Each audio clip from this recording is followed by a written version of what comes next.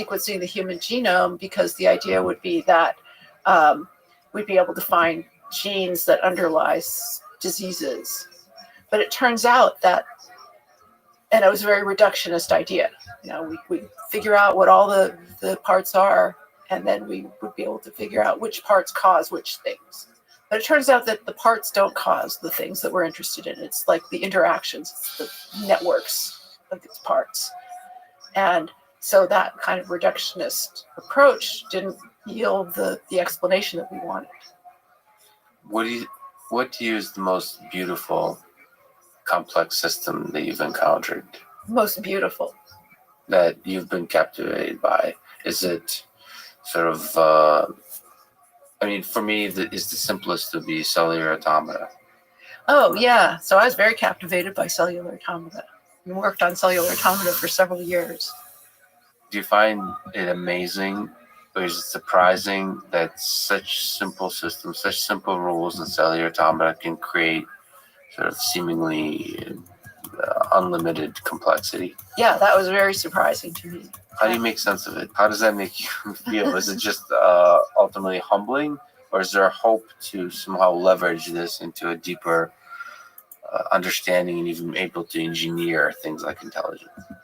It's definitely humbling. How humbling in that, also kind of awe-inspiring that it's that awe-inspiring like part of mathematics that these incredibly simple rules can produce this very beautiful, complex, hard to understand behavior. And it's mysterious, and surprising still. But exciting because it does give you kind of the hope that you might be able to engineer complexity just from the beginning. Can you briefly say what is the Santa Fe Institute, its history, its culture, its ideas, its future? So I've never, as I mentioned to you, I've never been, but it's always been this, in my mind, this mystical place where brilliant people study the edge of chaos. Yeah, exactly.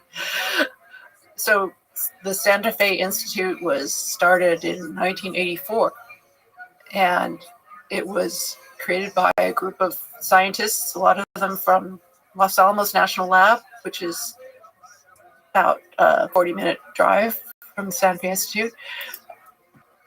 They were mostly physicists and chemists, but they were frustrated in their field because they felt that their field wasn't approaching kind of big interdisciplinary questions like the kinds we've been talking about.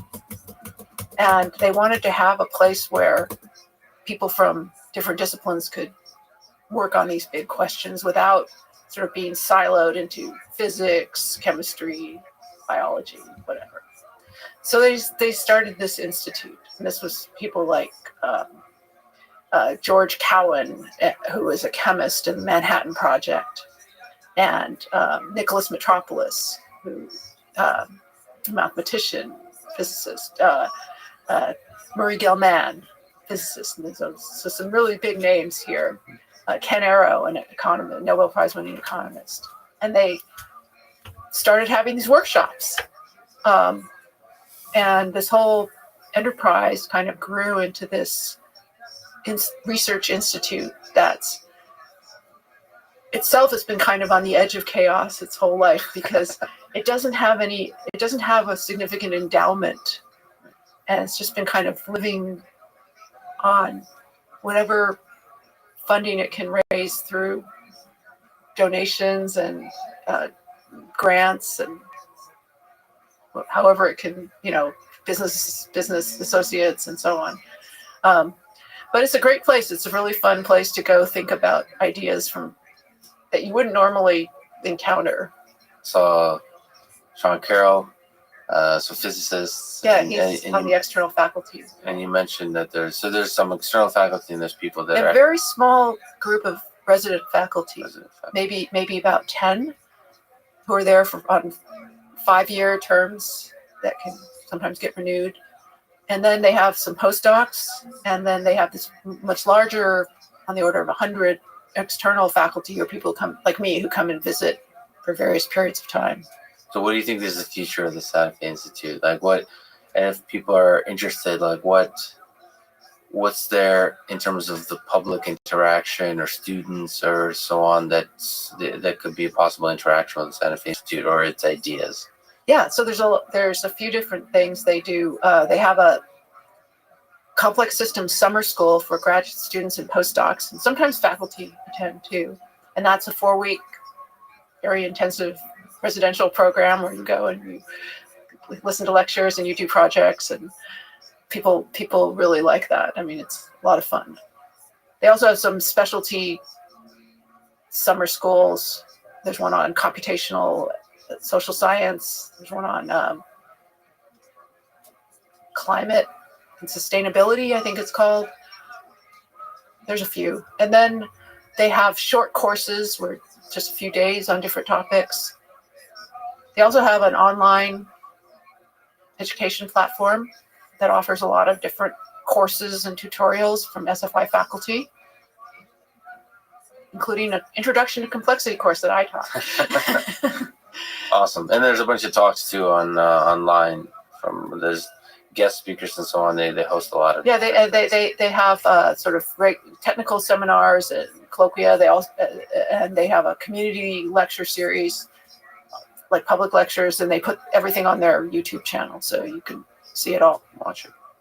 Douglas Hofstadter, author of Gödel, Escherbach, was your PhD advisor. You mentioned a couple of times, and collaborator. Do you have any favorite lessons or memories from your time working with him? That continues to this day, I guess, but just even looking back throughout your time working with him. So one of the things he taught me was that when you're looking at a complex problem, to idealize it as much as possible, to try and figure out what is the essence of this problem. And this is how like the copycat program came into being, was by taking analogy making and saying, how can we make this as idealized as possible but still retain really the important things we want to study? And that's really kept, been a core theme of my research, I think. And I continue to try and do that. And it's really very much kind of physics inspired. Hofstadter was a PhD in physics. That was his background. It's like first principles kind of thinking, like you reduce to the most fundamental aspect of the problem. Yeah. So that you can focus on solving that fundamental aspect. Yeah, and in AI, that was, people used to work in these micro worlds, right? Like the blocks world was very early, important area in AI. And then that got criticized because they said, you can't scale that to the real world. And so people started working on much more real world like problems. But now there's been kind of a return even to the blocks world itself. We've seen a lot of people who are trying to work on more of these very idealized problems for things like natural language and common sense. So that's an interesting evolution of those ideas. So perhaps the blocks world represents the fundamental challenges of the problem of intelligence more than people realize. It might, yeah. Is there sort of, when you look back at your body of work and your life, you've worked in so many different fields, is there something that you're just really proud of in terms of ideas that you've gotten a chance to explore, create yourself? So I am really proud of my work on the copycat project. I think it's really different from what almost everyone has done in AI. I think there's a lot of ideas there to be explored. And I guess one of the happiest days of my life, aside from the births of my children, was the birth of Copycat, when it actually started to be able to make really interesting analogies. And I remember that very clearly. That was a very exciting time. Well, you kind of gave life to an artificial system. That's right. What, in terms of what people can interact, I saw there's I think it's called Metacat, and there's a Python 3 implementation. If people actually wanted to play around with it and actually get into it and study it and maybe integrate into, whether it's with deep learning or any other kind of work they're doing, what would you suggest they do to learn more about it and to take it forward Yeah. in different kinds of directions. Yeah, so that there's Douglas Hofstadter's book called Fluid Concepts and Creative Analogies. Talks in great detail about copycat. I have a book called Analogy Making as Perception, which is a version of my PhD thesis on it. There's also code that's available. You can get it to run. I have some links on my webpage to where people can get the code for it. And I think that would really be the best way to get into it. Dive in, yeah. Play with it. Well, Melanie, it was an honor talking to you. I really enjoyed it. Thank you so much for your time today. Thanks. It's been really great. Thanks for listening to this conversation with Melanie Mitchell. And thank you to our presenting sponsor, Cash App. Download it. Use code LEXPODCAST. You'll get $10, and $10 will go to FIRST, a STEM education nonprofit that inspires hundreds of thousands of young minds to learn and to dream of engineering our future. If you enjoy this podcast, subscribe on YouTube, give it 5 stars on Apple Podcasts, support it on Patreon, or connect with me on Twitter. And now, let me leave you with some words of wisdom from Douglas Hofstadter and Melanie Mitchell. Without concepts, there can be no thought. And without analogies, there can be no concepts. And Melanie adds, how to form and fluidly use concepts is the most important open problem in AI. Thank you for listening, and hope to see you next time.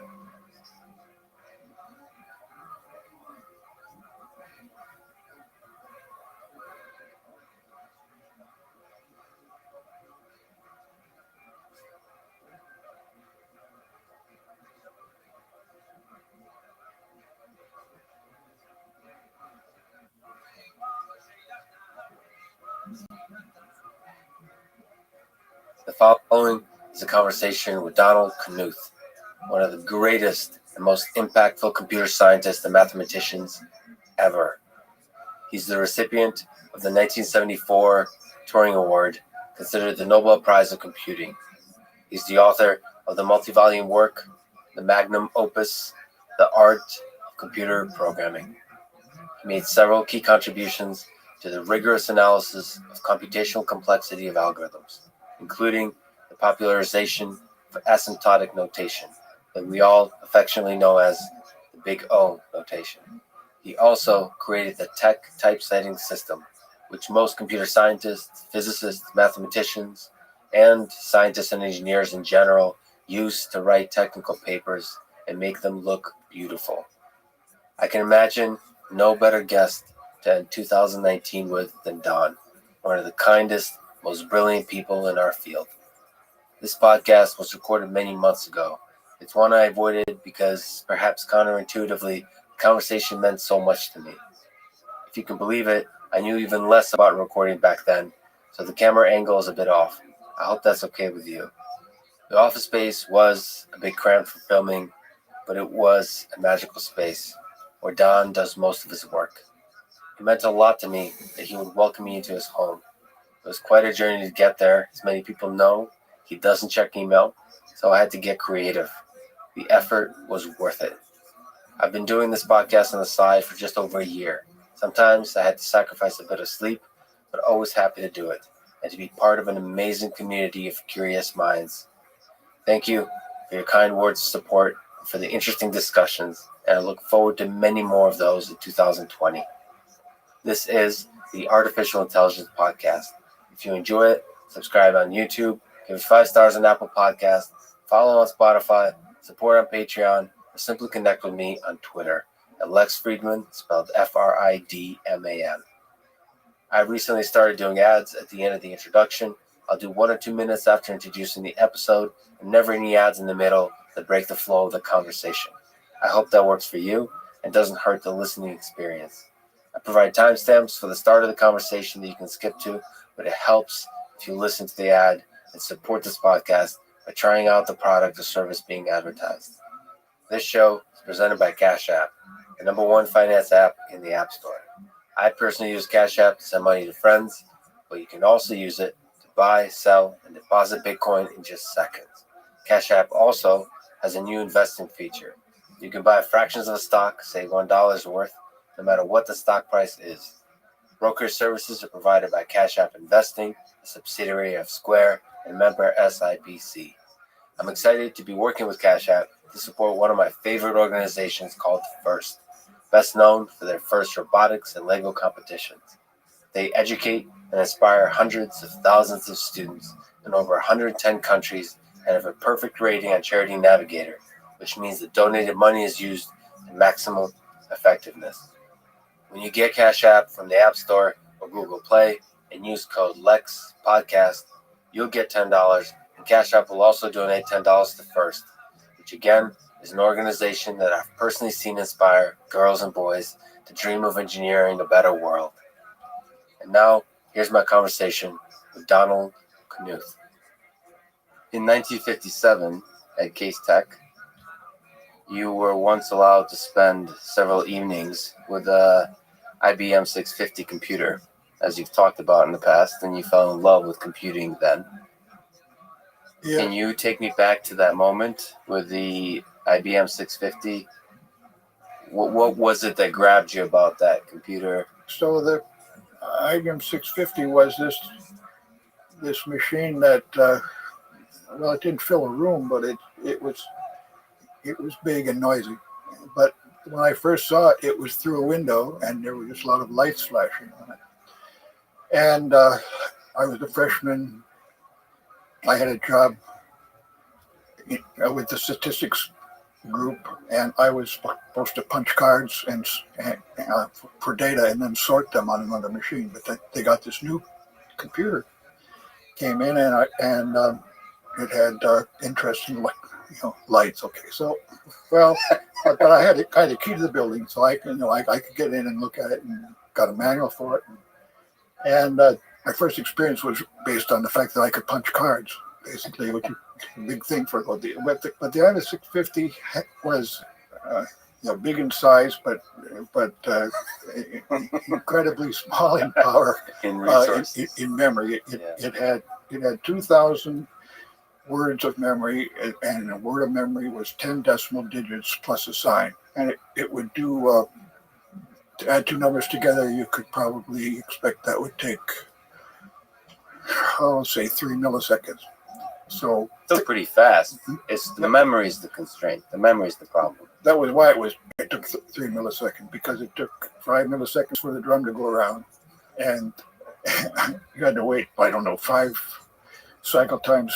If you have an instruction in one position on the drum, then it would be ready to read the data for that instruction in 3 notches. The drum is 50 cycles around, and you go 3 cycles, and you can get the data, and then you can go another 3 cycles and get to your next instruction, if the instruction is there. Otherwise you spin until you get to the right place.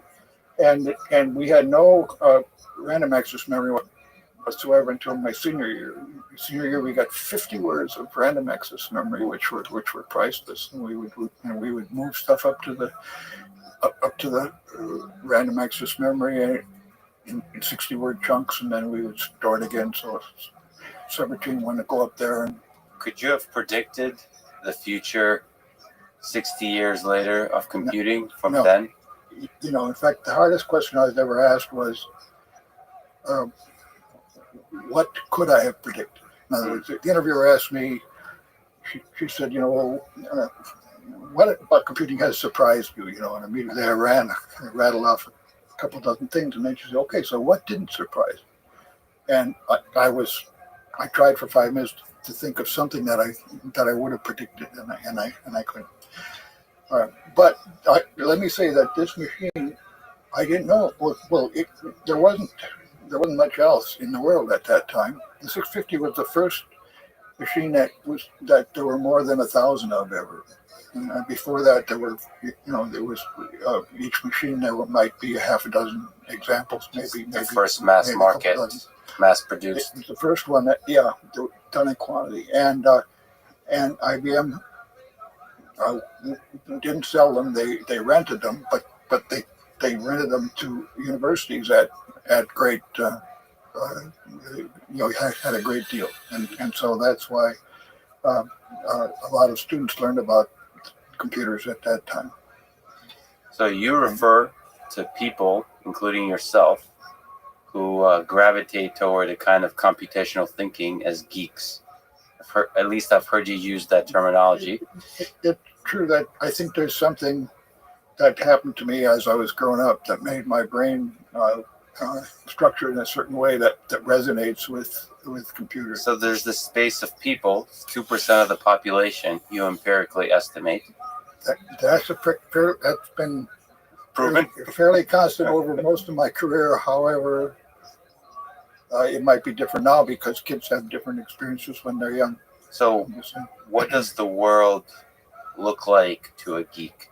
What is this aspect of thinking that is unique to That makes that makes a geek? This is a hugely important question. In the 50s, IBM noticed that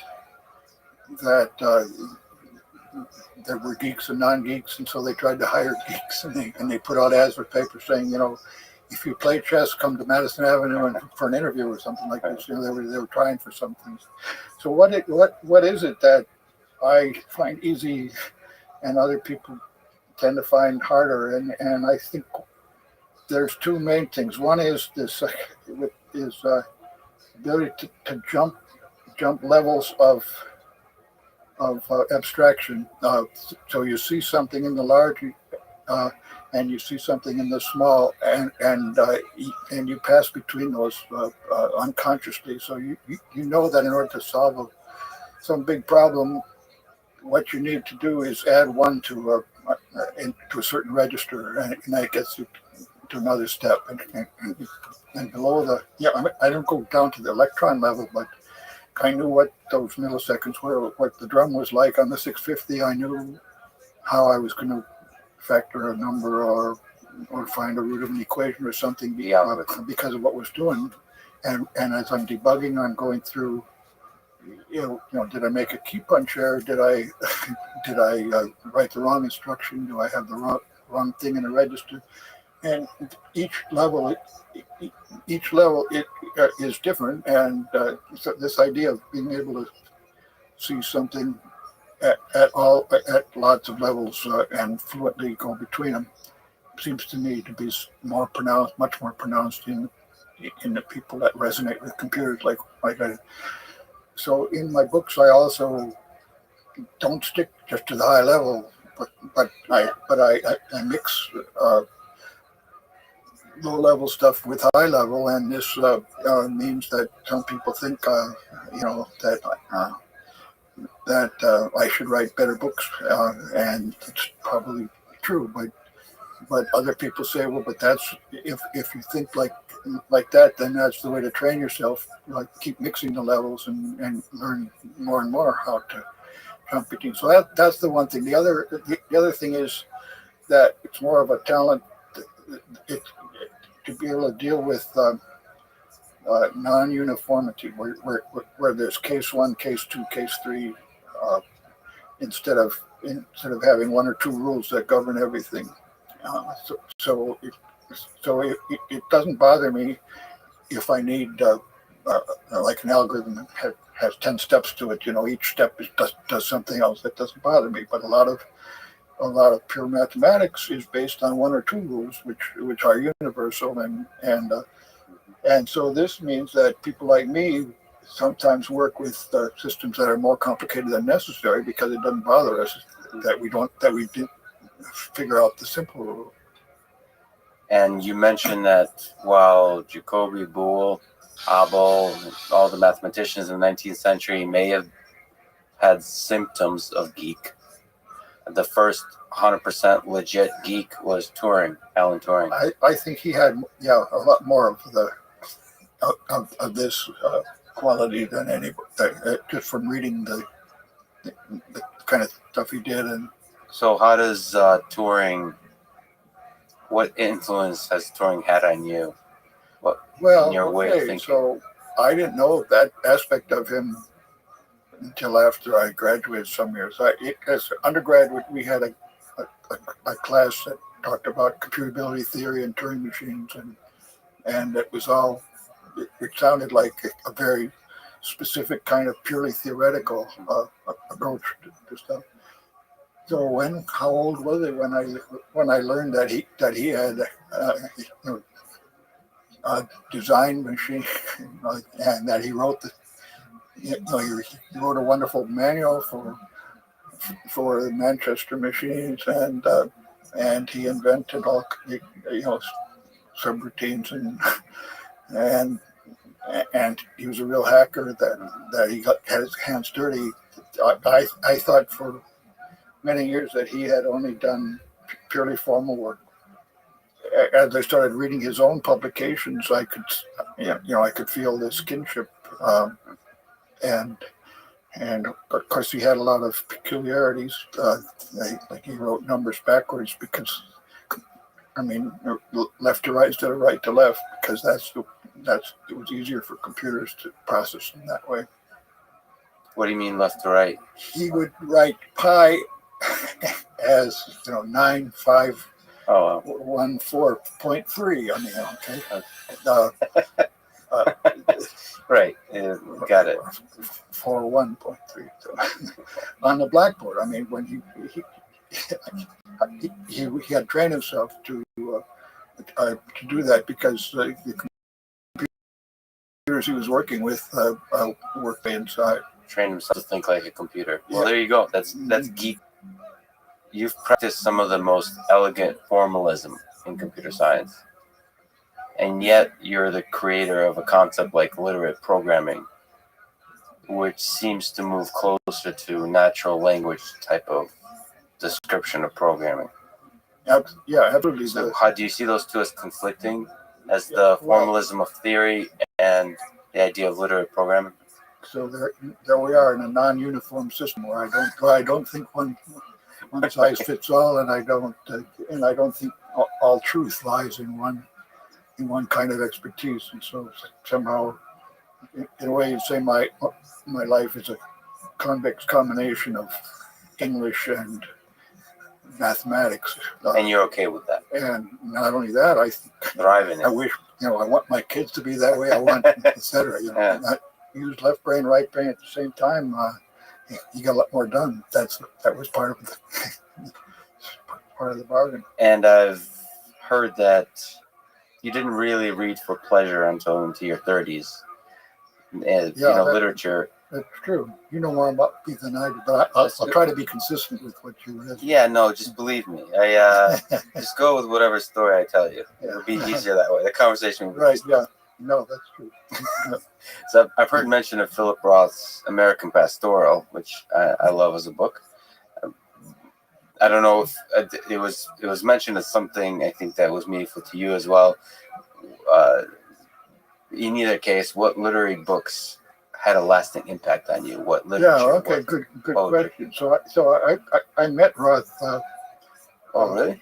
Well, we both got doctors from Harvard on the same day, so we were, we had lunch together and stuff like that. But he knew that computer books would never sell. Well, all right. So you say you were a teenager when you left Russia, so I have to say that Tolstoy was one of the big influences on me. I especially like Anna Karenina, not because of particularly of the plot of the story, but because there's this character who, the philosophical discussions, the whole way of life is worked out there among the characters, and so that I thought was especially beautiful. On the other hand, Dostoevsky, I didn't like at all, because I felt that his genius was mostly because he kept forgetting what he had started out to do, and he was just sloppy. I didn't think that he polished his stuff at all, and I tend to admire somebody who dots the I's and crosses the T's. So the music of the prose is what you admire more than... I certainly do admire the music of the language, which I couldn't appreciate in the Russian original, but I can in Victor Hugo. Both French is closer. But Tolstoy, I like the same reason I like Herman Wouk as a novelist. I think like his book Marjorie Morningstar has a similar character in who developed his own personal philosophy and it goes in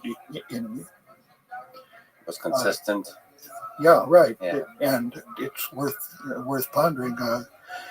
So So you don't like Nietzsche and like what? you don't like Friedrich Nietzsche or Nietzsche? Yeah, no, yeah. This has I keep seeing quotations from Nietzsche, and you never tempt me to read any further. well, he's full of contradictions, so Yeah. you will certainly not appreciate him. But Schiller, I'm trying to get across what I appreciate in literature, and part of it is is as you say, the music of the language, the way it flows. And take Raymond Chandler versus Dashiell Hammett. Dashiell Hammett's sentences are awful, and Raymond Chandler's are beautiful. They just flow. So I don't read literature because it's supposed to be good for me, or because somebody said it's great. But I find things that I like. I mean, you mentioned you were dressed like James Bond, so I love Ian Fleming. I think he had a really great gift for, if he has a golf game or a game of bridge or something and this comes into his story, it'll be the most exciting golf game or the absolute best possible hands of bridge that exists, and he exploits it and tells it beautifully. So in connecting some things here, looking at literate programming and being able to convey, encode algorithms to a computer in a way that mimics how humans speak. What do you think about natural language in general and the messiness of our human world, about trying to express difficult things? So the idea of literate programming is really to try to understand something better by seeing it from at least two perspectives, the formal and the informal. If we're trying to understand a complicated thing, if we can look at it in different ways. And so this is, in fact, the key to technical writing. A good technical writer, trying not to be obvious about it, but says everything twice, formally and informal, or maybe three times. But you try to give the reader a way to put the concept into his own brain. Is that better for the writer or the reader or both? Well, the writer just tries to understand the reader. That's the goal of a writer, is to have a good mental image of the reader, and to say what the reader expects next, and to impress the reader with what has impressed the writer, why something is interesting. So when you have a computer program, we try to, instead of looking at it as something that we're just trying to give an instruction to the computer, what we really want to be is giving insight to the person who's going to be maintaining this program, or to the programmer himself when he's debugging it, as to why this stuff is being done. And so all the techniques of exposition that a teacher uses or a book writer uses make you a better programmer if your program is going to be not just a one-shot deal. So how difficult is that? Do you see hope for the combination of informal and formal for the programming task? Yeah, I'm the wrong person to ask, I guess, because I'm a geek. But I think for a geek, it's easy. I don't know. Not some people have difficulty writing, and that might be because there's something in their brain structure that makes it hard for them to write, or it might be something just that they haven't had enough practice. I'm not the right one to judge, but I don't think you can teach any person any particular skill.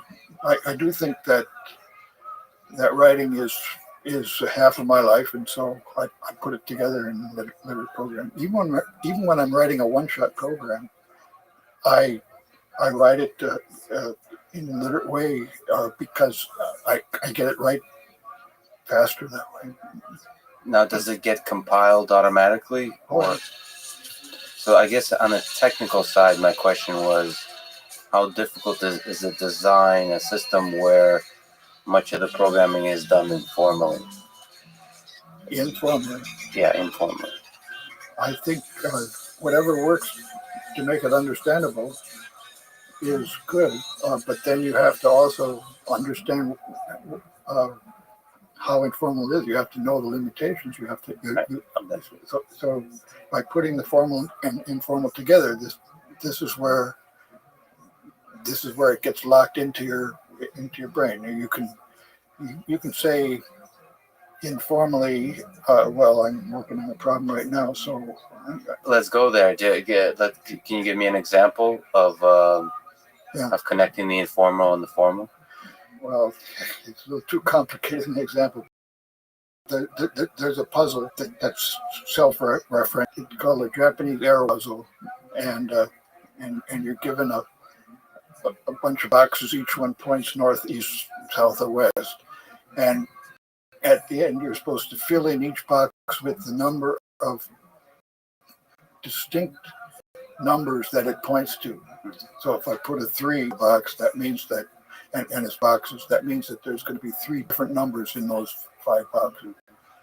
And those boxes are pointing, one of them might be pointing to me, one might be pointing the other way. But anyway, I'm supposed to find a set of numbers that obeys this complicated condition that each number counts how many distinct numbers it points to. So the guy sent me his solution to this problem where he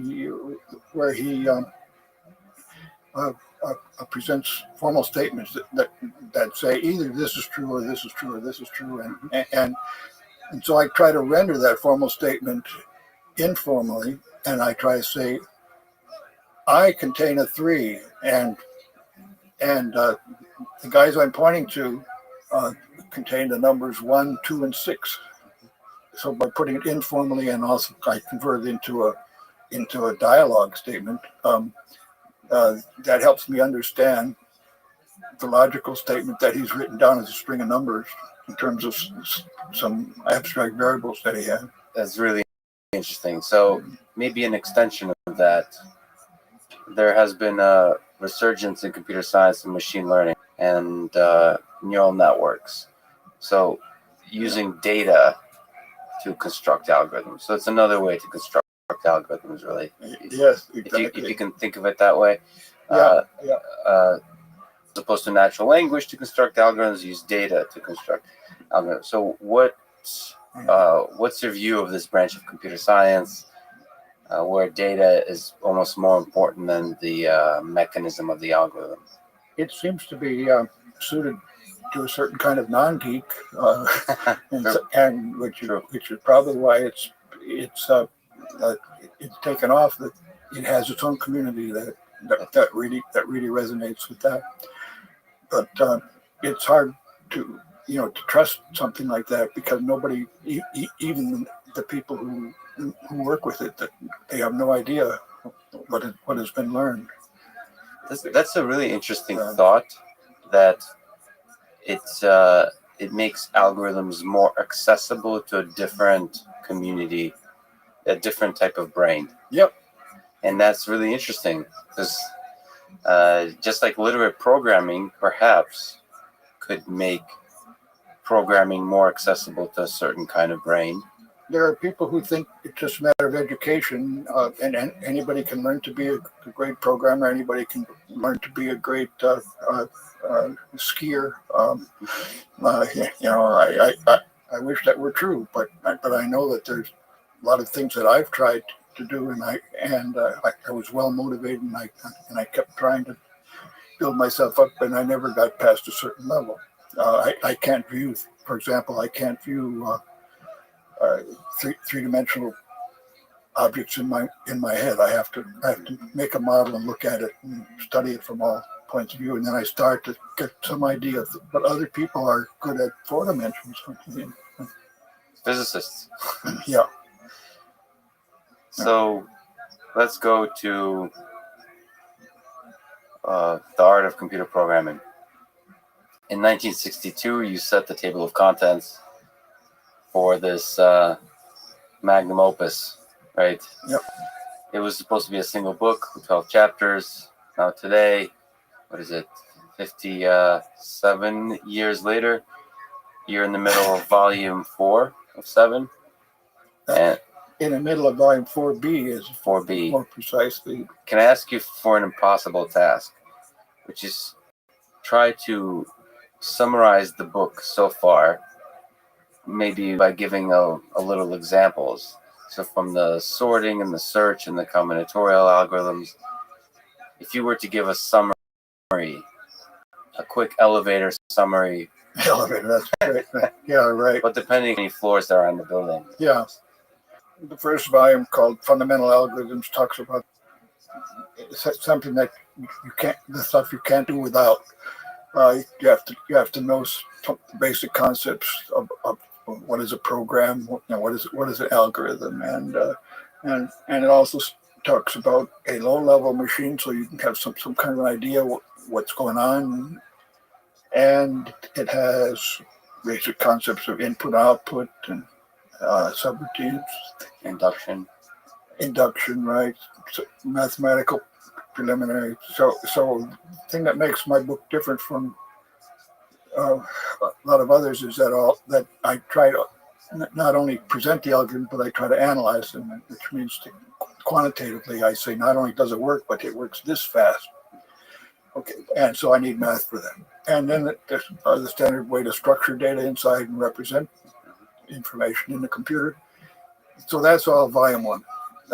Volume 2 it's called semi-numerical algorithms, and here we're writing programs, but we're also dealing with numbers. The algorithms deal with any kinds of objects, but specific when the objects are numbers, well then we have certain special paradigms that apply to things that have numbers, and so there's arithmetic on numbers, and there's matrices full of numbers, there's random numbers, and there's power series full of numbers. There's different algebraic concepts that have numbers in structured ways.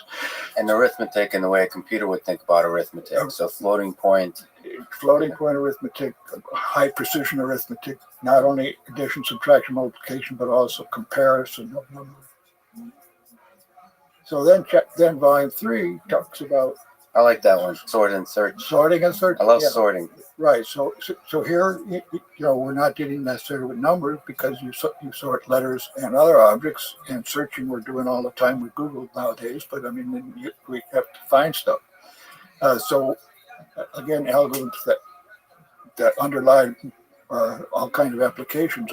None of these volumes is about a particular application, but the applications are examples of why people want to know about sorting, why people want to know about random numbers. So then volume 4 goes into combinatorial algorithm. This is where we have zillions of things to deal with, and here we keep finding cases where one good idea can make something go more than 1 million times faster, and we're dealing with problems that are probably never going to be solved efficiently, but that doesn't mean we give up on them, and we have this chance to have good ideas and go much faster on them. So that's combinatorial algorithms, and those are the ones that are. I mean, you say sorting is most fun for you. Well, it's true fun, but combinatorial algorithms are the ones that I always enjoyed the most, because that's when my skill at programming had the most payoff. And the difference between an obvious algorithm that you think up first thing and a good and an interesting subtle algorithm that not so obvious but runs circles around the other one. That's where computer science really comes in, and a lot of these combinatorial methods were found first in applications to artificial intelligence or cryptography, And in my case, I just liked them, and it was associated more with puzzles. Now, do you like them most in the domain of graphs and graph theory? Graphs are great because they're terrific models of so many things in the real world, Right. and you throw numbers on a graph, you got a network, and so there you have many more things. So, but combinatorial in general is any arrangement of objects that has some kind of a higher structure, non-random structure. And it's okay. Is it possible to put something together satisfying all these conditions? Like I mentioned arrows a minute ago. Is there a way to put these numbers on a bunch of boxes that are pointing to each other? Is that going to be possible at all? That's volume 4. That's volume 4. What They does the say future hold? Volume 4A was part 1, and what happened was in 1962 when I started writing down a table of contents, it wasn't going to be a book about computer programming in general. It was going to be a book about how to write compilers, and I was asked to write a book explaining how to write a compiler. And at that time, there were only a few dozen people in the world who had written compilers, and I happened to be one of them. So, and I also had some experience writing for like the campus newspaper and things like that. So I thought, okay, great. I'm the only person I know who's written a compiler but hasn't invented any new techniques for writing compilers. And all the other people I knew had super ideas, but I couldn't see that they would be able to write a book that would describe anybody else's ideas with their own. So I could be the journalist, and I could explain what all these cool ideas about compiler writing were. How are you? And then I started putting down. Well, yeah, you need. Hello. Hey. How are you? Can you hear me? Hello.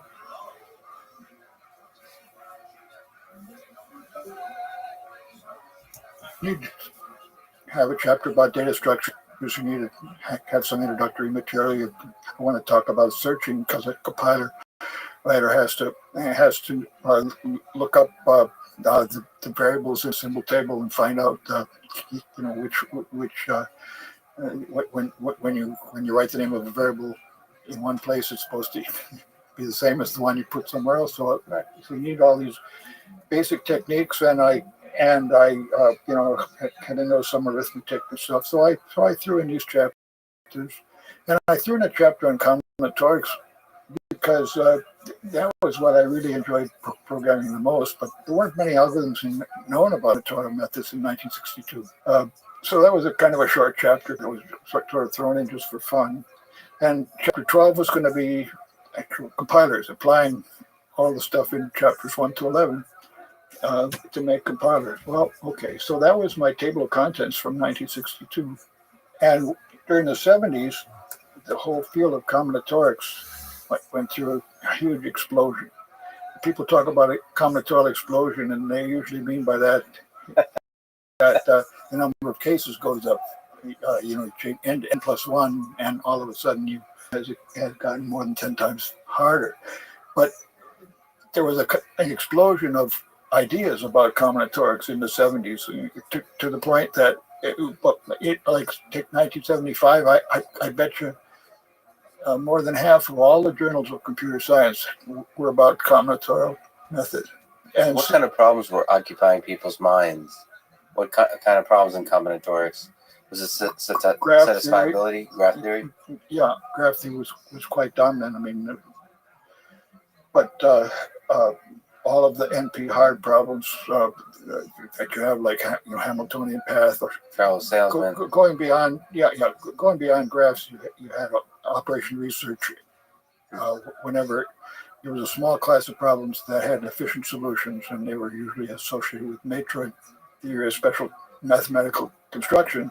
But once we went to things that involved 3 things at a time instead of 2, all of a sudden things got harder. So we had satisfiability problems where if you have clauses, every clause has two logical elements in it, then we can satisfy it in linear time. We can test for satisfiability in linear time. But if you allow yourself three variables in the clause, then nobody knows how to do it. So these articles were about trying to find better ways to solve cryptography problems and graph theory problems, where we have lots of data, but we didn't know how to find the best subsets of the data. Like with sorting it, we could get the answer. It didn't take long. So how did it continue to change from the 70s to today? Yeah, so now there may be half a dozen conferences whose topic is combinatorics, different kind, but fortunately I don't have to rewrite my book every month, like I had to in the 70s. But still there's a huge amount of work being done on and people getting better ideas on these problems that don't seem to have really efficient solutions, but we still do a lot more with them. And so this book that I'm finishing now I've got a whole bunch of brand new methods that, as far as I know, there's no other book that covers this particular approach. And so I'm trying to do my best of exploring the tip of the iceberg, and I try out lots of things and keep rewriting, as I find better methods. So what's your writing process like? What's your thinking and writing process like every day? So what's your routine even? I guess it's actually the best question because I spend 7 days a week doing it. You're the most prepared to answer it. But okay. So the chair I'm sitting in is where I do. It's where the magic happens. Well, reading and writing. The chair is usually sitting over there where I have other books, or some reference books. But I found this chair, which was designed by a Swedish guy. Anyway, it turns out this is the only chair I can really sit in for hours and hours and not know that I'm in a chair. But then I have the stand-up desk right next to us, and so after I write something with pencil and eraser, I get up and I type it and revise and rewrite. The kernel of the idea is first put on paper. Yeah, that's where. Right, and I'll write maybe 5 programs a week. Of course, literate programming, and these are. Before I describe something in my book, I always program it to see how it's working, and I try it a lot.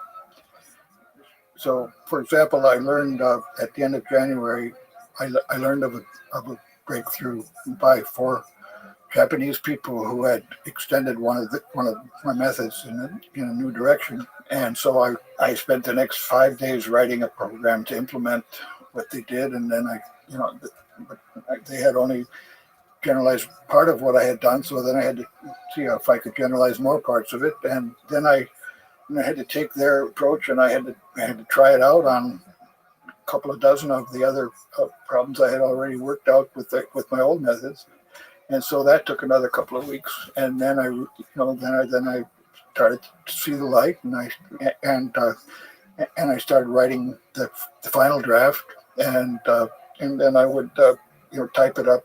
Involved some new mathematical questions, and so I wrote to my friends who might be good at solving those problems, and they solved some of them.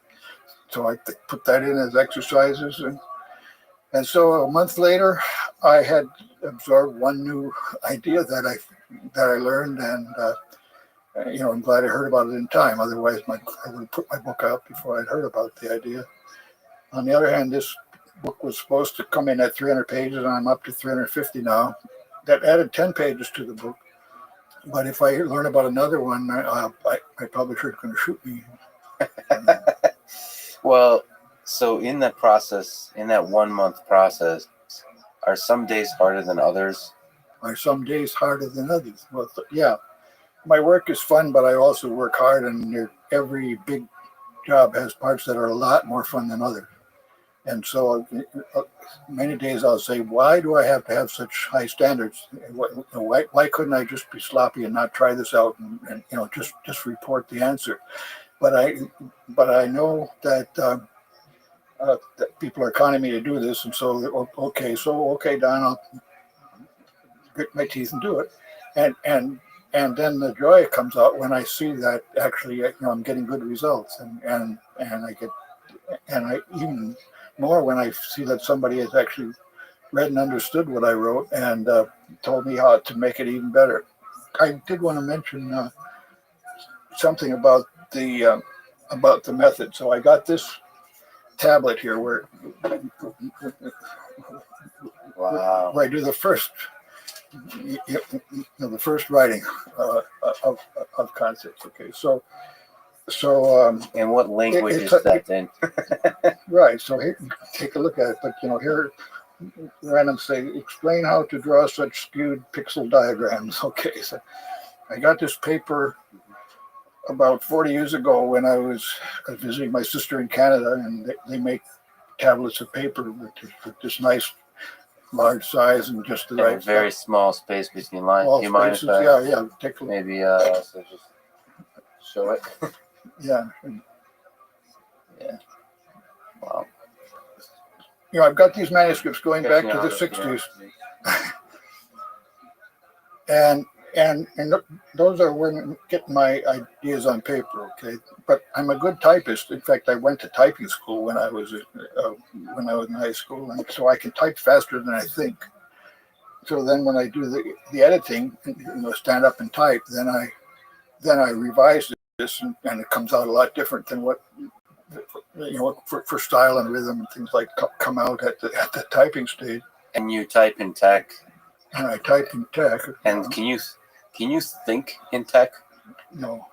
So To a certain extent, I have only a small number of idioms that I use. Like I'm beginning with theorem, I do something. For displayed equation, I do something, and so on. But I have to see it, and in the way that it's on paper here. Yeah, right. So for example, Turing wrote the other direction. You don't write macros. You don't think in macros. Not particularly, but when I need a macro, I'll go ahead and do it. But the thing is that I also write to fit. I mean, I'll change something if I can save a line. It's like haiku. I'll figure out a way to rewrite the sentence so that it'll look better on the page. And I shouldn't be wasting my time on that, but I can't resist because I know it's only another 3% of the time or something like that. And it could also be argued that is what life is about. Yes. In fact, that's true. I worked in the garden one day a week, and that's kind of a description of my life, is getting rid of weeds, removing bugs from programs. So, a lot of writers talk about, basically suffering. The writing process as having, it's extremely difficult. And I think of programming, especially or technical writing that you're doing, can be like that. Do you find yourself methodologically, how do you every day sit down to do the work? Is it a challenge? You kind of say it's, it's fun. But it'd be interesting to hear if there are non-fun parts that you really struggle with. Yeah, so the fun comes when I'm able to put together ideas of two people who didn't know about each other, and so I might be the first person that saw both of their ideas, and so then then I get to make the synthesis, and that gives me a chance to be creative.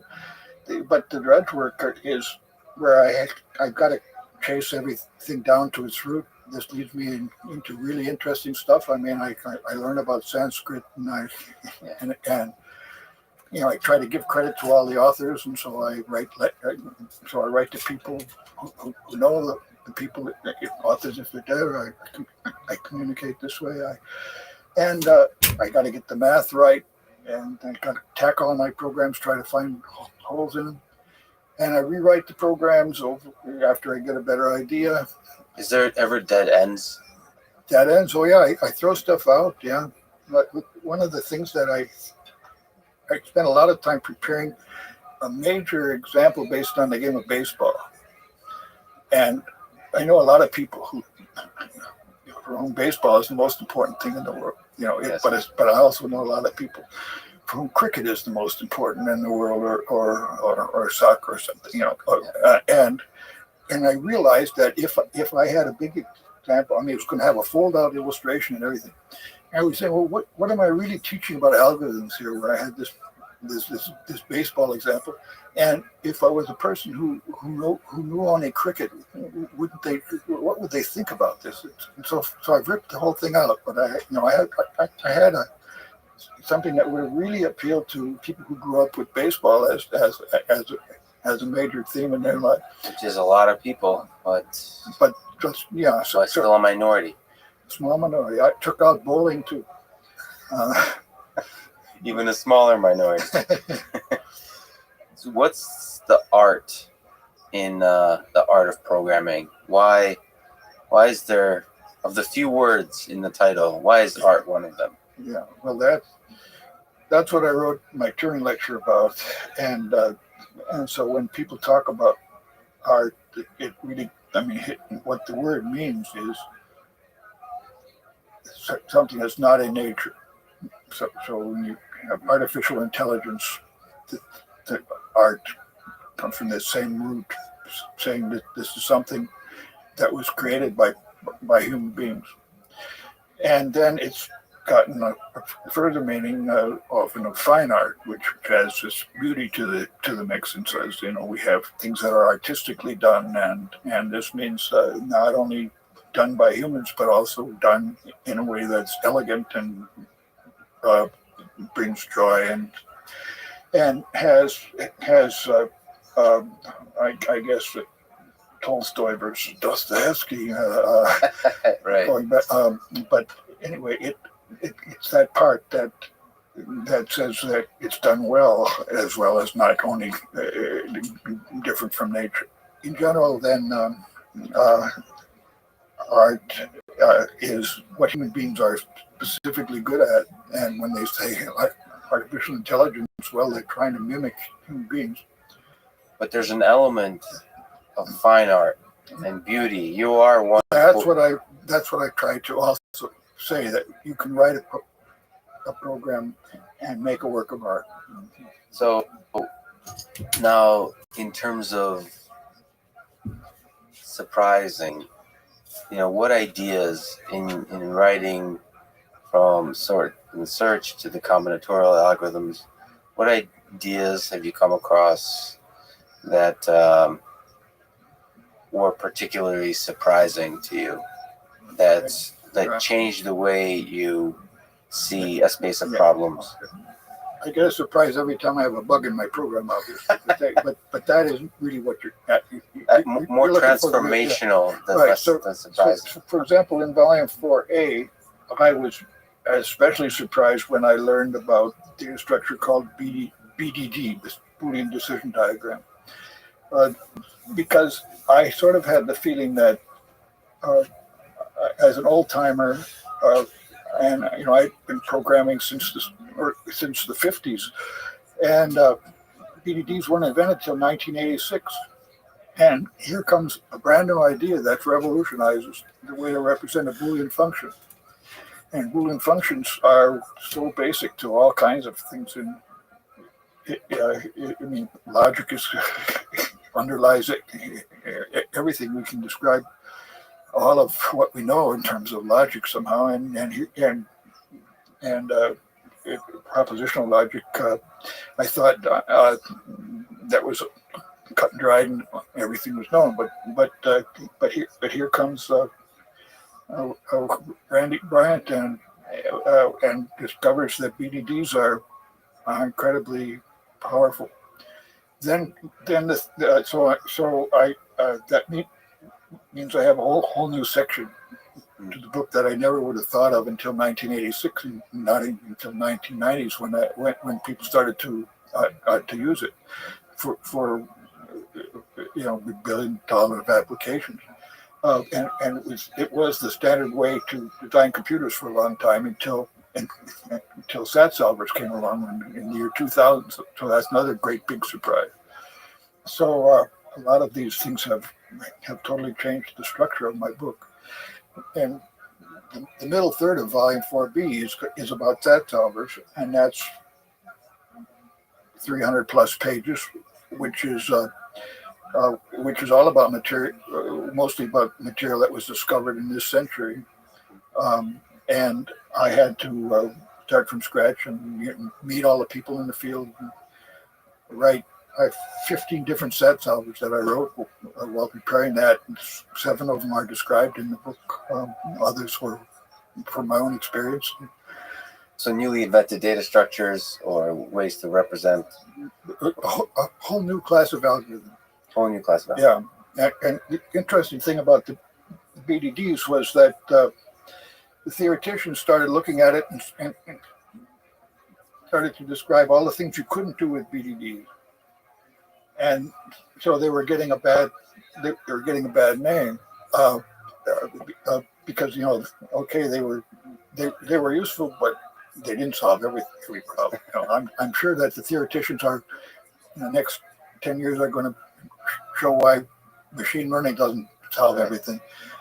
But I not only worried about the worst case, I get a huge delight when I can actually solve a problem that I couldn't solve before. Yeah. Even though I can't solve the problem that it suggests as a further problem, I know that I'm way better than I was before. And so I found out that BDDs could do all kinds of miraculous things. And so I had to spend quite a few years learning about that territory. So in general, what brings you more pleasure? Proving or showing a worst case analysis of an algorithm, or showing a good average case, or just showing a good case that something good pragmatically can be done with this algorithm? Yeah, I like a good case that is maybe only 1 million times faster than I was able to do before, but and not worry about the fact that it's still going to take too long if I double the size of the problem.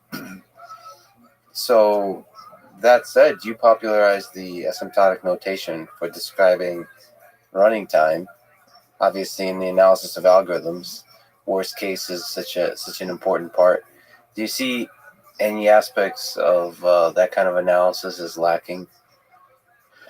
And notation too. Well, the main purpose is to have notations that help us for the problems we want to solve, and so that Right. they match our intuitions. And people who worked in number theory had used asymptotic notation in a certain way, but it was only known to a small group of people. And I realized that, in fact, it was very useful to be able to have a notation for something that we don't know exactly what it is, but we only know partial. For example, instead of big O notation, let's just take a much simpler notation where I say 0 or 1, or 0, 1, or 2.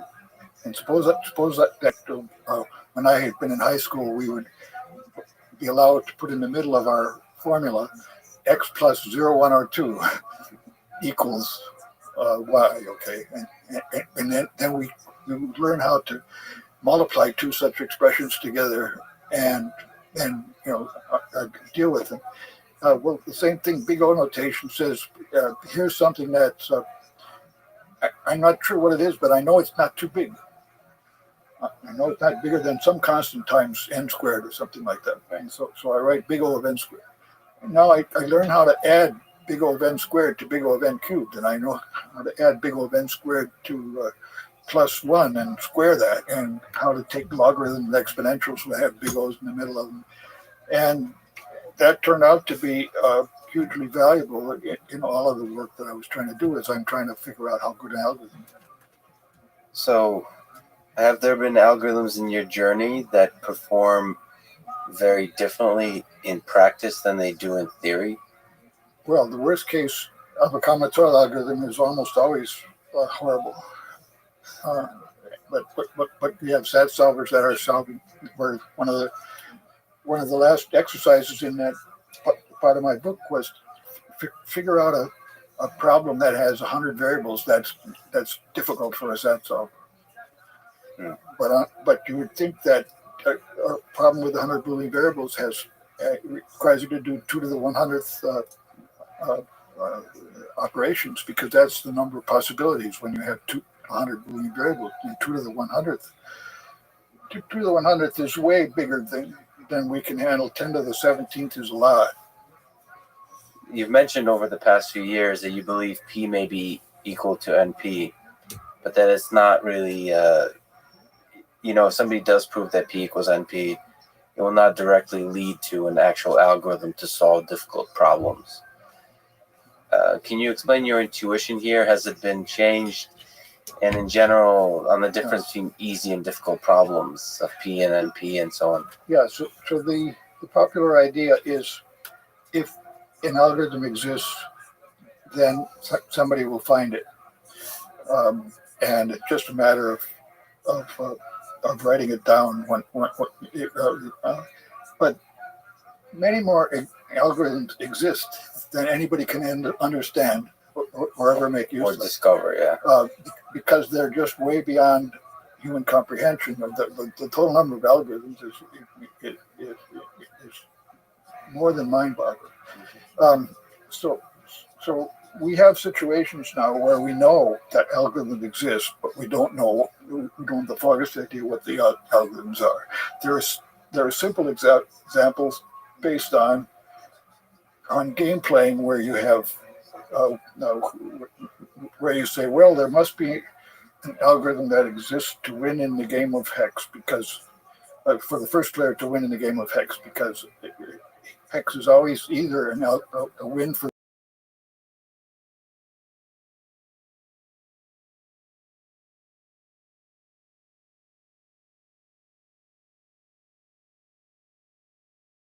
a white path from left. Black player tries to get a black path from top. And how does cap just so and no capture? You just put down one at a time. But there's no draws, because after all the white and black are played, there's either going to be a white path across from east to west or a black path from bottom to top. So there's always, it's the perfect information game, and people take turns like a tic-tac-toe. And the hex board can be different sizes, but anyway, there's no possibility of a draw, and players move one at a time. And so it's got to be either a first player win or a second player win. Mathematically, you follow out all the trees, and either there's always a win for the first player, second player. Okay, and it's finite. The game is finite. So there's an algorithm that will decide. You can show it has to be one or the other, because the second player could mimic the first player with kind of a pairing strategy. And so you can show that it has to be one way or the other. But we don't know any algorithm anyway. We don't know.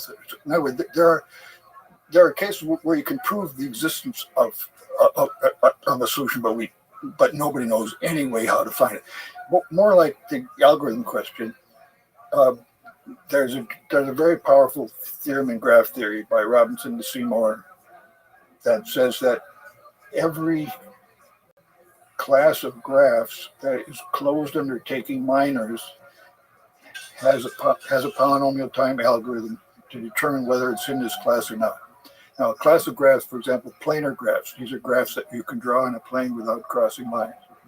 And a planar graph, taking minors means that you can shrink an edge into a point, or you can delete an edge. All right, and so you start with a planar graph. Shrink any edge to a point is still planar. Delete an edge is still planar. Okay, now, but there are millions of different ways to describe family of graph that still remains the same under taking minor. And Robertson and Seymour proved that any such family of graphs, there's a finite number of minimum graphs that are obstructions, so that if it's not in the family, then it has to contain. Then there has to be a way to shrink it down until you get one of these bad minimum graphs that's not in the family. In the case of a planar graph, the minimum graph is a 5-pointed star with everything pointing to another, and the minimum graph consisting of trying to connect 3 utilities to 3 houses without crossing lines. And so there are two bad graphs that are not planar, and every non-planar graph contains one of these 2 bad graphs by shrinking and removing edges. Sorry, can you say it again? So he proved that there's a finite number of these bad graphs. There's always a finite number. So somebody says, here's a family of... It's hard to believe. And they proved in this sequence of 20 papers, I mean, and it's deep work, but it's... Because that's for any arbitrary class. So it's for any arbitrary class that's closed under taking minors. It's closed under... Maybe I'm not understanding, because it seems like a lot of them are closed under taking minor. Almost all the important classes of graphs are. There are tons of such graphs, but also hundreds of them that arise in applications. Right. I have a book over here called Classes of Graphs, and it's amazing how many different classes of graphs that people have looked at. So why do you bring up this theorem or this proof? So now there's lots of algorithms that are known for special classes of graphs. For example, if I have a cone, I can color it efficiently. If I have some kind of graphs, it will make a great network. Various things. So somebody gives you a graph. Says, "Oh, is it in this family of graphs?" If so, then I can go to the library and find an algorithm that's going to solve my problem on that graph. Okay, so we want to have a graph that says an algorithm that says, yeah, you give me a graph, I'll tell you whether it's in this family or not. Okay, and so all I have to do is test whether or not does this given graph have a minor that's one of the bad ones. A minor is everything you can get by shrinking and removing it. And given any minor, there's a polynomial time algorithm saying I can tell whether this is a minor of you. And there's a finite number of bad cases. So I just try, does it have this bad case? Polynomial time, I got the answer. Does it have this bad case? Polynomial time, I got the answer. Total polynomial time. And so I've solved the problem. However, all we know is that the number of minors is finite. We don't know we might only know 1 or 2 of those minors, but we don't know if we've got 20 of them, we don't know if it might be 21, 25. All we know is that it's finite. So here we have a polynomial time algorithm that we don't know. That's a really great example of what you worry about, or why you think P equals NP won't be useful. But still, why do you hold the intuition that P equals NP? Because you have to rule out so many possible algorithms as being not working. You can take the graph and you can represent it as in terms of certain prime numbers, and then you can multiply those together, and then you can take the bitwise and construct some certain constant in polynomial time, and then that's perfectly valid algorithm. And there's so many algorithms of that kind. A lot of times we see random. You take data and we get coincidences that some fairly random looking number actually is useful because it happens to solve a problem just because there's so many hairs on your head, but it seems like unlikely that 2 people are going to have the same number of hairs on their head. But but they're obvious. But you can count how many people there are and how many hairs on the head. So there must be people walking around in the country that have the same number of hairs on their head. Well, that's a kind of a coincidence that you might say also, this particular combination of operations just happens to prove that a graph has a Hamiltonian path. I mean, I see lots of cases where unexpected things happen when you have enough possibilities. So because the space of possibilities is so huge, your intuition just says They have to rule them all out, and Yeah. so that's the reason for my intuition. It's by no means a proof. I mean, some people say, well, P can't equal NP because you've had all these smart people. The smartest designers of algorithms have been racking their brains for years and years, and there's $1 million prizes out there, and none of them, nobody has thought of the algorithm, so there must be no such algorithm. Right. On the other hand, I can use exactly the same logic, and I can say, well, P must be equal to NP because there's so many smart people out here who've been trying to prove it unequal to NP, and they've all failed. This kind of reminds me of the discussion about the search for aliens. We've been trying to look for them, and we haven't found them yet. Therefore, they don't exist. Yeah. But you can show that there's so many planets out there that they very possibly could exist. Yeah. And right. And then there's also the possibility that they exist, but they all discovered machine learning or something, and then blew each other up. well, on that small, quick tangent, let me ask: do you think there's intelligent life out there in the universe? I have no idea. Do you hope so? Do you think about it? I don't spend my time thinking about things that I could never know, really. And yet, you do enjoy the fact that there's many things you don't know. You do enjoy the mystery of things. I enjoy the fact that I have limits, yeah, but I don't take time to answer unsolvable questions. Right? Got it. Well, because you've taken on some tough questions that may seem unsolvable. You have taken on some tough questions that may seem unsolvable. But they're in the space. It gives me a thrill when I can get further than I ever thought I could. Right. Yeah. But I don't. But much like with religion, I'm glad that there's no proof that God exists or not. I mean, I think it would spoil the mystery. It would be too dull. Yeah. So to quickly talk about the other art of artificial intelligence, what's your view? Artificial intelligence community has developed as part of computer science and in parallel with computer science since the 60s. What's your view of the AI community from the 60s to now? So all the way through, it was the people who were inspired by trying to mimic intelligence or to do things that were somehow the greatest sense of intelligence. That has been inspiration to people who have pushed the envelope of computer science maybe more than any other group of people. So it's all the way through. It's been a great source of good problems to sink teeth into, and getting partial answers and then more and more successful answers over the years. So this has been the inspiration for lots of the great discoveries of computer science.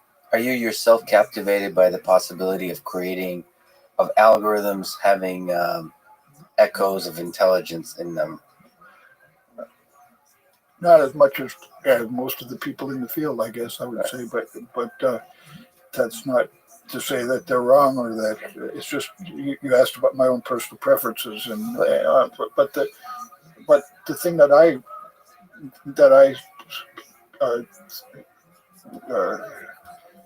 worry about is when people start believing that they've actually succeeded, because it seems to me this huge gap between really understanding something and being able to pretend to understand something and give the illusion of understanding something. Do you think it's possible to create without understanding? Yeah. So to Well, I do that all the time too. I Right. mean, that's why I use random numbers. Yeah. But there's still this great gap. I don't assert that it's impossible, but I don't see anything coming any closer to really uh, the kind of stuff that I would consider intelligence. So you've mentioned something that on that line of thinking, which I very much agree with. So the art of computer programming, as the book, is focused on single processor algorithms, and for the most part, you mentioned. That's only because I set the table of contents in 1962. You have to remember. For sure, there's no. I'm glad I didn't wait until 1965. That's one book. Maybe we'll touch on the Bible, but one book can't always cover the entirety of everything. So I'm glad. Yeah. I'm glad the table of contents for the art of computer programming is what it is. But you did mention that that you thought that an understanding of the way ant colonies are able to perform incredibly organized tasks might well be the key to understanding human cognition. So these fundamentally distributed systems. So what do you think is the difference between the way Don Knuth would sort a list and an ant colony would sort a list or perform an algorithm? Sorting a list isn't the same as cognition, though.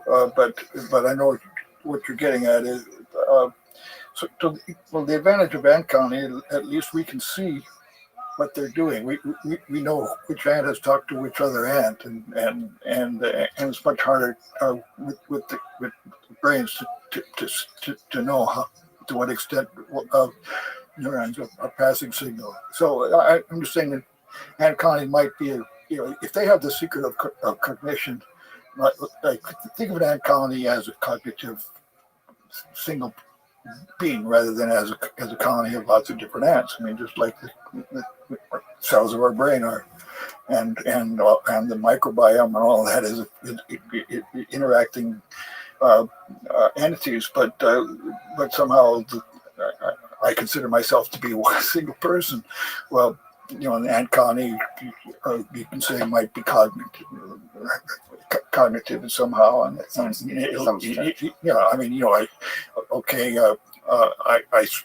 smash a certain ant and think, that stung. What was that? Right. But if we're going to crack the secret of cognition, it might be that we could do so by psyching out how ants do it, because we have a better chance to measure. They're communicating by pheromones and by touching each other and sight, but not by much more subtle phenomenon like electric currents going through. But even a simpler version of that, what are your thoughts of maybe Conway's Game of Life?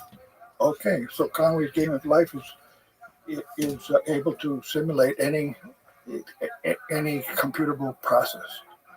And any deterministic process is... I like how you went there. I mean, that's not its most powerful thing, I would say. I mean, it can simulate it, but the magic is that the individual units are distributed. Yes. And extremely simple. Yes, we understand exactly what the primitives are. The primitives, just like with the ant colony, even simpler though. But still, it doesn't say that I understand. I understand life. I mean, I understand. It gives me it gives me a better insight into what does it mean to have a deterministic universe. What does it mean to have free choice, for example? So do you think God plays dice? Yes. I don't see any reason why God should be forbidden from using the most efficient ways to I mean, we know that dice are extremely important in efficient algorithms. There are things that couldn't be done well without randomness, and so I don't see any reason why God should be prohibited. When the algorithm requires it, I don't. You don't see why the physics should constrain it. Yeah. Yeah. So in 2001, you gave a series of lectures at MIT about religion and science. No, that was 1999. You published, The book came out in 2000. in 2000. So in 1999, you spent a little bit of time in Boston, enough to give those lectures. Yeah. And I read in the 2001 version, most of it. It's quite fascinating read. I recommend people. It's transcription of your lectures. So, what did you learn about how ideas get started and grow from studying the history of the Bible? So you've rigorously studied a very particular part of the Bible. What did you learn from this process about the way human beings as a society develop and grow ideas, share ideas, and are defined by those ideas? Well, it's hard to summarize that. I wouldn't say that I learned a great deal of really definite things, like where I could make conclusions, but I learned more about what I don't know. You have a complex subject which is really beyond human understanding.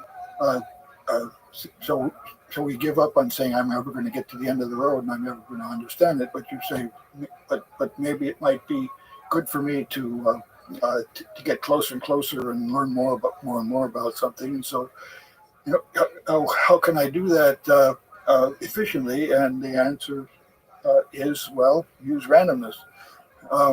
And so try a random subset of the that is within my grasp and study that in detail instead of just studying parts that somebody tells me to study, or instead of studying nothing because it's too hard. So I decided for my own amusement once that I would take a subset of the verses of the Bible, and I would try to find out what the best thinkers have said about that small subset. And I had about, let's say, 60 verses out of 3,000. I think it's 1 out of 500 or something like this.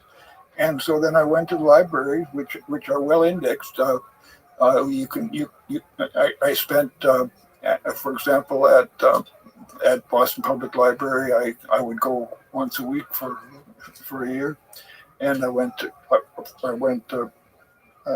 have done times to Andover Harvard Library to look at this that weren't in the Boston Public, where scholars had looked, and you can go down the shelves and you can look in the index and say, oh, is this verse mentioned anywhere in this book? If so, look at page 105. So in other words, I could learn not only about the Bible, but about the secondary literature about the Bible, the things that scholars have written about it. And so that gave me a way to zoom in on parts of the thing so that I could get more insight. And so I look at it as a way of giving me some firm pegs in which I could hang pieces of information, but not as things where I would say, and therefore this is true. In this random approach of sampling the Bible, what did you learn about the most central? One of the biggest accumulation of ideas in our. It seemed to me that the main thrust was not the one that most people think of as saying, don't have sex or something like this, but the main thrust was to try to figure out how to live in harmony with God's wishes. I'm assuming that God exists, and as I say, I'm glad that there's no way to prove this, because I would run through the proof once and then I'd forget it, and it would and I would never speculate about spiritual things and mysteries otherwise, and I think my life would be very incomplete. So I'm assuming that God exists, but but a lot of the people say God doesn't exist, but that's still important to them, and so in a way that might still be whether God is there or not in some sense, God is important to them. It's one of the verses I studied.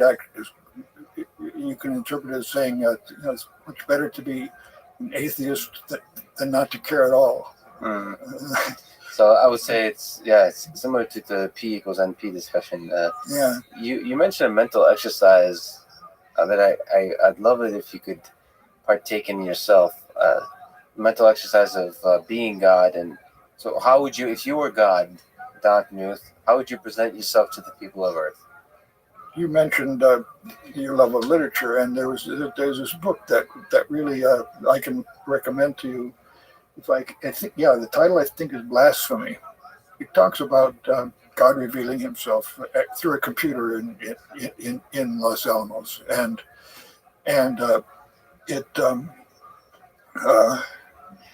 it's the only book that I've ever read where the punchline was really the very last word of the book, and it explained the whole idea of the book. And so I don't want to give that away, but it's really very much about this question that you raised. But suppose God said, okay, that my previous means of communication with the world are not the best for the 21st century. So what should I do now? And it's conceivable that it would that God would choose the way that's described in this book. Another way to look at this exercise is looking at the human mind, looking at the human spirit, the human life in a systematic way. I think mostly you want to learn humility. You want to realize that once we solve one problem, that doesn't mean that all of a sudden other problems are going to drop out, and we have to realize that there are things beyond our ability. I see hubris all around. Yeah, well said. If you were to run program analysis on your own life, how did you do in terms of correctness, running time, resource use, asymptotically speaking, of course? Okay, yeah. Well, I would say that question had not been asked me before, and I started out with library subroutines and learning how to be an automaton that was obedient. And I had the great advantage that I didn't have anybody to blame for my failures. If I started not understanding something, I knew that I should stop playing ping pong, and that it was my fault that I wasn't studying hard enough or something, rather than that somebody was discriminating against me in some way. And I don't know how to avoid the existence of biases in the world, but I know that that's an extra burden that I didn't have to suffer from. And then I found from parents I learned the idea of service to other people as being more important than what I get out of stuff myself. I know that I need to be happy enough in order to be able to be of service, but I came to a philosophy finally that I phrase as 0.8 is enough. There was a TV show once called 8 is Enough, which was about somebody had 8 kids. But I say 0.8 is enough, which means if I could have a way of rating happiness, I think it's good design that to have an organism that's happy about 80% of the time. And if it was 100% of the time, it would be like everybody's on drugs and everything collapses and nothing works. because everybody's just too happy. Do you think you've achieved that 0.8 optimal Well, balance? there are times when I'm down and I mean, I know that I'm chemically, I know that I've actually been programmed to be uh, depressed a certain amount of time, and if that gets out of kilter and I'm more depressed than you, sometimes I find myself trying to think, now, who should I be mad at today? There must be a reason why I'm, Yeah. but then I realize, it's just my chemistry telling me that I'm supposed to be mad at somebody, and so I turn it off and say, oh, okay, go to sleep and get better. But if I'm not 100% happy, that doesn't mean that I should find somebody that's screwing me and try to silence them. I'm saying, okay, I'm not 100% happy, but I'm happy enough to be part of a sustainable situation. So that's kind of the numerical analysis I do. You've converged towards the optimal, which for human life is a 0.8. Yeah. I hope it's okay to talk about, as you talked about previously, in 2006, you were diagnosed with prostate cancer. Has that encounter with mortality changed you in some way, or the way you see the world? Well, yeah, it did. The first encounter with mortality when my dad died, and I went through a month when I sort of came to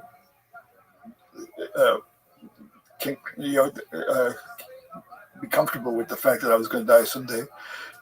And during that month, I don't know, I felt okay, but I couldn't sing, and I couldn't do original research either. I sort of remember after 3 or 4 weeks, the first time I started having a technical thought that made sense and was maybe slightly creative.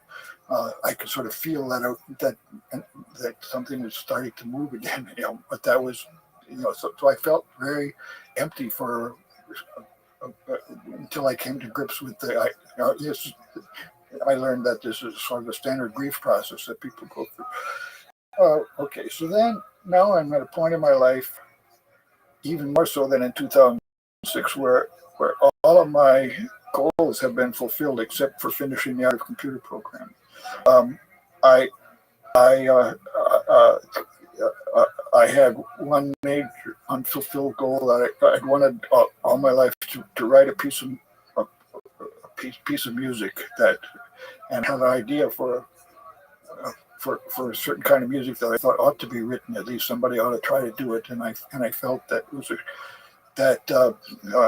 it wasn't going to be easy, but I wanted it to proof of concept. I wanted to know if it was going to work or not, and so I spent a lot of time. And finally, I finished that piece, and we had the world premiere last year on my 80th birthday, and we had another premiere in Canada, and there's talk of concerts in Europe and various things. But that's done. It's part of the world's music now, and it's either good or bad. But I did what I was hoping to do. So the only thing that I have on my agenda is to try to do as well as I can with the Art of Computer Programming until I go see now. Do you think there's a element of 0.8 that might apply? Of what? 0.8? Yeah. Well, I look at it more that I got actually to 1.0 when that's over with. So in 2006 I was at 0.8. So when I was diagnosed with prostate cancer, then I said, okay, well, maybe this is, I've had all kinds of good luck all my life, and I have nothing to complain about. So I might die now, and we'll see what happens. And so it's quite seriously. I went and I had no expectation that I deserved better. I didn't make any plans for the future. I had my surgery. I came out of the surgery, and and spent some time learning how to walk again and so on. It was painful for a while. Um, but I got home and I realized I hadn't really thought about what to do next. I hadn't any expectation. I said, okay, hey, I'm still alive. Okay, now I can write some more books. But I didn't come with the attitude that this was terribly unfair, and I just said, okay, I was accepting whatever turned out. I gotten more than my share already, so why should I? Why and I didn't, and I really, when I got home, I realized that I had really not thought about the next step, what I would do after I would be able to work again. I sort of thought of it as this might. I was comfortable with the fact that it was at the end, but I was hoping that I would still, be able to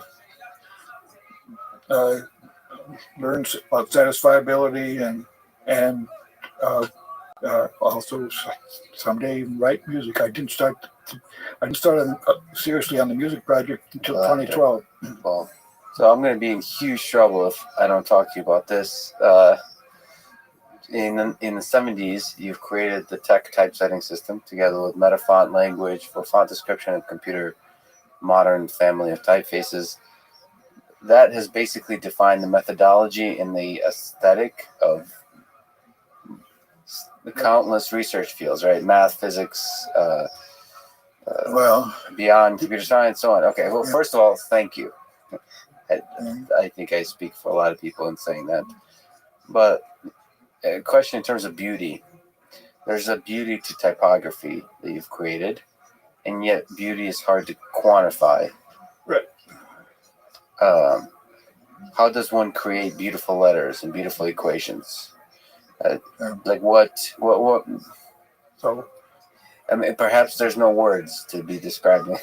Describing the process, but so the great Harvard mathematician George D. Berkoff wrote a book in the 30s called Aesthetic Measure, where he would have pictures of vases and underneath would be a number, and this was how beautiful the vase was. And he had a formula for this.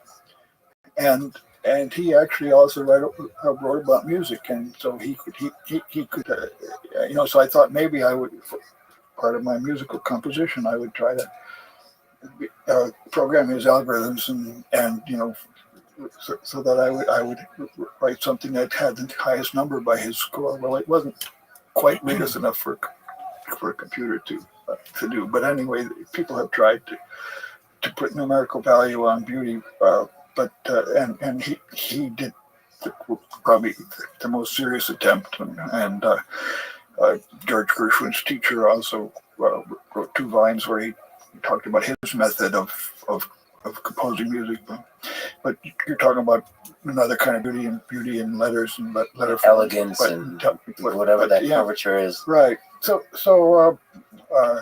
that's in the eye of the beholder, as they say. But striving for excellence in whatever definition you want to give to beauty, then you try to get as close to that as you can somehow with it. I guess I'm trying to ask, and there may not be a good answer.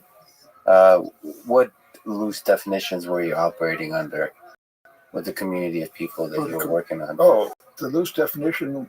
I wanted it to appeal to me. I mean, to you personally. Yeah. It's a good start. Yeah, right? no, and it failed that the test when I got volume 2 came out with the new printing, and I was expecting to be the happiest day of my life, and I felt like a burning, like how angry I was that I opened the book and it was in the same beige covers but it didn't look right on the page. The number 2 was particularly ugly. I couldn't stand any page that had a 2 in this page number. And I was expecting that it was, I spent all this time making measurements, and I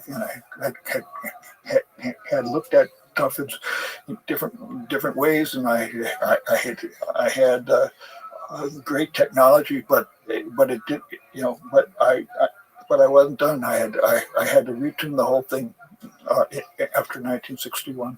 Has it ever made you happy, finally? Oh yes. Or is it a point eight? Now, no, and so many books have come out that would never have been written without this. It's just a joy. But now I mean, all these pages that are sitting up there, I don't have if I didn't like them, I would change them. That's nobody else has this ability. They have to stick with what I gave them. Yeah. So in terms of the other side of it, there's the typography, so the look of the type and the curves and the lines. What about the spacing? What about the spacing between spacing? Yeah, the white space? yeah.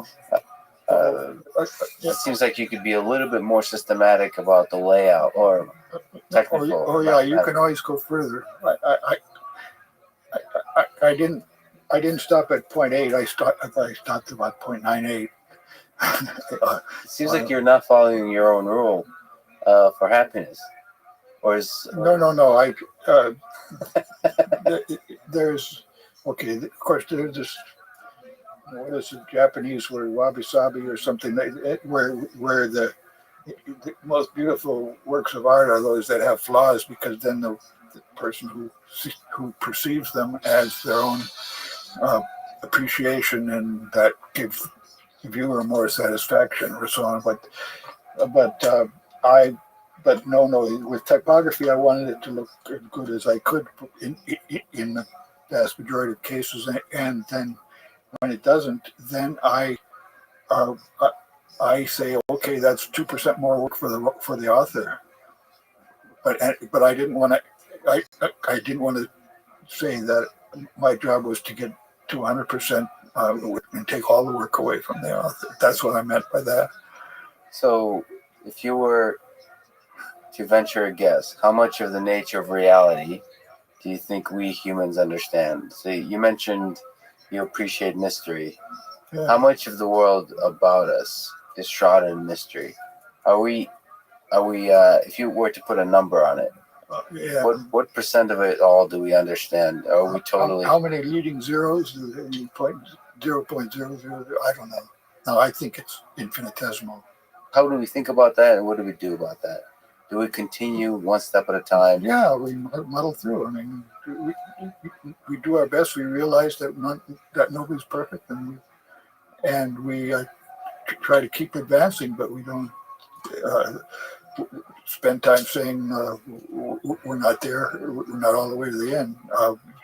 Some mathematicians that would be in the office next to me when I was in the math department, they would never think about anything smaller than countable infinity. And I never, we intersected that countable infinity, because I rarely got up to countable infinity. I was talking about finite stuff. But even limiting to finite stuff, which the universe might be, there's no way to really know whether the universe isn't just made out of capital N whatever units you want to call them, quarks or whatever, where capital N is some finite number.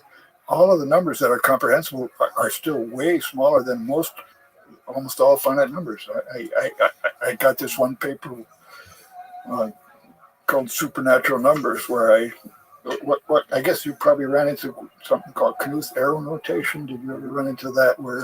Anyway, so you take the number, I think it's like, I called it Super K. I named it after myself, but but in arrow notation it's something like 10 and then 4 arrows and a 3 or something like that. Okay, now the arrow notation, if you have no arrows, that means multiplication. XY means x times x times x times x, y time. If you have one arrow, that means exponentiation. So x1 arrow y means x to the x to the x to the x to the x y time. So I found out, by the way, that this notation was invented by a guy in 1830, and he was uh, one of the English nobility who spent his time thinking about stuff like this. And it was exactly the same concept that I used arrows, and he used a slightly different notation. But anyway, this Ackermann's function is based on the same kind of ideas. But Ackermann was 1920s. But anyway, you've got this number 10 quadruple arrow 3. So that says, well, we take we take 10 to the 10 to the 10 to the 10 to the 10 to the 10th. And how many times do we do that? Oh, 10 double arrow 2 times or something. I mean, how tall is that stack? But then we do that again, because that was only 10 triple arrow, quadruple arrow 2. We quadruple arrow 3 means be a we have pretty large number. It gets way beyond comprehension. Okay, and so, but it's so small compared to what finite numbers really are, because I'm only using 4 arrows and a 10 and a 3. I mean, let's have that many number arrows. I mean, the boundary between infinite and finite is incomprehensible for us humans anyway.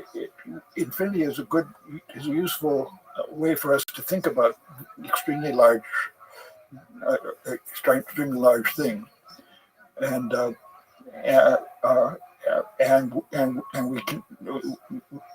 we can manipulate it, but we can never know that the universe is actually anywhere near that. So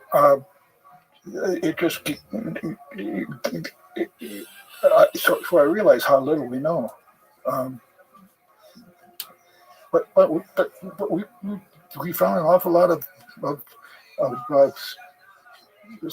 things that are too hard for any one person to know, even in our small universe. Yeah, and we did pretty good. So when you go up to heaven and meet God and get to ask one question that would get answered, what question would you ask? What kind of browser do you have up here? I don't know. No, I actually, I don't think it's meaningful to ask this question, Okay. but I certainly hope we have good internet. Okay, on that note, that's beautiful, actually. Don, thank you so much. It was a huge honor to talk to you. I really appreciate it. Well, thanks for the gamut of questions. Yeah, it was fun. Thanks for listening to this conversation with Donald Knuth. Thank you to our presenting sponsor, Cash App. Download it, use code LEXPODCAST. You'll get $10, and $10 will go to First, a STEM education nonprofit that inspires hundreds of thousands of young minds to learn and to dream of engineering our future. If you enjoy this podcast, subscribe on YouTube, give it 5 stars on Apple Podcasts, support it on Patreon, or connect with me on Twitter. And now, let me with some words of wisdom from Donald Knuth. We should continually be striving to transform every art into a science, and in the process, we advance the art. Thank you for listening, and hope to see you next time.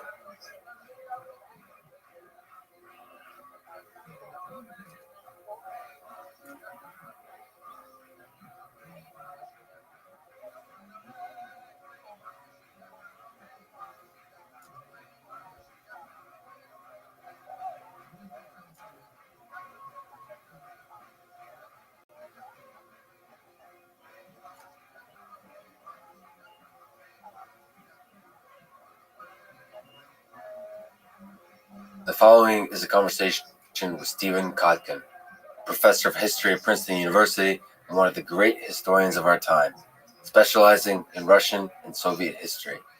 He has written many books on Stalin and the Soviet Union, including the first 2 of a 3-volume work on Stalin, and he's currently working on volume 3. You may have noticed that I've been speaking with not just computer scientists, but physicists, engineers, historians, neuroscientists, and soon much more. To me, artificial intelligence is much bigger than deep learning, bigger than computing. It is our civilization's journey into understanding the human mind and creating echoes of it in the machine. To me, that journey must include a deep historical and psychological understanding of power. Technology puts some of the greatest power in the history of our civilization into the hands of engineers and computer scientists. This power must not be abused. And the best way to understand how such abuse can be avoided is to not be blind to the lessons of history. As Stephen Kotkin brilliantly articulates, Stalin was arguably one of the most powerful humans in history. I've read many books on Joseph Stalin, Vladimir Putin, and the wars of the 20th century. I hope you understand the value of such knowledge to all of us, especially to engineers and scientists who build the tools of power in the 21st century. This is the Artificial Intelligence Podcast. If you enjoy it, subscribe on YouTube, give it 5 stars on Apple Podcasts, follow on Spotify, support on Patreon, or simply connect with me on Twitter at Lex Friedman, spelled Fridman. I recently started doing ads at the end of the introduction. I'll do 1 or 2 minutes after introducing the episode, and never any ads in the middle that can break the flow of the conversation. I hope that works for you and doesn't hurt the listening experience. This show is presented by Cash App, the #1 finance app in the App Store. I personally use Cash App to send money to friends, but you can also use it to buy, sell, and deposit Bitcoin in just seconds. Cash App also has an investing feature. You can buy fractions of a stock, say $1 worth, no matter what the stock price is.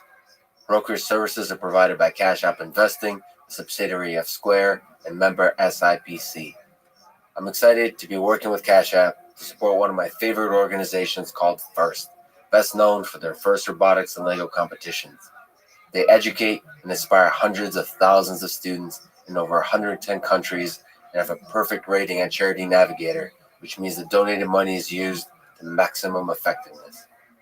When you get Cash App from the App Store or Google Play and use code LEXPODCAST, you'll get $10, and Cash App will also donate $10 to FIRST, which again is an organization that I've personally seen inspire girls and boys to dream of engineering a better world. And now, here's my conversation with Stephen Kotkin. Do all human beings crave power? No. Human beings crave security. They crave love. They crave adventure. They crave power, but not equally. Some human beings, nevertheless, do crave power. For sure. Where is that deeply in the psychology of people?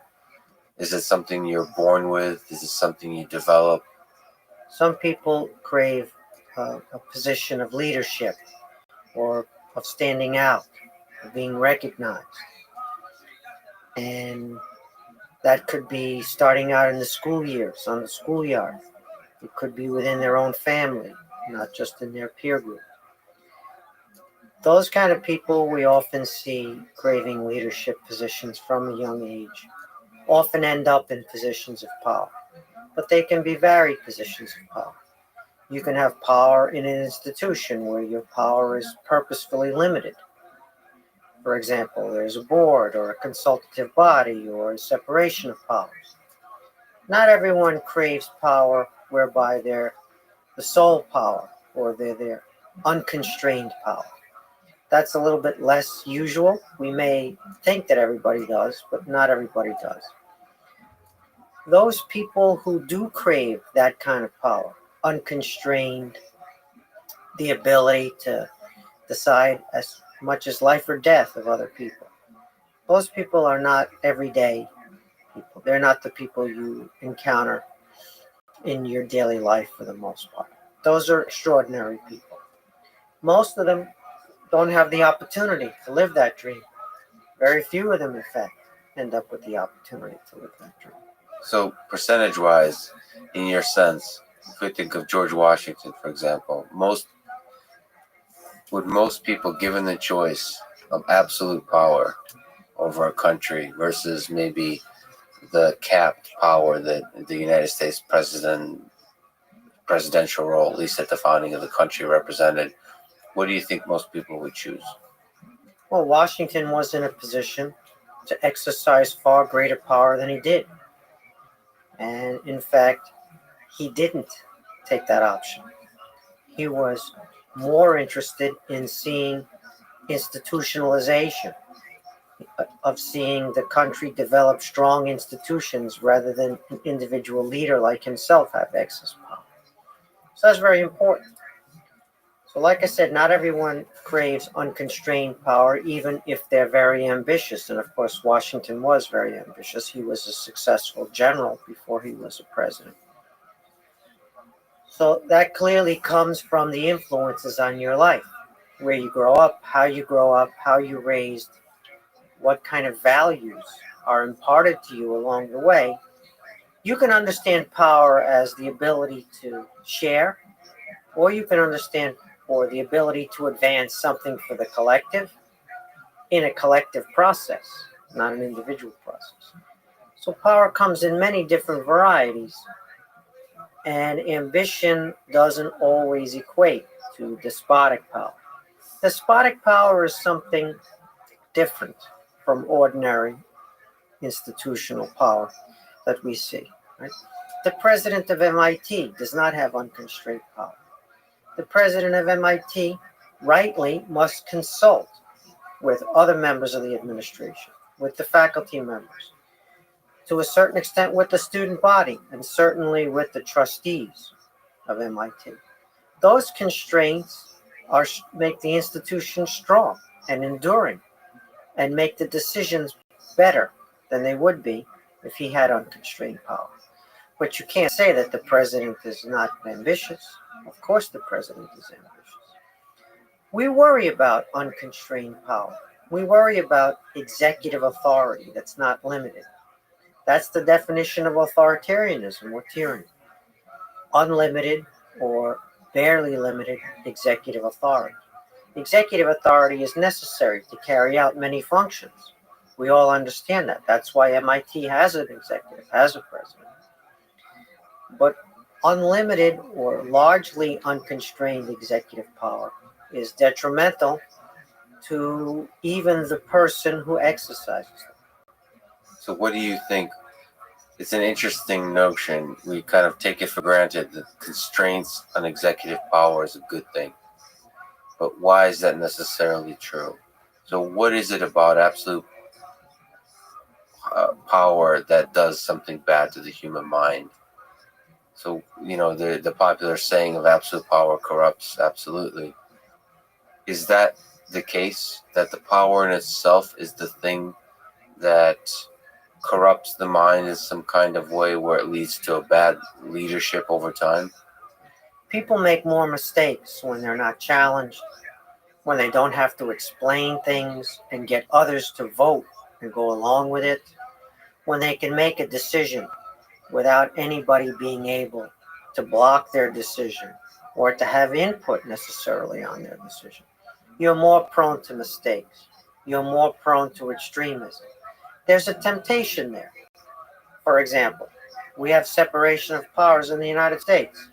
The Congress, right, has authority that the president doesn't have, as, for example, in budgeting, the so-called power of the purse. This can be very frustrating. People want to see things happen, and they complain that there's a do-nothing Congress or that the situation is stalemated. But actually, that's potentially a good thing. In fact, that's how our system was designed. Our system was designed to prevent things happening in government. And there's frustration with that, but ultimately that's the strength of the institutions we have. And so when you see unconstrained executive authority, there can be a lot of dynamism, a lot of things can get done quickly, but those things can be like, for example, what happened in China under Mao, or what happened in the Soviet Union under Stalin, or what happened in Haiti under Papa Doc and then Baby Doc, or fill in the blank. Right? What happens sometimes in corporations, where a corporate leader is not constrained by the shareholders, by the board, or by anything.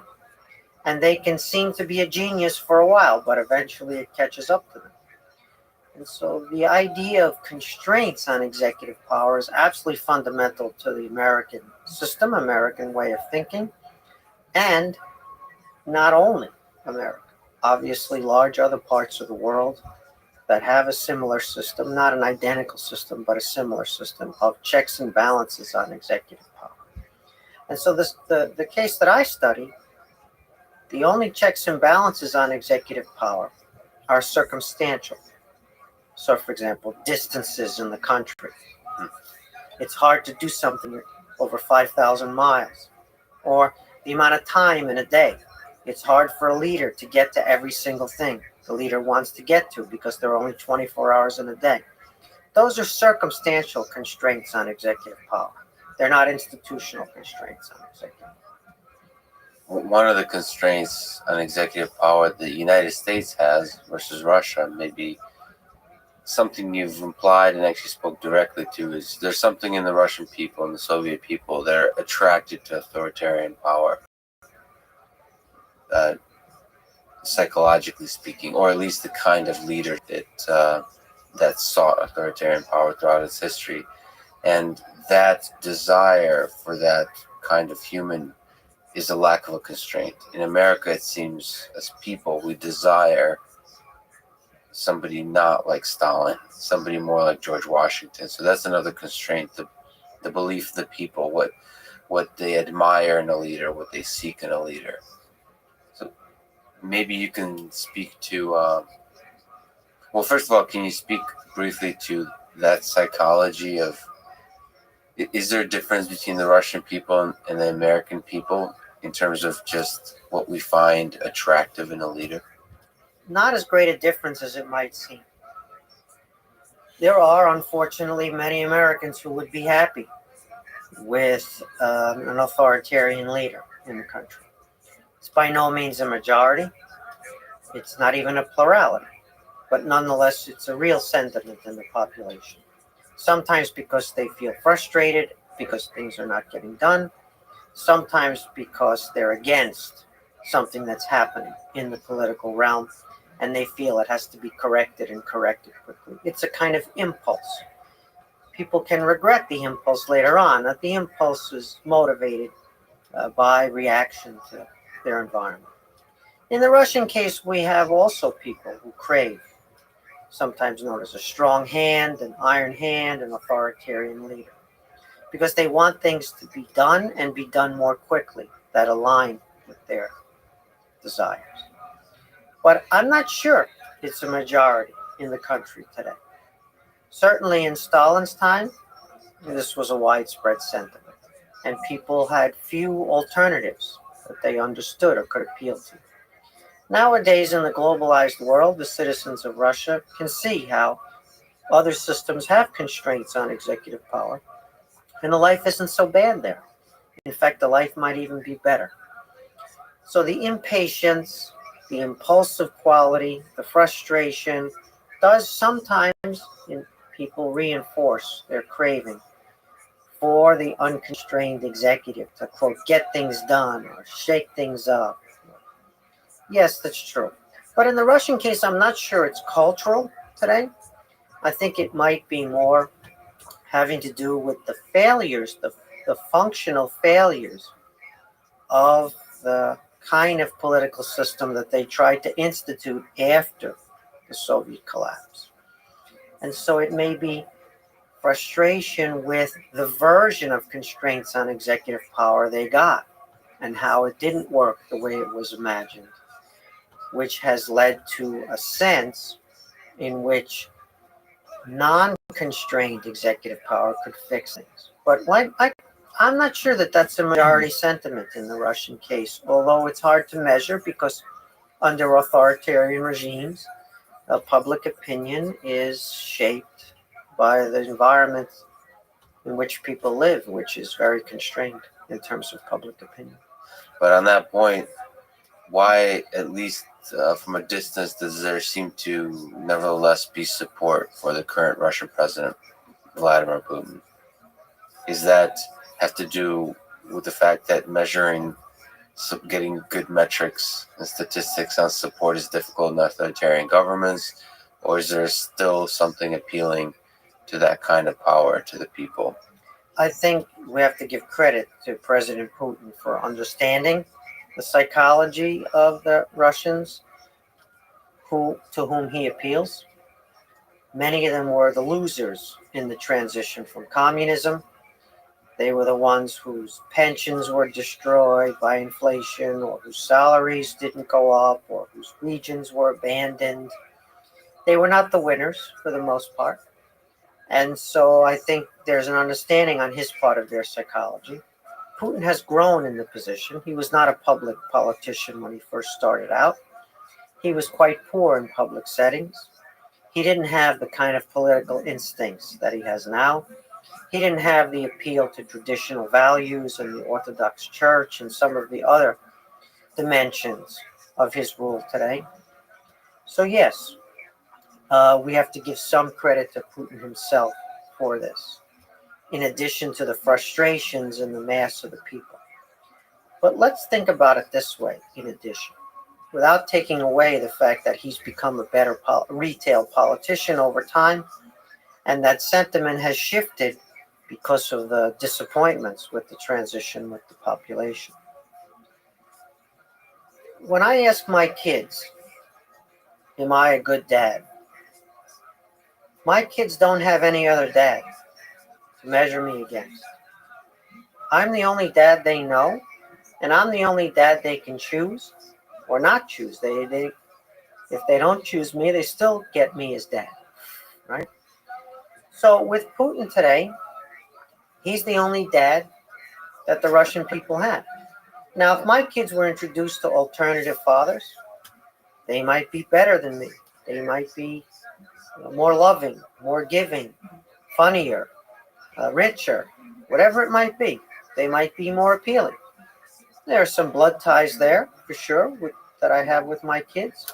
But they would at least be able to choose alternatives, and then I would have to win their favor in that constellation of alternatives.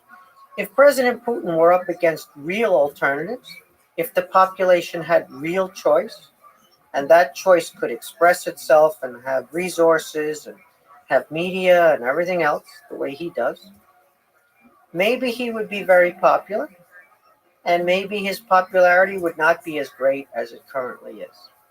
So the absence of alternatives is another factor that reinforces his authority and his popularity. Having said that, there are many authoritarian leaders who deny any alternatives to the population and are not very popular. So denial of alternatives doesn't guarantee you the popularity. You still have to figure out the mass psychology and be able to appeal to it. So in the Russian case, the winners from the transition who live primarily in the big cities and are self-employed or entrepreneurial. Even if they're not self-employed, they're able to change careers. They have tremendous skills and talent and education and knowledge, as well as these entrepreneurial or dynamic personalities. Putin also appealed to them.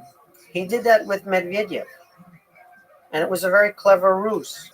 He himself appealed to the losers from the transition, the small towns, the rural, the people who were not well off, and he had them for the most part. Not all. We don't want to generalize to say that he had every one of them, because those people have views of their own, sometimes in contradiction with the president of Russia.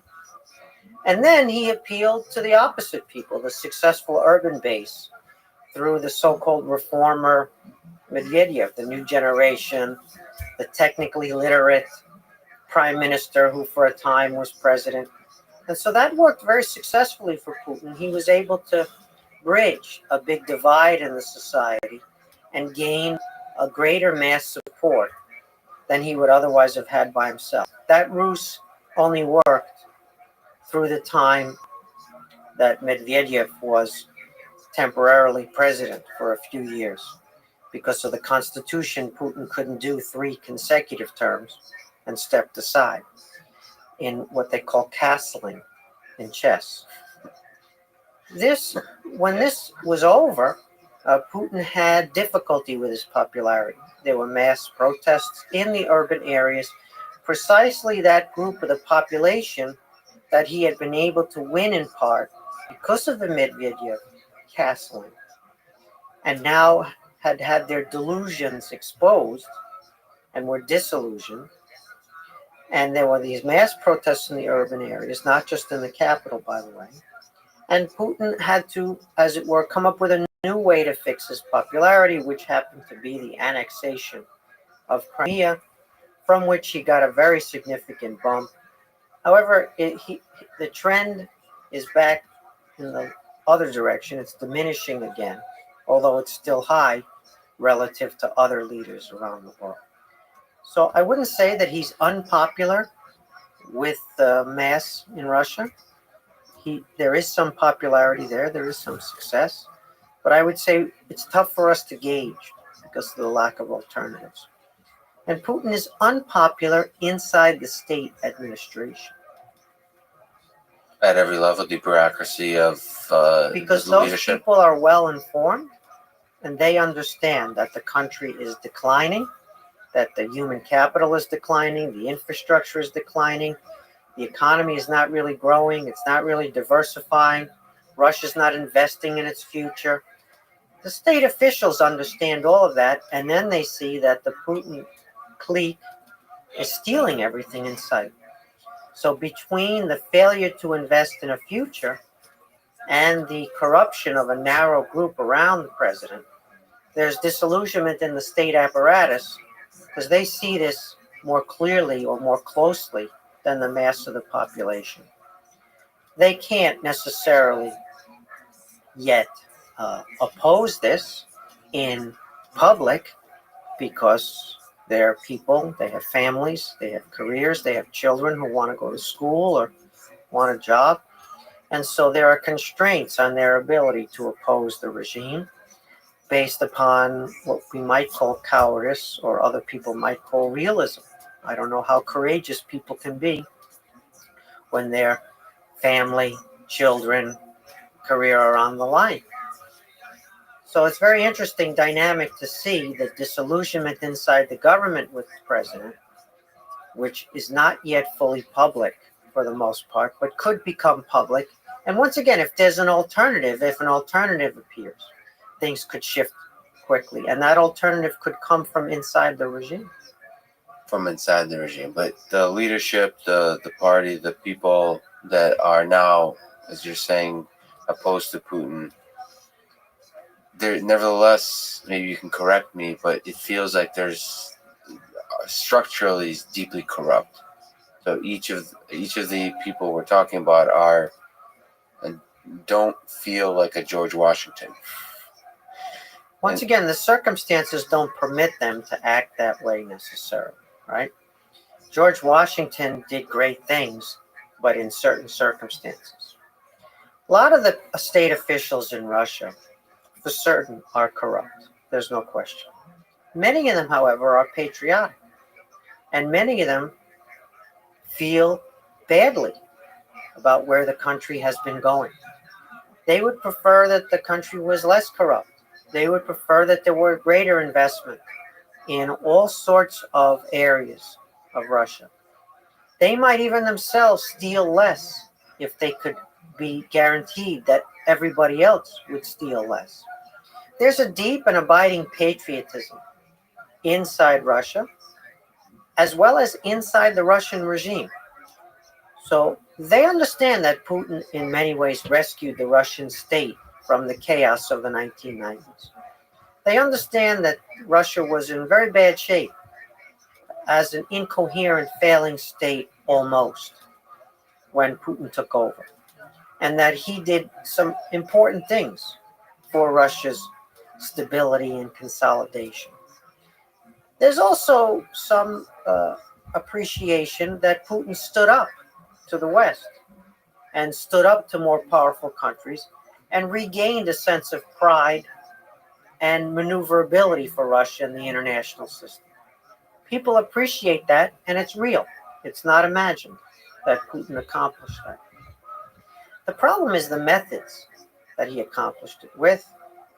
He used the kind of methods, that is to say, taking other people's property, putting other people in jail for political reasons. He used the kind of methods that are not conducive to long-term growth and stability. So he fixed the problem, but he fixed the problem and then created even bigger long-term problems potentially. And moreover, all authoritarian regimes that use those methods are tempted to keep using them and using them and using them until they're the only ones who are the beneficiaries. And the group narrows and narrows. The elite gets smaller and narrower. The interest groups get excluded from power and their ability to continue enjoying the fruits of the system, and the resentment grows. And so that's the situation we have in Russia. Russia is a place that is stuck. It was to a certain extent rescued. It was rescued with methods that were not conducive to long-term success and stability. The rescue you're referring to is the sort of the economic growth when Putin first took off. Yes, they had 10 years. They had a full decade of an average of 7% growth a year, which was phenomenal and is not attributable predominantly to oil prices. During President Putin's first term as president, the average price of oil was $35 a barrel. During his second term as president, the average price was $70 a barrel. So during those two terms, when Russia was growing at about 7% a year, oil prices were averaging somewhere around $50 a barrel, which is fine, but is not the reason, because later on, when oil prices were over $100 a barrel, Russia stagnated. So the initial growth, do you think Putin deserves some credit for that? Yes, he does, because he introduced some important liberalizing measures. He lowered taxes. He allowed land to be bought and sold. He deregulated many areas of the economy.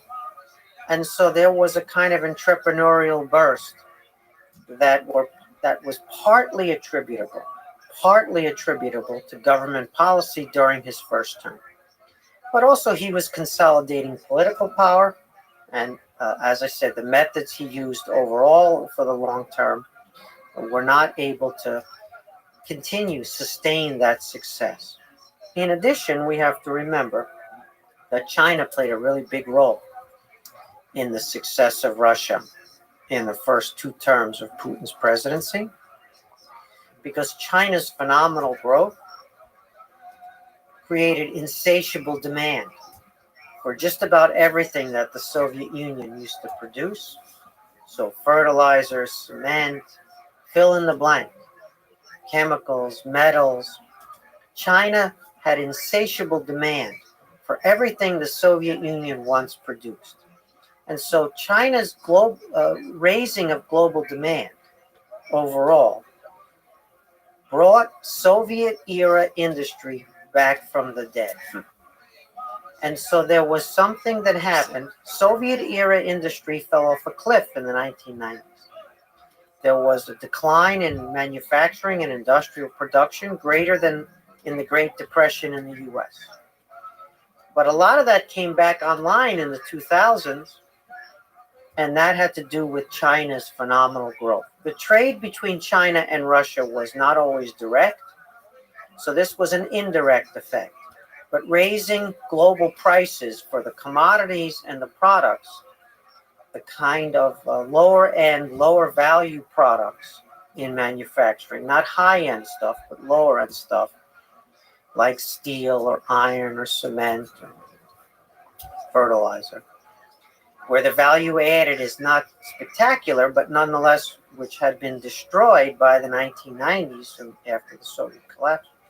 This was brought back to life. Now you can do that once. You can bring Soviet-era industry back to life once. And that happened during Putin's first two terms, in addition to the liberalizing policies which spurred entrepreneurialism in some small and medium business. The crash of the ruble in 1998, which made Russian products much cheaper abroad and made imports much more expensive, also facilitated the resuscitation, the revival of domestic manufacturing.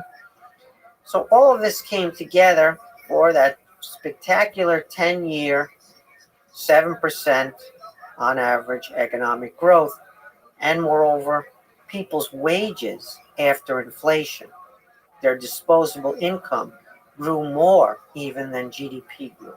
So disposable income after inflation, that is real income, was growing greater than 7%, in some cases 10% a year. So there was a boom, and the Russian people felt it, and it happened during Putin's first 2 terms, and people were grateful, rightly so, for that. And those who don't want to give Putin credit give oil prices all the credit. But I don't think that oil prices can explain this. Having said that, that doesn't mean that this was sustainable over the long term. So you've briefly mentioned, sort of implying the possibility, Stalin held power for, let's say, 30 years. You briefly mentioned that as a question, will Putin be able to beat that record, to beat that? So can you talk about your sense of, is it possible that Putin holds power for that kind of duration? Let's hope not. Let's hope not for Russia's sake. The primary victims of President Putin's power are Russians. They're not Ukrainians, although to a certain extent Ukraine has suffered because of Putin's actions. And they're not Americans. They're Russians. Moreover, Russia has lost a great deal of human talent. Yes. Millions and millions of people have left Russia. Since 1991 overall, somewhere between 5 and 10 million people have left the country and are beyond the borders of the former Soviet Union. So they left the Soviet space entirely. Moreover, the people who left are not the poor people, they're not the uneducated, they're not the losers. The people who've left are the more dynamic parts of the population, the better educated, the more entrepreneurial. So that human capital loss that Russia has suffered is phenomenal. And in fact, right here where we're sitting at MIT, we have examples of people who are qualified, good enough for MIT, and have left Russia to come to MIT. You're looking at one of them. And the other aspect, just to quickly comment, is those same people, like me, I'm not welcome back. No, you're not under the current regime. It was a big loss for Russia if you're patriotic, but not from the point of view of the Putin regime. That has to do, also factors into popularity. If the people who don't like you leave, they're not there to complain, to protest, to vote against you. And so your opposition declines when you let them leave. However, it's very costly in human capital terms. Hemorrhaging that much human capital is damaging. It's self-damaging. And we've seen it accelerate. It was already high, but we've seen it accelerate in the last 7 to 8 years of President Putin's rule. And those people are not going back of their own volition, but even if they wanted to go back, as you just said, they'd be unwelcome. That's a big cost to pay for this regime. And so whatever benefits this regime might or might not have given to the country, the disadvantages, the downside, the costs are also really high.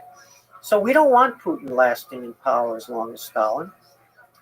It would be better if Russia were able to choose among options, to choose a new leader among options. Many people speculate that President Putin will name a successor, the way Yeltsin named Putin as his successor, President Boris Yeltsin. And then Putin will leave the stage and allow the successor to take over. That might seem like a good solution, but once again, we don't need a system where you hang on for as long as possible and then nominate who's going to take over. We need a system that has the kind of corrective mechanisms that democracies and markets have, along with rule of law. A corrective mechanism is really important because all leaders make mistakes. But when you can't correct for the mistakes, then the mistakes get compounded. Putin could he seems to be healthy. he could well last as many years as Stalin. It's hard to predict because events intercede sometimes and create circumstances that are unforeseen, and leaders get overthrown or have a heart attack or whatever. There's a palace insurrection where ambitious leaders on the inside, for both personal power and patriotic reasons, try to push aside an aging leader. There are many scenarios in which Putin could not last that long, but unfortunately, right now, you could also imagine potentially him lasting that long, which, as I said, is not an outcome if you're patriotic about Russia, is not an outcome you would wish out to the country. It's, I guess, a very difficult question, but what practically do you feel is a way out of the Putin regime? Is the way out of the corruption that's deeply underlies the state? Is if you look from a history perspective, is a revolution required? Is violence required? Is from a violence within or external to the country? Do you see, or is a powerful, is a inspiring leader enough to step in and bring democracy and kind of the free world to Russia? So Russia is not a failed country. It's a middle-income country with tremendous potential and has proven many times in the past that when it gets in a bad way, it can reverse its trajectory. Moreover, violence is rarely ever a solution. Violence rarely, it may break an existing trend, but it's rare that violence produces a non-violent, sustainable, positive outcome. It happens, but it doesn't happen frequently. Societal upheaval is not a way always to institutionalize a better path forward, because you need institutions. People can protest, as they did throughout the Middle East, and the protests didn't necessarily lead to better systems, because the step from protest to new, strong, consolidated institutions is a colossal leap, not a small step. What we need and what we see from history in situations like this is a group within the power structures, which is a patriotic, that sees things going down, and that is to say that sees things not being developing relative to neighbors, relative to richer countries, relative to more successful countries. And they want to change the trajectory of Russia. And if they can, in a coalition fashion, unseat the current regime for a new power sharing arrangement, which once again can be frustrating because you can't do changes immediately, you can't do things overnight, but that's the point. Constraints on your ability to change everything immediately and to force change overnight is what leads to long-term success, potentially. Right? That's the sustainability of change.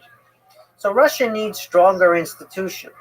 It needs court system, as well as democratic institutions. It needs functioning, open, dynamic markets rather than monopolies. It needs meritocracy and banks to award loans on the basis of business plans, not on the basis of political criteria or corrupt bribery or whatever it might be, right? So Russia needs those kind of functioning institutions that take time, are sometimes slow, don't lead to a revolutionary transformation, but lead to potentially long-term sustainable growth without upheaval, without violence, without getting into a situation where all of a sudden you need a miracle again. Every time Russia seems to need a miracle, and that's the problem. The solution would be not needing a miracle. Now, having said that, the potential is there. The civilization that we call Russia is amazingly impressive. It has delivered world-class culture, world-class science. It's a great power. It's not a great power with a strong base right now, but nonetheless, it is a great power as it acts in the world. So I wouldn't underestimate Russia's abilities here, and I wouldn't write off Russia. I don't see it under the current regime, a renewal of the country. But if we can have from within the regime an evolution rather than a revolution in a positive direction, and maybe get a George Washington figure who is strong enough to push through institutionalization rather than personalism. So, if I could ask about one particular individual, it'd be just interesting to get your comment, but also as a representative of potential leaders. I just on this podcast talked to Gary Kasparov, who I'm not sure if you're familiar with his ongoings. So besides being a world-class chess player, he's also a very outspoken activist, sort of truly seeing Putin as an enemy of the free world, of democracy, of balanced government in Russia. What do you think of people like him specifically, or just people like him trying as leaders to step in, to run for president, to symbolize a new chapter in Russia's future? So we don't need individuals. Some individuals are very impressive, and they have courage, and they protest, and they criticize, and they organize. We need institutions. We need a Duma or a parliament that functions. We need a court system that functions. That is to say, where there are a separation of powers, impartial professional civil service, impartial professional judiciary. Those are the things Russia needs. It's rare that you get that from an individual, no matter how impressive. Right? We had Andrei Sakharov, who was an extraordinary individual, who developed the hydrogen bomb under Soviet regime, was a world-class physicist, was then upset about how his scientific knowledge and scientific achievements were being put to use, and rebelled to try to put limits, constraints, civilizing, humane limits and constraints on some of the implications of his extraordinary science. But Sakharov, even if he had become the leader of the country, which he did not become, he was more of a moral or spiritual leader, it still wouldn't have given you a judiciary. It still wouldn't have given you a civil service. It still wouldn't have given you a Duma or functioning parliament. You need a leader in coalition with other leaders. You need a bunch of leaders, a whole group, and they have to be divided a little bit so that not one of them can destroy all the others. And they have to be interested in creating institutions, not solely or predominantly in their personal power. And so I have no objection to outstanding individuals and to the work that they do. But I think in institutional terms, and they need to think that way too in order to be successful. So if we go back to the echoes of that after the Russian Revolution with Stalin, with Lenin and Stalin, maybe you can correct me, but there was a group of people there in that same kind of way, looking to establish institutions that were built in a beautifully built around an ideology that they believed is good for the world. So, sort of echoing that idea of what we're talking about, what Russia needs now, can you, first of all, you've described a fascinating thought, which is Stalin as having amassed arguably more power than any man in history. It's an interesting thing to think about. But can you tell about his journey to getting that power after the Russian Revolution? How does that perhaps echo to our current discussion about institutions and so on? And just in general, the story I think is fascinating of how one man is able to get more power than any other man in history. It is a great story, not necessarily from a moral point of view, but if you're interested in power, for sure, it's an incredible story. We have to remember that Stalin is also a product of circumstances, not solely his own individual drive, which is very strong. For example, World War I breaks the Tsarist regime, the Tsarist order, Imperial Russian state. Stalin has no participation whatsoever in World War I. He spends World War I in exile in Siberia. Until the downfall of the Tsarist autocracy in February 1917, Stalin is in Eastern Siberian exile. He's only able to leave Eastern Siberia when that regime falls. He never fights in the war. He's called up briefly towards the end of the war and is disqualified on physical grounds because of physical deformities from being drafted. The war continues after the Tsarist regime has been toppled in the capital and there's been a revolution. The war continues, and that war is very radicalizing. The peasants begin to seize the land after the Tsar falls, essentially destroying much of the gentry class. Stalin has nothing to do with that. The peasants have their own revolution, seizing the land, not in law, but in fact, de facto, not de jure land ownership. So there are these really large processes underway that Stalin is alive during, but not a driver of. The most improbable thing happens, which is a very small group of people around the figure of Vladimir Lenin, announces that it has seized power. Now, by this time, in October 1917, the government that has replaced the Tsar, the so-called provisional government, has failed. And so there's not so much power to seize from the provisional government. What Lenin does is he does a coup on the left.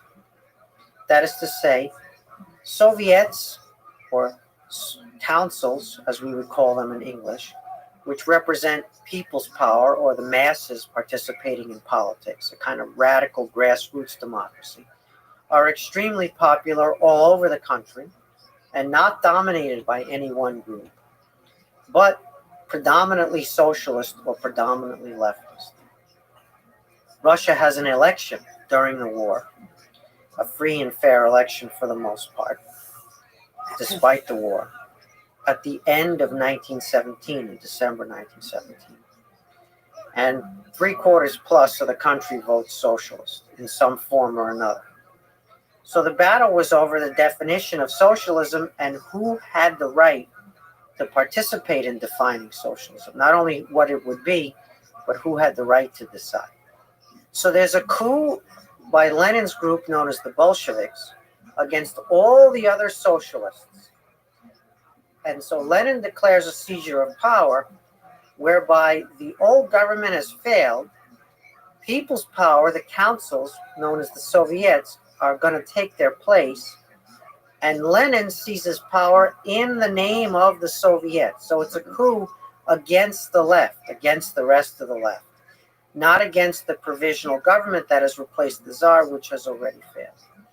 And so Stalin is able to come to power along with Lenin in this crazy seizure of power on the left against the rest of the left in October 1917, which we know as the October Revolution, and I call the October coup, as many other historians call it. The October Revolution happened after the seizure of power. What's interesting about this episode is that the leftists who seize power in the name of the Soviets, in the name of the masses, in the name of people's power, they retain their hold. Many times in history, there's a seizure of power by the left, and they fail. They collapse. They're cleaned out by an army or what we call forces of order, by counter-revolutionary forces. Lenin's revolution, Lenin's coup, is successful. It is able to hold power, not just seize power. They win a civil war, and they're entrenched in the heart of the country already by 1921. Stalin is part of that group. Lenin needs somebody to run. this new regime in the kind of nitty-gritty way. Lenin is the leader, the undisputed leader in the Bolshevik Party, which changes their name to Communists in 1918. He makes Stalin the general secretary of the Communist Party. He creates a new position, which hadn't existed before, a kind of day-to-day political manager, a right-hand man. Not because Lenin is looking to replace himself, he's looking to institutionalize a helpmate, a right-hand man. He does this in the spring of 1922. Stalin is named to this position, which Lenin has created expressly for Stalin.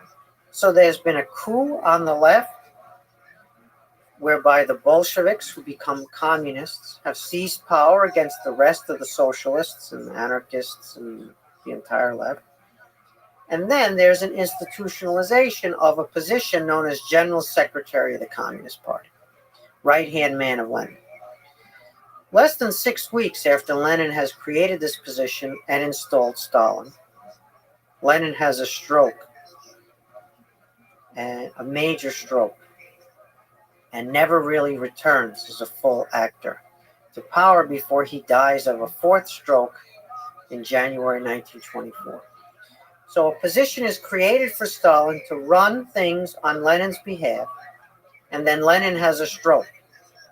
And so Stalin now has this new position, General Secretary, but he's the right hand of a person who's no longer exercising day-to-day control over affairs. Stalin then uses this new position to create a personal dictatorship inside the Bolshevik dictatorship, which is the remarkable story I tried to tell. So is there anything nefarious about any of what you just described? It seems conveniently that the position is created just for Stalin. There was a few other brilliant people, arguably more brilliant than Stalin, in the vicinity of Lenin. Why was Stalin chosen? Why did Lenin all of a sudden fall ill? It's perhaps a conspiratorial question, but is there anything nefarious about any of this historical trajectory to power that Stalin took in creating the personal dictatorship? So history is full of contingency and surprise. After something happens, we all think it's inevitable. It had to happen that way. Everything was leading up to it. So Hitler seizes power in Germany in 1933, and the Nazi regime gets institutionalized by several of his moves after being named chancellor. And so all German history becomes a story of the Nazi rise to power, Hitler's rise to power. Every tendency is bent into that outcome. Things which don't seem related to that outcome all of a sudden get bent in that direction. And other trends that were going on are no longer examined because they didn't lead to that outcome. But Hitler's becoming Chancellor of Germany in 1933 was not inevitable, it was contingent. He was offered the position by the traditional conservatives. He's part of the radical right, and the traditional right named him Chancellor. The Nazi Party never outright won an election that was free and fair before Hitler came to power. And in fact, its votes on the eve of Hitler becoming Chancellor declined relative to the previous election. So there's contingency in history, and so Lenin's illness, his stroke, the neurological and blood problems that he had were not a structure in history. In other words, if Lenin had been a healthier figure, Stalin might never have become the Stalin that we know. That's not to say that all history is accidental, just that we need to relate the larger structural factors to the contingent factors. Why did Lenin pick Stalin? Well, Stalin was a very effective organizer, and the position was an organizational position. Stalin could get things done. He would carry out assignments, no matter how difficult. He wouldn't complain that it was hard work or too much work. He wouldn't go off womanizing and drinking and ignore his responsibilities. Lenin chose Stalin among other options because he thought Stalin was the better option. Once again, he wasn't choosing his successor because he didn't know he was going to have this stroke. Lenin had some serious illnesses, but he had never had a major stroke before. So, the choice was made based upon Stalin's organizational skills and promise against the others who were in the regime. Now, they can seem more brilliant than Stalin, but he was more effective, and I'm not sure they were very brilliant. Well, he was exceptionally competent, actually, at the tasks for running a government, of the executive branch, right, of a dictator. Yes, he turned out to be very adept at being a dictator. And so, if he had been chosen by Lenin and had not been very good, he would have been pushed aside by others. You can get a position by accident. You can be named because you're someone's friend or someone's relative. But to hold that position in difficult circumstances, and then to build effectively a superpower on all that bloodshed, right? You have to be skilled in some way.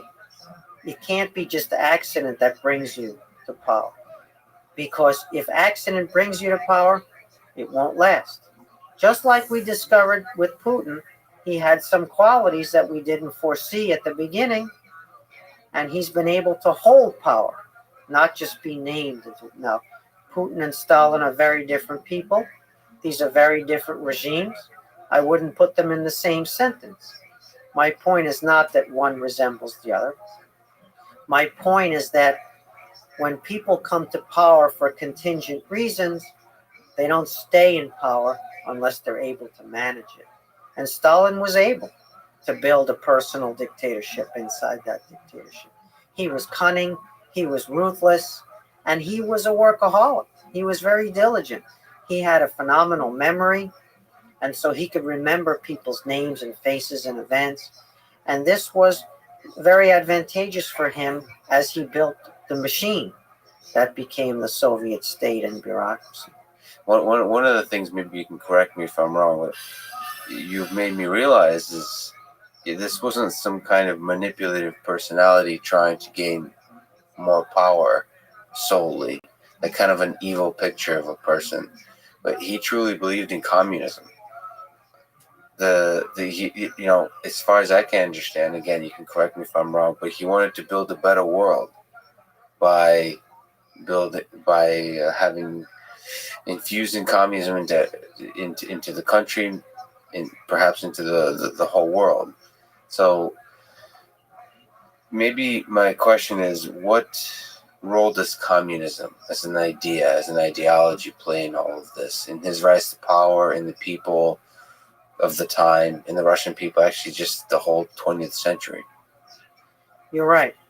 Stalin was a true believer, and this is very important. He was also hungry for power and for personal power, but just as you said, not for power's sake, not only for power. He was interested in enacting communism in reality and also in building a powerful state. He was a statist, a traditional Russian statist in the imperial sense. And this won him a lot of followers. The fact that they knew he was a hardcore, true believing communist won him a lot of followers among the communists. And the fact that he was a hardcore defender of Russian state interests, now in the Soviet guise, also won him a lot of followers. Sometimes those groups overlapped, the communists and the Russian patriots, and sometimes they were completely different groups, but both of them shared an admiration for Stalin's dedication to those goals and his abilities to enact them. And so it's very important to understand that however thirsty he was for power, and he was very thirsty for power, that he was also driven by ideals. Now, I don't necessarily think that everyone around Stalin shared those ideals. We have to be careful not to make everybody into a communist true believer, not to make everybody into a great statist Russian patriot, but they were widespread. and powerful attractions for a lot of people. And so Stalin's ability to communicate to people those that he was dedicated to those pursuits and his ability to drive towards them were part of his appeal. However, he also resorted to manipulation. He also resorted to violence. He lied. He spoke out of all sides of his mouth. He slandered other people. He sabotaged potential rivals. He used every underhanded method and then some in order to build his personal dictatorship. Now, he justified this, as you said, by appeals to communism and to Soviet power. To himself as well, too. To himself and to others. And so he justified it in his own mind and to others, but certainly any means, right, were acceptable to him to achieve these ends. And he identified his personal power with communism and with Russian glory in the world. So he felt that he was the only one who could be trusted, who could be relied upon to build these things. Now, we put ourselves back in that time period. The Great Depression was a very difficult time for the capitalist system. There was mass unemployment, a lot of hardship. Fascism, Nazism, Imperial Japan. There were a lot of associations that were negative with the kind of capitalist system that was not 100%, not a monolith, but had a lot of authoritarian incarnations. There was imperialism, colonies that even the democratic rule of law capitalist states had non-democratic, non-rule of law colonies under their rule. So the image and reality of capitalism during that time period between World War I and World War II was very different from how it would become later. And so in that time period, in that interwar conjuncture, after World War I, before World War II, communism held some appeal inside the Soviet Union for sure, but even outside the Soviet Union, because the image and reality of capitalism disappointed many people. Now, in the end, communism was significantly worse. Many more victims, and the system, of course, would eventually implode. But nonetheless, there were real problems that communism tried to address. It didn't solve those problems. It was not a solution, but it didn't come out of nowhere. It came out of the context of that interwar period. And so Stalin's rule, some people saw it as potentially a better option than imperialism, fascism, and Great Depression. Having said that, they were wrong. It turned out that Stalin wasn't a better alternative to markets and private property and rule of law and democracy. However, that didn't become clearer to people until after World War II, after Nazism had been defeated, Imperial Japan had been defeated, Fascist Italy had been defeated, and decolonization had happened around the world. And there was a middle-class economic boom in the period from the late 40s through the 70s that created a kind of mass middle class in many societies. So capitalism rose from the ashes, as it were. And this changed the game for Stalin and communism. Communism is about an alternative to capitalism. And if that alternative is not superior, there's no reason for communism to exist. But if capitalism is in foul odor, if people have a bad opinion, a strong critique of capitalism, there can be appeal to alternatives. And that's kind of what happened with Stalin's rule. But after World War II, the context changed a lot. Capitalism was very different, much more successful, non-violent compared to what it was in the interwar period. And the Soviet Union had a tough time competing against that new context. Now today we see similarly that the image and reality of capitalism is under question again, which leads some people to find an answer in socialism as an alternative. So you just kind of painted a beautiful picture of comparison. This is the way we think about ideologies, because is what's working better. Do you separate in your mind the ideals of communism to the Stalinist implementation of communism, and again, capitalism and American implementation of capitalism? And as we look at now the 21st century, where yes, this idea, of socialism being a potential political system that or economic system would operate under in the United States, rising up again as an idea. So how do we think about that again in the 21st century, about these ideas, fundamental deep ideas of communism and capitalism? Yeah. So in the Marxist schema, there was something called feudalism, which was supposedly destroyed by the bourgeoisie who created capitalism. And then the working class was supposed to destroy capitalism and create socialism. But socialism wasn't the end stage. The end stage was going to be communism. So that's why the Communist Party in the Soviet Union first built socialism, transcending capitalism. The next stage was socialism. And the end game, the final stage, was communism. So their version of socialism was derived from Marx. And Marx argued that the problem was capitalism had been very beneficial for a while. It had produced greater wealth and greater opportunity than feudalism had. But then it had come to serve only the narrow interests of the so-called bourgeoisie or the capitalists themselves.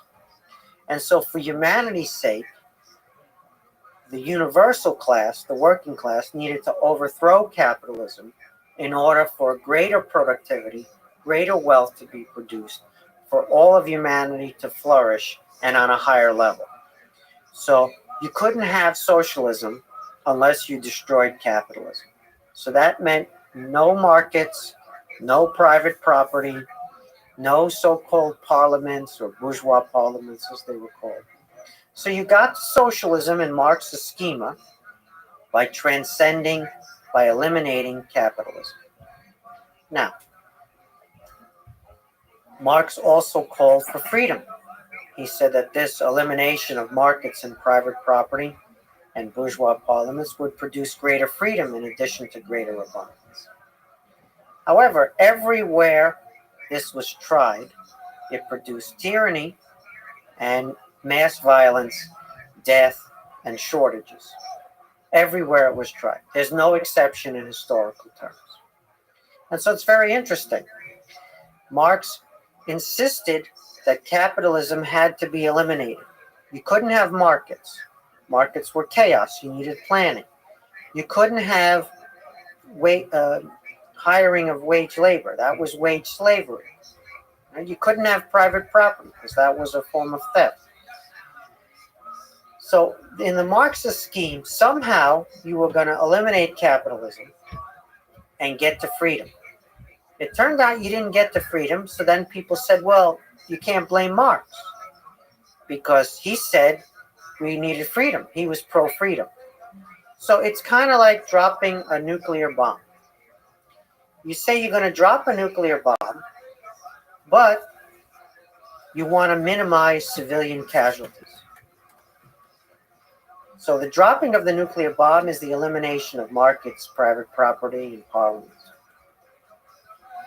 But you're going to bring freedom, or you're going to minimize civilian casualties.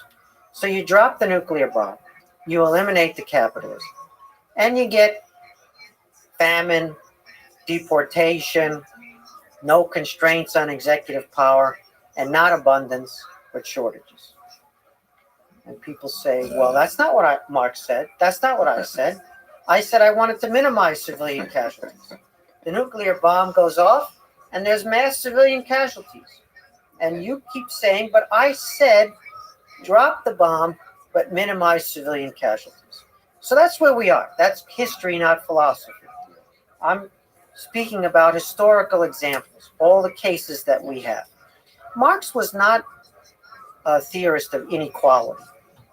Marx was a theorist of alienation, of dehumanization, of fundamental constraints, or what he called fetters, on productivity and on wealth, which he all attributed to capitalism.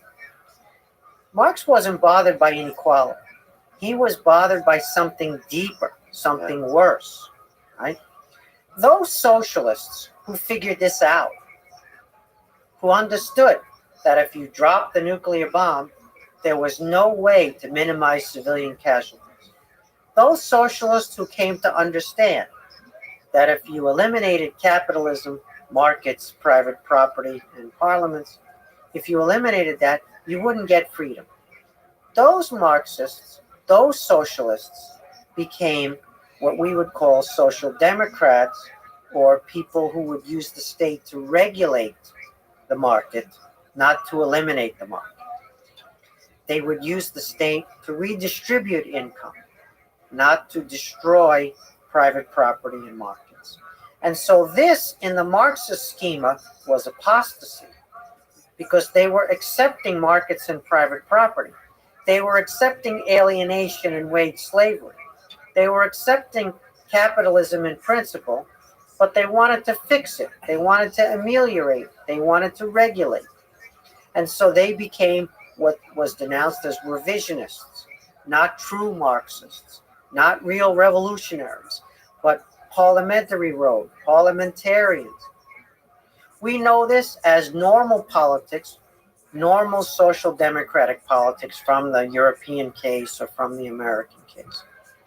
But they are not asking to eliminate capitalism, but blaming markets and private property.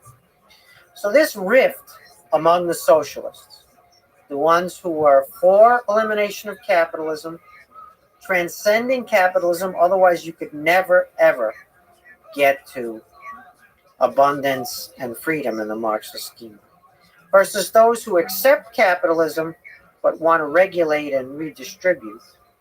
That rift on the left has been with us almost from the beginning. It's a kind of civil war on the left between the Leninists and the Social Democrats, or the revisionists, as they're known pejoratively by the Leninists. We have the same confusion today in the world today, where people also cite Marx, saying capitalism is a dead end, and we need to drop that nuclear bomb and get freedom, get no civilian casualties, versus those who say, yes, there are inequities, there's a lack of equality of opportunity, there are many other issues that we need to deal with, and we can fix those issues, we can regulate, we can redistribute. I'm not advocating this as a political position. I'm not taking a political position myself. I'm just saying that there's a confusion on the left between those who accept capitalism and want to regulate it, versus those who think capitalism is inherently evil, and if we eliminate it, we'll get to a better world, when in fact history shows that if you eliminate capitalism, you get to a worse world. The problems might be real, but the solutions are worse. From history's lessons, now we have deep, painful lessons, but there's not that many of them. You know, our history is relatively short as a human species. Do we have a good answer on the left of Leninist, Marxist versus social democrat versus capitalism versus any anarchy? You know, do we have sufficient samples from history to make better decisions about the future of our politics and economics? For sure. We have the American Revolution, which was a revolution not about class, not about workers, not about a so-called universal class of the working class, elimination of capitalism, markets, and the bourgeoisie, but was about the category citizen. It was about universal humanity, where everyone, in theory, could be part of it as a citizen. The revolution fell short of its own ideals. Not everyone was a citizen.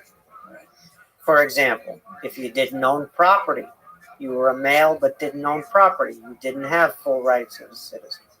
If you were a female, whether you owned property or not, you weren't a full citizen.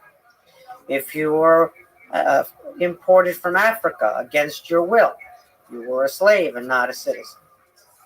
And so not everyone was afforded the rights in actuality that were declared in principle.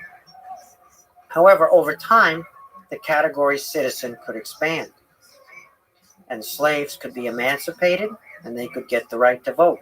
They could become citizens. Non-property owning males could get the right to vote and become full citizens. Females could get the right to vote and become full citizens. In fact, eventually my mother was able to get a credit card in her own name in the 1970s without my father having to co-sign the paperwork. It took a long time, but nonetheless, the category citizen can expand and it can become a universal category. So we have that, the citizen universal humanity model of the American Revolution, which was deeply flawed at the time it was introduced, but fixable over time. We also had that separation of powers and constraint on executive power that we began this conversation with. That was also institutionalized in the American Revolution because they were afraid of tyranny. They were afraid of unconstrained executive power. So they built a system that would contain that, constrain it institutionally, not circumstantially. So that's a great gift. Within that universal category of citizen, which has over time come closer to fulfilling its original promise, and within those institutional constraints, that separation of powers, constraint on executive power, within that, we've developed what we might call normal politics, left-right politics. People can be in favor of redistribution and government action, and people can be in favor of small government, hands-off government, no redistribution or less redistribution. That's the normal left-right political spectrum where you respect the institutions and separation of powers, and you respect the universal category of citizenship and equality before the law and everything else.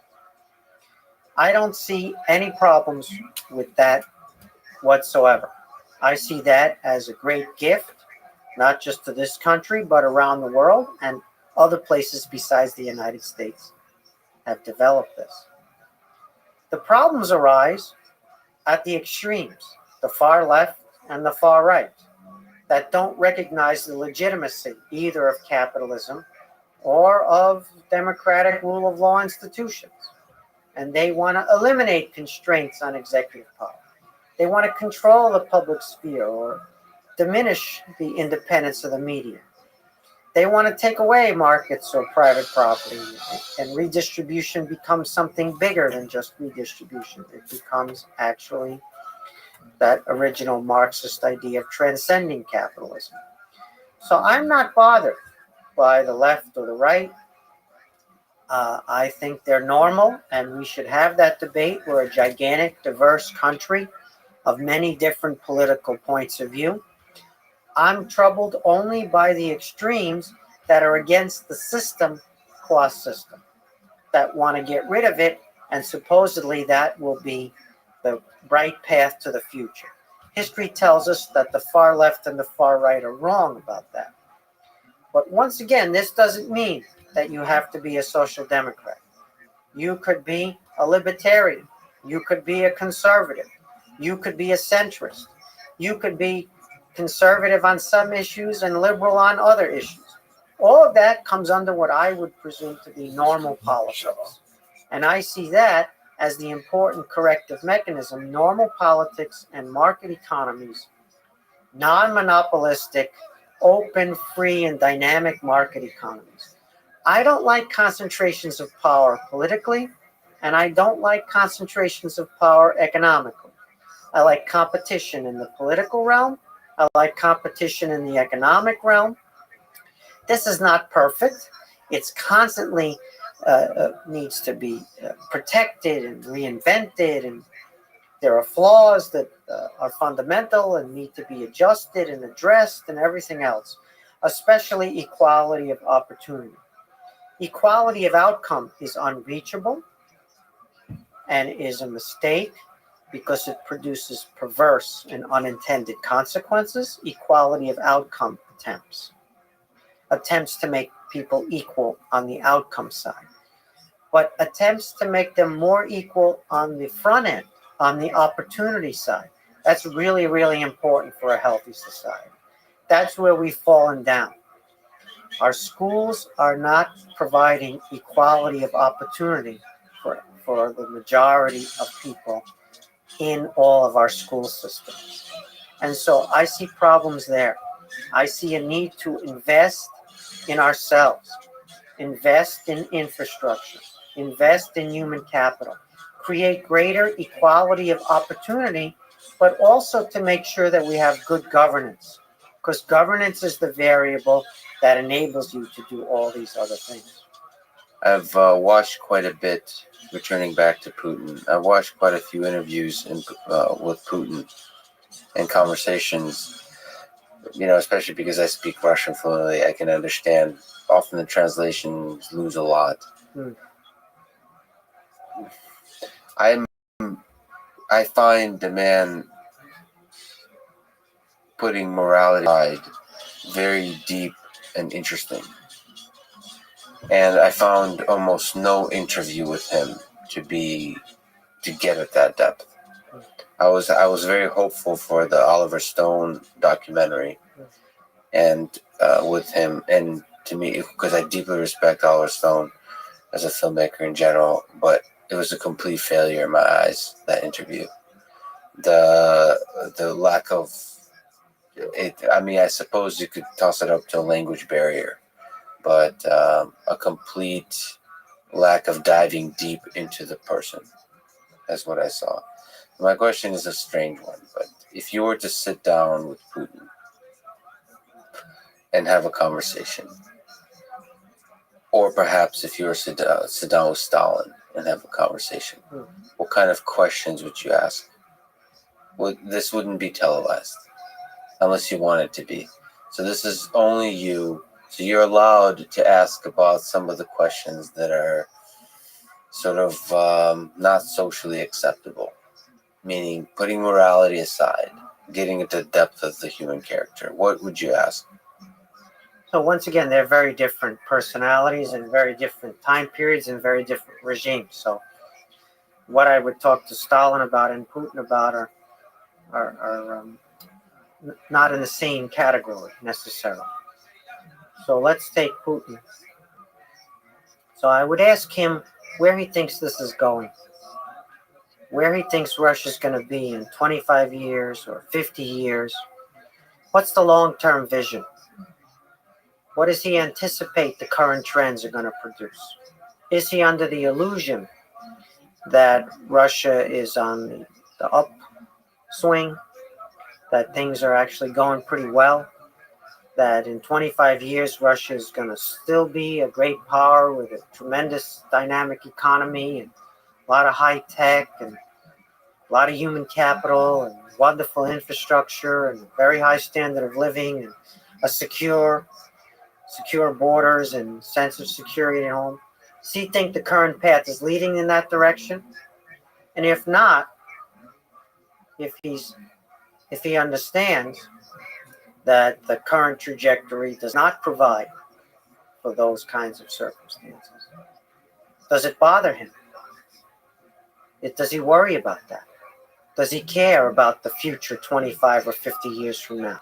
Deep down, what do you think his answer is? The honest answer. Either he thinks he's on that trajectory already, or he doesn't care about that long-term trajectory. So that's the mystery for me with him. He's clever. He has tremendous sources of information. He has great experience now as a world leader, having served for effectively longer than Leonid Brezhnev's long 18-year reign. And so Putin has accumulated a great deal of experience at the highest level compared to where he started. And so I'm interested to understand how he sees this long-term evolution or non-evolution of Russia, and whether he believes he's got them on the right trajectory, or whether, if he doesn't believe that, he cares. I have no idea because I've never spoken to him about this, but I would love to hear the answer. Sometimes you have to ask questions not directly like that, but you have to come a little bit sideways. You can elicit answers from people by making them feel comfortable and coming sideways with them. On the just a quick question, so that's talking about Russia. Yeah. Putin's role in Russia. Do you think it's interesting to ask, and you could say the same for Stalin, the more personal question of how do you feel yourself about this whole thing, about your life, about your legacy, looking at the person that's one of the most powerful and important people in the history of civilization, both Putin and Stalin, you could argue. Yeah. Once you experience power at that level, it becomes something that's almost necessary for you as a human being. It's a drug, it's an aphrodisiac, it's a feeling. You know, you go to the gym to exercise, and the endorphins, the chemicals get released. And even if you're tired or you're sore, you get this massive chemical change, which has very dynamic effects on how you feel and the kind of level of energy you have for the rest of the day. And if you do that for a long time and then you don't do it for a while, you're like a drug addict not getting your fix. You miss it. Your body misses that release of endorphins to a certain extent. That's how power works for people like Putin. That's how power works for people who run universities or are secretaries of state or run corporations, fill in the blank. In whatever ways power is exercised, it becomes almost a drug for people. It becomes something that's difficult for them to give up. It becomes a part of who they are. It becomes necessary for their sense of self and well-being. The greatest people, the people I admire the most, are the ones that can step away from power, can give it up, can give up the drug, can be satisfied, can be stronger even by walking away from continued power when they had the option to continue. Right? So with a person like Putin, once again, I don't know him personally, so I have no basis to judge this. This is a general statement observable with many people and in historical terms. With a person like Putin who's exercised this much power for this long, it's something that becomes a part of who you are, and you have a hard time imagining yourself without it. You begin to conflate your personal power with the well-being of the nation. You begin to think that the more power you have, the better off the country is, this conflation. You begin to be able to not imagine. You can no longer imagine what it would be like just to be an ordinary citizen or an ordinary person running a company, even something much smaller than a country. So I anticipate that, without knowing for sure, that he would be in that category of person. But you'd want to explore that with questions with him about, so what's his day look like from beginning to end? Just take me through a typical day of yours. What do you do in a day? How does it start? What are the ups? What are the downs? What are the parts of the day you look forward to the most? What are the parts of the day you don't look forward to that much? What do you consider a good day? What do you consider a bad day? Yeah. How do you know that what you're doing is having the effects that you intend? How do you follow up? How do you gather the information, the reaction? How do you get people to tell you to your face things that they know are uncomfortable or that you might not want to hear? Those kind of questions. And through that window, through that kind of questioning, you get a window into a man with power. So let me ask about Stalin, because you've done more research. As in another amazing interview you've had,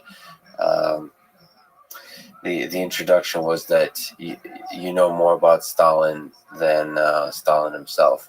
You've done an incredible amount of research on Stalin. So if you could talk to him, get sort of direct research, what questions would you ask of Stalin? I have so many questions, I don't even know where I would begin. The thing about studying a person like Stalin, who's an immense creature, right? He's exercising the power of life and death over hundreds of millions of people.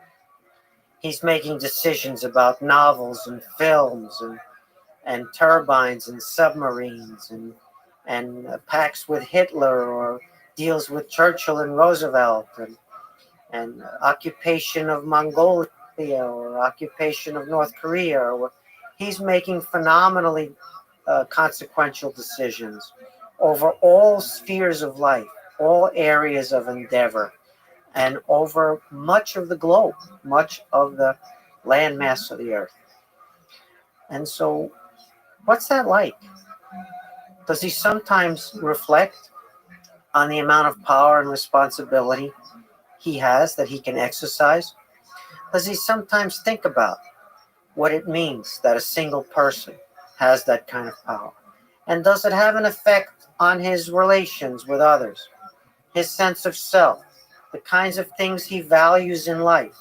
Does he sometimes think it's a mistake that he's accumulated this much power? Does he sometimes wish he had a simpler life? Or is he once again so drunk, so enamored, so caught up with, chemically and spiritually, with exercising this kind of power, that he couldn't live without it? And then, what were you thinking, I would ask, in certain decisions that he made? What were you thinking on certain dates and certain circumstances where you made a decision and could have made a different decision? Can you recall your thought processes? Can you bring the decision back? Was it seat of the pants? Was it something you'd been planning? Did you just improvise, or did you have a strategy? What were you guided by? Whose examples did you look to? When you picked up these books that you read, and you read the books and you made pencil marks in them, is it because you absorbed a lesson there? Or did it really not become a permanent lesson and was just something that you checked and it was like a reflex? So I have many specific questions about many specific events and people and circumstances that I have tried to figure out with the surviving source materials that we have in abundance. But I would still like to delve into his mindset and reconstruct his mind. The closer you get to Stalin, in some ways, the more elusive he can become. And especially around World War II, you've already illuminated a lot of interesting aspects about Stalin's role in the war. But it would be interesting to ask even more questions about how seat of the pants or deliberate some of the decisions have been. If I could ask just one quick question, one last quick question. And you're constrained in time in answering it. Do you think there will always be evil in the world? Do you think there will always be war? Unfortunately, yes. There are conflicting interests, conflicting goals that people have. Most of the time, those conflicts can be resolved peacefully.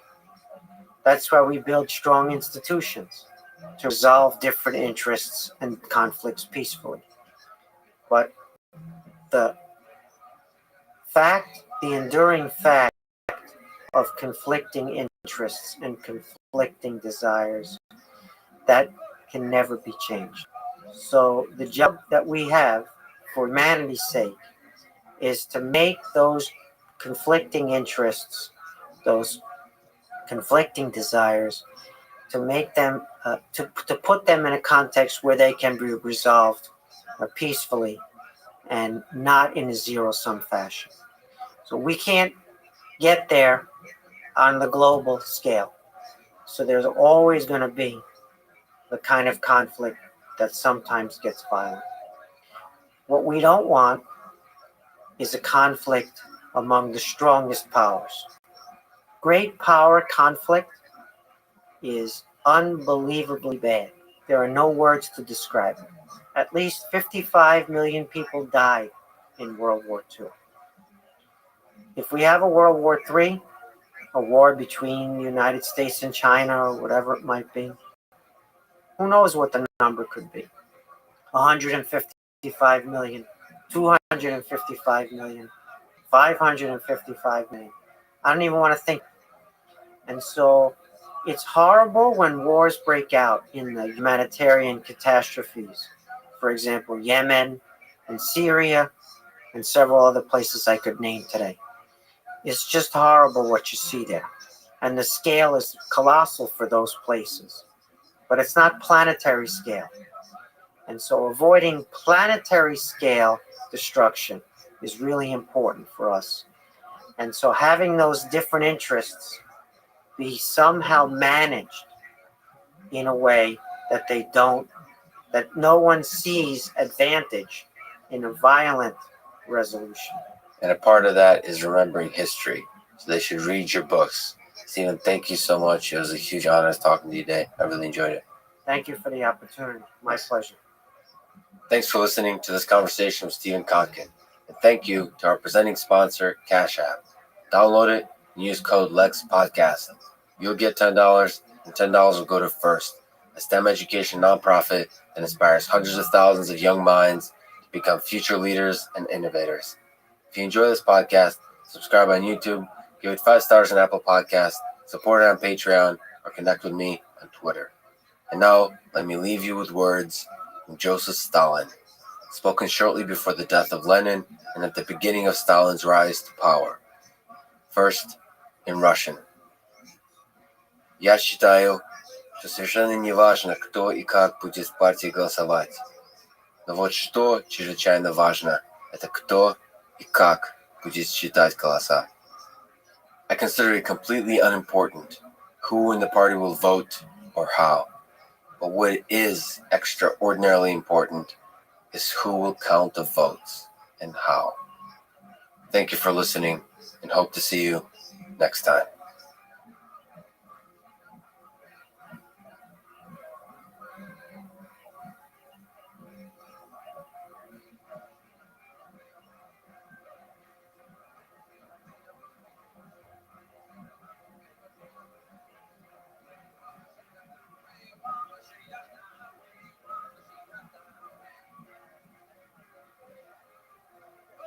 The following is a conversation with Grant Sanderson.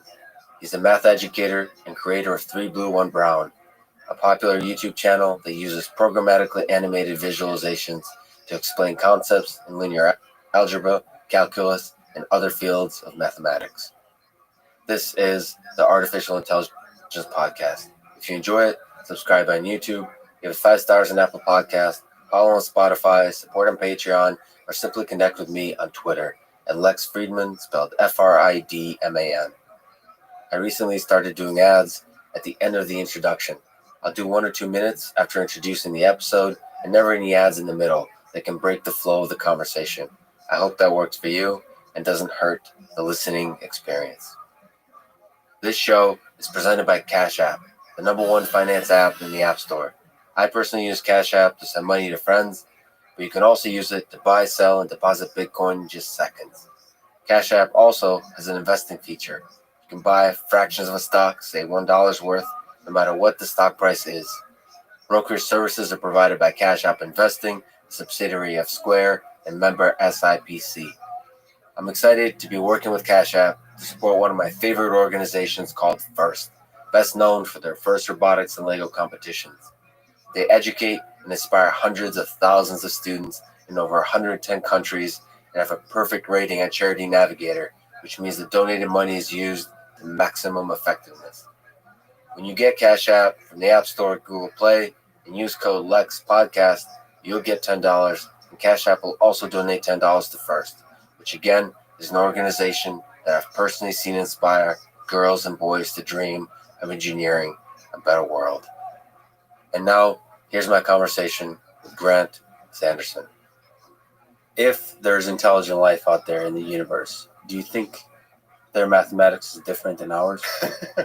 Jumping right in. I think it's probably very different. There's an obvious sense. The notation is different, right? I think notation can guide what the math itself is. I think it has everything to do with the form of their existence, right? Do you think they have basic arithmetic? Sorry, I'm sorry. Yeah, so I think they count, right? I think notions like 1, 2, 3, the natural numbers, that's extremely, natural. That's almost why we put that name to it. As soon as you can count, you have a notion of repetition, right? Because you can count by two times or three times. And so you have this notion of repeating the idea of counting, which brings you addition and multiplication. I think the way that we extend to the real numbers, there's a little bit of choice in that. So there's this funny number system called the surreal numbers that it captures the idea of continuity. It's a distinct mathematical object. You could very well, model the universe and motion of planets with that as the back end of your math, right? And you still have kind of the same interface with the front end of what physical laws you're trying to, or what physical phenomena you're trying to describe with math.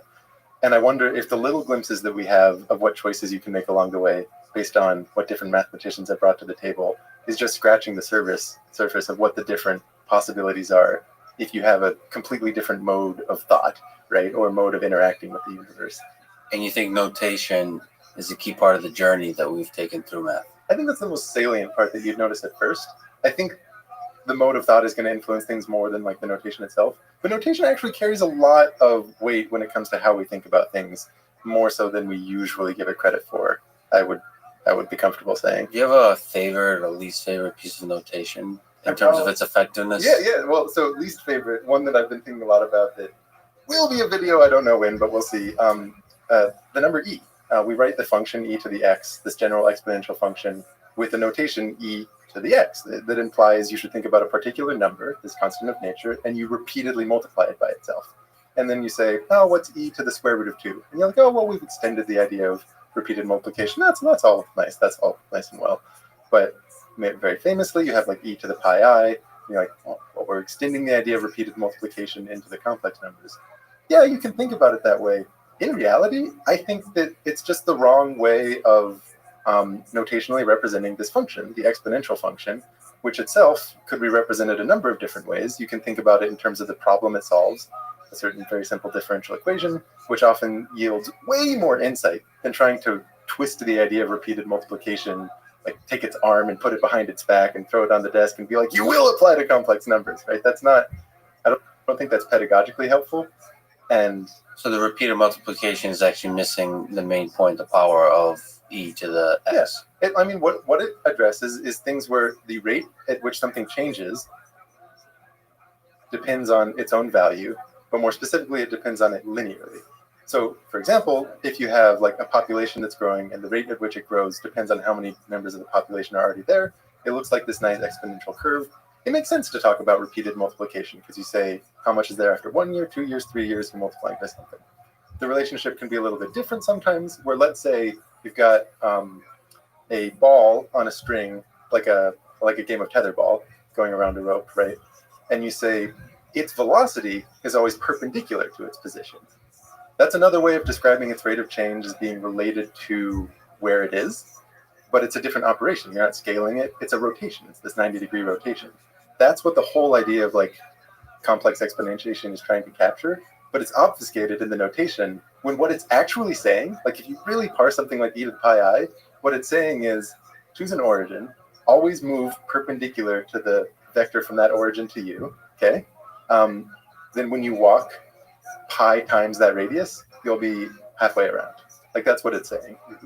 It's kind of you turn 90 degrees, then you walk, you'll be going in a circle. That's the phenomenon that it's describing, but trying to twist the idea of repeatedly multiplying a constant into that, like I can't even think of the number of human hours, of like intelligent human hours that have been wasted trying to parse that to their own liking and desire among like scientists or electrical engineers or students everywhere, which if the notation were a little different or the way that this whole function was introduced from the get-go were framed differently, I think could have been avoided, right?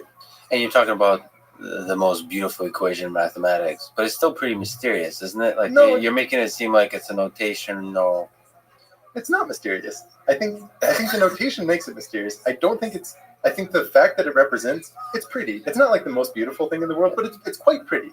The idea that if you take the linear operation of a 90-degree rotation, and then you do this general exponentiation thing to it, that what you get are all the other kinds of rotation, which is basically to say if your velocity vector is perpendicular to your position vector, you walk in a circle. That's pretty. It's not the most beautiful thing in the world, but it's quite pretty. The beauty of it, I think, comes from perhaps the awkwardness of the notation somehow still nevertheless coming together nicely, because you have like several disciplines coming together in a single equation. Well, I in think a sense, like historically speaking. that's true. You've got, so like the number E is significant. Like it shows up in probability all the time. It like shows up in calculus all the time. It is significant. You're seeing it sort of mated with pi, this geometric constant, and I, like the imaginary number and such. I think what's really happening there is the way that E shows up is when you have things like exponential growth and decay, right? It's when this relation that something's rate of change has to itself is a simple scaling, right? A similar law also describes circular motion.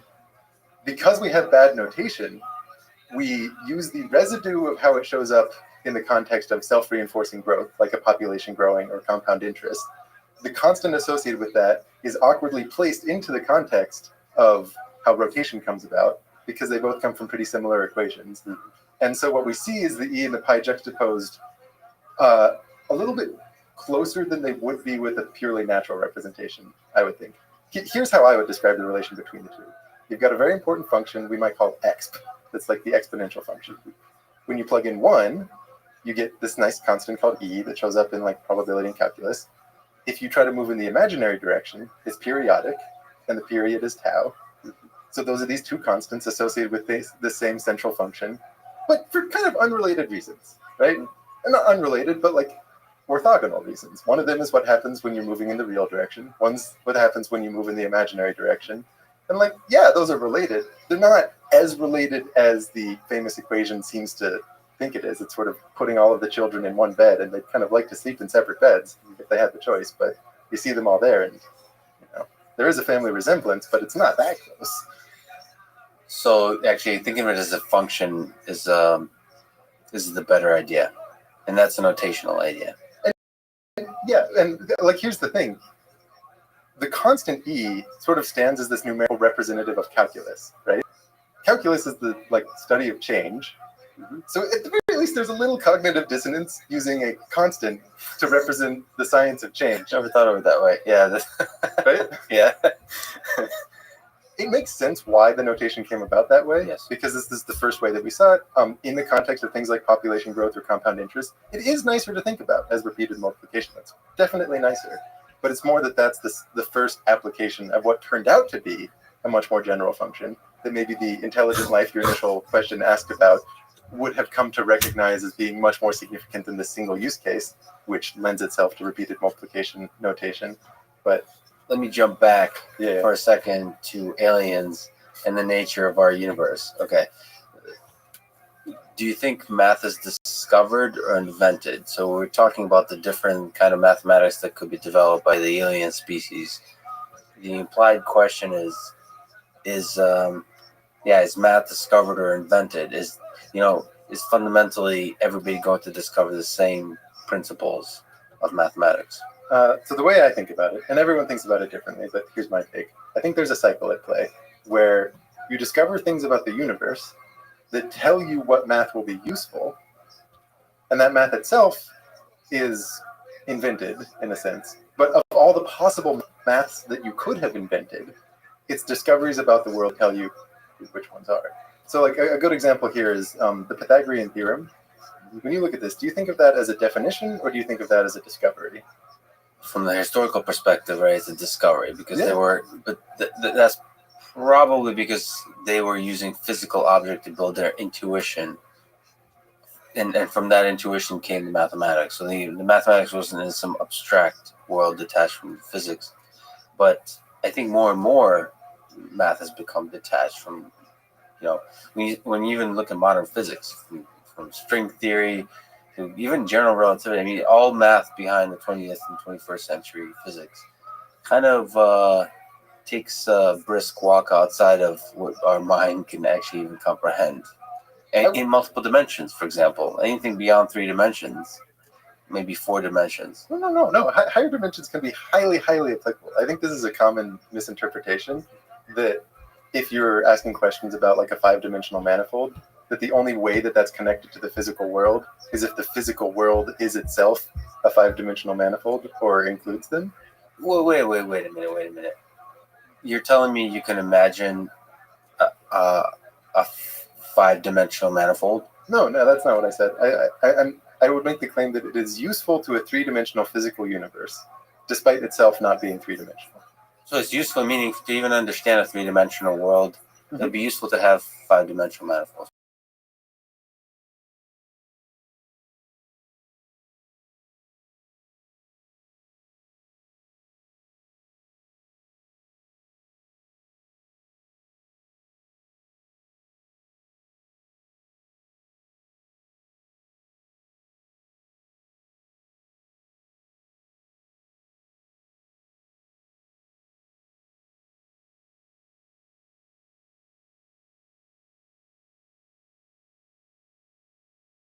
If you look at how we formalize the idea of 2D space as being R2, right, all pairs of real, we define a metric on it and define distance.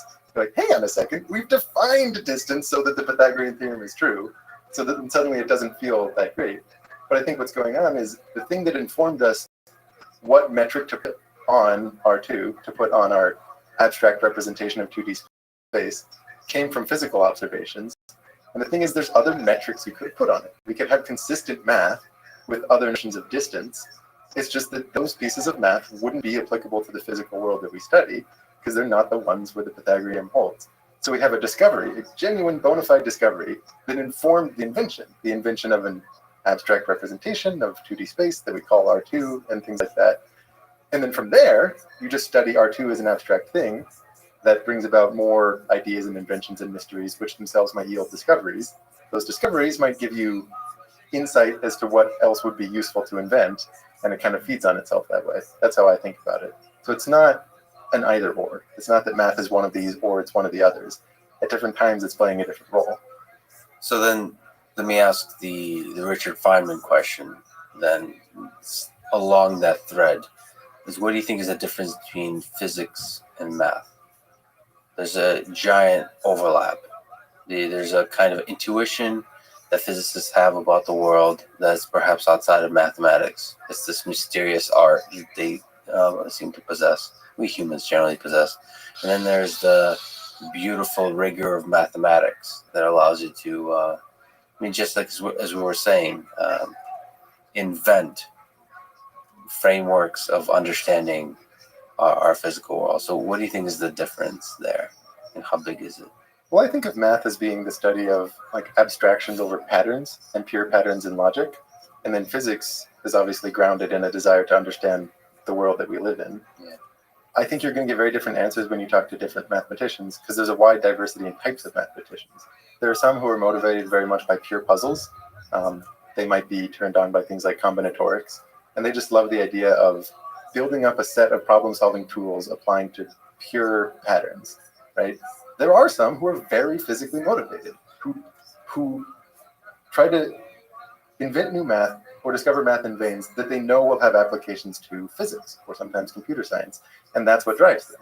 Right? Like chaos theory is a good example of something it's pure math, it's purely mathematical, a lot of the statements being made, but it's heavily motivated by specific applications to largely physics. And then you have a type of mathematician who just loves abstraction. They just love pulling into the more and more abstract things, the things that feel powerful. These are the ones that initially invented like topology and then later on get really into category theory and go on about like infinite categories and whatnot. These are the ones that love to have a system that can describe truths about as many things as possible, right? People from those three different veins of motivation in math are going to give you very different answers about what the relation at play here is. Because someone like Vladimir Arnold, who is this, he's written a lot of great books, many about like differential equations and such. He would say math is a branch of physics. That's how he would think about it. And of course he was studying like differential equations related things because that is the motivator behind the study of PDEs and things like that. But you'll have others who, like especially the category theorists, who aren't really thinking about physics necessarily. It's all about abstraction and the power of generality. And it's more of a happy coincidence that ends up being useful for understanding the world we live in. And then you can get into like, why is that the case? It's sort of surprising that that which is about pure puzzles and abstraction also happens to describe the very fundamentals of quarks and everything else. So why do you think the fundamentals of quarks and the nature of reality is so compressible into clean, beautiful equations that are for the most part simple, relatively speaking, a lot simpler than they could be? So we mentioned somebody like Stephen Wolfram, who thinks that sort of there's incredibly simple rules underlying our reality, but it can create arbitrary complexity. Mhm. But there is simple equations. What I'm asking a million questions that nobody knows the answer to. I But have no idea. Why is it simple? It could be the case that there's like a filtration at play. The only things that physicists find interesting are the ones that are simple enough they could describe it mathematically. right, But as soon as it's a sufficiently complex system, like, no, that's outside the realm of physics. That's biology, or whatever have you. And of course, it's true. Right. maybe there's something where it's like, of course, there will always be some thing that is simple when you wash away the like non-important parts of whatever it is that you're studying. Just from like an information theory standpoint, there might be some like you get to the lowest information component of it. But I don't know, man. Maybe I'm just having a really hard time conceiving of what it would even mean for the fundamental laws to be like intrinsically complicated, like some set of equations that you can't decouple from each other. Well, no, it could be that sort of we take for granted that the laws of physics, for example, are for the most part the same everywhere, or something like that, right? As opposed to the sort of an alternative could be that the rules under which the world operates is different everywhere. It's like a deeply distributed system where just everything is just chaos. Like not in a strict definition of chaos, but meaning like just it's impossible for equations to capture, to explicitly model the world as cleanly as the physical world does. I mean, we almost take it for granted that we can have an equation for gravity, for action at a distance. We can have equations for some of these basic ways the planets move, and just the low level at the atomic scale, how the materials operate, at the high scale, how black holes operate. But it doesn't. It seems like it could be. There's infinite other possibilities where none of it could be compressible into such equations. So it just seems beautiful. It's also weird, probably to the point you're making, that it's very pleasant that this is true for our mind. Right. So it might be that our minds are biased to just be looking at the parts of the universe that are compressible.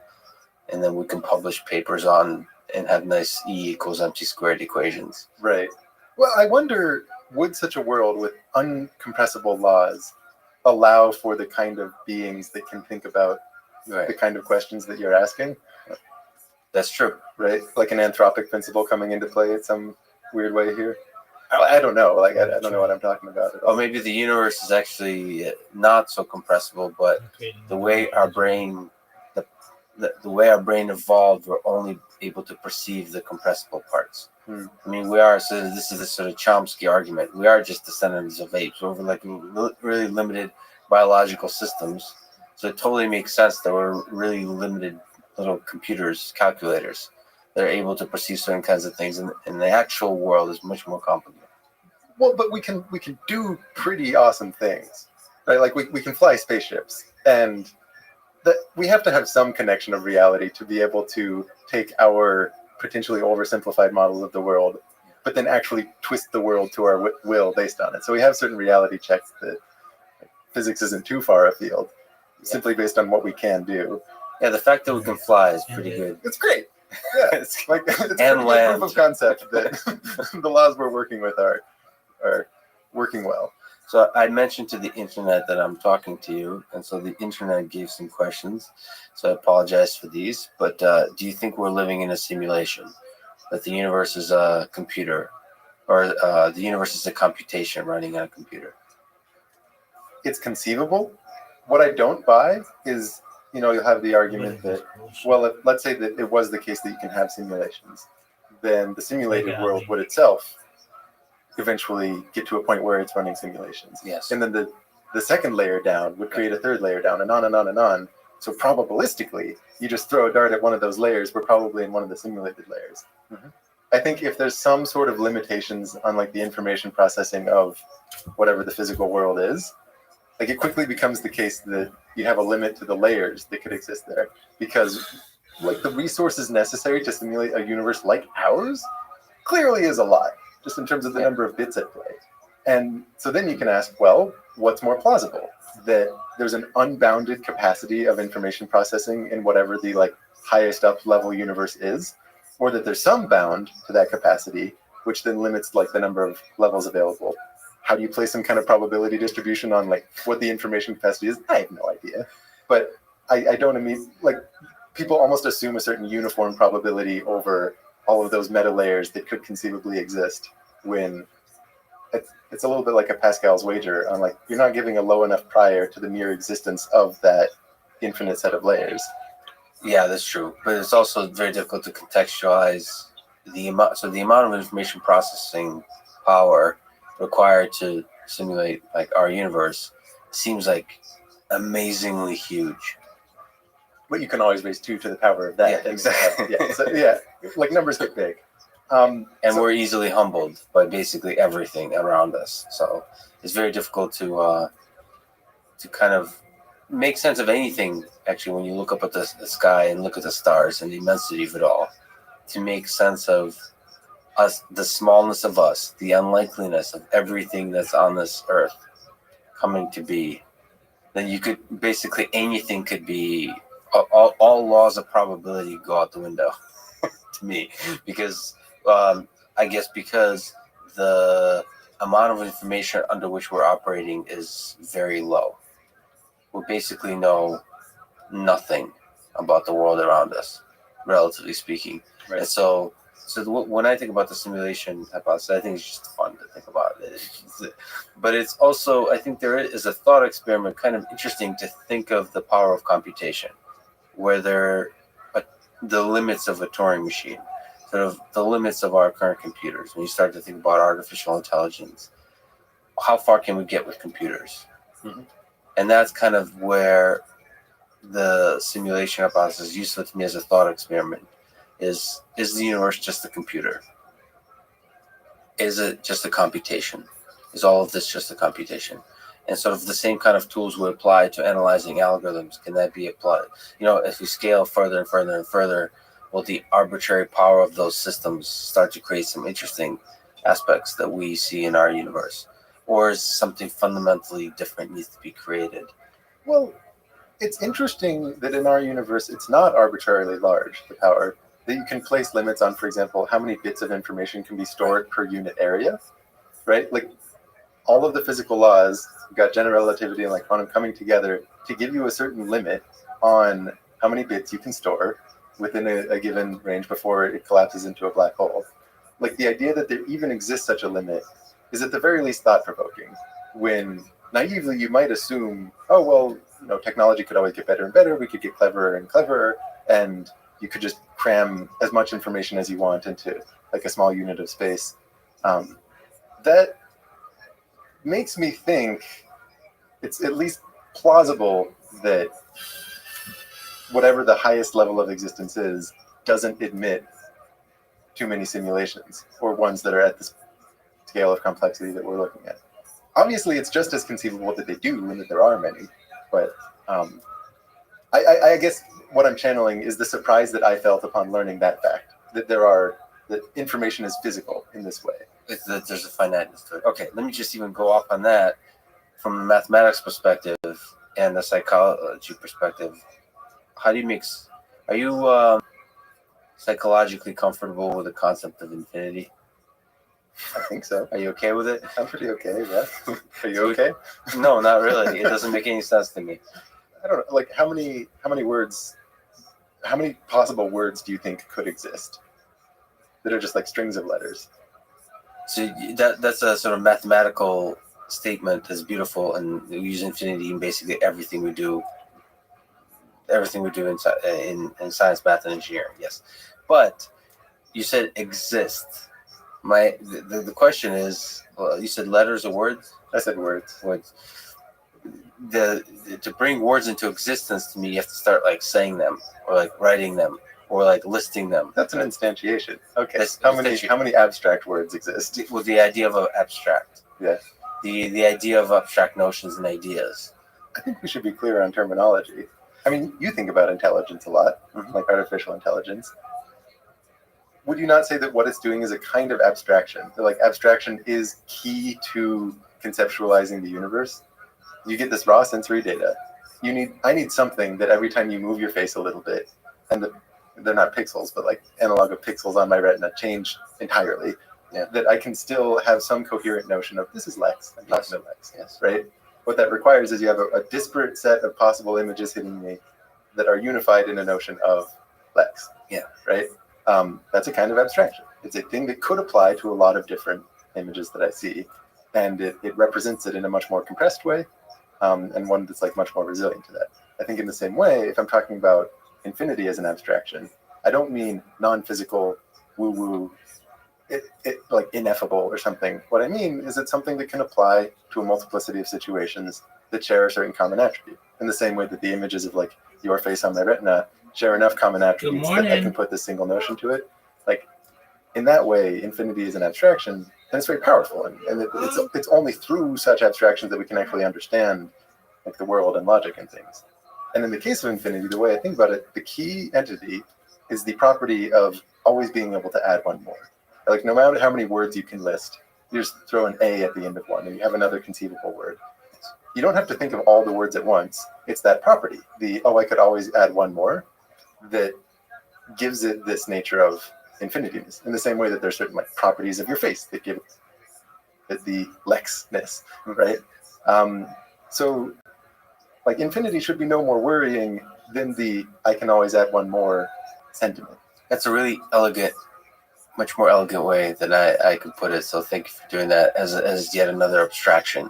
And yes, indeed, that's what our brain does. That's what intelligent systems do. That's what programming does. That's what science does. Is build abstraction on top of each other. And yet, there is at a certain point abstractions that go into the How are you? quote woo, right? Well, apologies. I was and because we're out now like a light last night. I hope you have a wonderful day. And if you're bored during the day, come play with me. The only thing that's me. true is the stuff that's on the ground. Everything else is useful for interpreting this. Excellent. And at a certain point, you might start floating into ideas that are surreal and difficult, and take us into areas that are disconnected from reality in a way that we can never get back. What if instead of calling these abstract, how different would it be in your mind if we called them general? And the phenomena that you're describing is overgeneralization. When you try to have a concept or an idea that's so general as to apply to nothing in particular in a useful way. Does that map to what you're thinking of when you think of? First of all, I'm playing a little just for the fun of it. Yeah, the devil's advocate.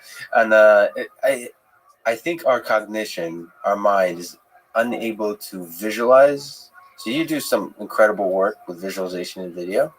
I think infinity is very difficult to visualize for our mind. We can delude ourselves into thinking we can visualize it, but we can't. I would venture to say it's very difficult. And so there's some concepts of mathematics, like maybe multiple dimensions, we could sort of talk about it, that are impossible for us to truly intuit. And it just feels dangerous to me to use these as part of our toolbox of abstractions. On behalf of your listeners, I almost fear we're getting too philosophical. Right? No, heck no. But I think to that point, for any particular idea like this, there's multiple angles of attack. I think when we do visualize infinity, what we're actually doing, you write ... right? 1, 2, 3, 4, ... right? Those are symbols on the page that are insinuating a certain infinity. What you're capturing with a little bit of design there is the I can always add one more property, right? I think I'm just as uncomfortable with you are if you try to concretize it so much that you have a bag of infinitely many things that I actually think of, no, not 1, 2, 3, 4, ... 1, 2, 3, 4, 5, 6, 7, 8. I try to get them all in my head, and you realize, your brain would literally collapse into a black hole. All of that And I honestly feel this with a lot of math that I try to read, where I don't think of myself as like particularly good at math. In some ways, like I get very confused often when I am going through some of these texts, and often what I'm feeling in my head is like, this is just so damn abstract. I just can't wrap my head around it. I just want to put something concrete to it that makes me understand. No. And I think a lot of the motivation for the channel is channeling that sentiment of, yeah, a lot of the things that you're trying to read out there, it's just so hard to connect to anything that you spend an hour banging your head against a couple of pages and you come out not really knowing anything more other than some definitions maybe and a certain sense of self-defeat, right? One of the reasons I focus so much on visualizations is that I'm a big believer in, I'm sorry, I'm just really hampering on this idea of abstraction. Being clear about your layers of abstraction, Yes. right? It's always tempting to start an explanation from the top to the bottom, okay? You give the definition of a new theorem. Like this is the definition of a vector space, for example. That's how we'll start our course. These are the properties of a vector space. First, from these properties, we will derive what we need in order to do the math of linear algebra or whatever it might be. I don't think that's how understanding works at all.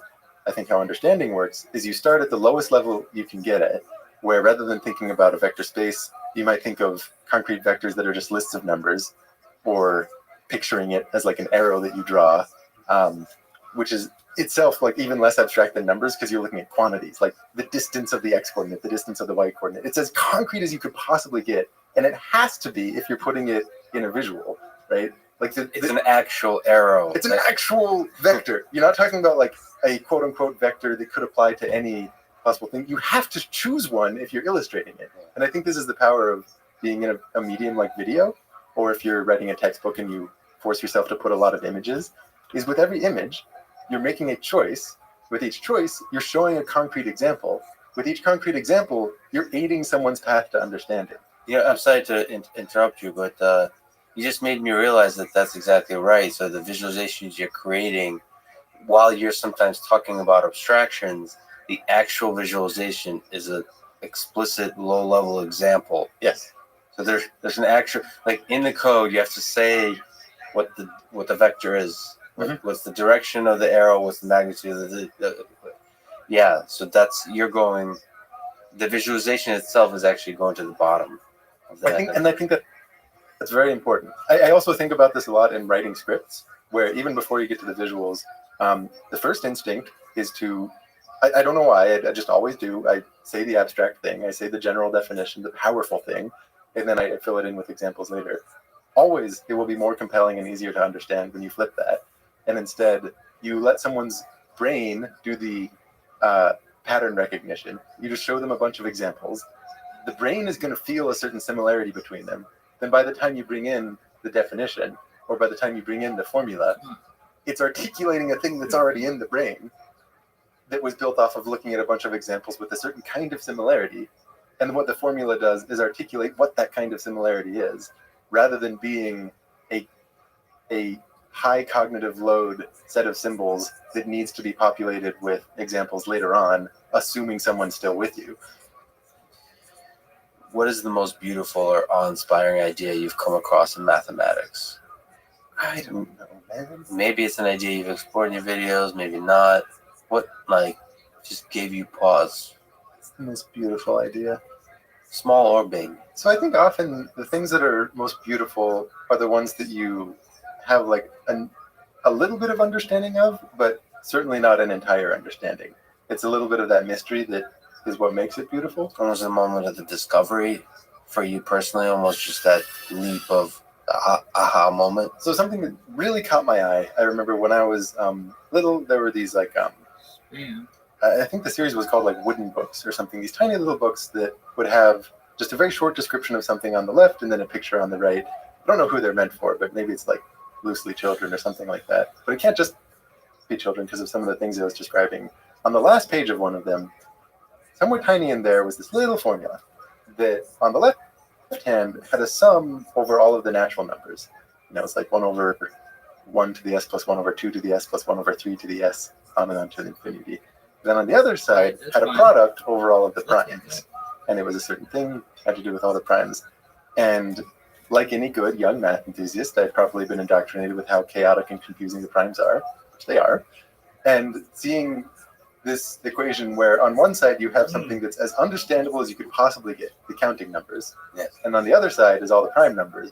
It was like this, whoa, they're related like this?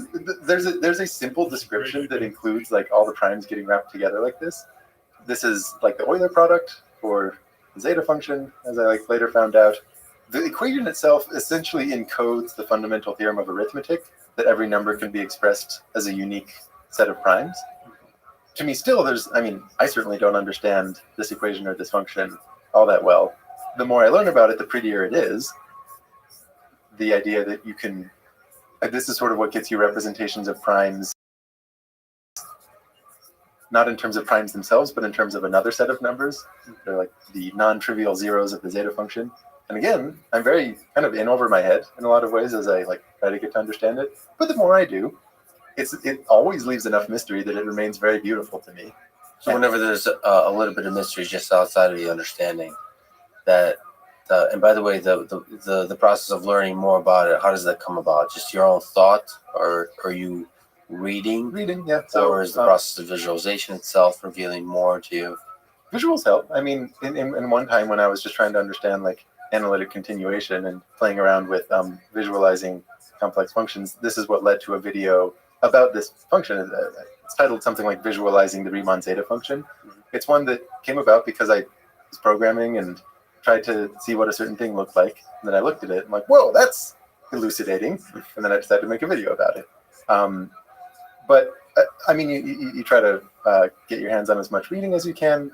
You know, in this case, I think if anyone wants to start to understand it, if they have like a math background of some, like they studied some in college or something like that, like the Princeton Companion to Math has a really good article on analytic number theory, and that itself has a whole bunch of references.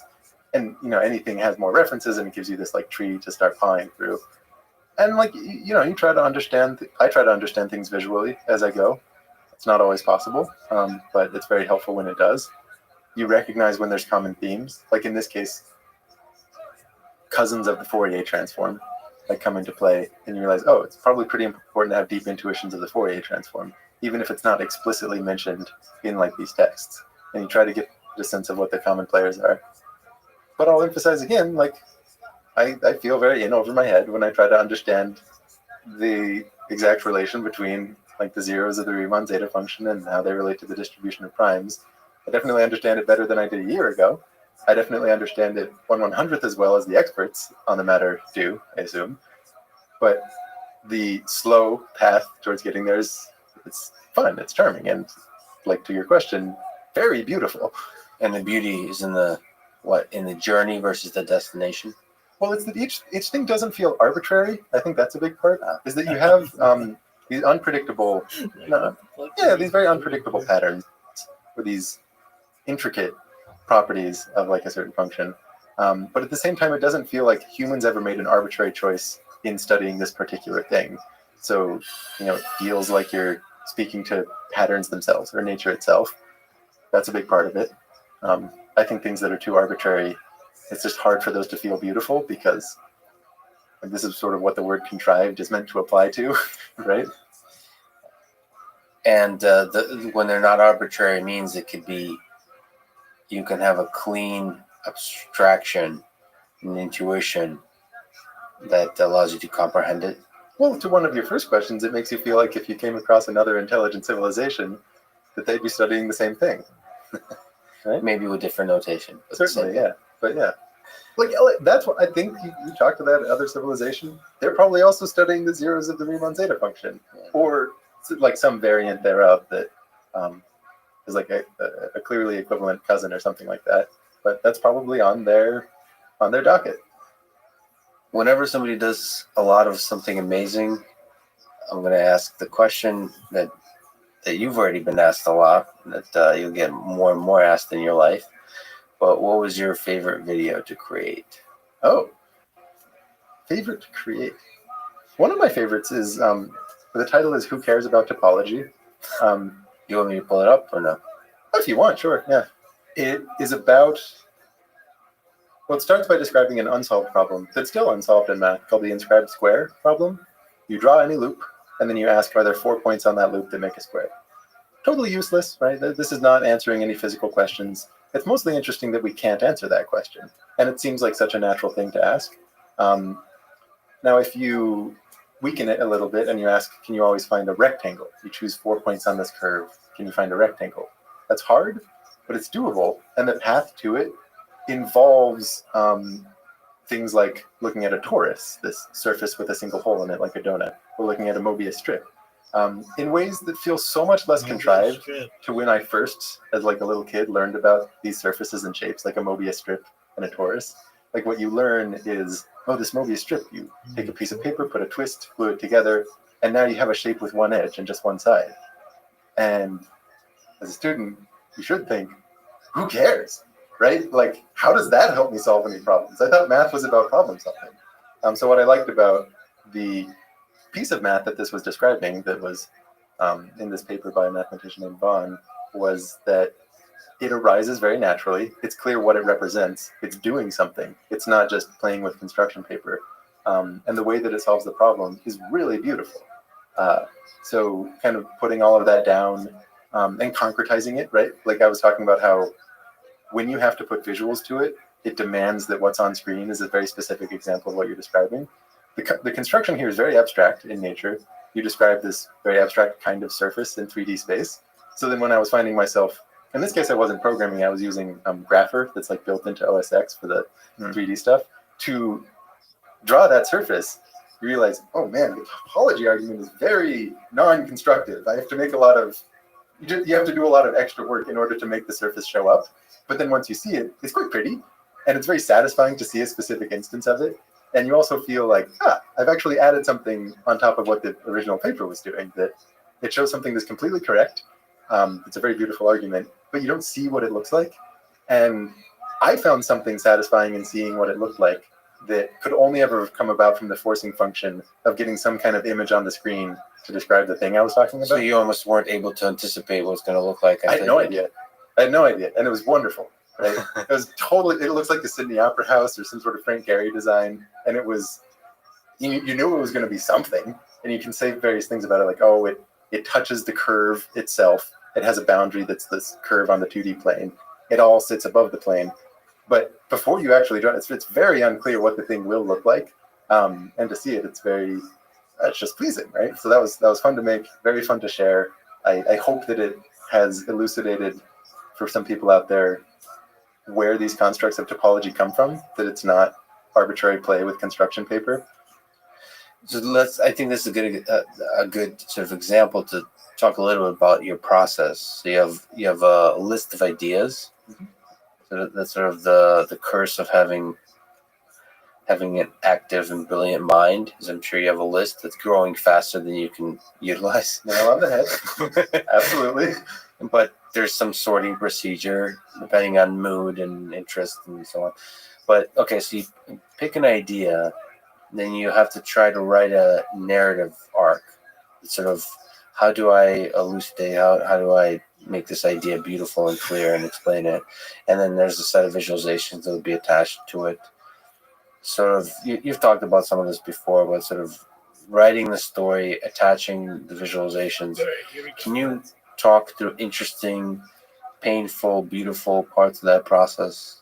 Well, the most painful is if you've chosen a topic that you do want to do, but then it's hard to think of, I guess, how to structure the script. This is sort of where I have been on one for like the last 2 or 3 months. And I think that ultimately the right resolution is just like set it aside and instead do some other things where the script comes more naturally. Because you sort of don't want to overwork a narrative. Like the more you've thought about it, the less you can empathize with the student who doesn't yet understand the thing you're trying to teach. Who is the judger in your head? Sort of the person, the creature, the essence that's saying this sucks or this is good.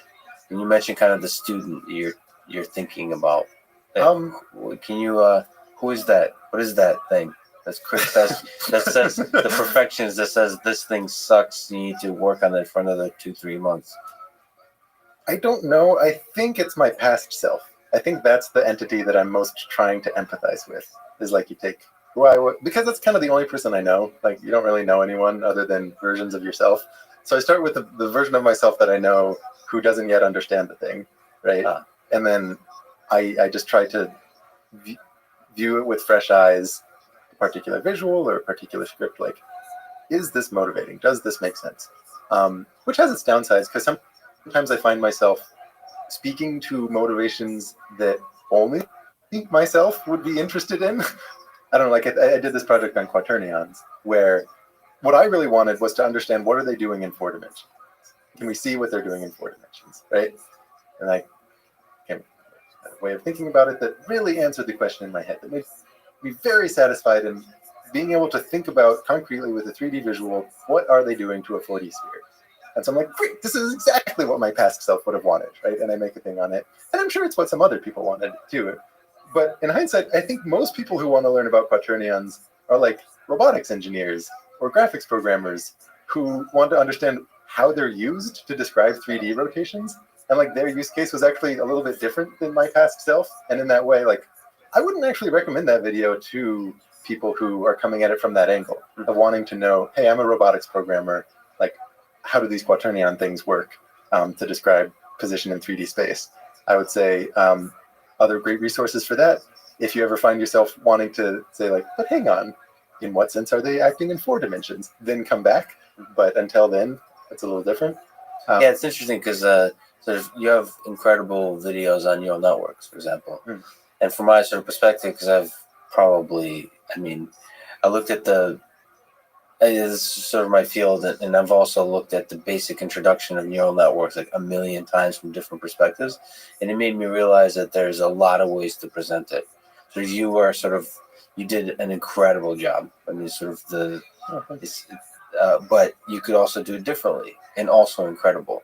Like to create a beautiful presentation of a basic concept requires sort of creativity, requires genius, and so on. But you can take it from a bunch of different perspectives. And that video on neural networks made me realize that. And just as you're saying, you kind of have a certain mindset, a certain view. But if you take a different view from a physics perspective, from a neuroscience perspective, talking about neural networks, or from a robotics perspective, or from a pure learning theory perspective, statistics perspective. So you can create totally different videos, and you've done that with a few actually concepts where you have taken different cuts, like at the Euler equation, right? You've taken different views of that. I think I've made 3 videos on it, and I definitely will make at least 1 more. Never enough. Never enough. So you don't think it's the most beautiful equation in mathematics? No. Like I said, as we represent it, it's one of the most hideous. It involves a lot of the most hideous aspects of our notation. I talked about E, the fact that we use pi instead of tau, the fact that we call imaginary numbers imaginary, and I actually wonder if we use the I because of imaginary. I don't know if that's historically accurate, but at least a lot of people, they read the I and they think imaginary. Like all 3 of those facts, it's like, those are things that have added more confusion than they needed to, and we're wrapping them up in one equation. Like, boy, that's just very hideous. Right. The idea is that it does tie together when you wash away the notation. Like, it's okay. It's pretty. It's nice, but it's not like mind-blowing, greatest thing in the universe. Which is maybe what I was thinking of when I said, like, once you understand something, it doesn't have the same beauty. Like, I feel like I understand Euler's formula. And I feel like I understand it enough to sort of see that just woke up, that hasn't really gotten itself dressed in the morning, that's a little bit groggy, and there's bags under its eyes. So you're past the dating stage. You're not married. We're no longer dating, right? I'm still dating the zeta function, and like she's beautiful, and right, and like we have fun, and it's that high dopamine part. But like maybe at some point we'll settle into the more mundane nature of the relationship where I like see her for who she truly is, and she'll still be beautiful in her own way, but it won't have the same romantic pizzazz, right? Well, that's the nice thing about mathematics. I think as long as you don't live forever, there'll always be enough mystery and fun with some of the equations. Even if you do, the rate at which questions comes up is much faster than the rate at which answers come up. So, if you could live forever, would you? I think so. Yeah. So you don't think mortality is the thing that makes life meaningful? Would your life be 4 times as meaningful if you died at 25? So this goes to infinity. I think you and I. That's really interesting. So what I said is infinite, not 4 times longer. Mm-hmm. I said infinite. So the actual existence of the finiteness, the existence of the end, no matter the length, is the thing that may sort of, for my comprehension of psychology, it's such a deeply human. It's such a fundamental part of the human condition. The fact that we're mortal, that the fact that things end, it seems to be a crucial part of what gives them meaning. I don't think, at least for me, like, it's a very small percentage of my time that mortality is salient, that I'm like aware of the end of my life. What do you mean by me? I'm trolling. Is it the ego? Is it the id? Or is it the superego? So you're The reflective self, the Wernicke's area that puts all this stuff into words. Yeah, a small percentage of your mind that is actually aware of the true motivations that drive you. But my point is that most of my life I'm not thinking about death, but I still feel very motivated to like make things, to like interact with people, like experience love or things like that. I'm very motivated, and it's strange that motivation comes while death is not in my mind at all. And this might just be because I'm young enough that it's not salient, or it's in your subconscious, or that you Sure. construct an illusion that allows you to escape the fact of your mortality by enjoying the moment, sort of the existential approach to life. Could be. Gun to my head, I don't think that's it. Yeah, another sort of way to say gun to the head is sort of the deep psychological introspection of what drives us. I mean, that's in some ways, to me, I mean, when I look at math, when I look at science, is a kind of an escape from reality, in a sense that it's so beautiful. It's such a beautiful journey of discovery that it allows you to actually, it sort of allows you to achieve a kind of immortality of explore ideas and sort of connect yourself to the thing that is seemingly infinite, like the universe, right? That allows you to escape the limited nature of our bodies, of our existence. What else would give this podcast meaning? That's right. If not the fact that it will end. This place closes in 40 minutes. And it's so much more meaningful for it. How much more I love this room because we'll be kicked out. So I understand, just because you're trolling me doesn't mean I'm wrong. So, but I take your point. I take your point. Boy, that would be a good Twitter bio. Just because you're trolling me doesn't mean I'm wrong. Yeah, and sort of difference in backgrounds. I'm a bit Russian, so we're a bit melancholic, and seem to maybe assign a little too much value to suffering and mortality and things like that. Makes for a better novel, I think. Oh yeah, you need some sort of existential threat to drive a plot. So when do you know when the video is done, when you're working on it? That's pretty easy actually, because I mean I'll write the script. I want there to be some kind of aha moment in there, and then hopefully the script can revolve around some kind of aha moment, and then from there, you're putting visuals to each sentence that exists, and then you narrate it, you edit it all together. So given that there's a script, the end becomes quite clear. And you're as I animate it, I often change certainly the specific words, but sometimes the structure itself. But it's a very deterministic process at that point. It makes it much easier to predict when something will be done. How do you know when a script is done? It's like for problem-solving videos, that's quite simple. It's once you feel like someone who didn't understand the solution now could. For things like neural networks, that was a lot harder because, like you said, there's so many angles at which you could attack it. And there, it's just at some point you feel like this asks a meaningful question and it answers that question, right? What is the best way to learn math for people who might be at the beginning of that journey? I think that's it's a question that a lot of folks kind of ask and think about. And it doesn't, even for folks who are not really at the beginning of their journey, like there might be actually deep in their career, some type, they've taken college or taken calculus and so on, but still want to sort of explore math. What would be your advice in sort of education at all ages? Your temptation will be to spend more time like watching lectures or reading. try to force yourself to do more problems than you naturally would. That's a big one. Like the focus time that you're spending should be on like solving specific problems, and seek entities that have well curated lists of problems. So go into like a textbook almost, and the problems in the back of a textbook kind of thing, back of a chapter. So if you can, take a little look through those questions at the end of the chapter before you read the chapter. A lot of them won't make sense. Some of them might, and those are the best ones to think about. A lot of them won't, but just take a quick look, and then read a little bit of the chapter, and then maybe take a look again and things like that. And don't consider yourself done with the chapter until you've actually worked through a couple exercises, right? And this is so hypocritical, right? Because I like put out videos that pretty much never have associated exercises. I just view myself as a different part of the ecosystem, which means I'm kind of admitting that you're not really learning, or at least this is only a partial part of the learning process if you're watching these videos. I think if someone's at the very beginning, like I do think Khan Academy does a good job. They have a pretty large set of questions you can look through. Just the very basics, sort of just picking up, getting comfortable with the very basics. Linear algebra, calculus is fun. Khan Academy. Programming is actually, I think, a great, like, learn to program and like let the way that math is motivated from that angle push you through. I know a lot of people who didn't like math got into programming in some way, and that's what turned them on to math. Maybe I'm biased because like I live in the Bay Area, so I'm more likely to run into someone who has that phenotype, but I am willing to speculate that that is a more generalizable path. So you yourself, kind of in creating the videos, are using programming to illuminate a concept, but for yourself as well. So would you recommend somebody try to make a sort of almost like try to make videos like you do as a way to learn? So one thing I've heard before, I don't know if this is based on any actual study. This might be like a total fictional anecdote of numbers, but it rings in the mind as being true. You remember about 10% of what you read.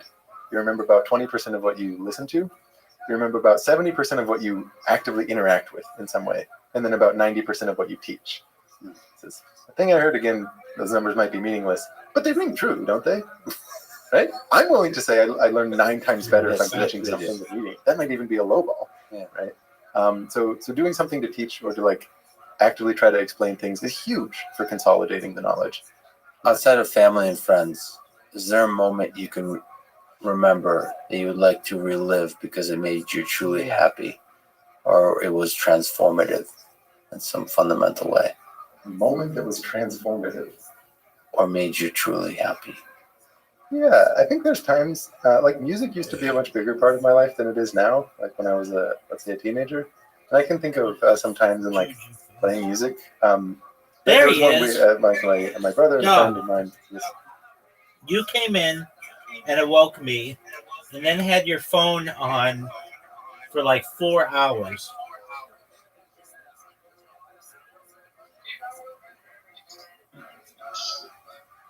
Did you do it again? Really? Yeah. I could hear what you were saying.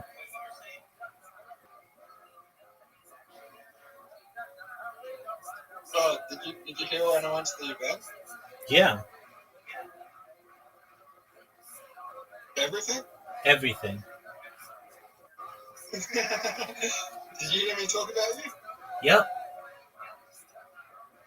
Nice. Why are you so mean to me? How am I mean to you? Are you ready to play? How was I mean to you? You're not. You're a nice person. What event? At what event were you? I was at the beach. Oh, okay. It was a social event. Well, it sounded like fun. So you heard me tell everyone tell me that you were my best friends? I could hear some of it. That's cool.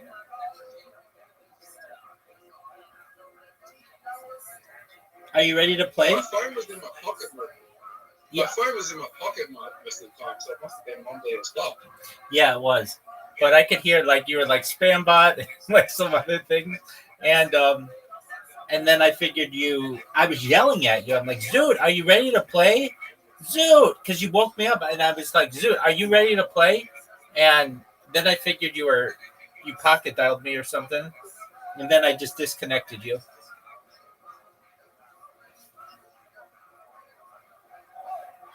Are you ready to play? Yeah. Okay. What game would you like to lose at first? Mini golf. Oh shit, my phone's on 6%. All right, well, go charge it. I'll be home in about 15 minutes. All right, well, then come back in 15 minutes. Wait, 20 at the most. All right, I'll see you in 20 minutes.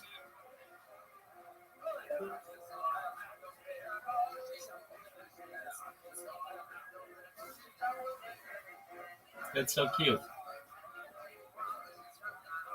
Turn out the day. Turn out the night.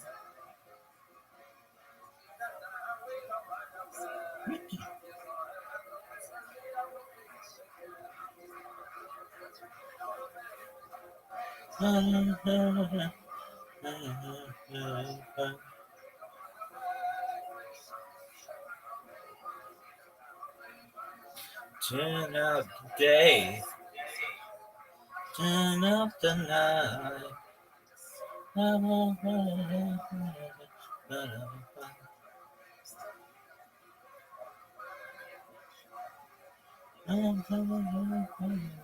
Devil hit you. I'm burning for you.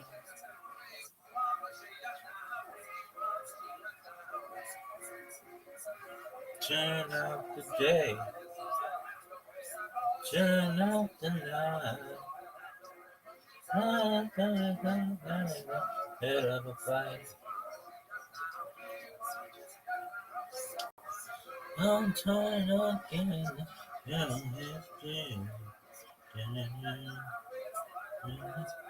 I'm burning for you. What, man? We're in the same boat, big dog. Really? Succeed or die.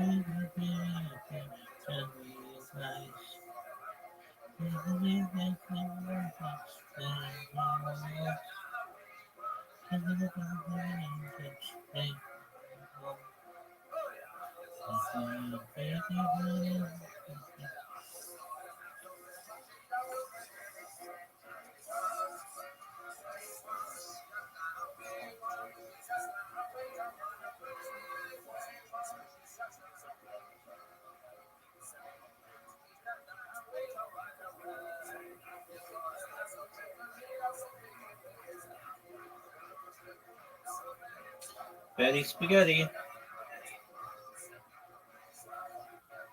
What's your name, girl?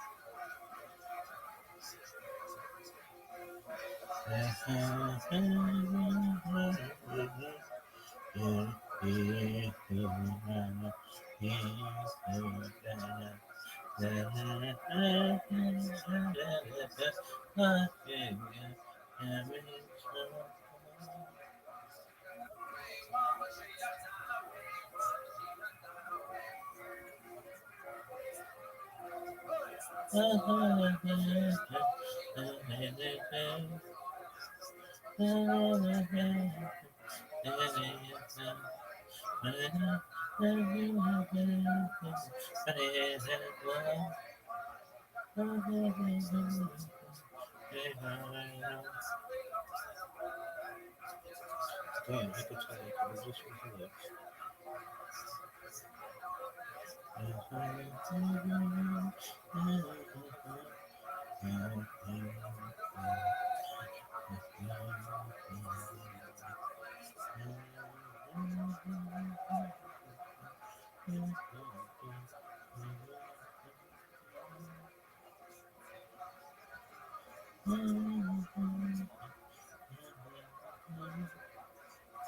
There's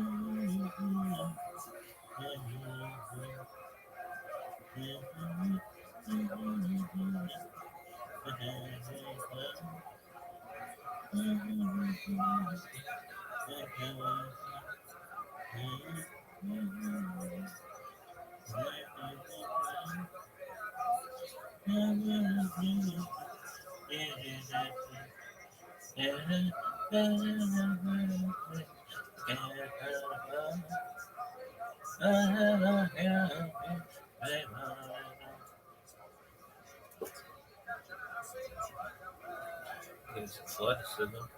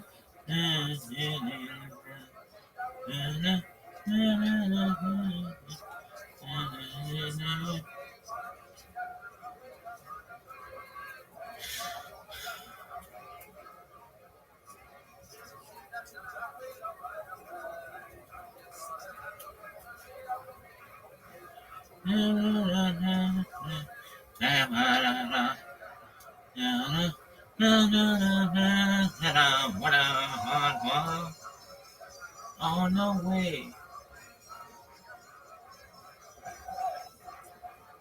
Weird.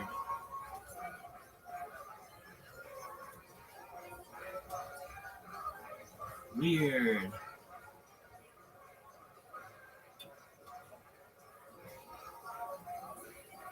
Na na na na na na na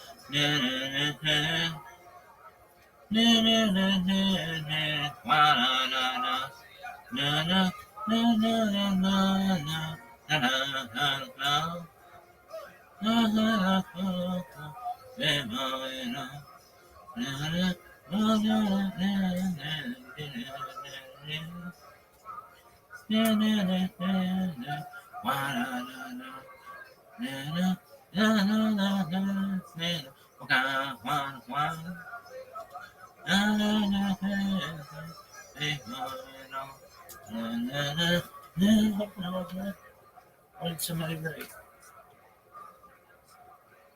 Also, art maker. That's tight.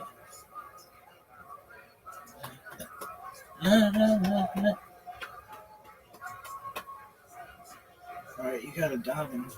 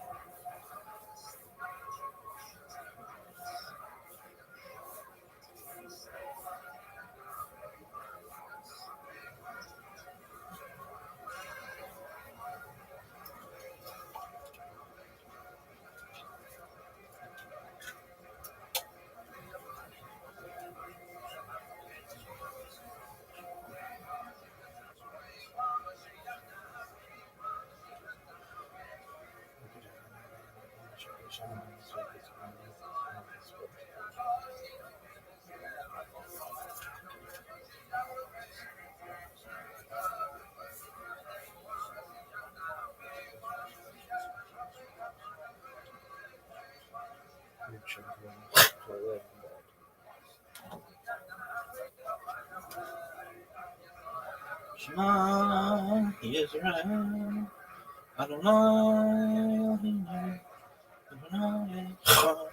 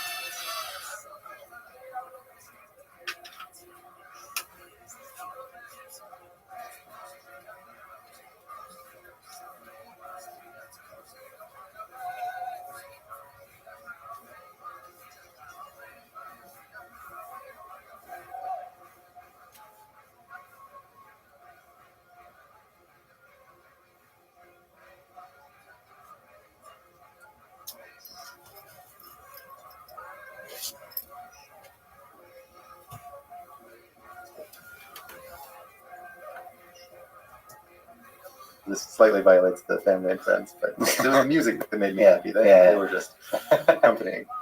We like played a gig at a ski resort, such that you like take a gondola to the top and like did a thing. And then on the gondola right down, we decided to just jam a little bit, and it was just like, I don't know, the gondola sort of came over a mountain, and you saw the city lights, and we're just like jamming, like playing some music.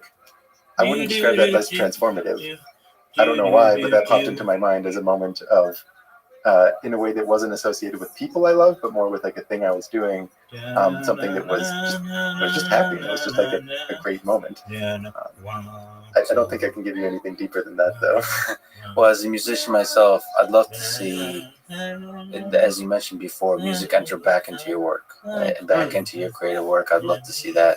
I'm certainly allowing it to enter back into mine, and it's a beautiful thing for a mathematician, for scientists to allow music to enter their work. I think only good things can happen. All right, I'll try to promise you a music video by 2020. By 2020? By the end of 2020. Okay, all right, I'll good. give myself a longer window. All right, maybe we can like collaborate on a band type situation. What instruments do you play? The main instrument I play is violin, but I also love to dabble around on like guitar and piano. Me too, guitar and piano. So in A Mathematician's Lament, Paul Lockhart writes, the first thing to understand is that mathematics is an art. The difference between math and the other arts, such as music and painting, is that our culture does not recognize it as such. So I think I speak for millions of people, myself included, in saying thank you for revealing to us the art of mathematics. So thank you for everything you do, and thanks for talking today. Wow, thanks for saying that. Thanks for having me on. Thanks for listening to this conversation with Grant Sanderson, and thank you to our presenting sponsor, Cash App. Download it, use code LEXPODCAST. You'll get $10, and $10 will go to FIRST, a STEM education nonprofit that inspires hundreds of thousands of young minds to become future leaders and innovators. If you enjoy this podcast, subscribe on YouTube, give it 5 stars on Apple Podcasts, support it on Patreon, or connect with me on Twitter. And now, let me leave you with some words of wisdom from one of Grant's and my favorite people, Richard Feynman. Nobody ever figures out what this life is all about, and it doesn't matter. Explore the world. Nearly everything is really interesting if you go into it deeply enough. Thank you for listening. I hope to see you next time.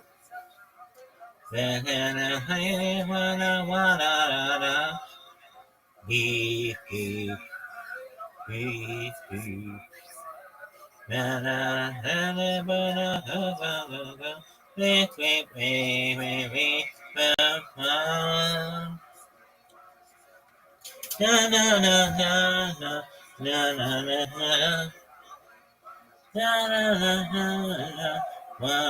The following is a conversation with Daniel Kahneman, winner of the Nobel Prize in Economics, for his integration of economic science with the psychology of human behavior, judgment, and decision making. He's the author of the popular book Thinking Fast and Slow, that summarizes in an accessible way his research of several decades, often in collaboration with Amos Tversky, on cognitive biases, prospect theory, and happiness. The central thesis of this work is the dichotomy between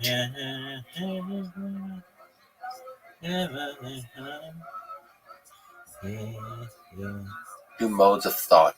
What he calls System 1 is fast, instinctive, and emotional.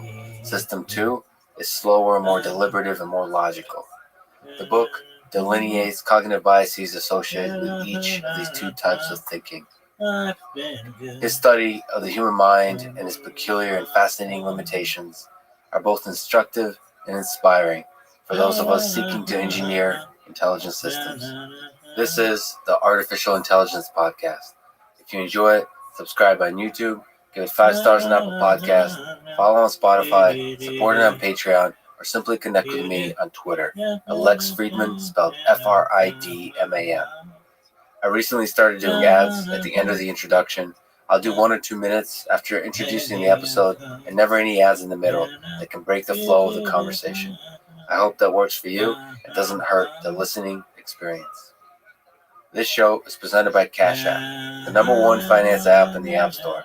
I personally use Cash App to send money to friends, but you can also use it to buy, sell, and deposit Bitcoin in just seconds. Cash App also has a new investing feature. You can buy fractions of a stock, say $1 worth, no matter what the stock price is. Brokerage services are provided by Cash App Investing, a subsidiary of Square and member SIPC. I'm excited to be working with Cash App to support one of my favorite organizations called FIRST, best known for their FIRST robotics and Lego competitions. They educate and inspire hundreds of thousands of students in over 110 countries and have a perfect rating at Charity Navigator, which means that donated money is used to maximum effectiveness. When you get Cash App from the App Store or Google Play and use code LEXPODCAST, you'll get $10, and Cash App will also donate $10 to FIRST, which again is an organization that I've personally seen inspire girls and boys to dream of engineering a better world. And now, here's my conversation with Daniel Kahneman. You tell a story of an SS soldier early in the war, World War II, in Nazi-occupied France in Paris, where you grew up. He picked you up and hugged you and showed you a picture of a boy, maybe not realizing that you were Jewish. Not maybe, certainly not. So I told you I'm from the Soviet Union that was significantly impacted by the war as well, and I'm Jewish as well. What do you think World War II taught us about human psychology broadly? Well, I think the only big surprise is the extermination policy, genocide, by the German people. That's when you look back on it, and I think that's a major surprise. It's a surprise because It's a surprise that they could do it. It's a surprise that enough people willingly participated in that. This is a surprise. Now it's no longer a surprise, but it's changed many people's views, I think, about human beings. Certainly for me, the Eichmann trial that teaches you something, because it's very clear that if it could happen in Germany, it could happen anywhere. It's not that the Germans were special. This could happen anywhere. So what do you think that is? Do you think we're all capable of evil? We're all capable of cruelty? I don't think in those terms. I think that what is certainly possible is you can dehumanize people so that you treat them not as people anymore, but as animals. And in the same way that you can slaughter animals without feeling much of anything, the same And when you feel that, I think the combination of dehumanizing the other side and having uncontrolled power over other people, I think that doesn't bring out the most generous aspect of human nature. So that Nazi soldier, uh, he was a good man. I mean, and he was perfectly capable of killing a lot of people, and I'm sure he did. But what did the Jewish people mean to Nazis? So what the dismissal of Jewish as worthy of? Again, this is surprising that it was so extreme, but it's not one thing in human nature. I don't want to call it evil, but the distinction between the in-group and the out-group, that is very basic. So that's built in. The loyalty and affection towards in-group and the willingness to dehumanize the out-group, that is in human nature. And that's what I think we probably didn't need the Holocaust to teach us that, but the Holocaust is a very sharp lesson of what can happen to people and what people can do. So the effect of the in-group and the out-group.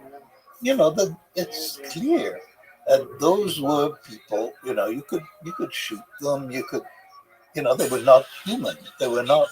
There was no empathy, or very, very little empathy. His mother was a mother. So occasionally, there might have been, and very quickly, by the way, the empathy disappeared if there was initially, and the fact that everybody around you is doing it, that completely, the group doing it, and everybody shooting Jews, I think that His mother was a mother. Makes it permissible. Now, how much, whether it could happen or in every culture, or whether the Germans were just particularly efficient and disciplined so they could get away with it. That's a question. It's an interesting question. Are these artifacts of history, or is it human nature? I think that's really human nature. You put some people in a position of power relative to other people, and then they become less human, and they become different. But in general, in war, outside of concentration camps in World War II, it seems that war brings out darker sides of human nature, but also the beautiful things about human nature. Well, what it brings out is the loyalty among soldiers. It brings out the bonding. Male bonding, I think, is a very real thing that happens, and so and there is a certain thrill to friendship, and there is certainly a certain thrill to friendship under risk and to shared risk, and so people have very profound emotions up to the point where it gets so traumatic that little is left. But so let's talk about psychology a little bit. In your book, Thinking Fast and Slow, you describe two modes of thought. System 1, the fast instinctive and emotional one. And System 2, the slower, deliberate, logical one. At the risk of asking Darwin to discuss theory of evolution, can you describe distinguishing characteristics for people who have not read your book of the two systems? Well, the word system is a bit misleading, but it's at the same time it's misleading. It's also very useful. But what I call system 1, it's easier to think of it as a family of activities. And primarily the way I described it is there are different ways for ideas to come to mind. And some ideas come to mind automatically. And the standard example is 2 plus 2, and then something happens to you.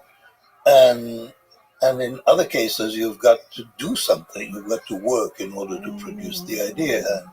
my example, I always give the same pair of numbers, is 27 times 14, I think. You have to perform some algorithm in your head, some Yes, steps. and it takes time. It's a very different. Nothing comes to mind except something comes to mind, which is the algorithm. I mean, that you've got to perform, and then it's work, and it engages short-term memory, and it engages executive function, and it makes you incapable of doing other things at the same time. So the main characteristic of System 2 is that there is mental effort involved, and there's a limited capacity for mental effort, whereas System 1 is effortless, essentially. That's the major distinction. So you talk about it's really convenient to talk about two systems, but you also mentioned just now and in general that there's no distinct two systems in the brain from a neurobiological, even from psychology perspective. But why does it seem to, from the experiments you've conducted, there does seem to be kind of emergent two modes of thinking? So at some point, these kinds of systems came into a brain architecture. Maybe mammals share it, but or do you not think of it at all in those terms, that it's all a mush and these two things just emerge? You know, evolutionary theorizing about this is cheap and easy. So it's the way I think about it is that it's very clear that animals have a perceptual system, and that includes an ability to understand the world, at least to the extent that they can predict. They can't explain anything, but they can anticipate what's going to happen, and that's a key form of understanding the world. And my crude idea is that what I call System 2, System 2 grew out of this.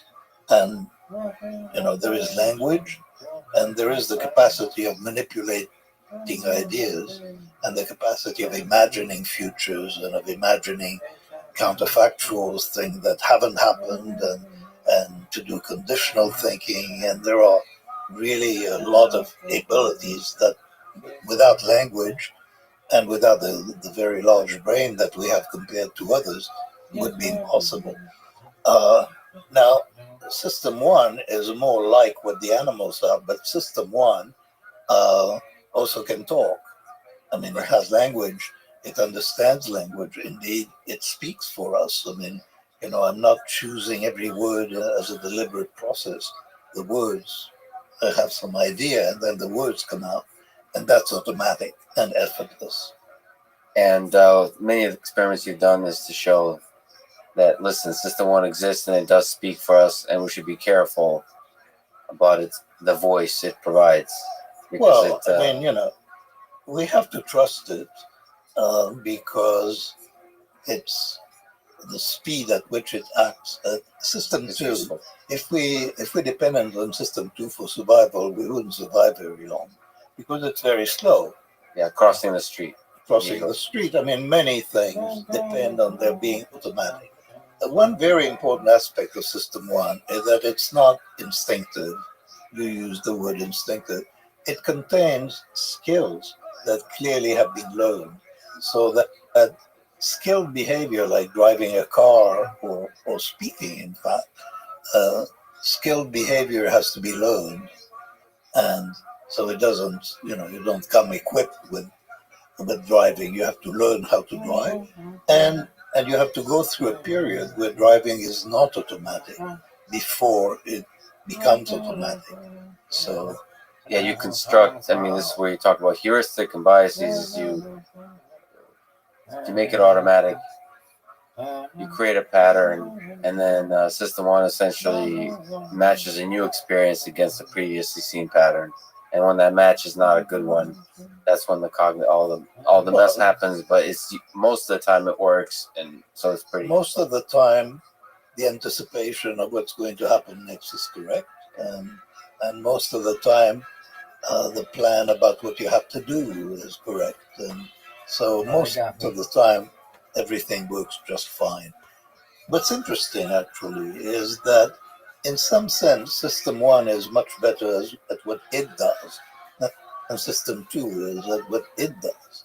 That is, there is that quality of effortlessly solving enormously complicated problems, which clearly exists. So that a chess player, a very good chess player, all the moves that come to their mind are strong moves. So all the selection of strong moves happens unconsciously and automatically and very, very fast. And all that is in System 1. So System 2 verifies. So along this line of thinking, really what we are machines that construct pretty effective System 1. You could think of it that way. So we're now talking about humans, but if we think about building artificial intelligence systems, robots, do you think all the features and bugs that you have highlighted in human beings are useful for constructing AI systems? So both systems are useful for perhaps instilling in robots? What is happening Welcome. How are these you, days is What's that good? actually Oh, what is Connor. happening in deep learning Connor changed is, his thing. is more like a System 1 product than like a System 2 product. I mean, deep learning matches patterns and anticipate what's going to happen, so it's highly predictive. What That's right. what deep learning doesn't have, and many people think that this is the critical. It doesn't have the ability to reason, so it doesn't. There is no System 2 there. But I think very importantly, it doesn't have any causality or any way to represent meaning and to represent real interaction. So until that is solved, what can be accomplished is marvelous and very exciting, but limited. That's actually really nice to think of. Current advances in machine learning is essentially System 1 advances.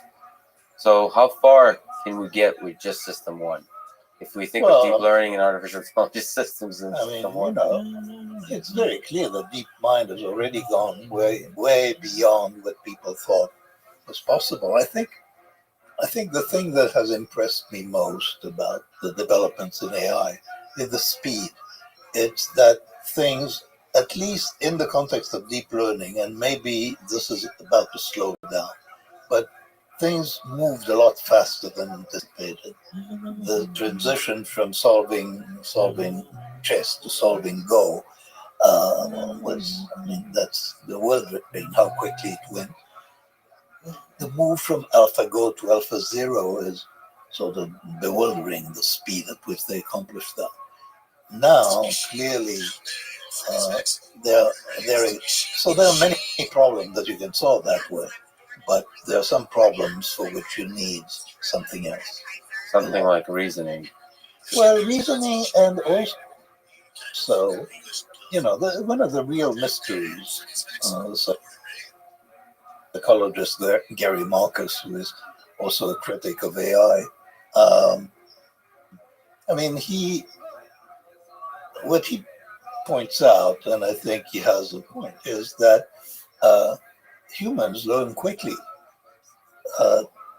Children don't need a million examples.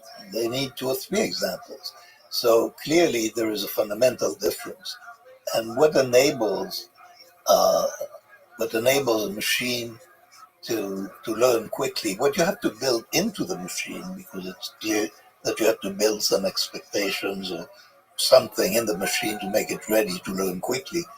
That at the moment seems to be unsolved.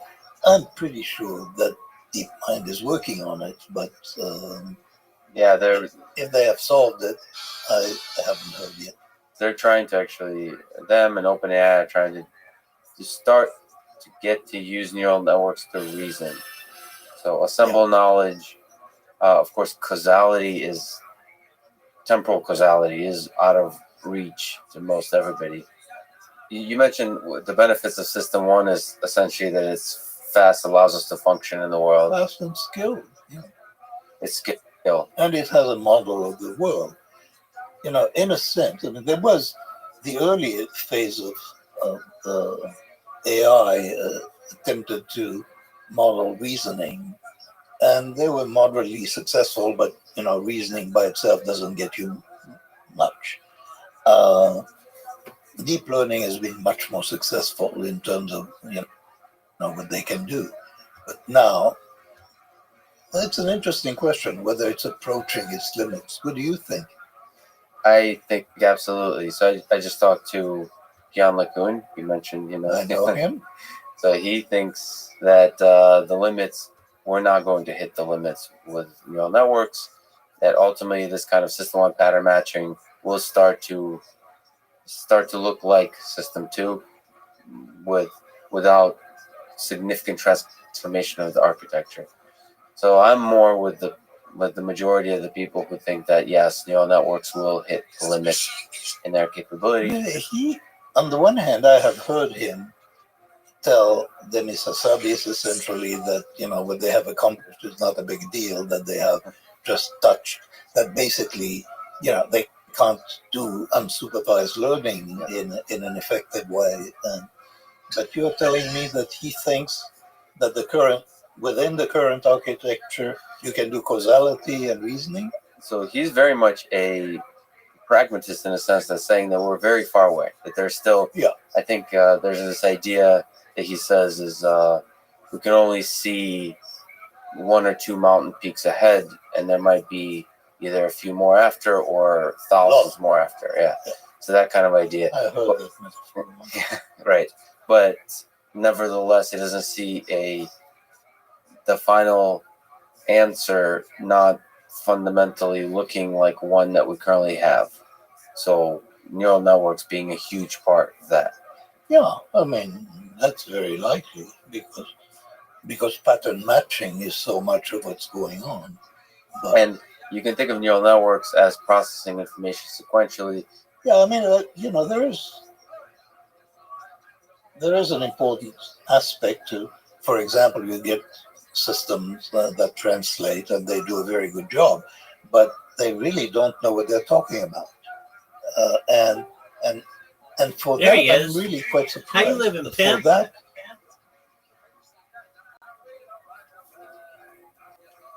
do you remember that time I asked you how you're doing, and you were like quiet? Yeah, good.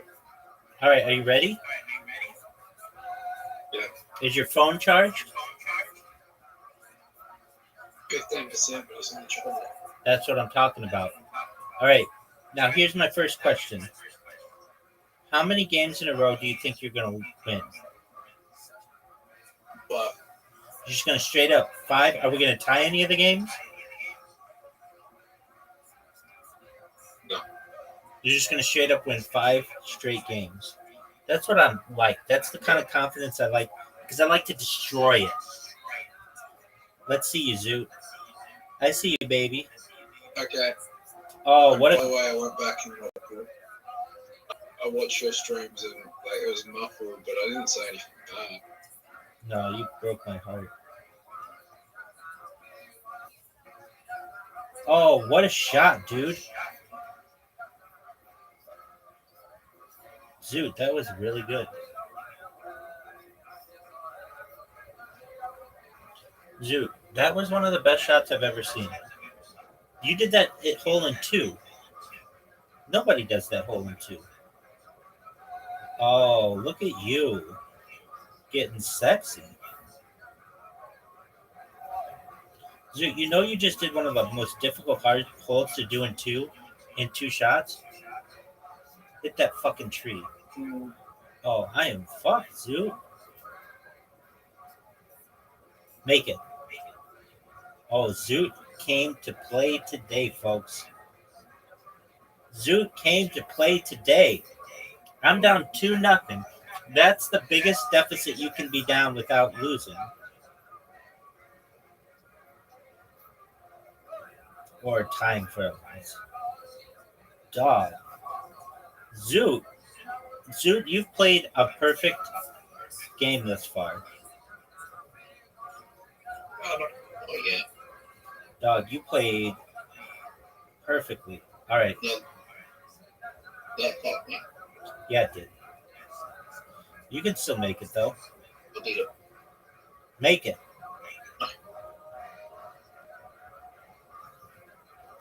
All right, I need this shot. To stay in contention. Oh, I fucked myself, Zoot.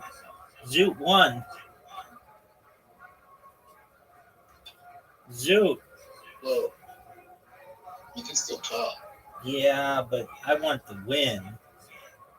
The straight up W.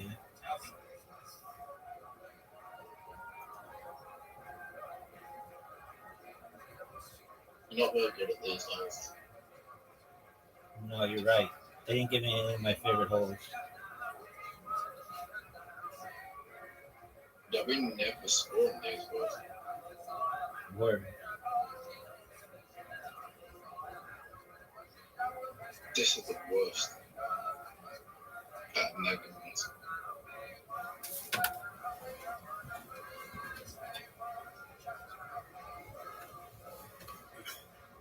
Hit that ball, baby.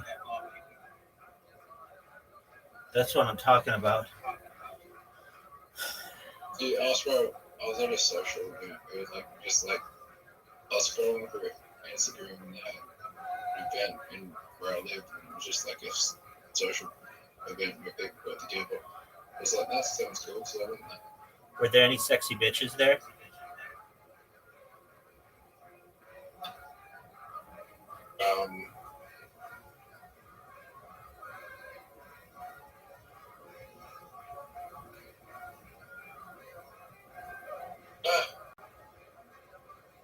She was okay. Just okay?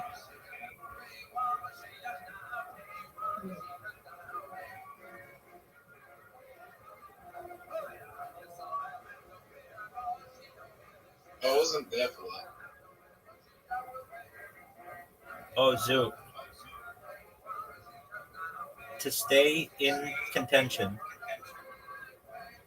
Oh, no! Zoot won. Garbage, Zoot. Absolute, positive garbage. Zoot, you're a champion. How does that make you feel?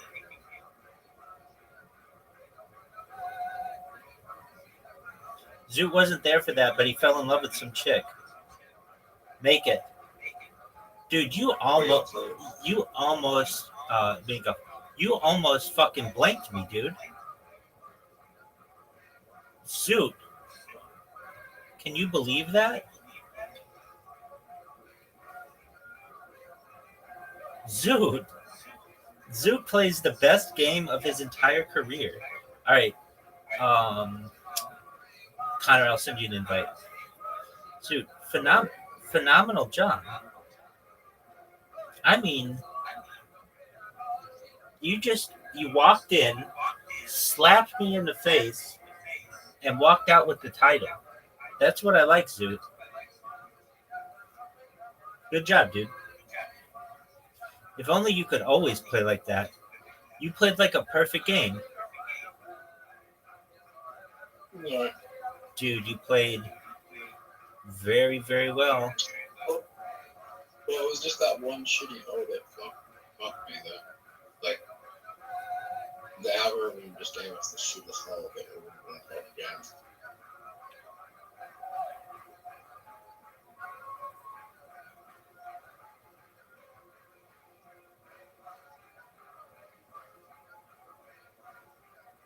You see me. That's what I'm talking about. That's a great shot. Zoot, let's see what you've got.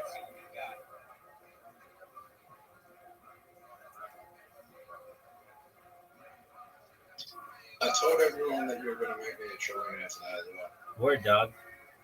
They all believed you. They asked, I said, what's an interesting fact about you? And I said, well, my best friend's a rabbi who streams his life 24/7, and he says that when he goes bro, he's going to make me a trillionaire. That's 100% right. You answered the question correctly.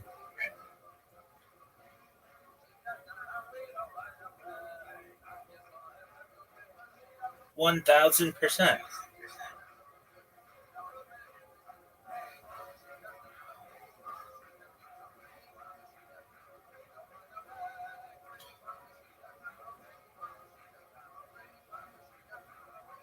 Dude, I can't believe how well you played that last game.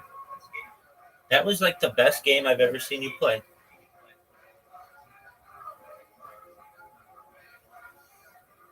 As for this, you two get it, Zoot. Water. I'm up 2-0. Oh. Perfect hole for this shot. One of the greatest shots in the history of mankind. Zoot, hit my ball.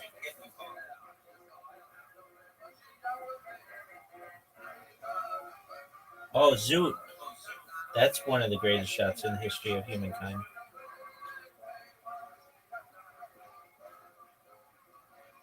Kind of hit it off the corner.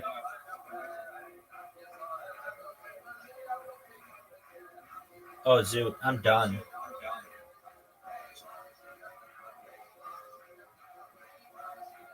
Oh, I did the math today, Rabbi. You did the what? I did the math today. And in 25 years, $1 million, the way inflation's going in 25 years, $1 million will be have the same purchasing power of $100,000. Yeah, dog. That's why I keep saying, man, I make everybody trillionaires.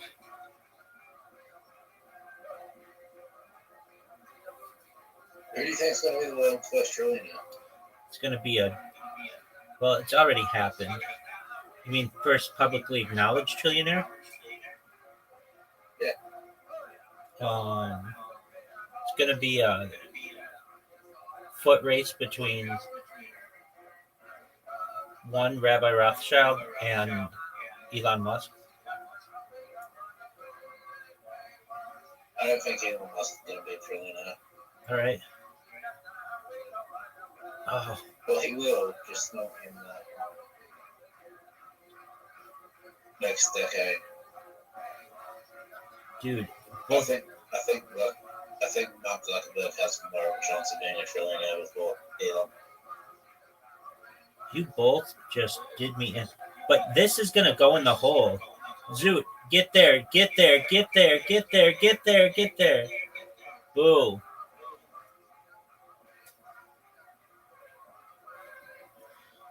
Zoot, are you proud of that shot? Yep. You should be. I feel like Oh, this is going to help me. Go, baby, go, baby, go, baby, go, baby. Hit my ball. Are you serious? the other saying. Look at this shot, Zoot. Look at this shot, Zoot. Oh, man, I was almost there. Zoot, are you going to help Connor?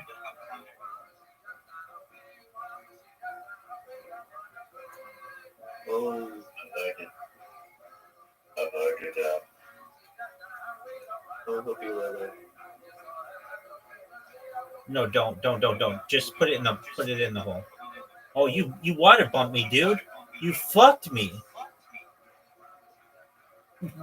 Connor straight up fucks me. Hilarious. That was a great way to fuck me up. And then I'm gonna put his ball in the hole. Are you serious? That was a great water ball.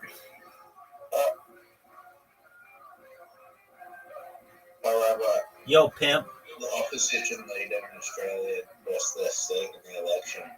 It's the first time it's ever happened in Australian political history. Did you guys elect the koala? No, yeah. Anthony Albanese is still our Prime Minister. Do you like him?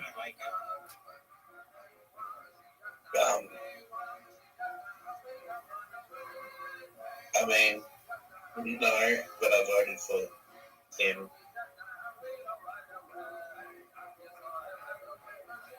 I don't like him, but I voted for him because I didn't trust the other guy.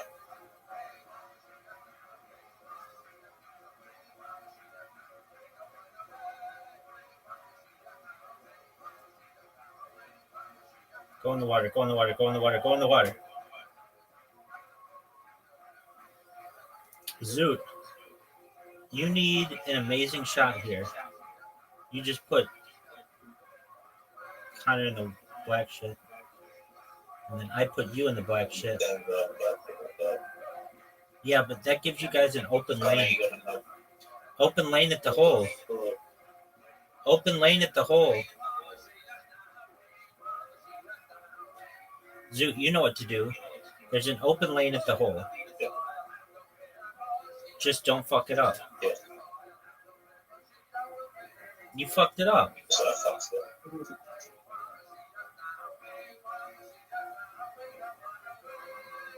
One of the greatest shots we've ever seen. Actually, that's a really difficult shot for me.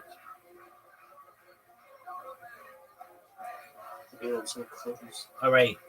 It's going to come out to whoever makes it in first between Connor.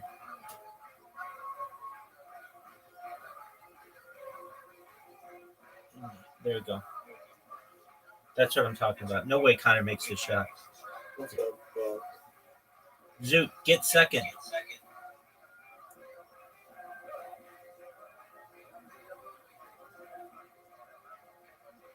There we were.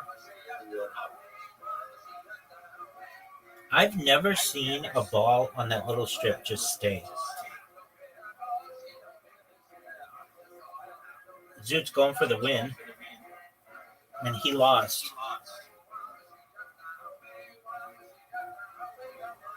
Oh, that looked perfect. That looked perfect. Zoot going for the win. Zoot makes this. He ties for second.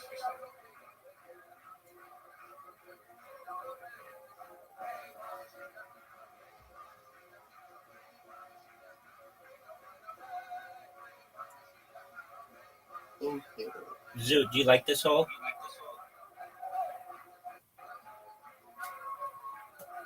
It's about a 7 out of 10. Zoot, you're the only person I've ever seen make it in 2 on this hole.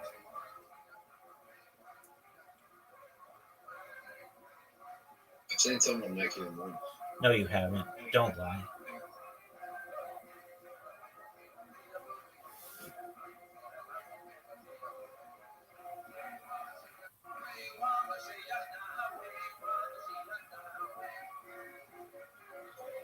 Bad shot. Oh, that would have been a good shot. You think it's possible to get it there? In 1 shot? Yeah. No. So when I told them get it 1 shot, there was 4 people playing. No, and don't lie. hit their ball in low. Don't lie. You're lying. Nobody, even if you had 10 people, they couldn't hit your ball all the way up there. So they were where Connor is. No, sorry. They were where I was and they hit it. I don't know if I believe you. That could happen, but you'd have to help the person. If Connor blasts me in, he can get me in. But they were a little higher up.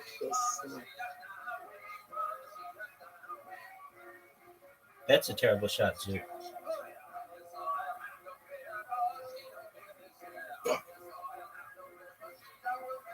Get out of my way. It wasn't bad. Dude, get out of my way. It wasn't the worst shot. Oh my god, it's crazy work.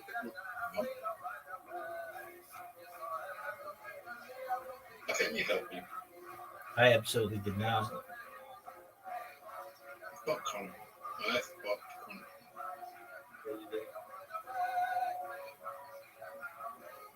You're gonna fuck yourself in a minute. Oh, Zoot. No. Zoot. Zoot, what are you doing to me? One of the best shots we've ever seen. You know it. I know it. We all know it. Can't hit the fucking little peppermint thing. XLP. to the moon.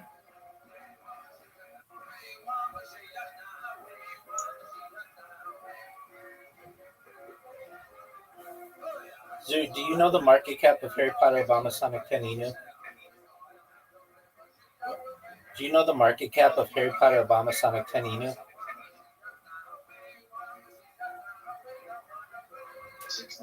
60 or 59.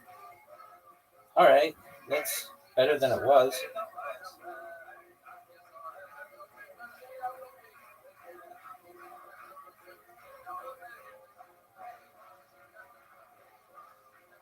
Big shot for Zoo. Too high. Perfect. Connor's still looking for his first win. That one shows all of them. Zoo, you do whatever you need to do.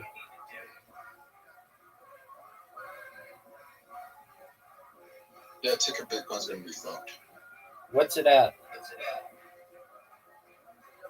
60 million. Oh, right.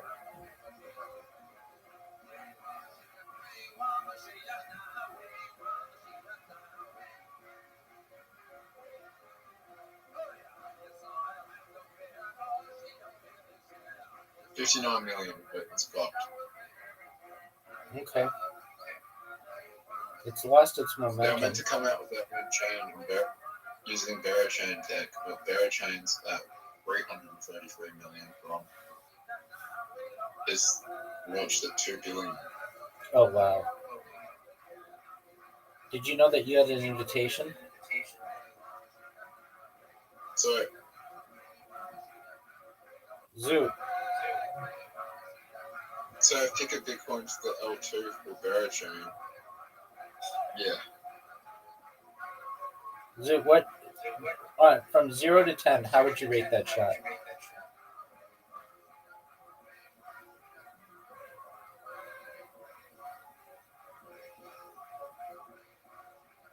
Well, Dude, I just asked you a question. 0 to 10. that's a 9.9 because the only way you can get 10 is if you get it wrong. I agree. I don't know if I'd say it's a 9.9, but it's definitely in the 9s.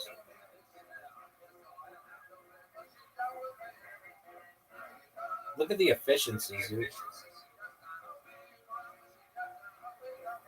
Oh, Connor. Making a run. Zoot, are you going to blast it? That's what I'm talking about, Zoot. That's what I'm talking about, Zoot. Oh, Rabbi. I just got back from the gym today. That's too hard. Oh. What a fluke shot.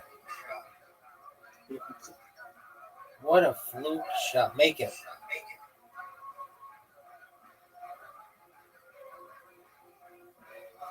Dude, what's up with all these holes where we have to put it through a little gap? You know what I'm saying? They're like, what the fuck is this? You know what I do when I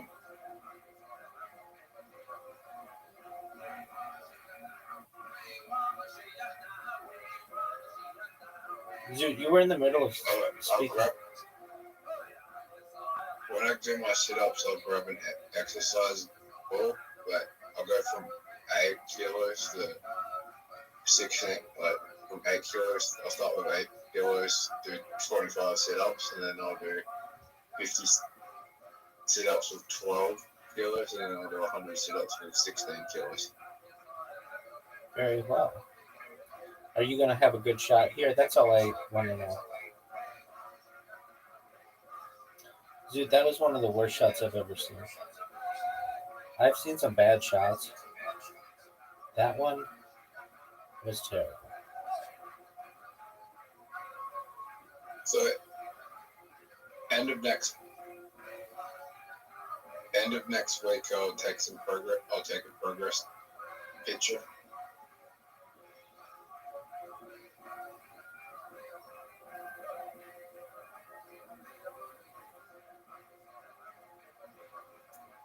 Dude, rank that shot.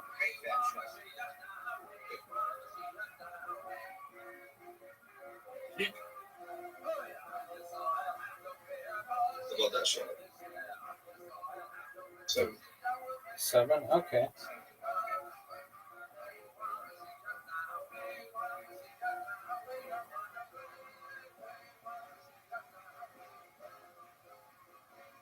Rank that shot.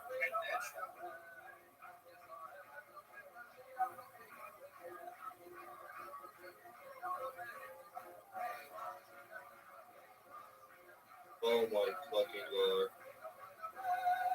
Zoot, did you know that my ball's in the hole?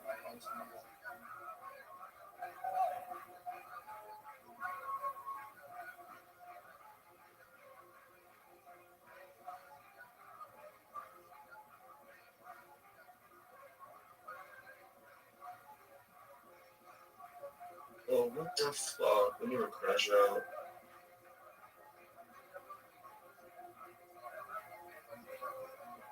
Zoot, rank that shot.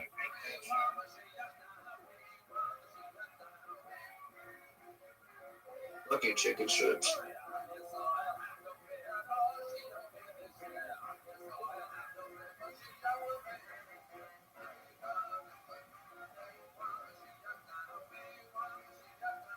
Seven? Okay, now I have to shut you off. Dude, what the fuck? You guys are all both in my way.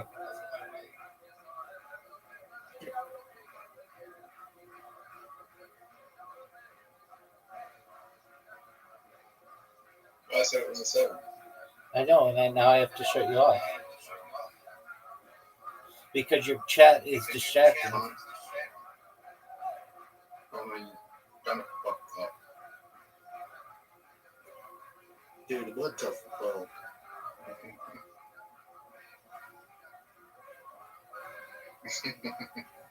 Told you, kind of fucked up. What that shit? You just helped him. Oh, I'm done as fuck with that.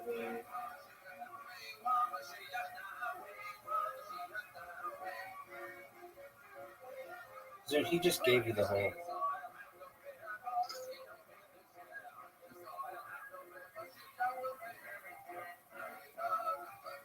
Rabbi, you still coming back, but you gotta start 7? Way too hard. So I got 5, 7, 3.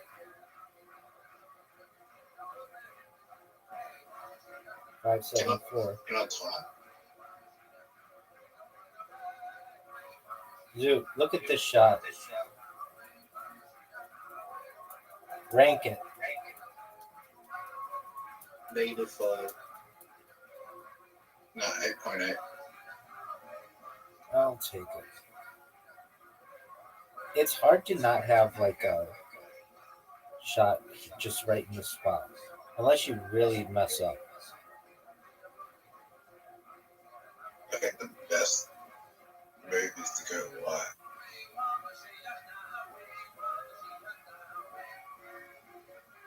You fucked up.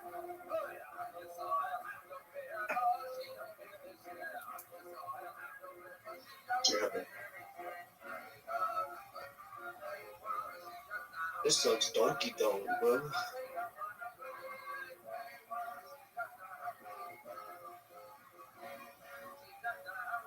Yeah, fuck this shit. So you ready for one of the best shots you've ever seen? Precision, dog.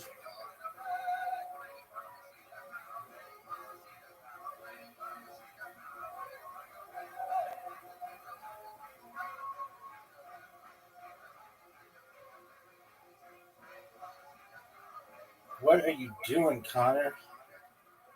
Don't hit it as hard. Just nice and slow. You don't need all that power.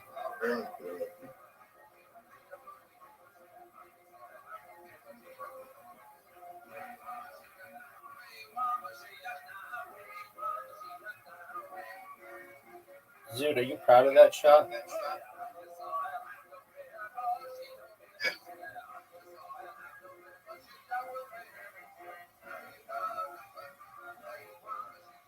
I wonder if I could fuck you over, Zoot. I might try a douchey move on you, Zoot.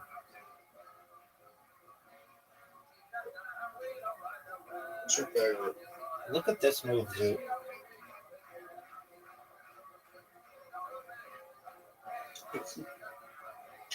That wasn't smart. I mean, it doesn't fuck you. You could actually make it from here. Hit my ball in. Fuck.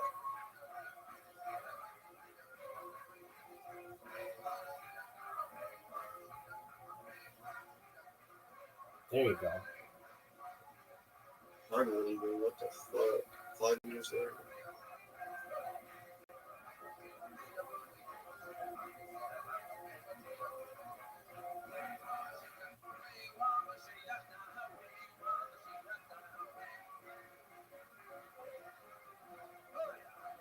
Nice little shot there.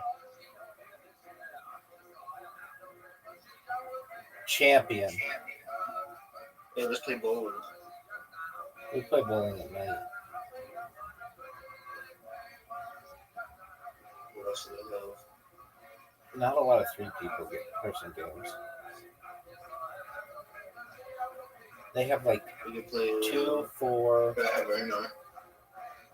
Can I go play Uno after I beat you again at bowling? Is that a trade right paper? No. It should be though. I don't understand why they can't just make it be 100 people. Did a Roddy trade right paper? I agree with you. I'm not proud of my tee shot. Maybe Roddy should be head paper. You wouldn't get that many tiles, but I agree. Connor, you're up, dude. There's a game with 7. There's a game with 7 people, and I really want to know how it works. I know, I saw that. Connor, you playing? Do you think we'll ever have 7 people in here with another game? Absolutely. Connor, are you done?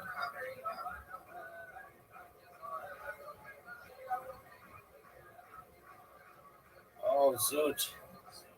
Are you proud of that shot? His phone must have died. It can happen.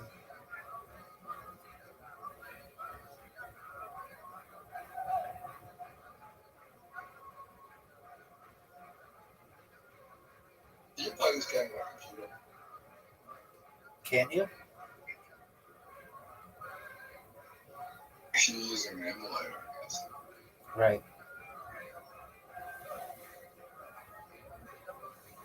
And if you do, you could do a lot of damage.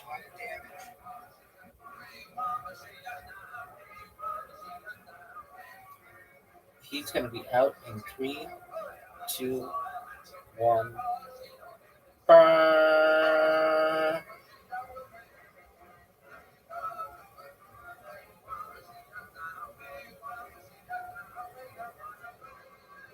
Are you proud of that shot? Are you serious?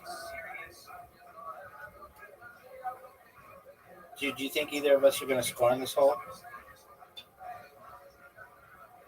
Phones. Dunking. Oh, you got a good shot. That was a really good shot.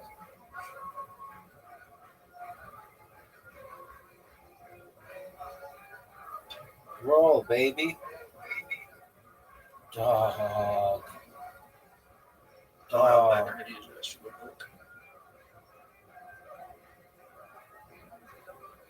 How would old time like shit here? I don't know. I bet Daddy's back. Go.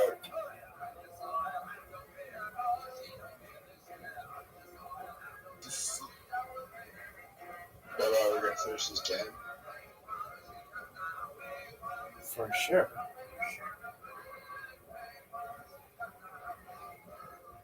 I'm going to put this ball in the perfect position to get it in 2. Stop.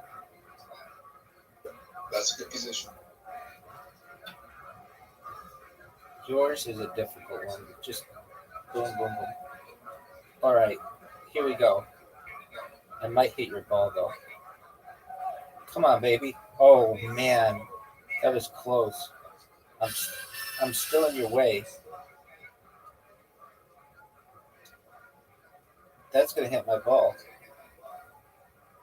Thank you. Why would you do that? Perfect. That's fuck. Perfect win. Okay. Yeah, I do think you care. I think you care more than anybody. Look at this shot.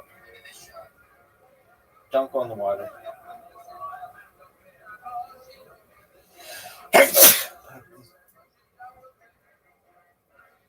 Make it, Zoo. Are you proud of that shot? Zoo, you're in my way. Watch this water bump, baby. Stop, stop, stop.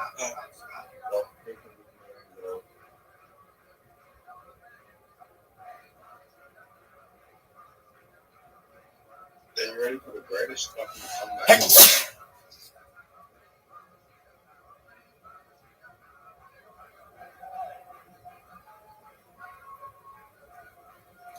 Zoo, let me see it. Let me see the greatest comeback. That was a great shot.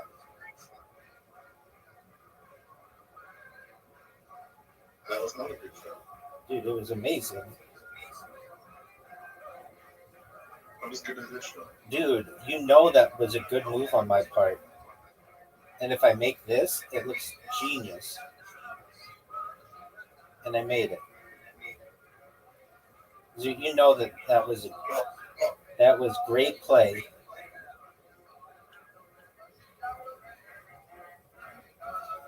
I don't think either of us have ever made it on this hole.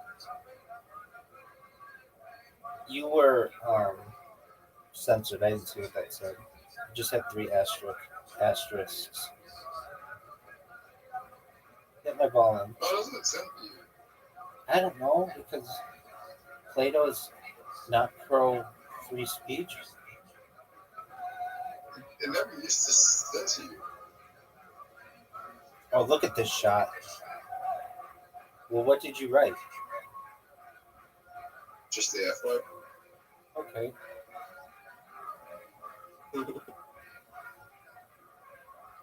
Zoo, I'm still in shock of that first game you had. One of the greatest games I've ever seen you play. Dude, it's the hole where you've never scored.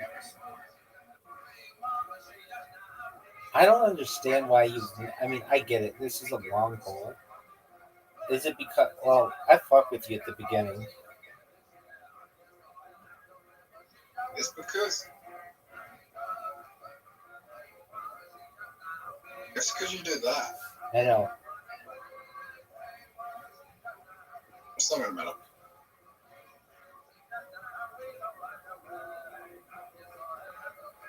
There's no reason for you to put me in the dark.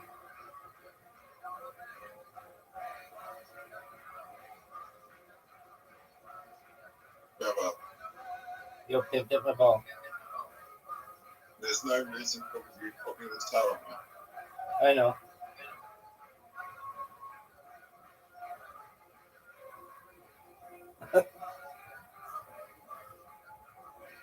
Fuck.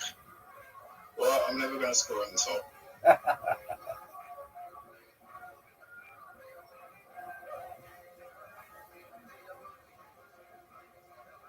think I have more chances of putting my dick for a glory hole and there being a girl on the other side than I do going on this hole. I'm in agreement with you on that.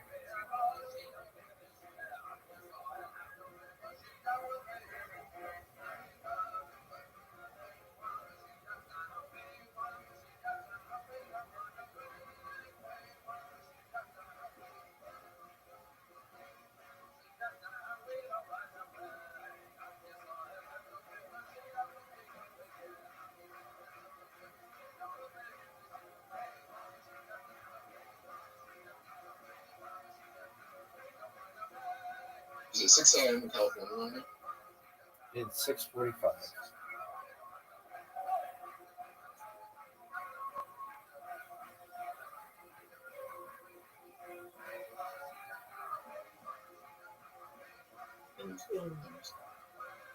All right, guys, I'm hopping off.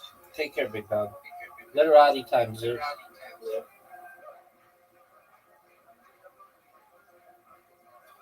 Zoot, I want you to beat me at this game. I really do. Because then we'll never play it again.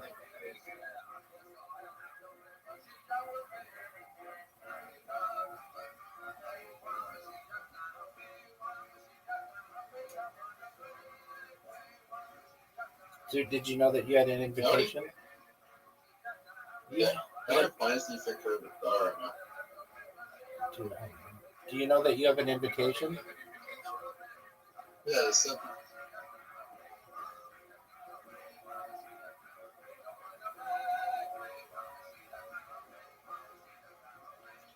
Oh, dude.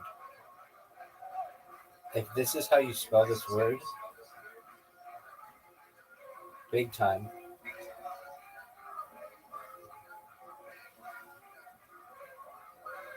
It's a French origin.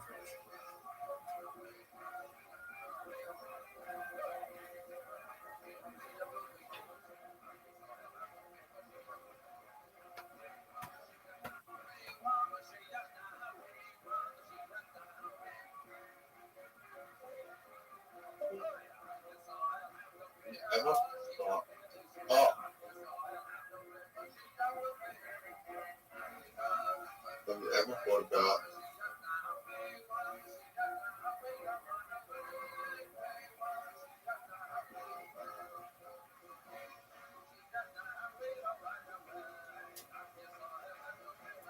Are you gonna make it? Are you gonna put something down? Ooh, rep. damn, it's more than 18 fucking letters? Sorry, 18 points.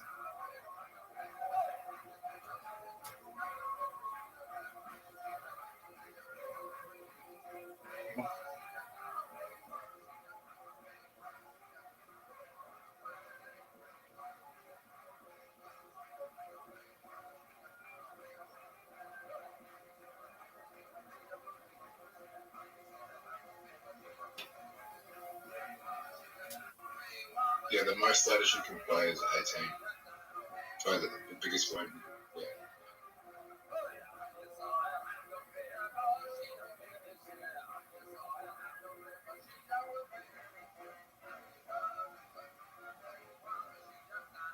Rabbi, you're gonna laugh at this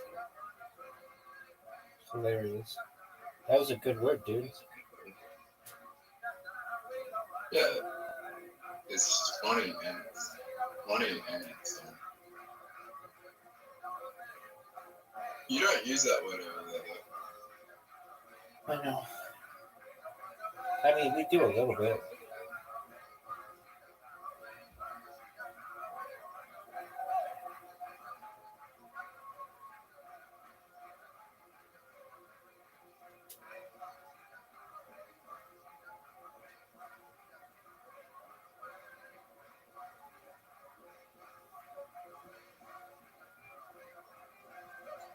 This is like my best start at any game I've ever had. I've played 3. I just won. Okay. Do you want to know what word is played most? I'll make you guess it. What word do you think is played most in Scrabble tournaments?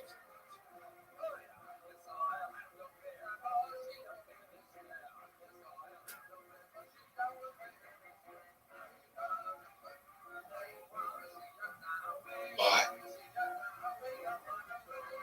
No. So that's in the word. Hello? No, there's no I in hello. His? Jizz? No, his. No, there's no, it's not his.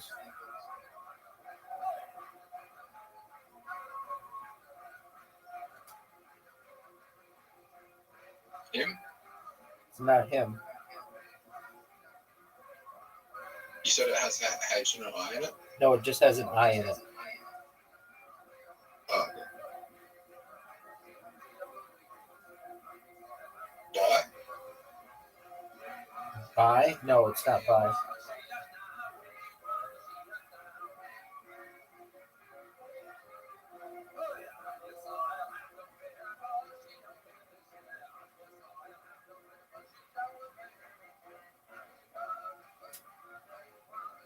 It's not ice.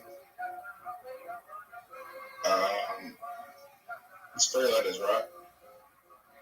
It's not 3 letters. Is it 2 letters? It is 2 letters. Is? Is his 2 letters? Is. Oh, it is not is. Is it Psy? How do you spell psi? S-I. No.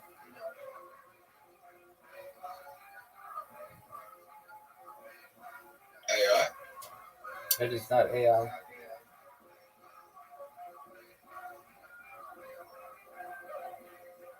Bi? It is not by. A, B, C, D, E, F, G, H, I, J. Y? It is not Y. Am I? It is not MI.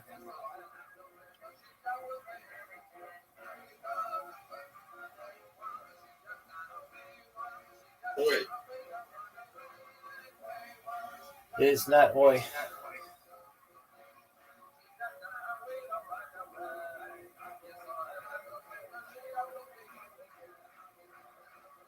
Pi. It is not Pi.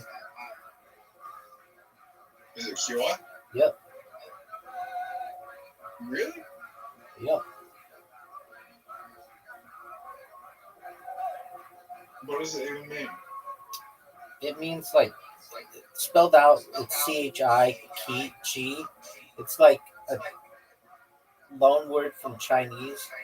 It's like your spirit or something like that.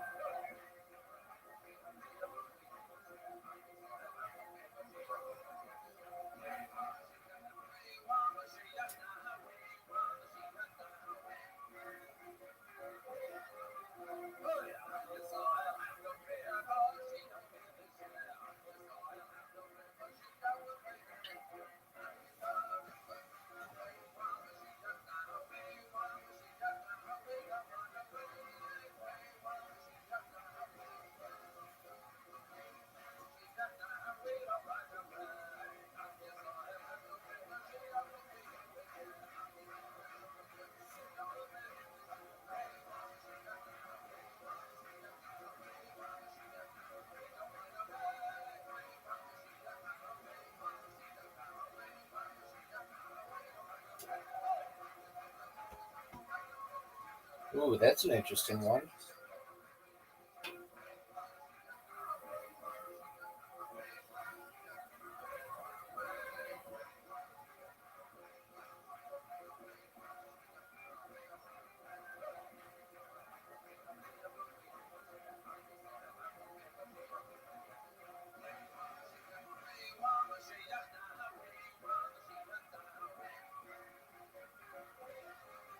I just want. Are you sure about that?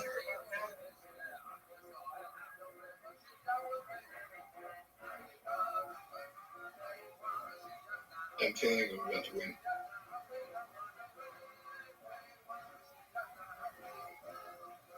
You just played the best word Thanks, big dog. for me. Haha.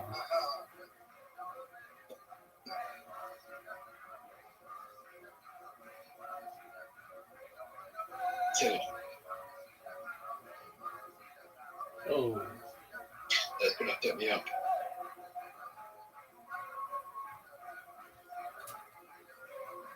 Rabbi, I'm not that far behind you.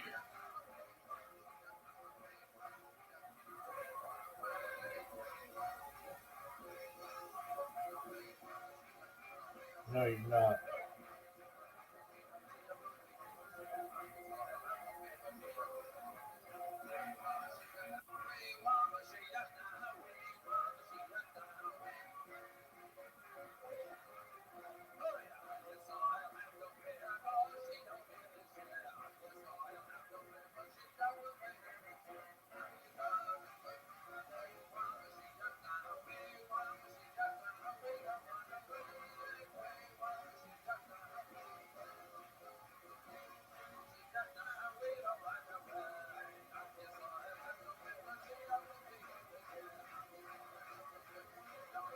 Fuck me though.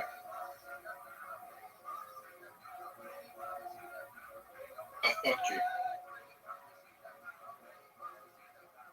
Let's see it, big dog.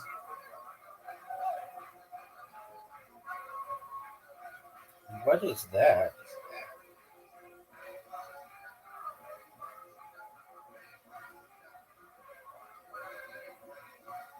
The only way you can play there is an S.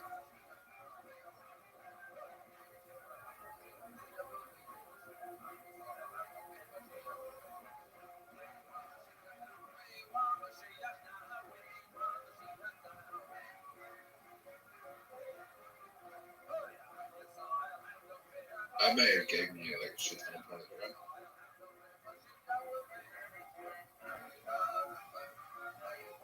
Do you love? Do you love it? I love it, When I baby. win? You've never won, so I don't know what that's like.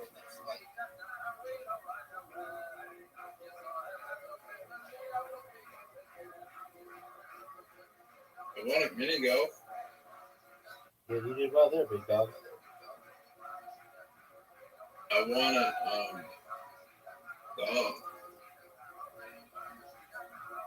Yesterday. yeah, you're actually like not as bad as Dot says you were once. I know. That means I'm improving.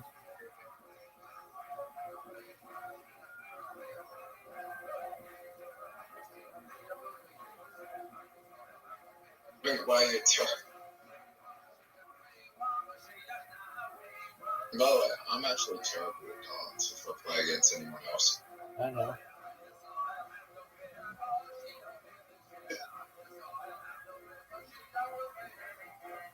I'm not.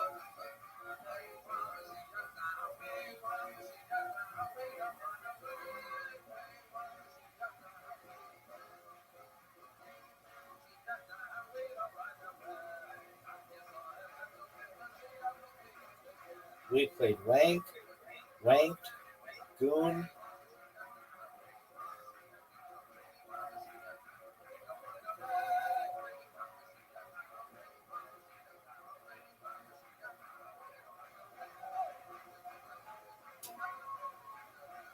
Finn.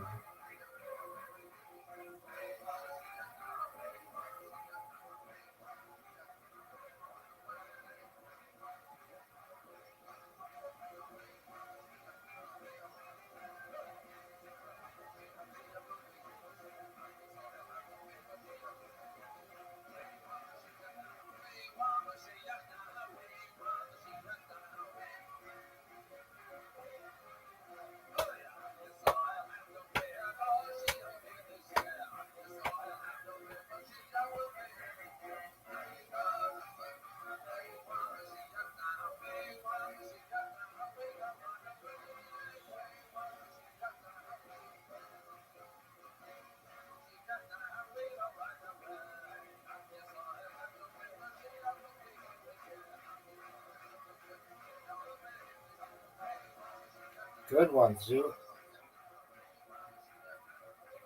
No, that's terrible. I think it's good. Sorry? I think it's pretty good. I only got 10 points.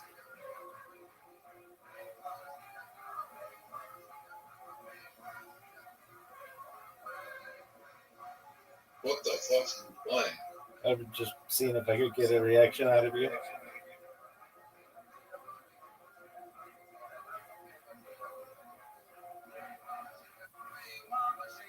Fuck you. I could have played Zoo.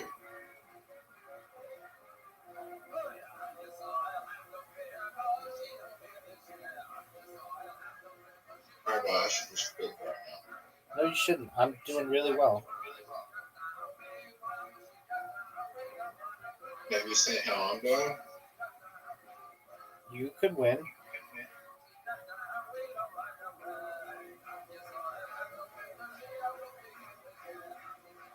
Yeah, if you die. Calm down.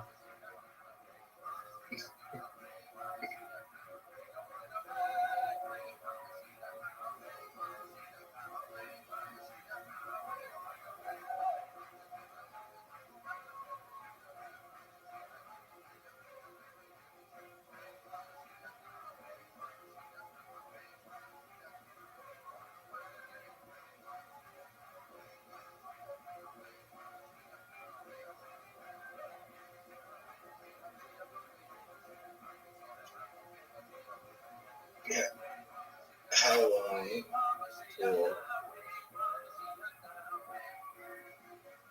this game's over. Another 8 minutes.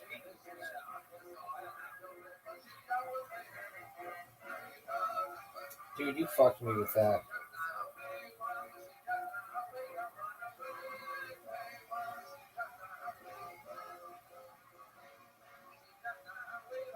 Do you know what?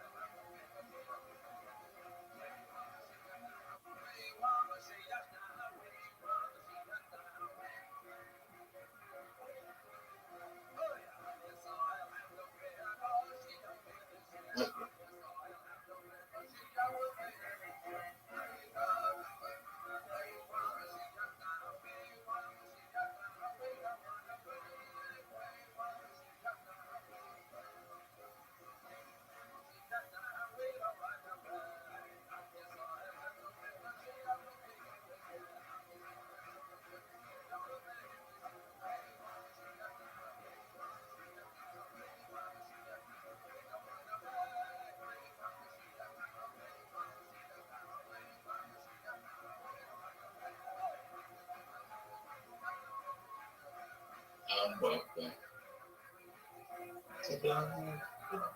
Oh, fuck, I just lost 12.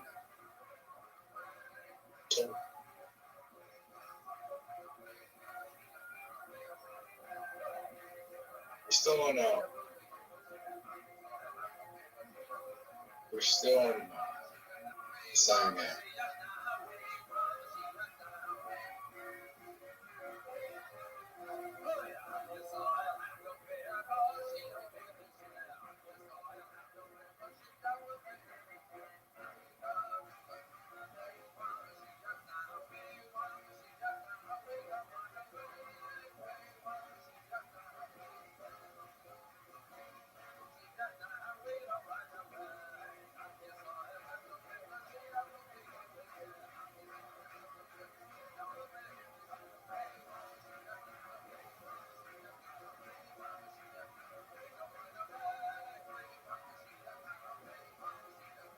Come on, yeah.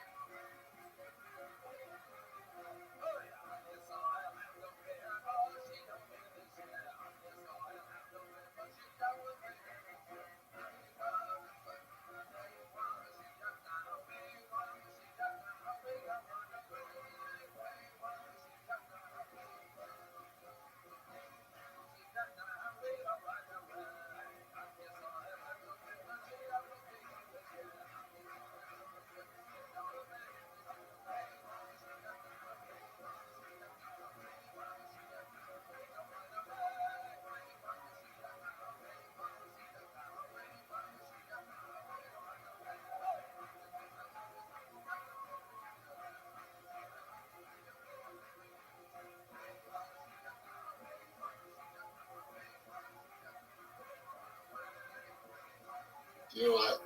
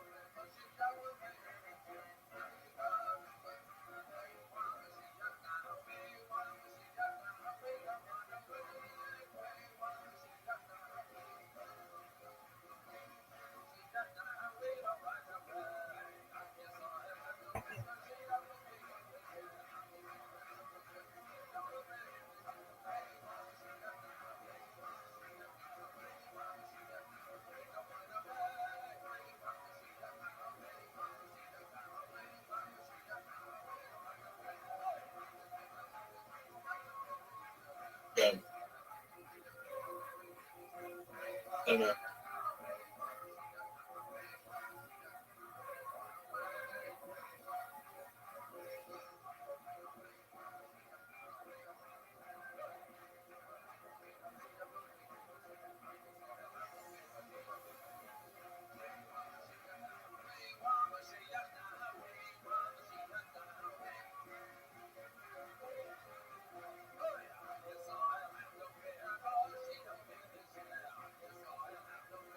Dude, look how much of the board has not been used.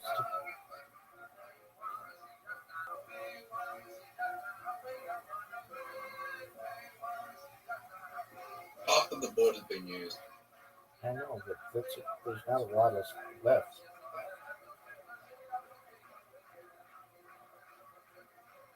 We can make it more. Well, then do it.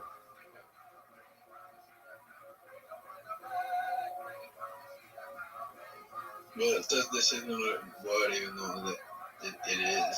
But What word? H-O-O. Sorry, H-O-H. That's not a word. Yes, it is. No, definitely not. Yes, it is.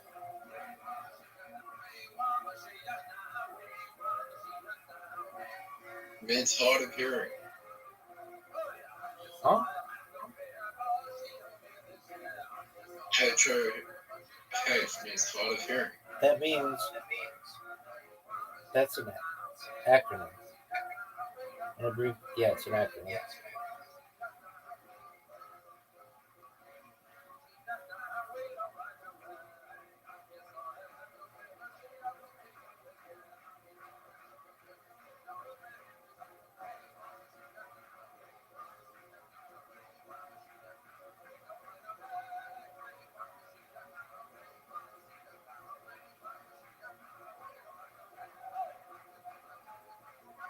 But AI is an acronym, and you No, that has a word. That we looked it up. It was like hi. It means like it's like an exclamation or something.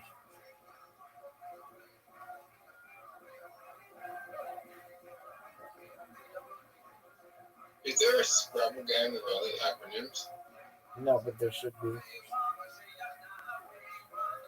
But then you could just make them up. You could just be like, oh, that means, whatever society or whatever. And people would be like, what? I've never heard of that. You'd have to make up your own dictionary.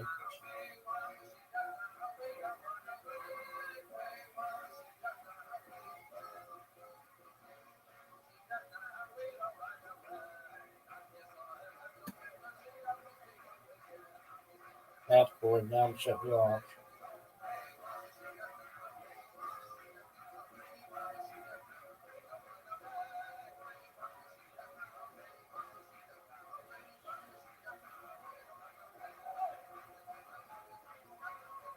I don't know where to play anything.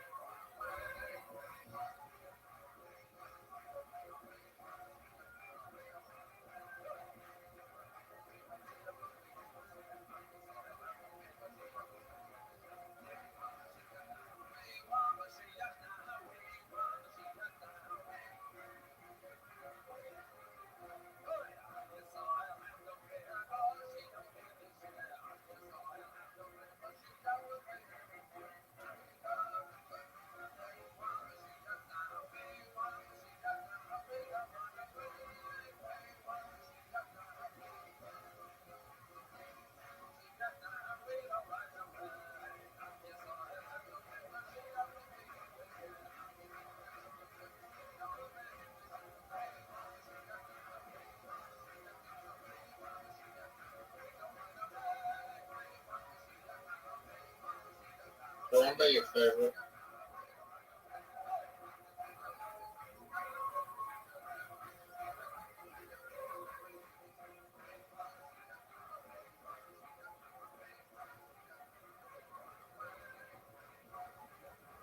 I won.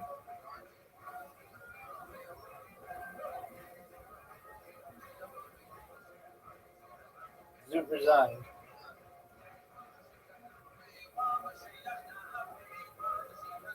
Blitz No, league. I'm not a bit. All right. Well, before No, you let's play Blitz. Blitz league. Okay, play Blitz, then we'll go to Blitz, then Dots, then we'll go to bed. Sounds like a plan.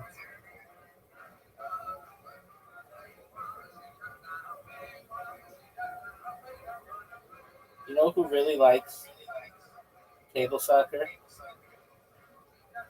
Raza? You got it. Oh, I'm fucked, Zoot. I'm fucked. I didn't get that big of a hit.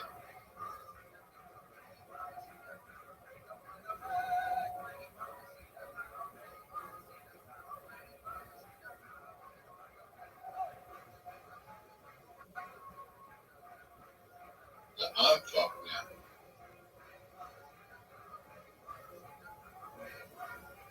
Holy shit, like I did no damage to you whatsoever.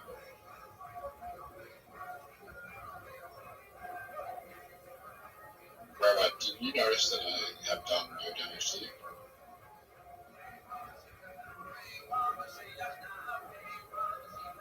Oh. Wow. Dude, you fucked me. Eight. Holy shit. Holy shit. I'm in a really bad position here. Holy shit, I'm fucked. You did like no damage to me. For as badly as you beat me.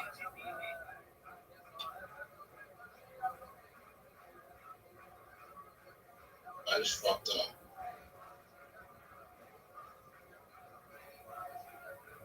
Fuck.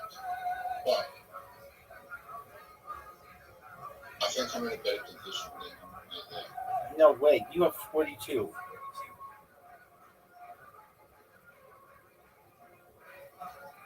You're at 25 right now.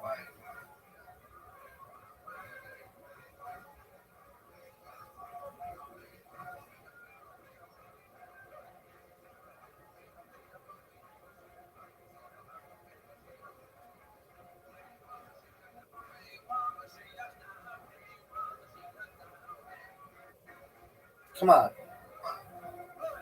Oh, I got fucked. Dude, do you think you could have the best comeback of your career? No way. That 10 is just about to blow you up and end your game. Told you. You're done. We're going to play until you win. Rabbi. Yo, pimp.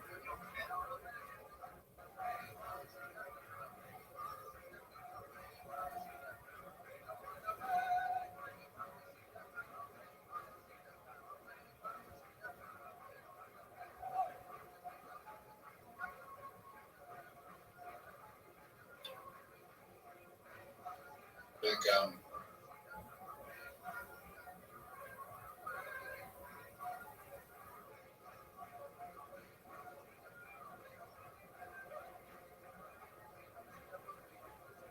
fuck. What do you mean, fuck? You just fucked me. Fuck you. Who's the greatest? I am. Just whenever you say that, just... Dude. Dude. You're you I haven't gotten a score on you yet. I know. And you're not gonna get scared of me. You might win this one. Yeah, you're gonna win this one. Dude, you're winning by 4. You're winning by 40. Yeah, but I just took a big hit. Fuck. Rabbi? Yo, pimp. I'm gonna let you have that one. That's a big mistake. What? Because now I'm going to come back charging. Oh, no. Yeah, but you just took a massive L there.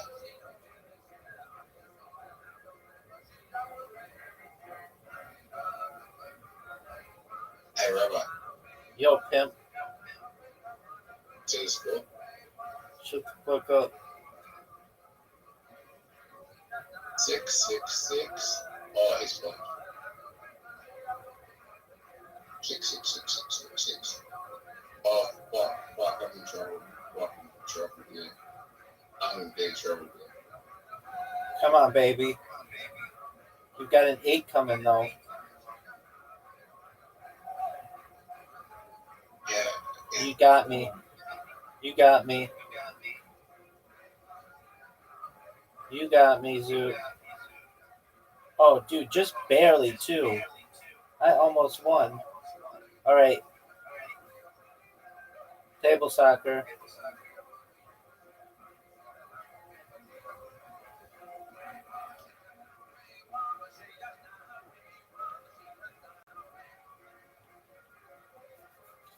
Zoot, do you know what the dragon attack is? Yes. Do you know why they call it the dragon attack?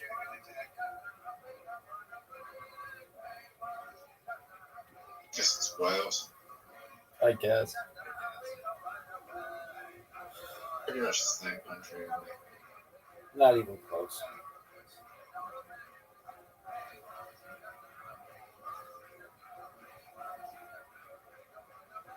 Are you going to pass it? Oh, I don't know what that was. Look at this shot. You ready for this shot on goal?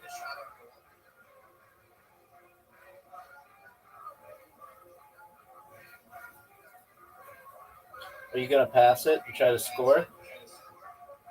Oh, easy score. What's going on here? I don't think it's real. Yeah, it is. Oh, Very different. you guys in the... Oh, what a miss. This one's a lot easier.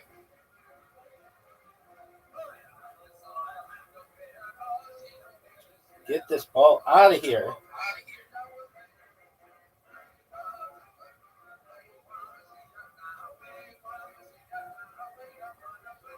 Oh.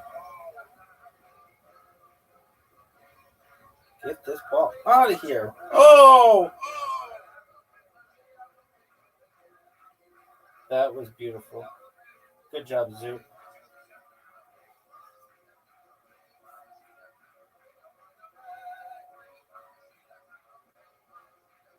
You're done now.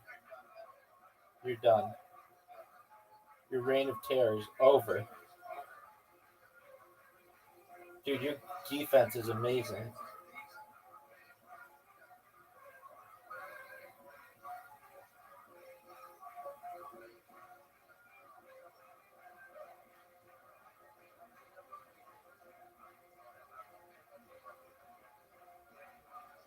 Pass it. You ready for this, Zoot? Dragon attack.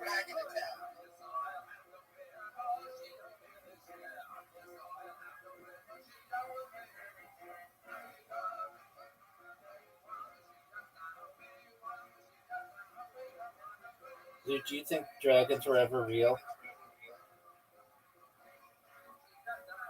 Yes. Are you serious?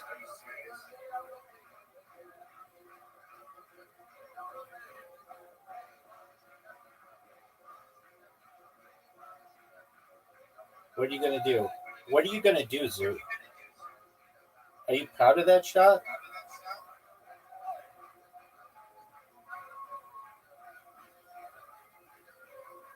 Oh! That was almost one of the best goals of all time. Are you proud of your defense?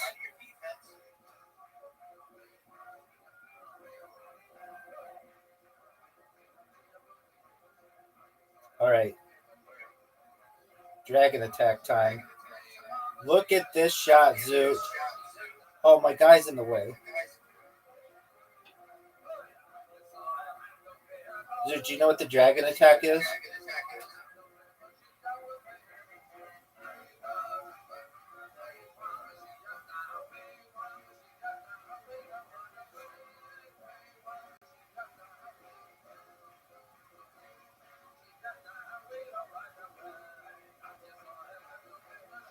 Are you proud of that shot? You could score.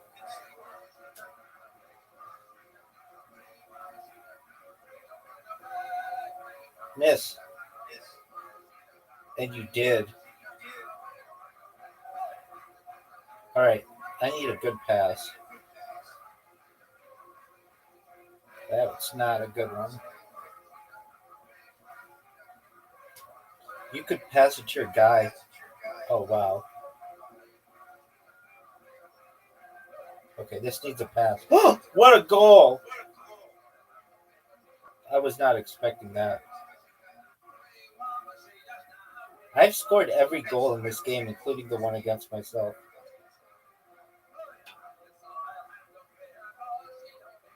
Oh, almost.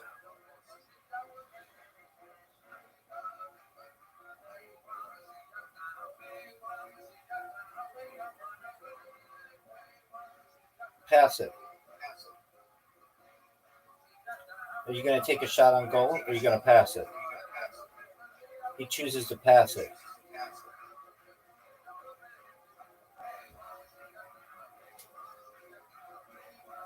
Oh, what are you doing? Get this ball out of here.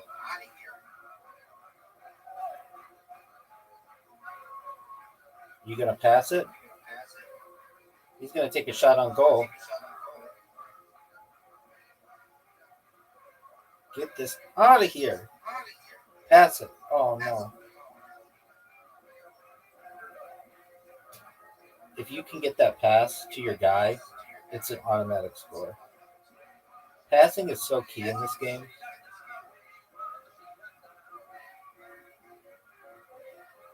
Oh, look at this, Zoot. Look at this.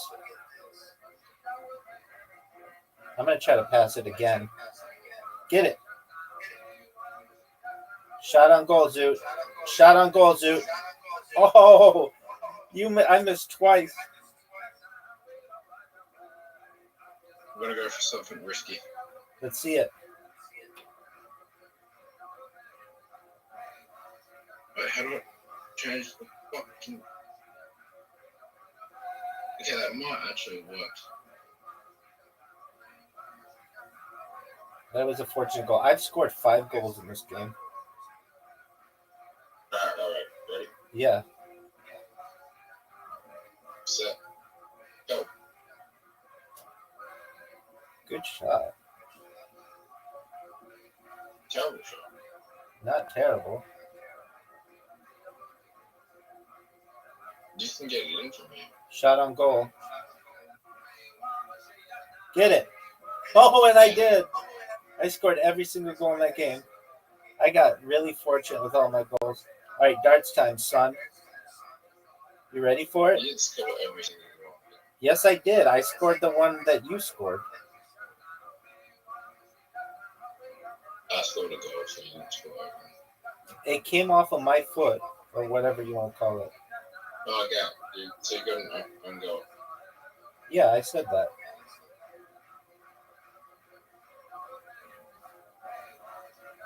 That's terrible. If you got an own goal, that's terrible.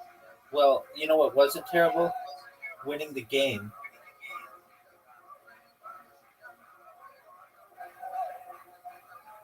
Oh, what was that? That's fine. I can win in 2 shots. Oh, dude, I'm playing like garbage. Straight up garbage. You're not much different from me. Yeah, totally different. You're up by 14 points. All you need is a 20, a 20, and a 2.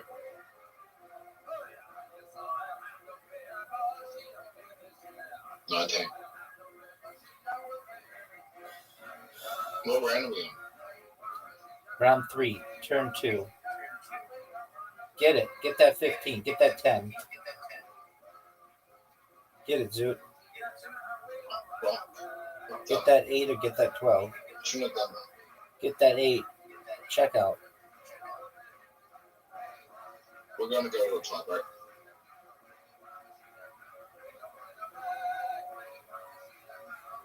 Oh, way too hard.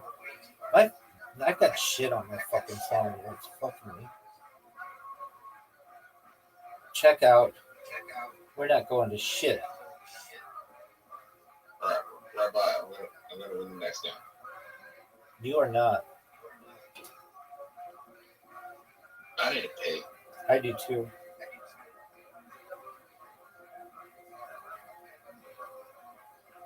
Holy shit, that wasn't bad. 41. All you need is a triple six. Yeah. Triple 20.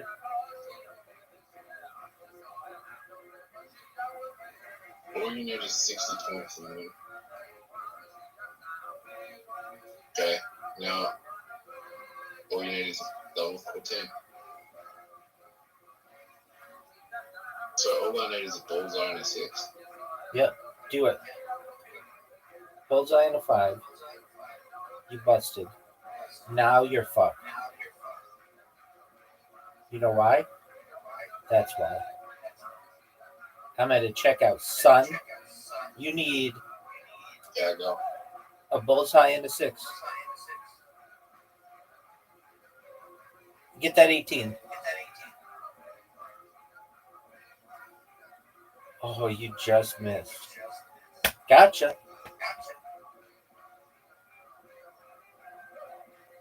Rabbi Rothschild's a good man. Thank you, big dog. All right, I want to see you win in the football. I do too.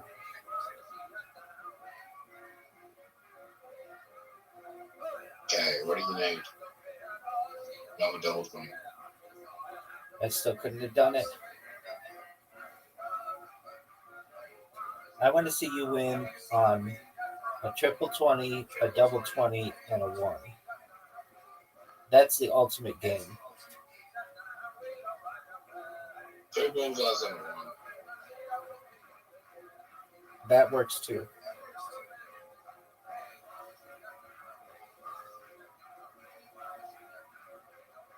You just need a double. You hit triple 9, 12. Check out, son. Got it. What do I need? Double 20 and a 1. 220. That's 1. And 1. Get it, baby. You know you can get that. I know you can get it. I know you can get it. Double, Yeah. 777. Oh, you almost got it.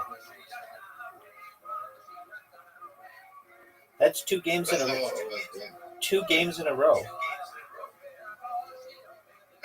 I'm gonna win the first round.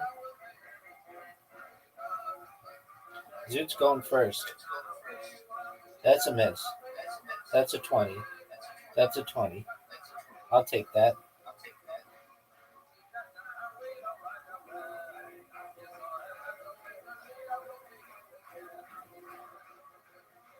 I love when I get 60 right off the bat.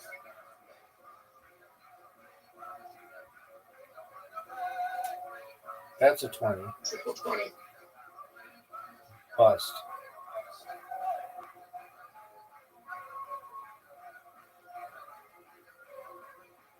Rabbi, Oh.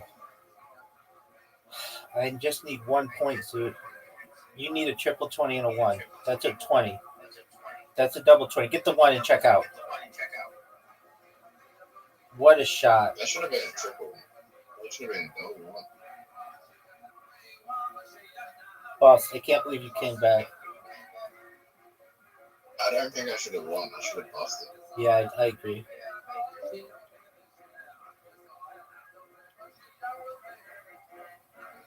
I like going second.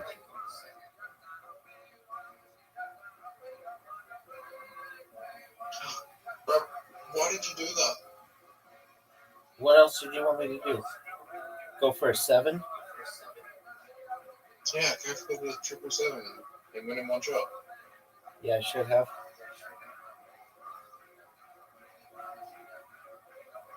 Did you notice that you could have won in one shot? No.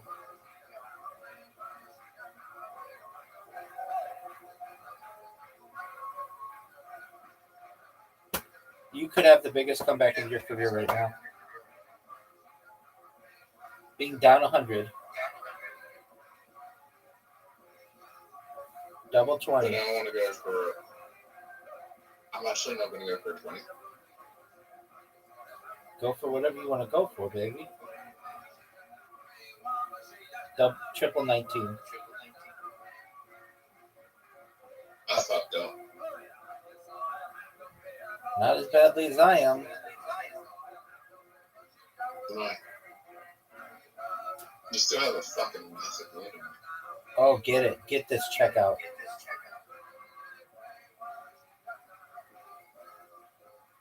They're going to go to a tiebreak.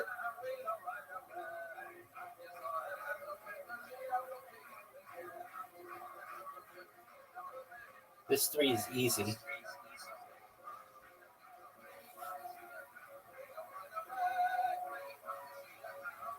Tiebreak. 23. Not that good. This is how you want to play.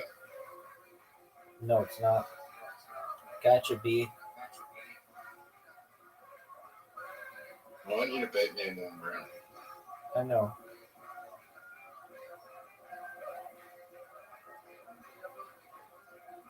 Zoot's up.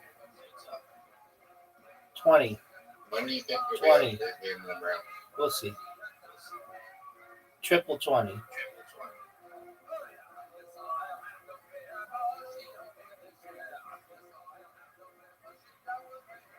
Triple 20. I was in triple 20. Get that 7. 7. Get that 14.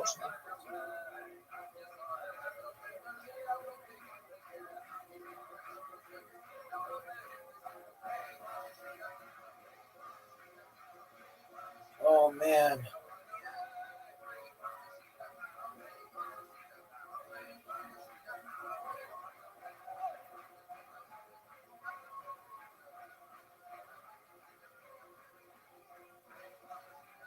I saw this guy who had like the most incredible dart shot of all time. He hit triple 20, triple 20, and then he threw it again, and it got caught between the two darts and started hanging down on the bullseye and counted, and he won. Like, you kind of have to see it to know what I'm referencing, but it was like the most incredible shot ever.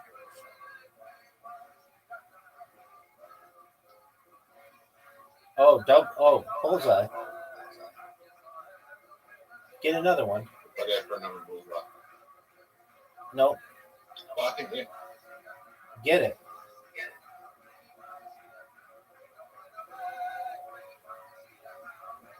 $60 points. 20. 20. Double 20. Oh my god. That was good. That was very good. Thank you. Too high. How about 20. 7.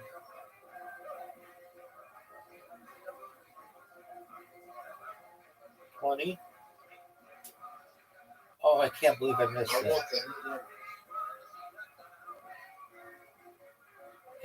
Get that 14. 9. Get that 5.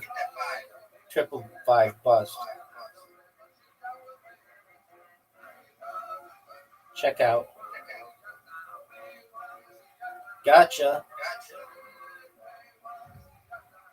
All right, last game because we both have to pee. For the championship of all championships. Squid Game, Zoot. Yeah, and then I'm going to bed. I'm going to bed, I think. Dude, I started off so badly.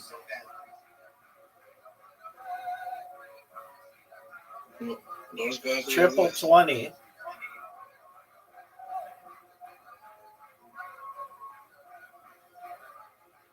You're going to easily win.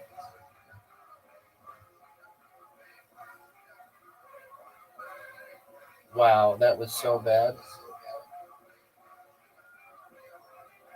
All I need is... Get that 20. Get that 20. Just end it. Get that 19. Then end it. Fuck. We might go to a tiebreak. Yes. Come on, let's go to a tiebreak. Dude, how did I not get that? Get it. Well, Check out. I won. That's the win. That's the one. All right, good job, suit. Sweet dreams, big dog. 107 wins, 201 games played. That's amazing. I have to piss. You Peace would out, Girl need Scout. you would need an AI that has sensation, an AI that is in touch with the world. Yes, and self-awareness, and maybe even something resembles consciousness kind of ideas. Certainly awareness of what's going on, so that the words have meaning or are in touch with some perception or some action. Yeah, so that's a big thing for Jan, and is what he refers to as grounding to the physical space. So that's what we're talking about, the same thing. Yeah. So how you ground? I mean, grounding. Without grounding, then you get a machine that doesn't know what it's talking about, because it is talking about the world ultimately. The open question is what it means to ground. I mean, we're very human-centric in our thinking. But what does it mean for a machine to understand what it means to be in this world? Does it need to have a body? Does it need to have a finiteness like we humans have? All of these elements, it's very... I'm not sure about having a body, but having a perceptual system, having a body would be very helpful too. I mean, if you think about human mimicking human, but having a perception, that seems to be essential, so that you can build, you can accumulate knowledge about the world. So you can imagine a human completely paralyzed, and there's a lot that the human brain could learn, with a paralyzed body. So if we got a machine that could do that, that would be a big deal. And then the flip side of that, something you see in children and something in machine learning world is called active learning. Maybe it is also, is being able to play with the world. How important for developing System 1 or System 2 do you think it is to play with the world? Be able to interact with it? A lot of what you learn is you learn to anticipate the outcomes of your actions. I mean, you can see that how babies learn it, with their hands. How they learn, to connect, the movement. So their hands with something that clearly is something that happens in the brain, and the ability of the brain to learn new patterns. So it's the kind of thing that you get with artificial limbs, that you connect it, and then people learn to operate the artificial limb, really impressively quickly, at least from what I hear. So we have a system that is ready to learn the world through action. At the risk of going into way too mysterious of land, what do you think it takes to build a system like that? Obviously, we're very far from understanding how the brain works, but how difficult is it to build this mind of ours? I think that Jan LeCun's answer, that we don't know how many mountains there are, I think that's a very good answer. I think that, if you look at what Ray Kurzweil is saying, that strikes me as off the wall. But I think people are much more realistic than that. We're actually, Demis Hassabis is, and Jan is, and so the people are actually doing the work fairly realistic, I think. To maybe phrase it another way, from a perspective not of building it, but from understanding it, how complicated are human beings in the following sense? I work with autonomous vehicles and pedestrians, so we tried to model pedestrians. How difficult is it to model a human being, their perception of the world, the two systems they operate under, sufficiently to be able to predict whether the pedestrian is going to cross the road or not? I'm fairly optimistic about that actually, because what we're talking about is a huge amount of information that every vehicle has, and that feeds into one system, into one gigantic system. And so anything that any vehicle learns becomes part of what the whole system knows. And with a system multiplier like that, there is a lot that you can do. So human beings are very complicated, but system is going to make mistakes, but human makes mistakes. I think that they'll be able to. I think they are able to anticipate pedestrians. Otherwise, a lot would happen. They're able to, they're able to get into a roundabout and into traffic. So they must know both to expect or to anticipate how people will react when they're sneaking in. And there's a lot of learning that's involved in that. Currently, the pedestrians are treated as things that cannot be hit, and they're not treated as agents with whom you interact in a game theoretic way. So, I mean, it's a totally open problem, and every time somebody tries to solve it, it seems to be harder than we think. And nobody's really tried to seriously solve the problem of that dance, because I'm not sure if you've thought about the problem of pedestrians, but you're really putting your life in the hands of the driver. There is a dance, there's part of the dance that would be quite complicated.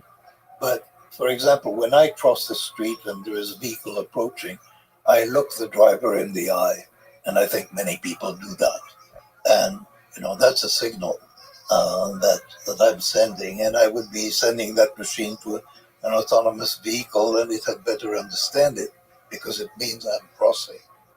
So, and there's another thing you do that actually, so I'll tell you what you do, because I've watched hundreds of hours of video on this, is when you step in the street, you do that before you step in the street. And when you step in the street, you actually look away. Look away. Yeah. Yeah. Now, what is that? What that's saying is, you're trusting that the car, who hasn't slowed down yet, will slow down. Yeah. And you're telling him, yeah, I'm committed. Yeah. I mean, this is like in a game of chicken. So I'm committed. Yeah. And if I'm committed, I'm looking away. So you just have to stop. So the question is whether a machine that observes that needs to understand mortality. Here, I'm not sure that it's got to understand so much as it's got to anticipate. So, and here, but you're surprising me, because here I would think that maybe you can anticipate without understanding, because I think this is clearly what's happening in playing Go or in playing chess. There's a lot of anticipation and there is zero understanding. Exactly. So I thought that you didn't need a model of the human, yes, and a model of the human mind to avoid hitting pedestrians. But you are suggesting that actually you do, yeah, you do, and then it's a lot harder. So this and I have a follow-up question to see where your intuition lies. Is it seems that almost every robot-human collaboration system is a lot harder than people realize. So, do you think it's possible for robots and humans to collaborate successfully? We talked a little bit about semi-autonomous vehicles, like in the Tesla, autopilot, but just in tasks in general. If you think we talked about current neural networks being kind of system one, do you think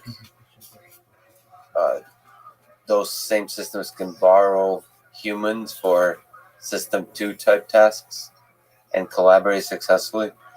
Well, I think that in any system where humans and the machine interact, the human will be superfluous within a fairly short time. That is, if the machine is advanced enough so that it can really help the human, then it may not need the human for a long time. Now, it would be very interesting if if there are problems that for some reason the machine cannot solve, but that people could solve, then you would have to build into the machine an ability to recognize that it is in that kind of problematic situation and to call the human. That cannot be easy without understanding. That is, it must be very difficult to program a recognition that you are in a problematic situation without understanding the problem. But That's very true. In order to understand the full scope of situations that are problematic, you almost need to be smart enough to solve all those problems. It's not clear to me how much the machine will need the human.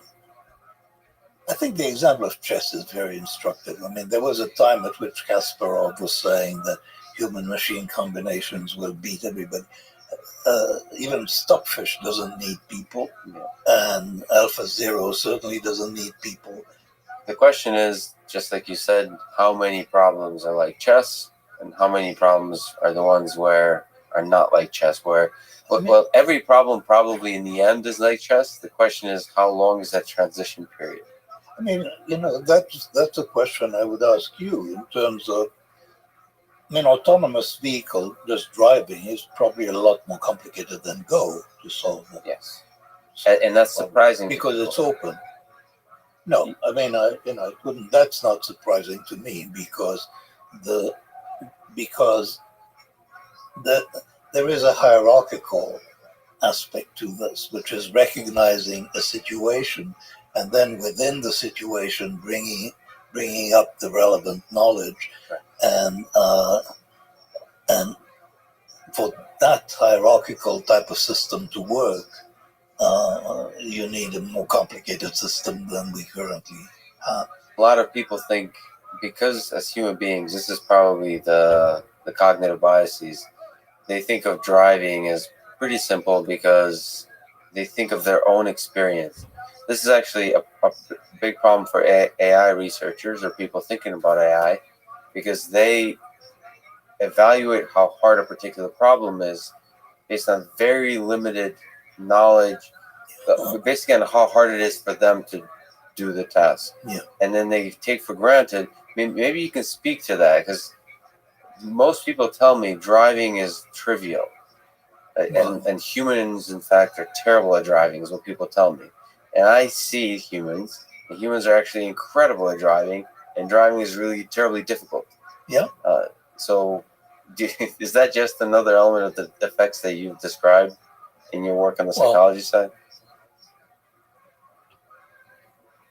No, I mean, I haven't really, I would say that my research has contributed nothing to understanding the ecology and to understanding the structure of situations and the complexity of problems.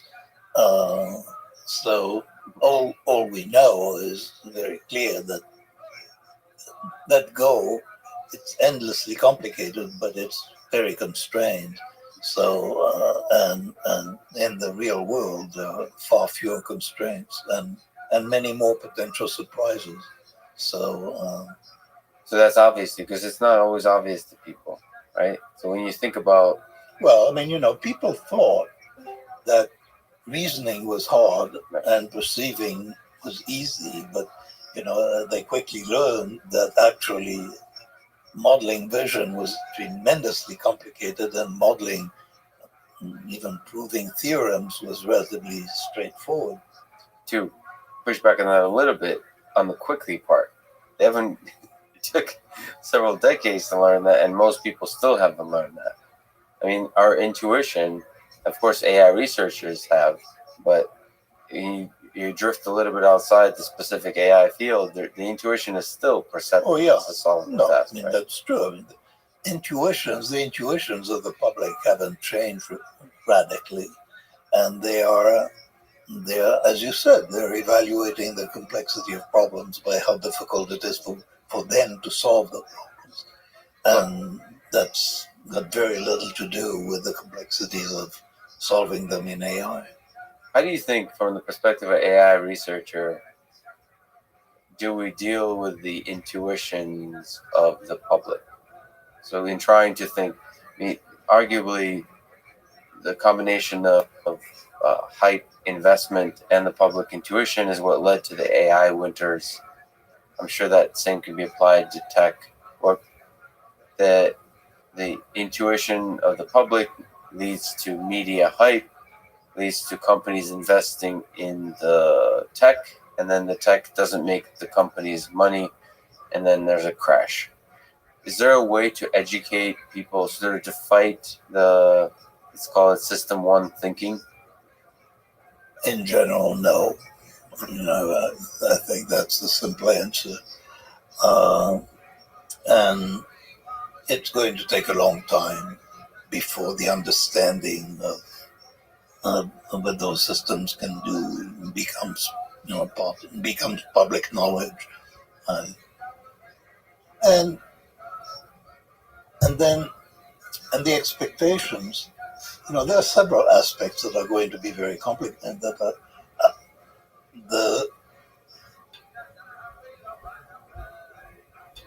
the fact that you have a device that cannot explain itself is a major difficulty, and we're already seeing that. I mean, this is really something that is happening. So it's happening in the judicial system. So you have systems that are clearly better at predicting parole violations than judges, but they can't explain their reasoning, and so people don't want to trust them. We seem to, in system one, even use cues to make judgments about our environment. So this explainability point, do you think humans can explain stuff? No, but themselves? There is a very interesting aspect of that. Humans think they can explain themselves. Right. So when you say something, and I ask you, why do you believe that? Then reasons will occur to you, and you will. But actually, my own belief is that in most cases, the reasons have very little to do with why you believe what you believe.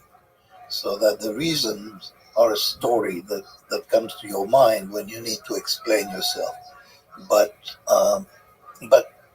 people traffic in those explanations. I mean, the human interaction depends on those shared fictions and the stories that people tell themselves. You just made me actually realize, and we'll talk about stories in a second, that, not to be cynical about it, but perhaps there's a whole movement of people trying to do explainable AI. And really, we don't necessarily need to explain, AI doesn't need to explain itself, it just needs to tell a convincing story. Yeah, absolutely. The story doesn't necessarily need to reflect the truth, as it just needs to be convincing.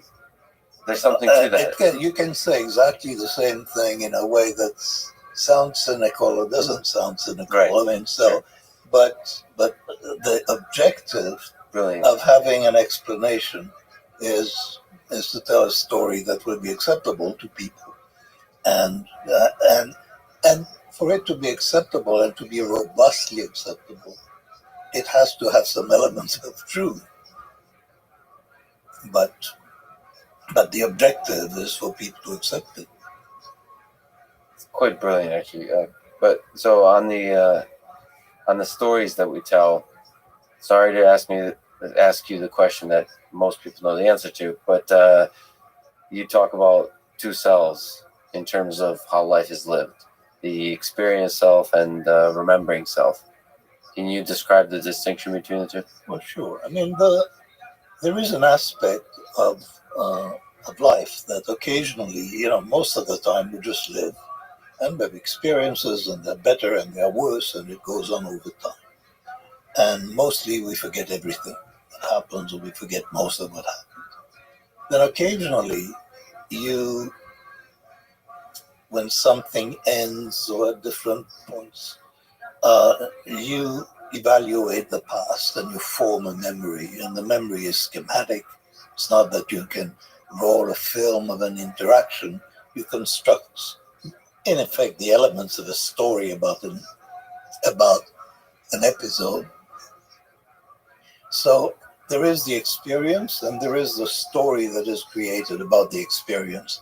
And that's what I call the remembering. So I had the image of two selves. So there is a self that lives and there is a self that evaluates life.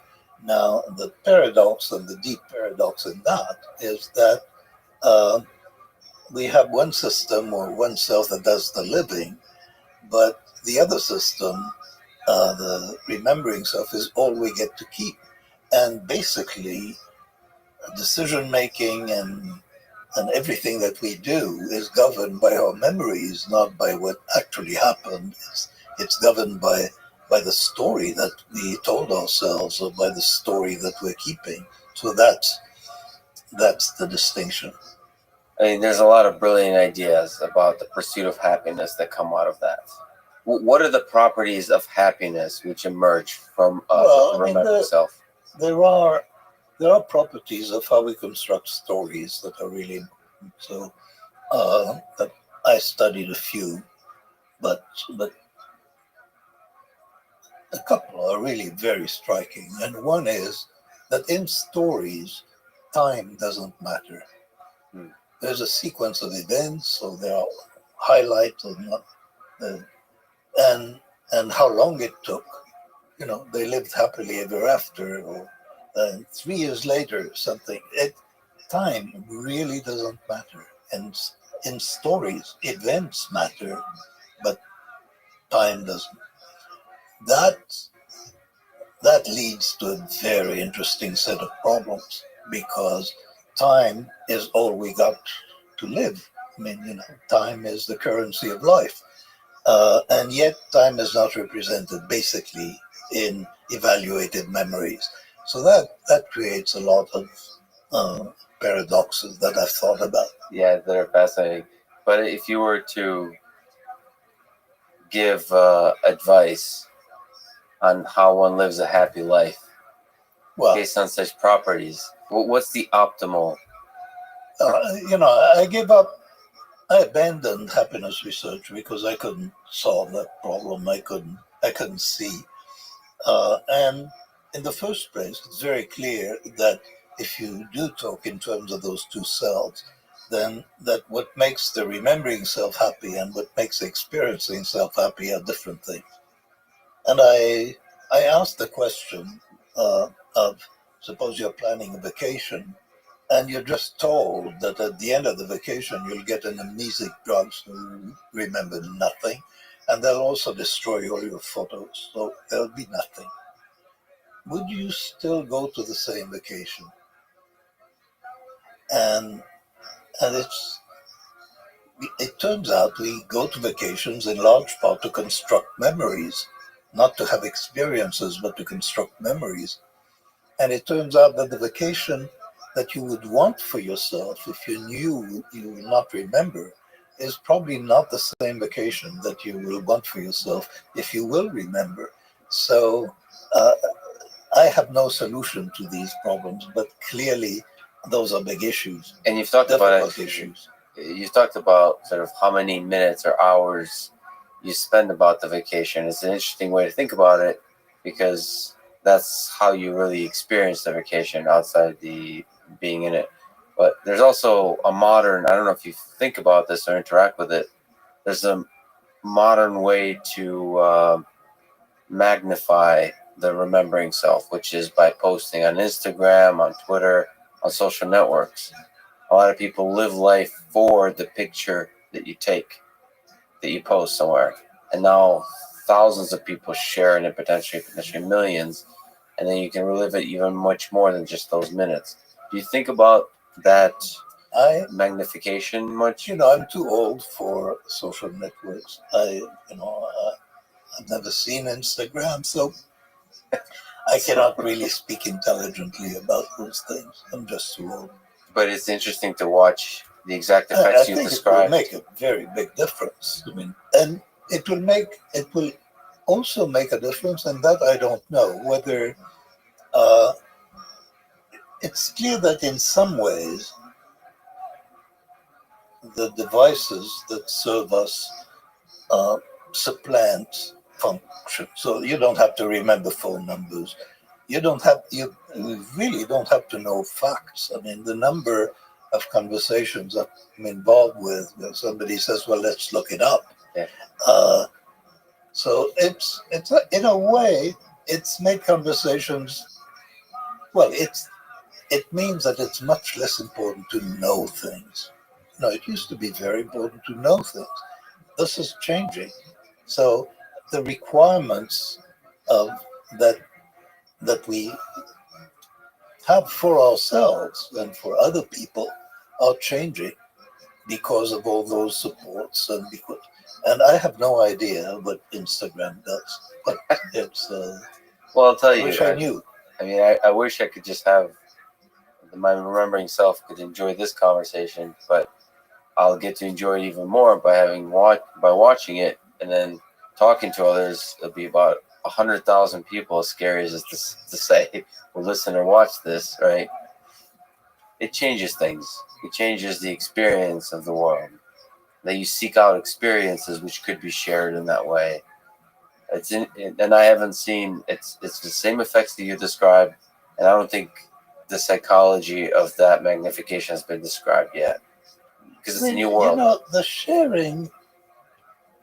There was a time when people read books, and and you could assume that your friends had read the same books that you read. So there was kind of invisible sharing. There was a lot of sharing going on, and there was a lot of assumed common knowledge, and that was built in. I mean, it was obvious that you had read the New York Times. It was obvious that you had read the reviews. I mean, so a lot was taken for granted that was shared. And when there were 3 television channels, it was obvious that you'd seen one of them, probably the same. So sharing has always been there. was always there. It was just different. At the risk of inviting mockery from you, let me say that that I'm also a fan of Sartre and Camus and existentialist philosophers. And I'm joking, of course, about mockery, but from the perspective of the two selves, what do you think of the existentialist philosophy of life? So trying to really emphasize the experiencing self as the proper way to, or the best way to live life. I don't know enough philosophy to answer that, but it's not, the emphasis on experience is also the emphasis in Buddhism. Yeah, right. That's right. So that's, you just have got to experience things and not to evaluate, and not to pass judgment, and not to score, not to keep score. So when you look at the grand picture of experience, you think there's something to that one of the ways to achieve contentment and maybe even happiness is letting go of any of the things, any of the procedures of the remembering self. Well, yeah, I mean, I think, if one could imagine a life in which people don't score themselves, it feels as if that would be a better life, as if the self-scoring and, how am I doing kind of question is not a very happy thing to have. But I got out of that field because I couldn't solve that problem. And that was because my intuition was that the experiencing self, that's reality. But then it turns out that what people want for themselves is not experiences. They want memories and they want a good story about their life. And so you cannot have a theory of happiness that doesn't correspond to what people want for themselves. And when I realized that this was where things were going, I really sort of left the field of research. Do you think there's something instructive about this emphasis of reliving memories in building AI systems. So currently, artificial intelligence systems are more like experiencing self, in that they react to the environment. There's some pattern formation, like learning, so on, but you really don't construct memories except in reinforcement learning every once in a while that you replay over and over. Yeah, but that would, in principle, would not be. Do you think that's useful? Do you think it's a feature or a bug of human beings that we look back? Oh, I think that's definitely a feature. It's not a bug. I mean, you have to look back in order to look forward. So without looking back, you couldn't really intelligently look forward. You're looking for the echoes of the same kind of experience in order to predict what the future holds. Yeah. Though Viktor Frankl, in his book Man's Search for Meaning, I'm not sure if you've read, describes his experience at concentration camps during World War II as a way to describe that identifying a purpose in life, a positive purpose in life, can save one from suffering. First of all, do you connect with the philosophy that he describes there? Not really. I mean, so I can really see that somebody who has that feeling of purpose and meaning and so on, that could sustain you. I, in general, don't have that feeling, and I'm pretty sure that if I were in a concentration camp, I'd give up and die. So he talks.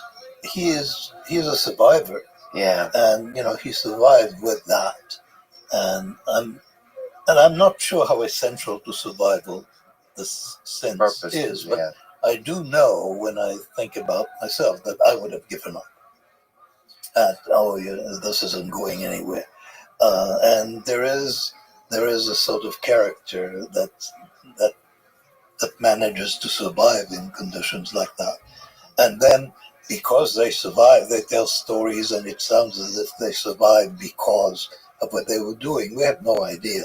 They survived because of the kind of people that they are, and they're the kind of people who survive and who tell themselves stories of a particular kind. So I'm not. So you don't think seeking purpose is a significant driver in our behavior? I mean, it's a very interesting question, because when you ask people whether it's very important to have meaning in their life, they say, oh yes, that's the most important thing. But when you ask people, what kind of a day did you have? And what were the experiences that you remember? You don't get much meaning. You get social experiences. Then, and some people say that, for example, in child, in taking care of children, the fact that they are your children and you're taking care of them makes a very big difference. I think that's entirely true, but it's more because of a story that we're telling ourselves, which is a very different story when we're taking care of our children or when we're taking care of others. Jumping around a little bit, in doing a lot of experiments, let me ask a question. Most of the work I do, for example, is in the real world, but most of the clean, good science that you can do is in the lab. So that distinction, do you think we can understand the fundamentals of human behavior through controlled experiments in the lab? If we talk about pupil diameter, for example, it's much easier to do when you can control lighting conditions. Yeah, of course. So when we look at driving, lighting variation destroys almost completely your ability to use pupil diameter. But in the lab, for, as I mentioned, semi-autonomous or autonomous vehicles, in driving simulators, we don't capture true, honest human behavior in that particular domain. So what's your intuition? How much of human behavior can we study in this controlled environment of the lab? A lot.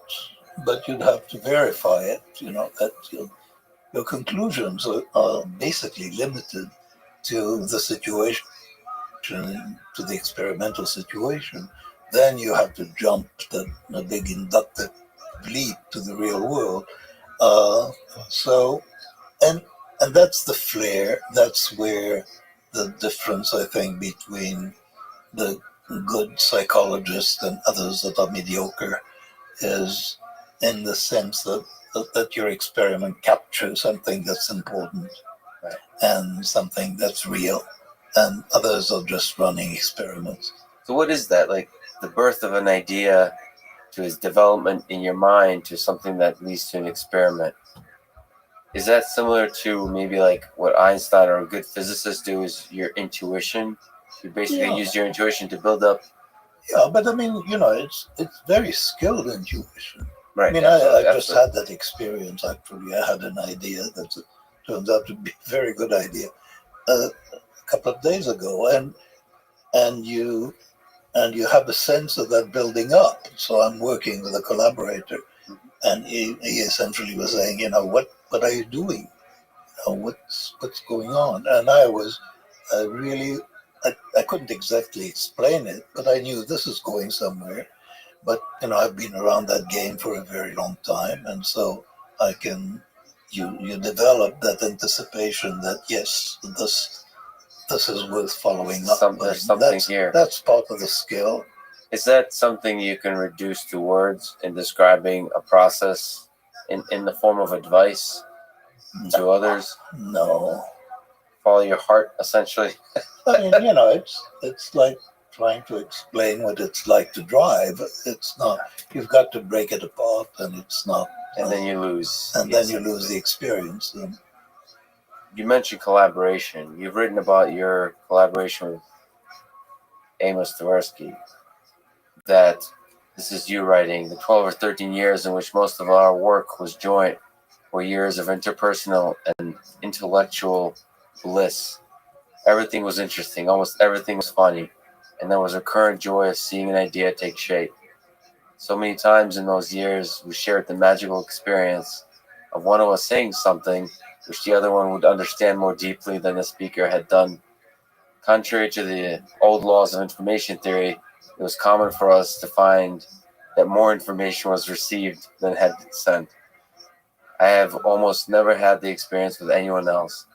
If you have not had it, you don't know how marvelous collaboration can be. So let me ask perhaps a silly question. How does one find and create such a collaboration? That may be asking like, how does one find love? But yeah, you have to be lucky, and I think you have to have the character for that, because I've had many collaborations. I mean, none were as exciting as with Amos, but I've had, and I'm having, just very. So it's a skill. I think I'm good at it. Not everybody's good at it, and then it's the luck of finding people who are also good at it. is there advice in a form for a young scientist who also seeks to violate this law of information theory?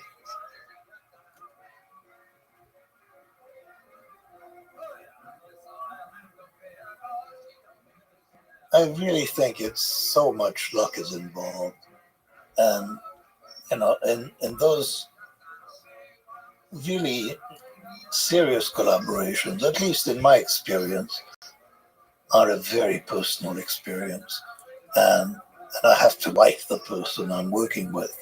Otherwise, I mean, there is that kind of collaboration, which is like an exchange, a commercial exchange of I'm giving this, you give me that.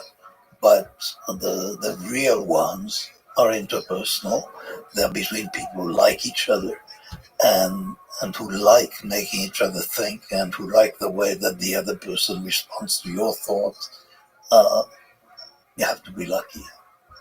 Yeah, I mean, but I already noticed the fact, even just me showing up here, you've quickly started to digging in on a particular problem I'm working on, and already new information started to emerge.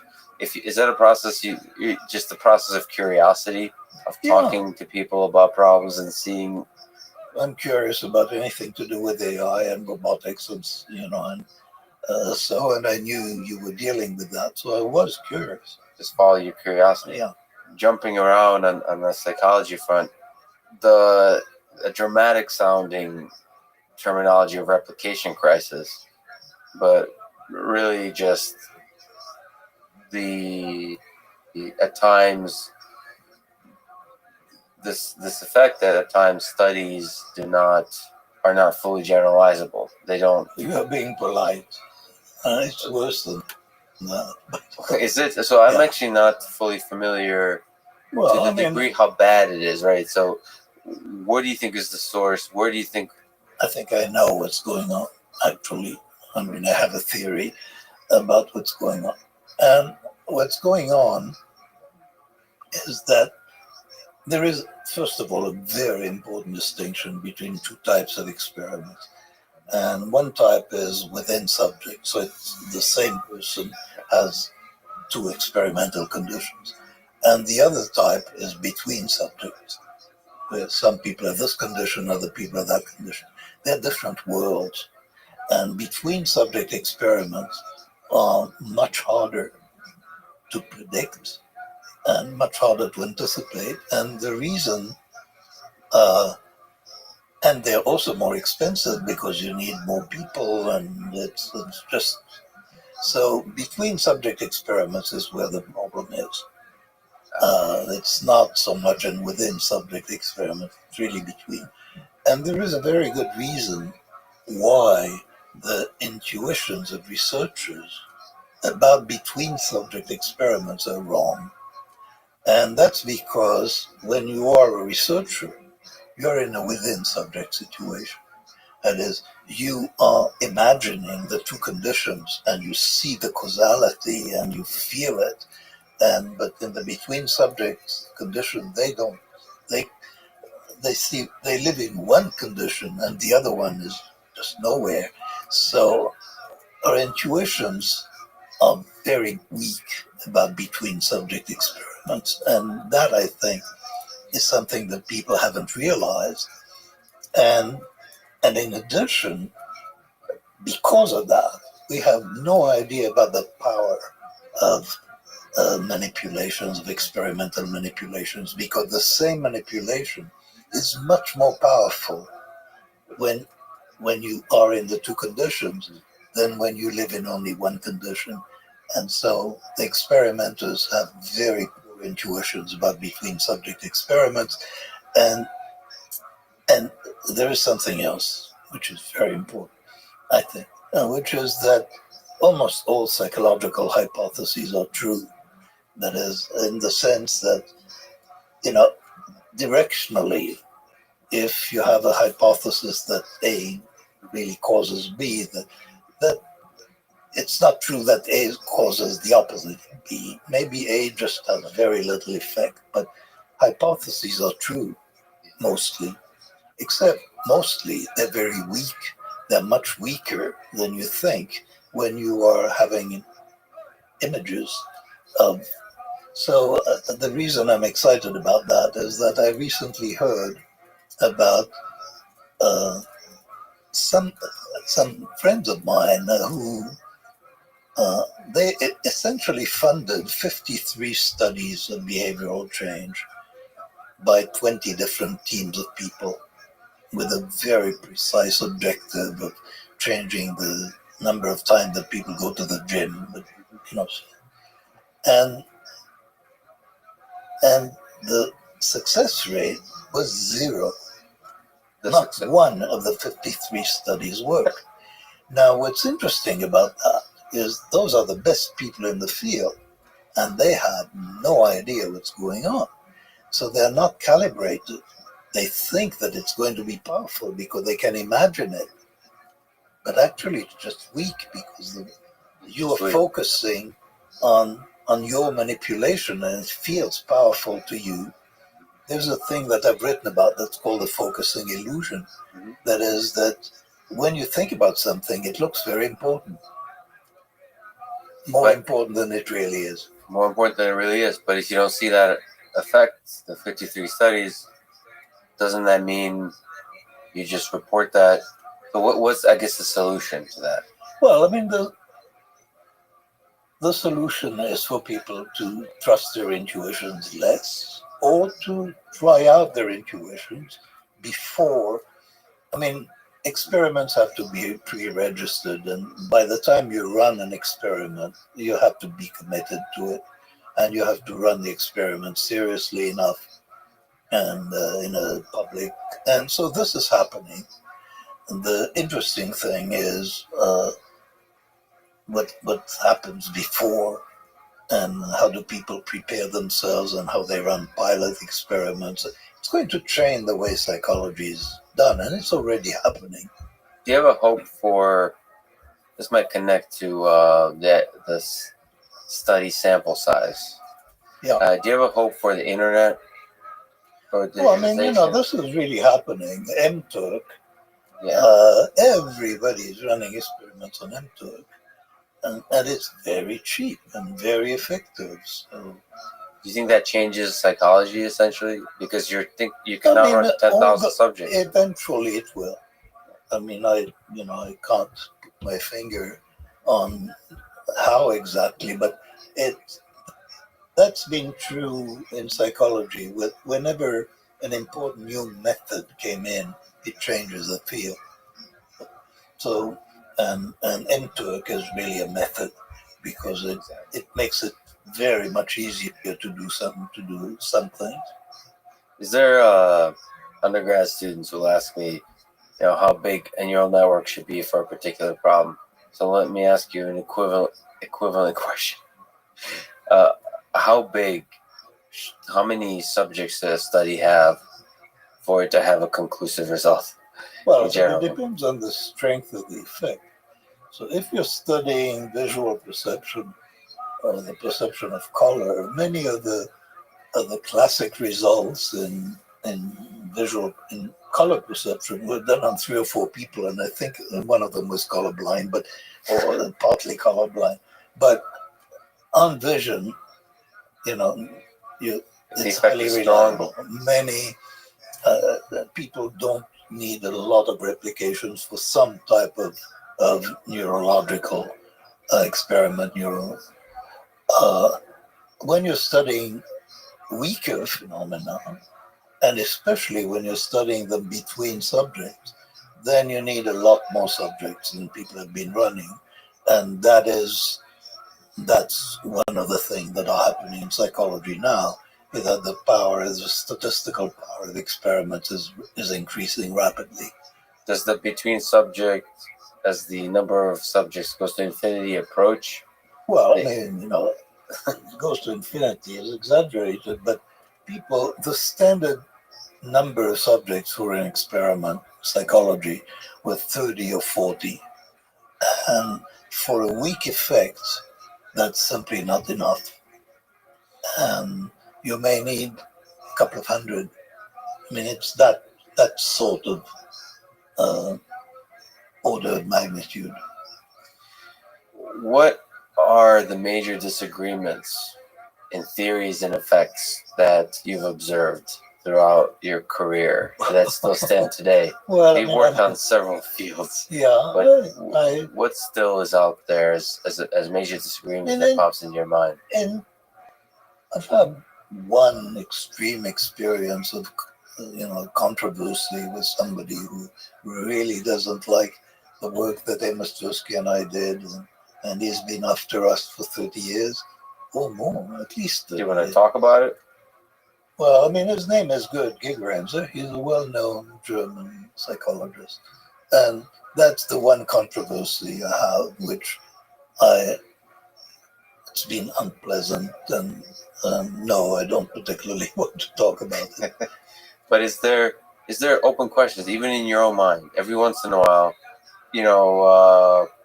we talked about semi-autonomous vehicles. In my own mind, I see what the data says, but I also am constantly torn.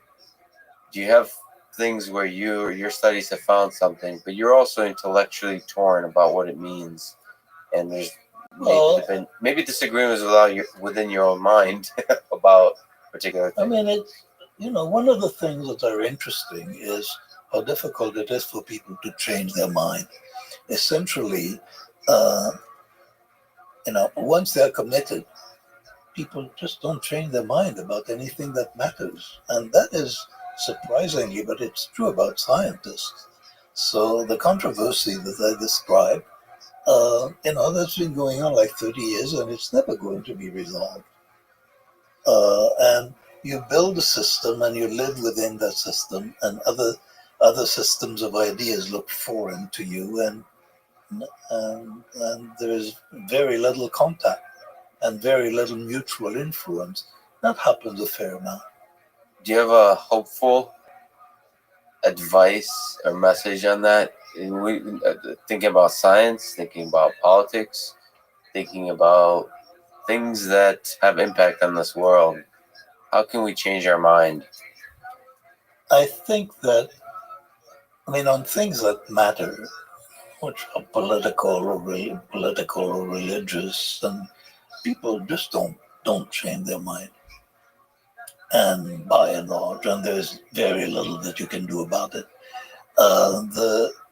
What does happen is that if leaders change their minds, so for example, the American public doesn't really believe in climate change, doesn't take it very seriously. But if some religious leaders decided this is a major threat to humanity, that would have a big effect. So that we have the opinions that we have not because we know why we have them, but because we trust some people and we don't trust other people. And so it's much less about evidence than it is about stories. So one way to change your mind isn't at the individual level, is that the leaders of the communities you look up with, the stories change, and therefore your mind changes with them. So there's a guy named Alan Turing, came up with a Turing test. Yeah. What do you think is a good test of intelligence? Perhaps we're drifting in a topic that we're maybe philosophizing about, but what do you think is a good test for intelligence for an artificial intelligence system? Well, the standard definition of artificial general intelligence is that it can do anything that people can do, and it can do them better.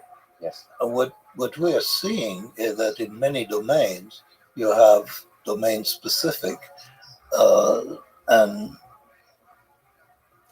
devices or programs or software, and they beat people easily in specified way. What we are very far from is that general ability, a general purpose intelligence. So in machine learning, people are approaching something more general. For AlphaZero was much more general than AlphaGo, but it's still extraordinarily narrow and specific in what it can do. So we're quite far from something that can, in every domain, think like a human except better. What aspects of the Turing test has been criticized as natural language conversation? Yeah. That is too simplistic. It's easy to quote unquote pass under constraints specified. What aspect of conversation would impress you if you heard it? Is it humor? Is it what would impress the heck out of you if you saw it in conversation? Yeah, certainly wit would be impressive, and humor would be more impressive than just factual conversation, which I think is easy, and allusions would be interesting, and metaphors would be interesting. But new metaphors, not practiced metaphors. So there is a lot that would be sort of impressive, that it's completely natural in conversation, but that you really wouldn't expect. Does the possibility of creating a human level intelligence or superhuman level intelligence system excite you, scare you? Well, I mean, How does it make you feel? I find the whole thing fascinating. Absolutely fascinating. So exciting. I think, and exciting. It's also terrifying, but but I'm not going to be around to see it. And so I'm curious about what is happening now. But I also know that predictions about it are silly. We really have no idea what it will look like 30 years from now. No idea. Speaking of silly, bordering on the profound, they may ask the question of, in your view, what is the meaning of it all? The meaning of life? These descendant of great apes that we are, why, what drives us as a civilization, as a human being, as a force behind everything that you've observed and studied? Is there any answer, or is it all just a beautiful mess? There is no answer that I can understand, and I'm not actively looking for one. Do you think an answer exists? No, there is no answer that we can understand. I'm not qualified to speak about what we cannot understand, but there is.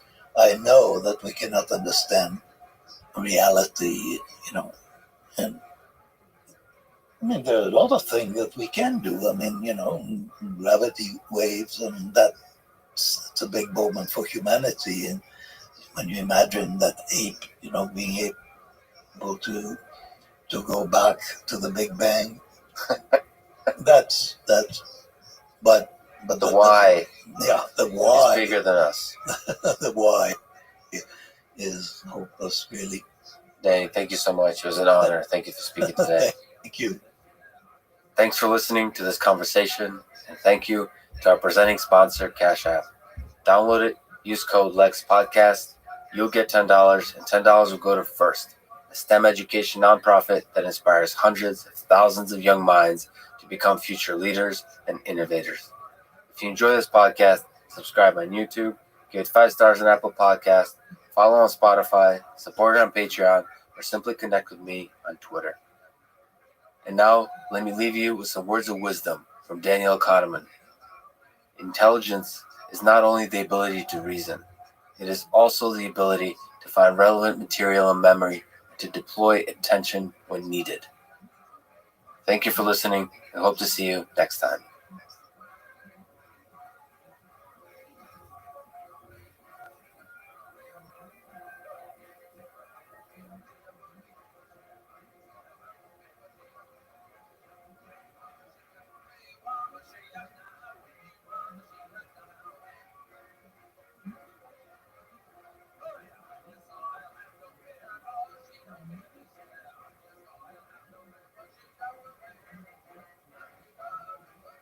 The following is a conversation with Ayana Howard. She's a roboticist, professor at Georgia Tech, and director of the Human Automation Systems Lab, with research interests in human-robot interaction, assisted robots in the home, therapy gaming apps, and remote robotic exploration of extreme environments. Like me, in her work, she cares a lot about both robots and human beings, and so I really enjoyed this conversation.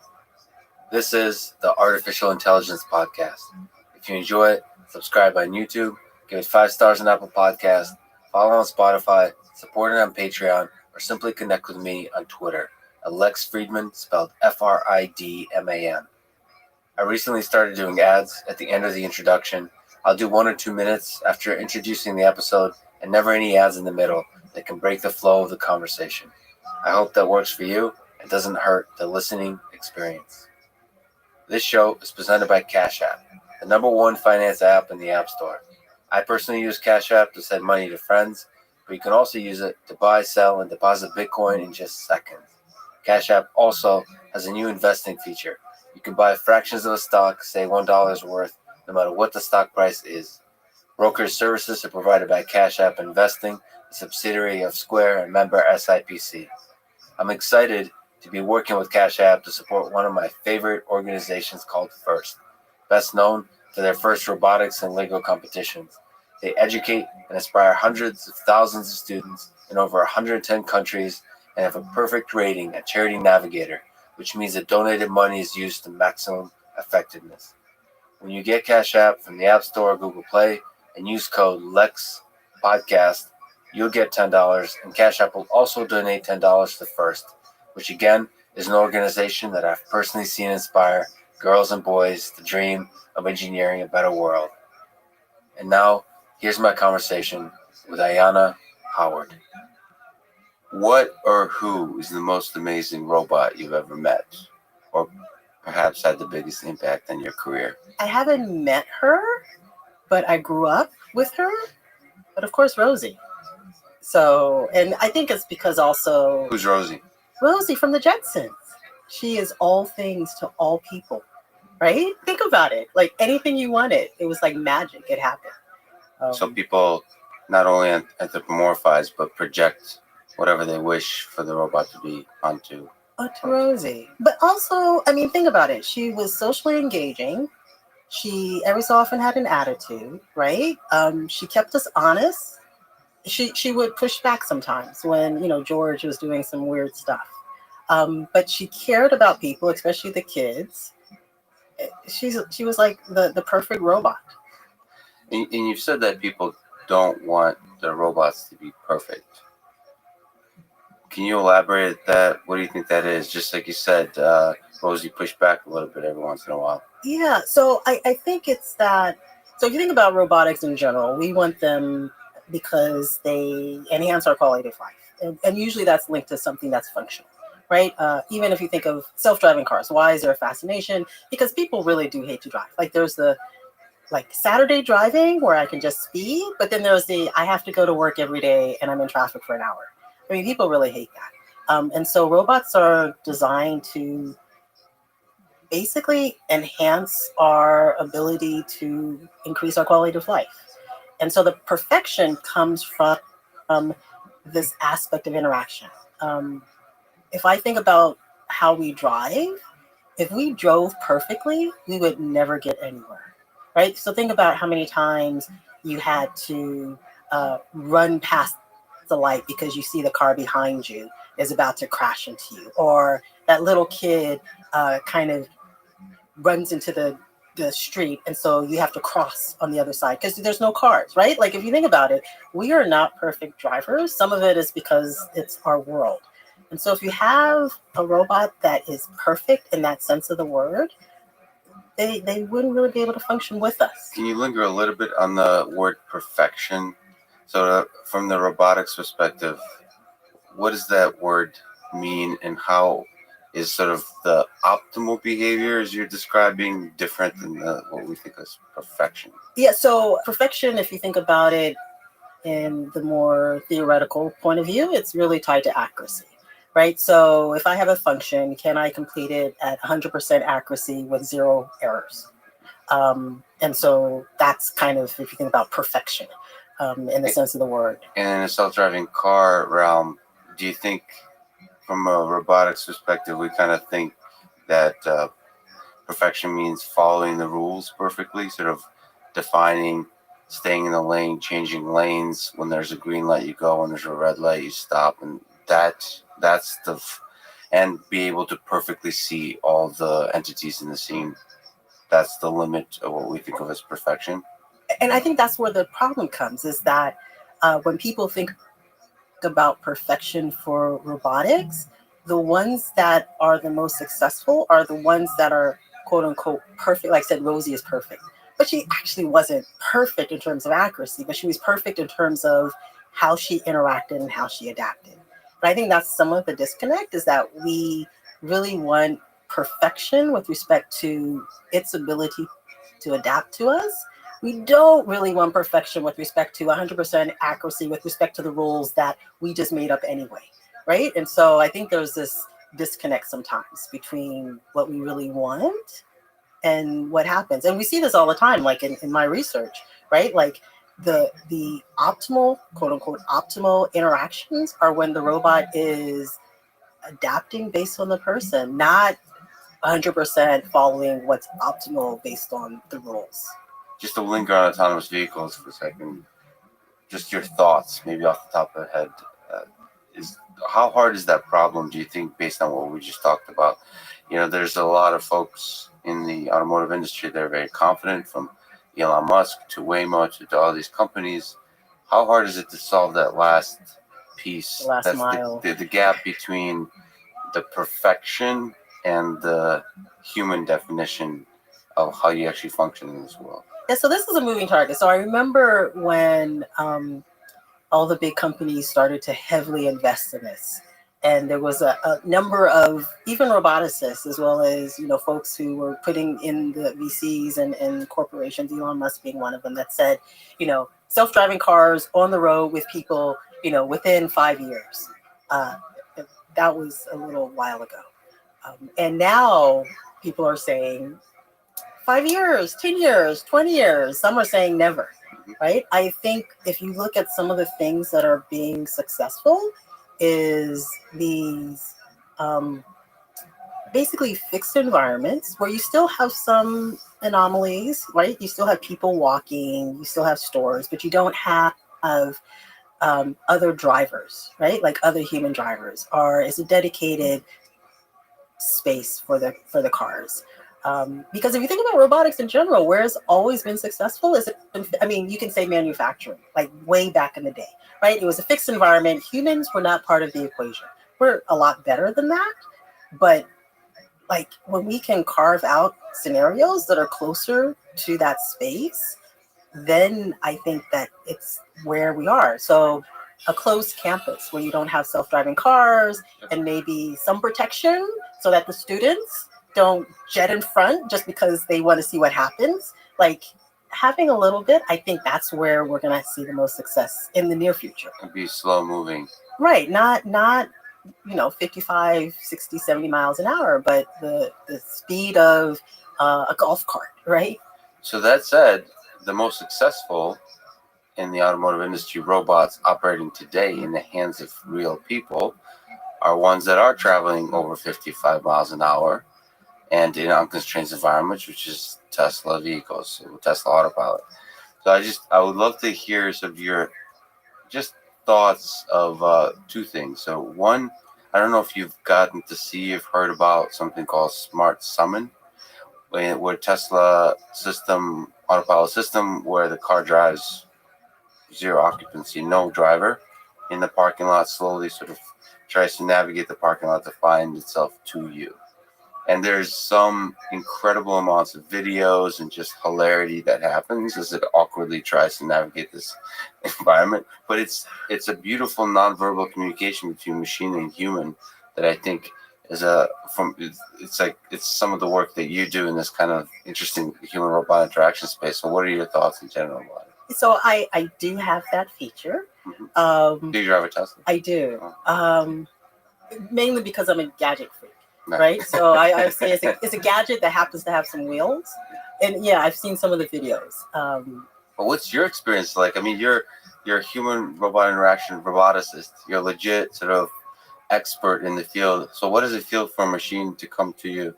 It's one of these very fascinating things, but also I am hyper alert. Right, like I'm hyper alert. Like my thumb is like, oh, okay, I'm ready to take over. Even when I'm in my car or I'm doing things like automated backing into, so there's like a feature where you can do this automated backing into a parking space, or bring the car out of your garage, or even, pseudo autopilot on the freeway, right? I am hypersensitive. I can feel like as I navigate, I'm like, yeah, that's an error right there. Like I'm very aware of it, but I'm also fascinated by it, and it does get better. Like I look and see it's learning from all of these people who are cutting it on.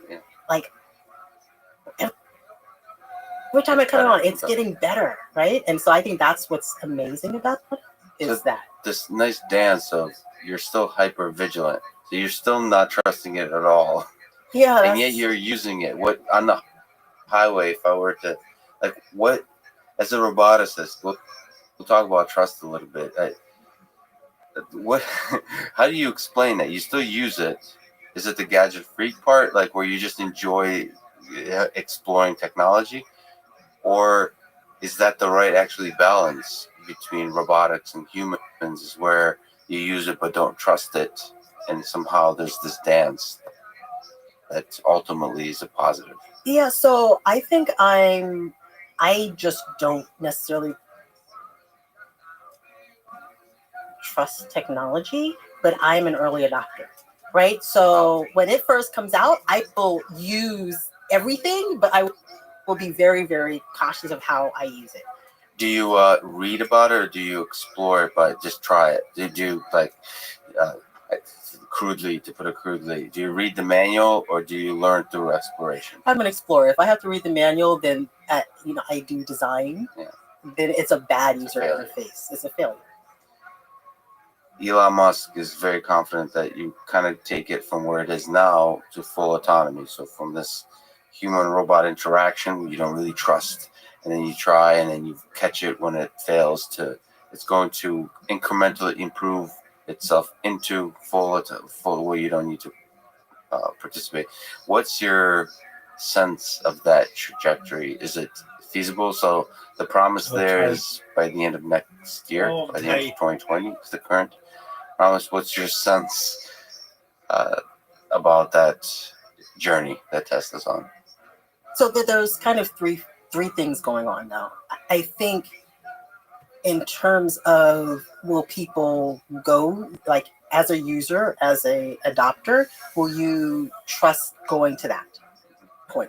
I think so, right? Like, there are some users, and it's because what happens is when you're hypersensitive at the beginning, and then the technology tends to work, your apprehension slowly goes away, and as people, we tend to swing to the other extreme, right? Because like, oh, I was like hyper fearful or hypersensitive, and it was awesome, and we just tend to swing. That's just human nature.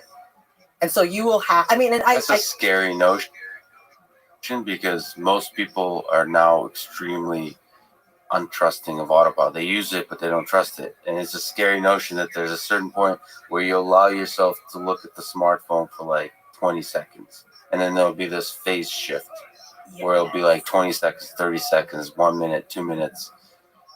It's a scary proposition. But that's people, right? Yeah, that's humans. That's humans. I think of even our use of, just everything on the internet, right? Like, think about how reliant we are on certain apps and certain engines, right? 20 years ago, people have been like, oh yeah, that's stupid. Like, that makes no sense. Like, of course that's false. Like, now it's just like, oh, of course, I've been using it. It's been correct all this time. Of course, aliens, I didn't think they existed, but now it says they do. Obviously. 100%. Earth is flat. So, okay, but you said three things. So one is the human. So one is the human, and I think there will be a group of individuals that will swing, right? Teenagers. It'll be adults.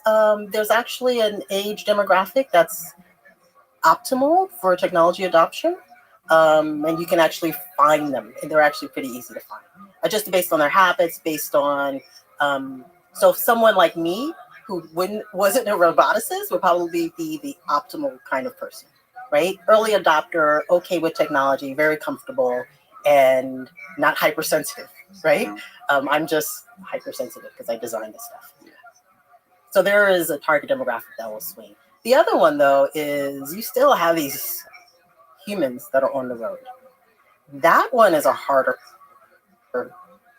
thing to do. And as long as we have people that are on the same streets, that's going to be the big issue. And it's just because you can't possibly map some of the silliness of human drivers, right? Like, as an example, when you're next to that car that has that big sticker called student driver, right? Like, you are like, oh, either I am going to like go around, like we know that person is just going to make mistakes that make no sense, right? How do you map that information? Or if I'm in a car and I look over and I see, two fairly young-looking individuals, and there's no student driver bumper, and I see them chit-chatting to each other, I'm like, oh, Yep. That's an issue, right? So how do you get that kind of information and that experience into basically an autopilot? Yeah, and there's millions of cases like that where we take little hints to establish context. I mean, you said kind of beautifully poetic human things, but there's probably subtle things about the environment, about it being maybe time for commuters to start going home from work, and therefore you can make some kind of judgment about the group behavior of pedestrians, blah, blah, blah, and so on. Yes. So on. Or even cities, right? Like if you're in Boston, how people cross the street, like lights are not an issue, versus other places where people will actually wait for the crosswalk. Seattle or somewhere peaceful. But what I've also seen, sort of just even in Boston, that intersection to intersection is different. So every intersection has a personality of its own. So certain neighborhoods of Boston are different. So we kind of and based on different timing of day, at night, it's all there's a dynamic to human behavior that we kind of figure out ourselves. We're not able to introspect and figure it out, but somehow our brain learns it. We do. And so you're saying, is there that's a shortcut? Is there a shortcut though for everybody? Is there something that could be done? You think that that's what we humans do? It's just like bird flight, right? This example they give for flight. Do you necessarily need to build a bird that flies, or can you do an airplane? Is there a shortcut? So I think the shortcut is, and I kind of I talk about it as a fixed space,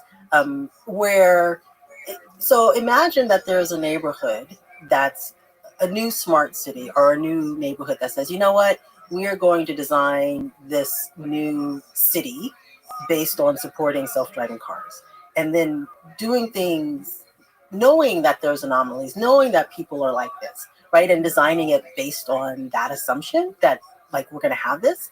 That would be an example of a shortcut. So you still have people, but you do very specific things to try to minimize the noise a little bit, as an example. And the people themselves become accepting of the notion that there's autonomous cars, right? Right. Like they move into, so right now you have like you will have a self-selection bias, right? Like individuals will move into this neighborhood knowing like this is part of like the real estate pitch, right? And so I think that's a way to do a shortcut. One, it allows you to deploy. It allows you to collect then data with these variances and anomalies, because people are still people, but it's a safer space and is more of an accepting space, i.e. when something in that space might happen, because things do, because you already have the self-selection, like people would be, I think, a little more forgiving than other places. And you said 3 things. Did we cover all of them? The third is legal law. Oh, no. Liability, which I don't really want to touch, but it's still of concern. And the mishmash with policy as well, sort of government, all that whole big ball of mess. Ball of stuff. Yeah, gotcha. So that's so we're out of time now. Do you think, from a robotics perspective, if you're kind of honest of what cars do, they kind of threaten each other's life all the time. So cars are very, in order to navigate intersections, there's an assertiveness, there's a risk taking. And if you were to reduce it to an objective function, there's a probability of murder in that function, meaning you killing another human being, and you're using that. First of all, it has to be low enough to be acceptable to you on an ethical level as an individual human being, but it has to be high enough for people to respect you, to not sort of take advantage of you completely and jaywalk in front of you and so on. So, I don't think there's a right answer here, but how do we solve that? How How do we solve that from a robotics perspective when danger and human life is at stake? Yeah, as they say, cars don't kill people, people kill people. People kill people. Right. So I think. And now robotic algorithms will be killing people. Right. So it will be robotics algorithms that are it will be robotic algorithms don't kill people. Developers of robotic algorithms kill people. Right. I mean, one of the things is people are still in the loop, and at least in the near and mid-term, I think people will still be in the loop at some point, even if it's the developer. Like, we're not necessarily at the stage where, robots are programming autonomous robots with different behaviors quite yet. It's a scary notion, sorry to interrupt, that a developer has some responsibility in the death of a human being. I think that's burden. Why the whole aspect of ethics in our community is so important, right? Like, because it's true. If you think about it, you can basically say, I'm not going to work on weaponized AI, right? Like, people can say that's not what I'm going to do, but yet you are programming algorithms that might be used in healthcare algorithms that might decide whether this person should get this medication or not. And they don't, and they die. So that is your responsibility, right? And if you're not conscious and aware that you do have that power when you're coding and things like that, I think that's just not a good thing. Like, we need to think about this responsibility as we program robots and computing devices much more than we are. Yeah, so it's not an option to not think about ethics. I think it's a majority, I would say, of computer science. Sort of it's kind of a hot topic now, think about bias and so on, but and we'll talk about it, but usually it's kind of, it's like a very particular group of people that work on that. And then people who do like robotics are like, well, I don't have to think about that. There's other smart people thinking about it. It seems that everybody has to think about it. It's not, you can't escape the ethics, whether it's bias or just every aspect of ethics that has to do with human beings. Everyone. So think about, I'm going to age myself, but I remember when we didn't have like testers, right? And so what did you do? As a developer, you had to test your own code, right? Like, you had to go through all the cases and figure it out. And, and then they realized that, like, we probably need to have testing because we're not getting all the things. And so from there, what happens is, like, most developers, they do, a little bit of testing, but it's usually like, okay, did my compiler bug out? Let me look at the warnings. Okay, is that acceptable or not? Right? Like, that's how you typically think about it as a developer, and you'll just assume that it's going to go to another process and they're going to test it out. But I think we need to go back to those early days when, you're a developer, you're developing. And there should be like this, okay, let me look at the ethical outcomes of this, because there isn't a second, like, testing ethical testers, right? It's you. We did it back in the early coding days. I think that's where we are with respect to ethics. Like, let's go back to what was good practices, and only because we were just developing the field. Yeah, and it's a really heavy burden. I've had to feel it recently in the last few months, but I think it's a good one to feel. Like, I've gotten a message, more than one, from people. I've unfortunately gotten some attention recently, and I've gotten messages that say that I have blood in my hands because of working on semi-autonomous vehicles. The idea that you have semi-autonomy means people would lose vigilance and so on. That's actually be humans, as we described. And because of that, because of this idea that we're creating automation, there'll be people be hurt because of it. And I think that's a beautiful thing. I mean, it's, there's many nights where I wasn't able to sleep because of this notion. You really do think about people that might die because of this technology. Of course, you can then start rationalizing and saying, well, you know what, 40,000 people die in the United States every year, and we're trying to ultimately save lives. But the reality is, your code you've written might kill somebody, and that's an important burden to carry with you as you design the code. I don't even think of it as a burden if we train this concept correctly from the beginning. And and not to say that coding is like being a medical doctor, but think about it. Medical doctors, if they've been in situations where their patient didn't survive, right? Do they give up and go away? No. Every time they come in, they know that there might be a possibility that this patient might not survive. And so when they approach every decision, like that's in the back of their head. And so why isn't that we aren't teaching, and those are tools though, right? They are given some of the tools to address that so that they don't go crazy. But we don't give those tools so that it does feel like a burden versus something of, I have a great gift and I can do great, awesome, good, but with it comes great responsibility. I mean, that's what we teach in terms of, you think about the medical schools, right? Great gift, great responsibility. I think if we just change the messaging a little, great gift, being a developer, great responsibility. And this is how you combine those. But do you think, this is really interesting. It's outside. I actually have no friends who are sort of surgeons or doctors. What does it feel like to make a mistake in a surgery and somebody to die because of that? Like, is that something you could be taught in medical school, sort of how to be accepting of that risk? So, because I do a lot of work with healthcare robotics, I have not lost a patient, for example. The first one's always the hardest, right? But they really teach the value, right? So they teach responsibility, but they also teach the value. Like, you're saving $40,000. But in order to really feel good about that, when you come to a decision, you have to be able to say at the end, I did all that I could possibly do, right?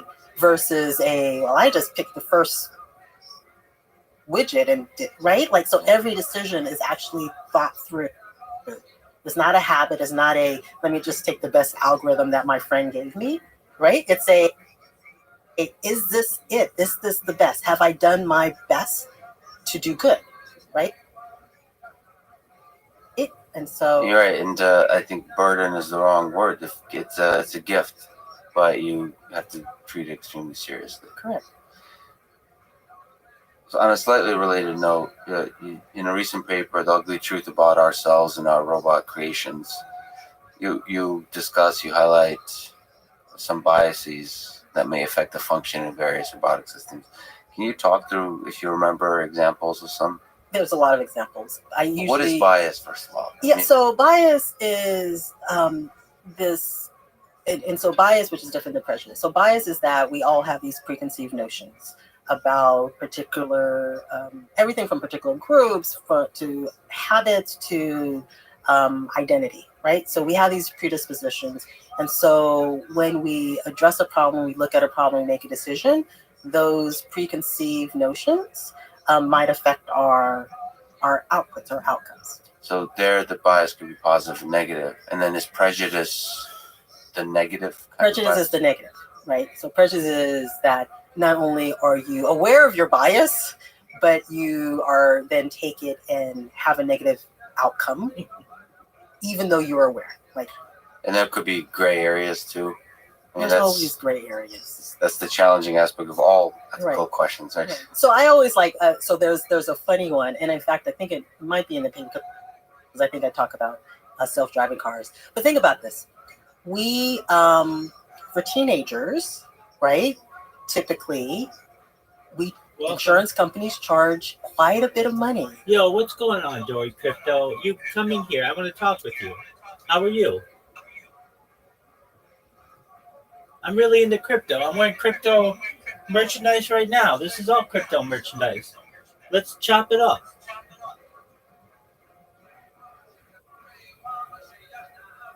I saw Finding Dory at a drive-in with a hot chick.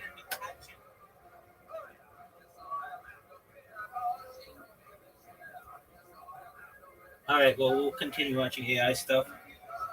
If you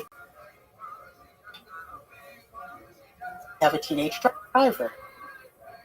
So you could say that's an age bias, right? But no one will claim, I mean, parents will be grumpy, but no one really says that that's not fair. That's necessarily. interesting. We don't. That's right. That's right. It's everybody in human factors and safety research almost. I mean, is quite ruthlessly critical of teenagers, and we don't question: is that okay? Is that okay to be ageist in this kind of way? It is, and it is agent, right? It's definitely agent. There's no question about it. And so this is the gray area, right? Because you know that teenagers are more likely to be in accidents, and so there's actually some data to it. But then if you take that same example and you say, well, I'm going to make the insurance higher for an area of Boston because there's a lot of accidents, and then they find out that that's correlated with socioeconomics, well, then it becomes a problem, right? Like, that is not acceptable. But yet the teenager, which is age, it's against age, is, right? And so the way we figure that out as a society, by having conversations, by having discourse. I mean, throughout history, the definition of what is ethical and not has changed, and hopefully always for the better. Correct. So in terms of bias or prejudice in algorithms, what examples do you sometimes think about? So I think about quite a bit the medical domain, just because historically, right, the healthcare domain has had these biases, typically based on gender and ethnicity, primarily, a little on age, but not so much.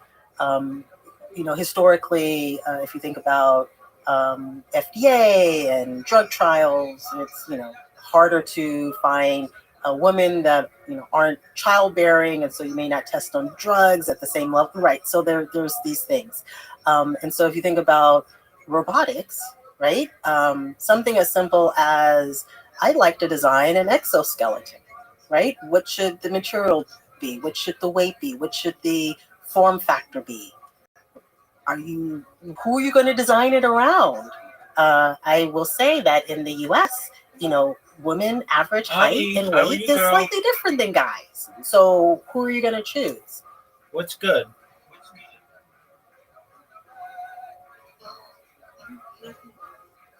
Wait, hold on 1 second.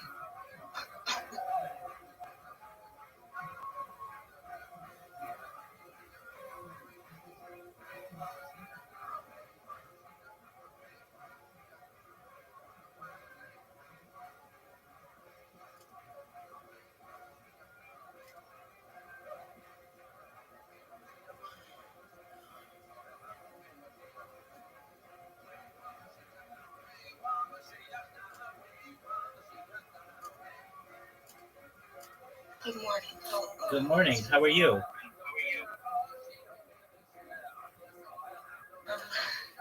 Would you like a briefing on all that is good in my world? Yes. All right. Well, firstly, you're here. Bing.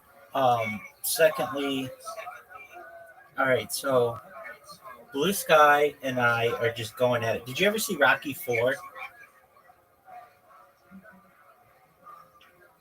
I mean, I've seen some of them. I don't know if I've seen all of them, but I've never seen them. Yeah, but this one's a little different. This one's with the Russians, and it's one of my favorites. All right, so Yes. excellent.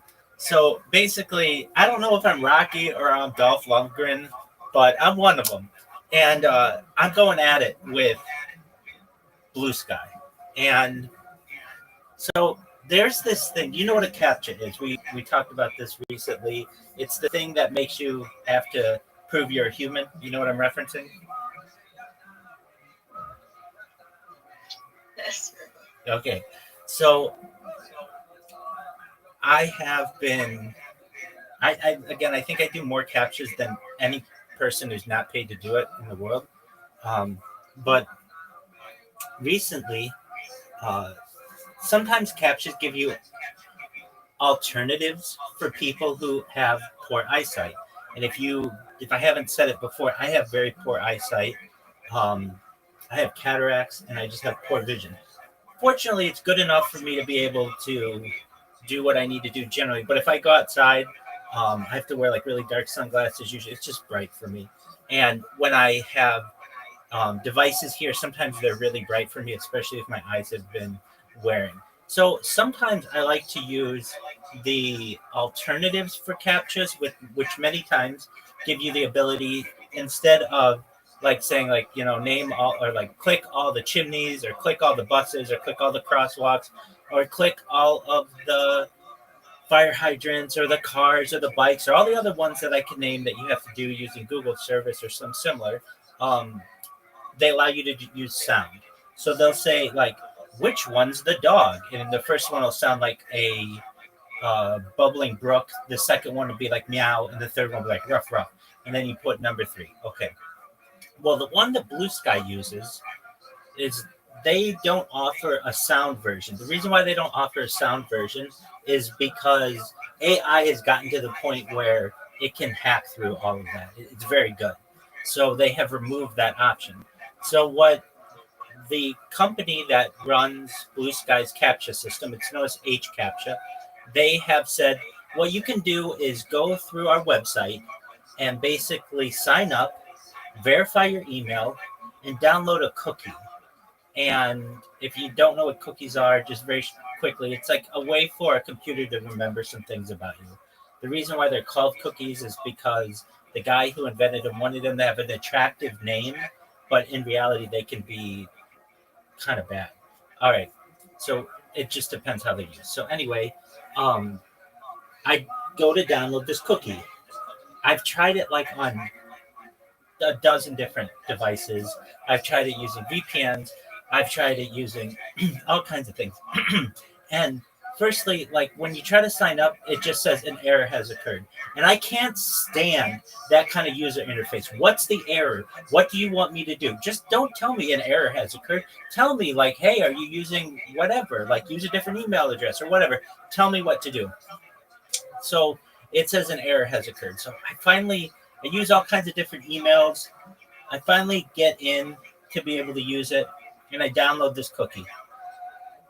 And what this cookie says is that, hey, if you install me on your computer, you won't have to do captchas on the computer anymore, which is like ideal for me. However, they do limit it, so you can't go crazy.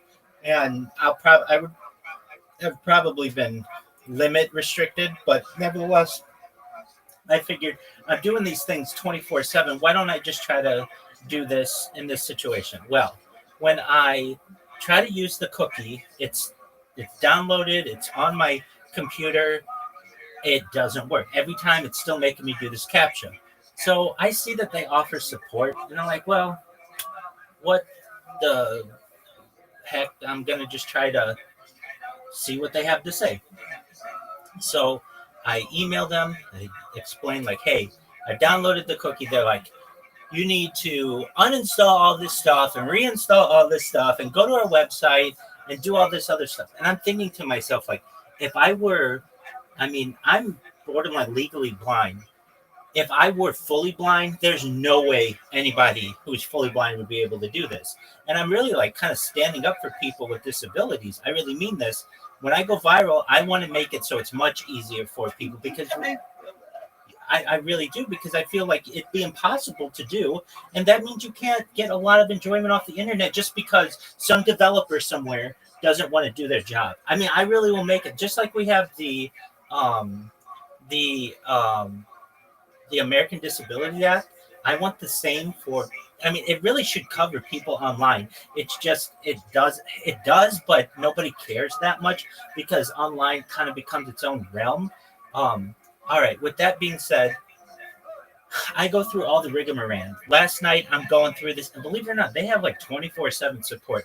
And if HCAPTCHA is watching this right now, your support is phenomenal.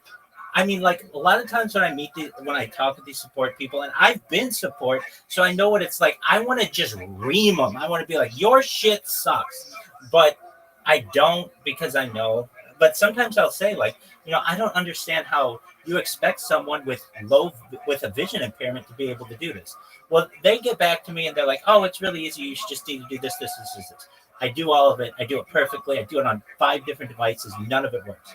So I say to them, hey, why don't you try it? You try to sign up for Blue Sky using your cookie or whatever, and tell me if that works. They're like, oh no, we're not going to do that. We're blah blah blah blah blah. Just do this. I'm like, okay, I tried. None of that works. I'm like, guys, why don't you just try? I mean, like, I know you want me to do it, but why don't you just, try? Oh, just do this. So I tried this morning, and they're like, they're making me do it. Like, we have this back and forth. We must have like 15 emails to each other, and which is really impressive that they're doing this on the weekend. So anyway, I finally just got their last email, and the last email says, well, I sent them a reply, but they said, while H Capture offers an like mad. I'm so sorry, but you're complimenting them at the same time. Oh, you're very angry. Oh, absolutely. Welcome to my world, Adi.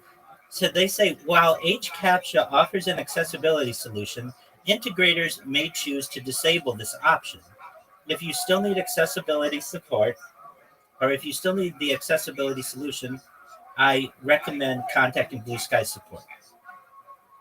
Which is like, oh, okay, so they didn't tell me that. If they would have told me that at the beginning, if they would have said, hey, you know that Blue Sky might not be letting you use their system, like, I would be like, oh, okay, thanks.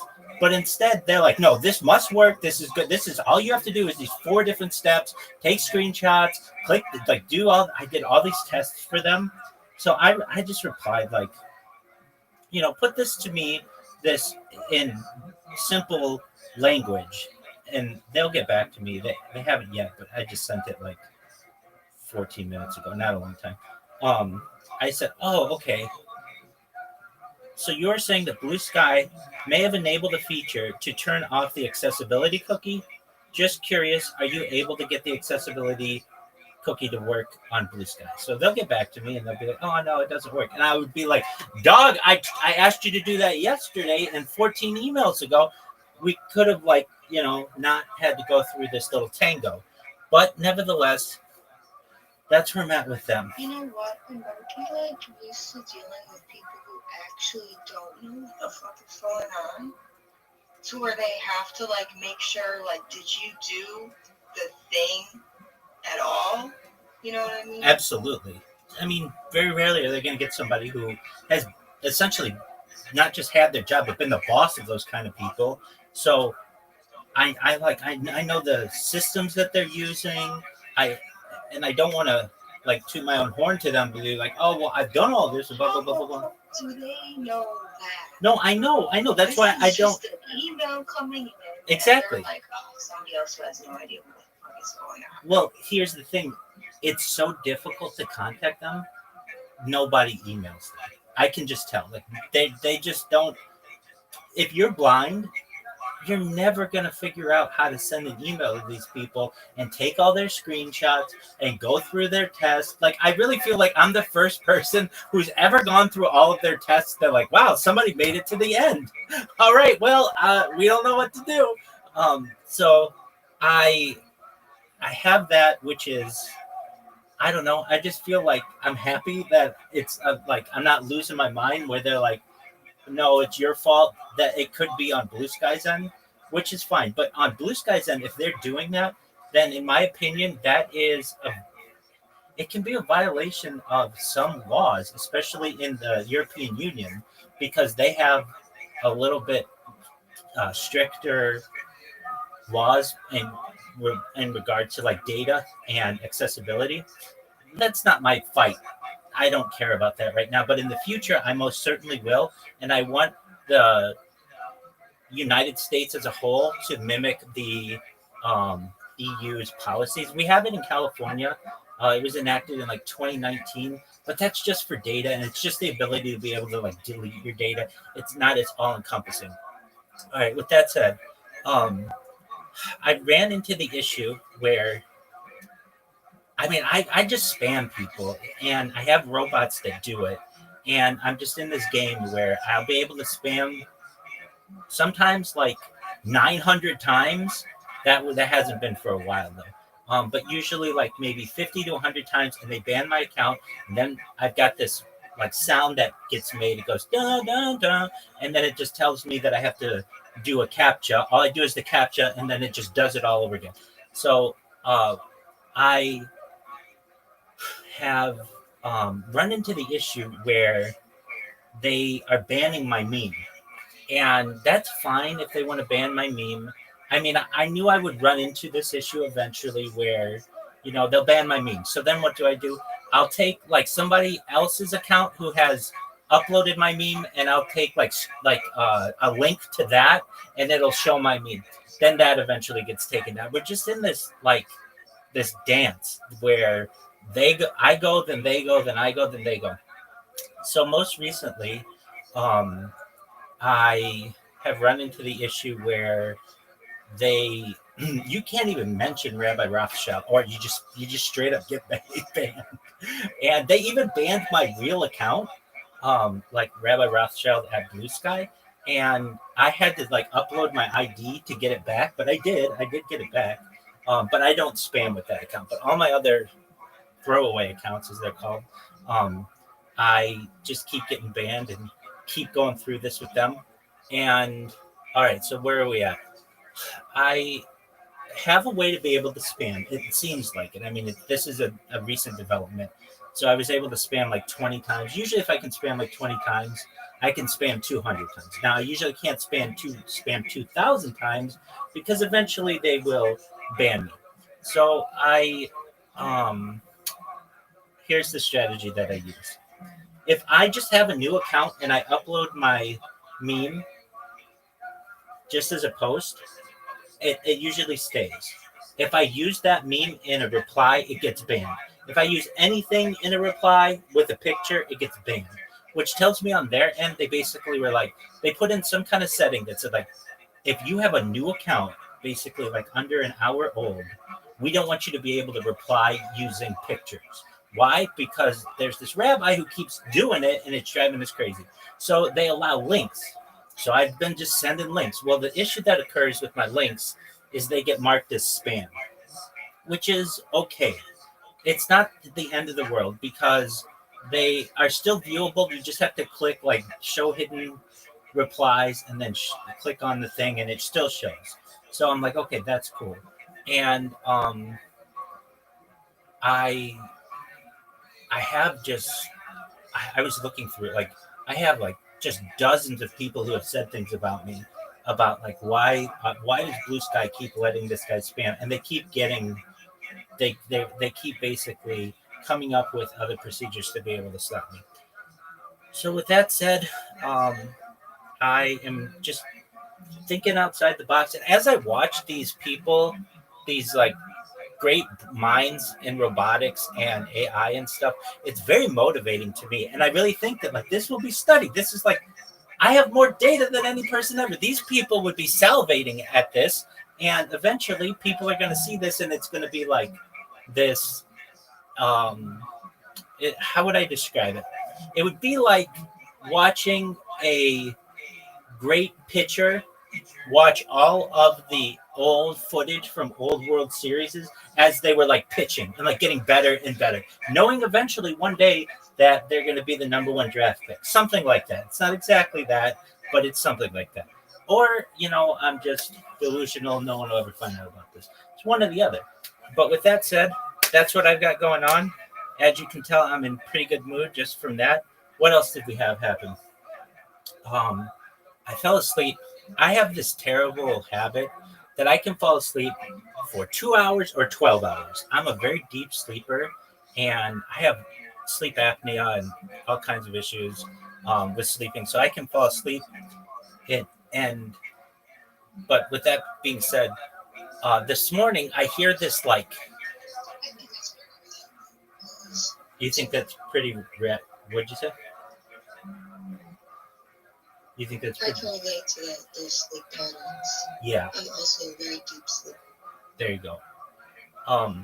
So I have a sleep apnea machine, a CPAP, but I've never been able to get comfortable with it with that mask on my face. Every night I just pull it off, and so I'm like, well, that's just how it is. Well, this morning, 3 a.m, I hear this faint Australian accent. what is that? And I'm like, I bet that's Zoot. And it's Zoot. And he'd accidentally pocket dialed me. He was at some event at the beach and was just talking to people. And he was just making noise for like in his pocket for like an hour. And I kept yelling at him, Zoot, can you hear me? Zoot, can you hear me? Anyway, he came back. I was able to tell him. He went and watched the stream to see what he said or what you could hear. And it was pretty muffled. You couldn't hear too much. But I did hear him say like spam bot. That's all I remember hearing him say. And then we had a nice little sleepover last night. You and Connor and Miss Aquarius, and then Zoot's been coming in, which is cool. And I don't have anything else to say, but now you know what's new in my world, and I'm going to continue working on these bots, and with some fortune and some time, we're going to go viral. How's that sound?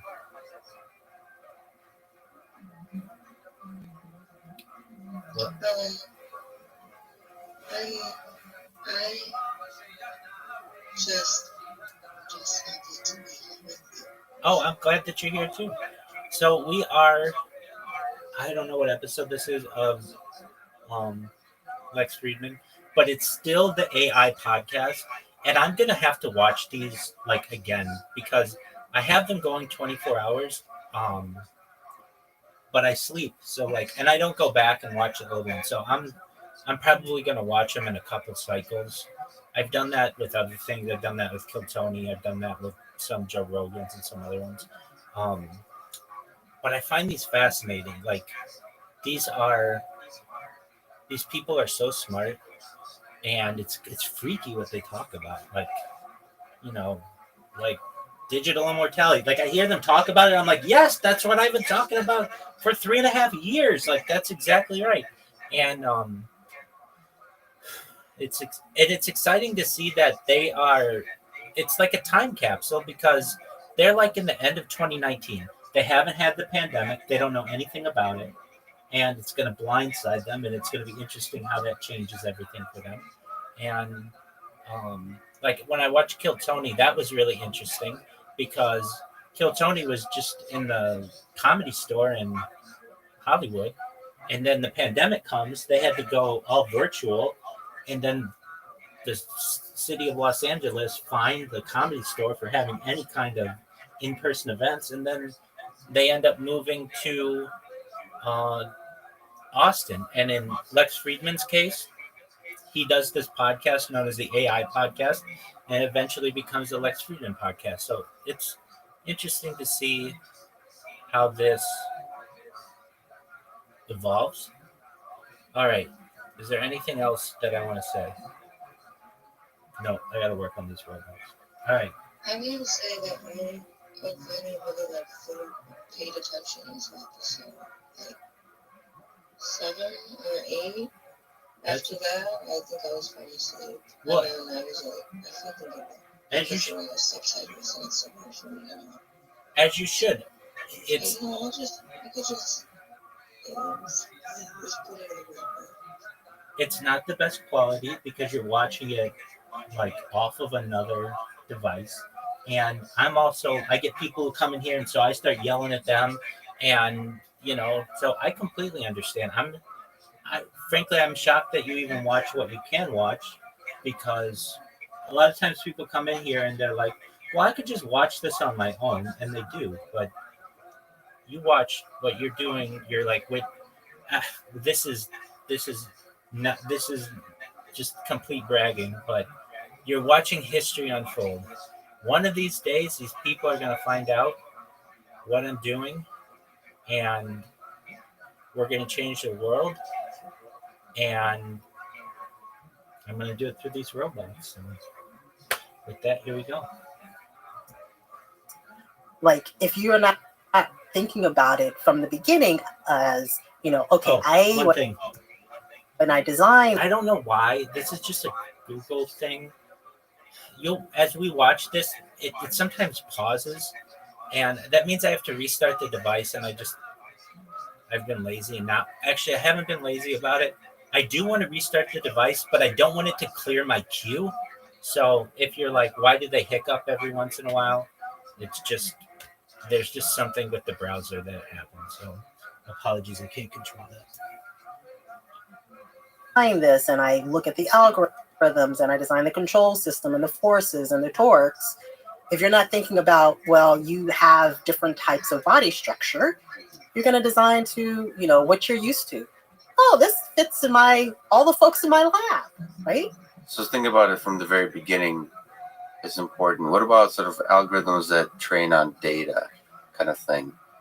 Sadly, our society already has a lot of negative bias. And so if we collect a lot of data, even if it's a balanced way, it's going to contain the same bias that a society contains. And so, is there things that bother you? Yeah. So you actually said something. You had said how we have biases, but hopefully we learn from them and we become better, right? And so that's where we are now, right? So the data that we're collecting is historic. It's based on these things when we knew it was bad to discriminate, but that's the data we have, and we're trying to fix it now, but we're fixing it based on the data that was used in the first place to discriminate. Right. And so the decisions, and you can look at everything from the whole aspect of predictive policing, criminal recidivism. There was a recent paper that had the healthcare algorithms, which had a kind of a sensational titles. I'm not pro sensationalism in titles, but again, you read it, right? So it makes you read it. But I'm like, really, you could have. What's the topic of the sensationalism? I mean, what's underneath it? If you could sort of educate me on what kind of bias creeps into the healthcare space? Yeah. So you already kind of mentioned. So this one the headline was racist AI algorithms. Okay, that's totally a clickbait title. Yeah.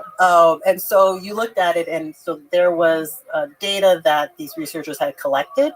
I believe, I want to say it was either Science or Nature, was just published. But they didn't have the sensational title. It was like the media.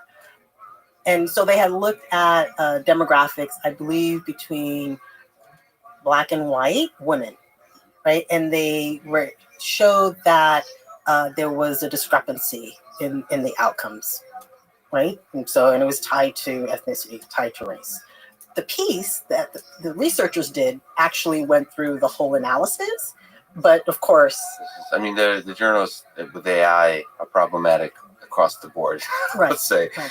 And so this is a problem, right? And so there's this thing about, AI, it has all these problems. We're doing it on historical data, and the outcomes are uneven based on gender or ethnicity or age.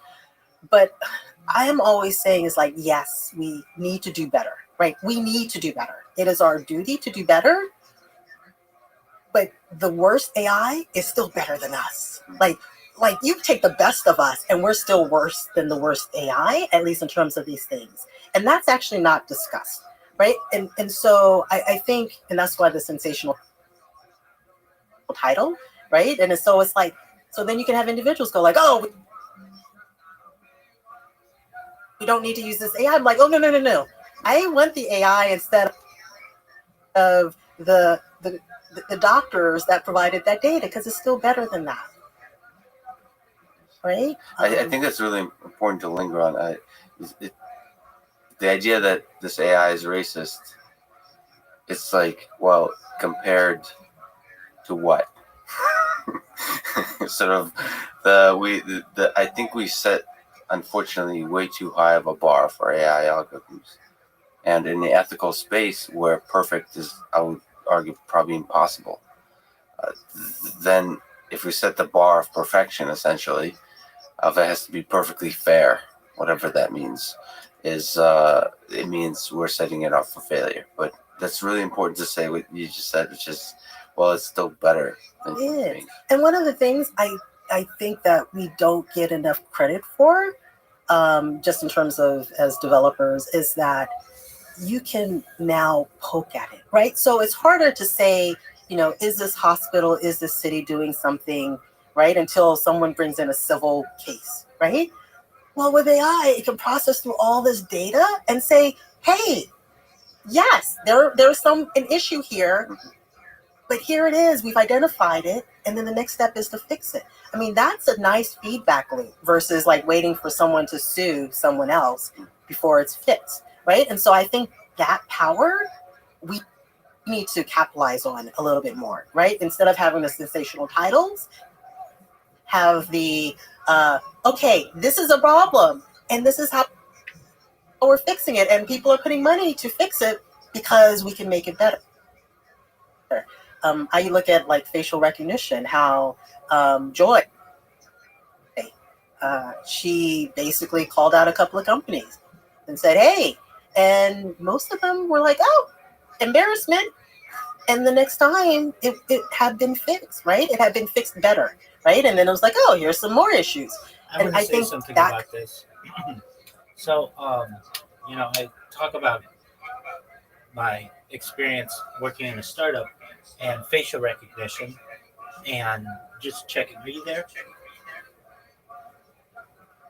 If you're not, that's totally okay. Audie, are you there? Audie, you are there. I just no, that's absolutely fine. So I just wanted to say something about what she was saying in facial recognition. I want to be an advocate for much better facial recognition. Now, I don't like it. I think it's kind of scary and Big Brother-esque. However, the way that it currently works is not very accurate, especially amongst people of color. And I want to help that. I don't. Too many times people are incorrectly identified, and facial recognition software is not as accurate with people with darker complexions. And I can tell you that with my experience, we had this app that we launched, and the customer didn't have this, but the person who was the contractor, in order to log into their device, we wanted to make sure that it was the right person logging into their device and not, like they gave their account to someone else, like it can happen with Uber and all of those. So you'd have to do facial recognition. And the darker somebody was, skin complected, the less accurate the system was. And it wasn't the system that we designed, it was the system from Amazon. And if anybody's watching this in the future, I want to be an advocate for better facial recognition. I don't like it, but I think it's even worse when it's used and it puts innocent people in jeopardy. So anyway, with that, we'll continue. Keep falling asleep. That conversation. I mean, that sounded rude.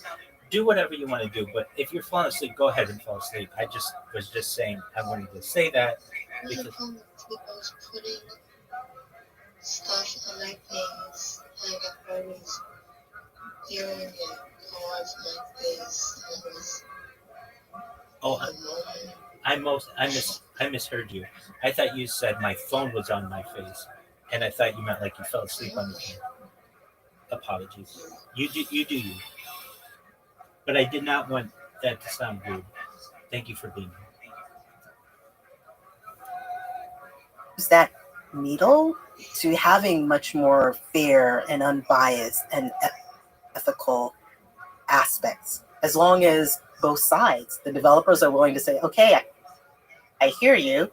Yes, we are going to improve. And you have other developers who are like, hey, AI, it's wrong, but I love it, right? Yes.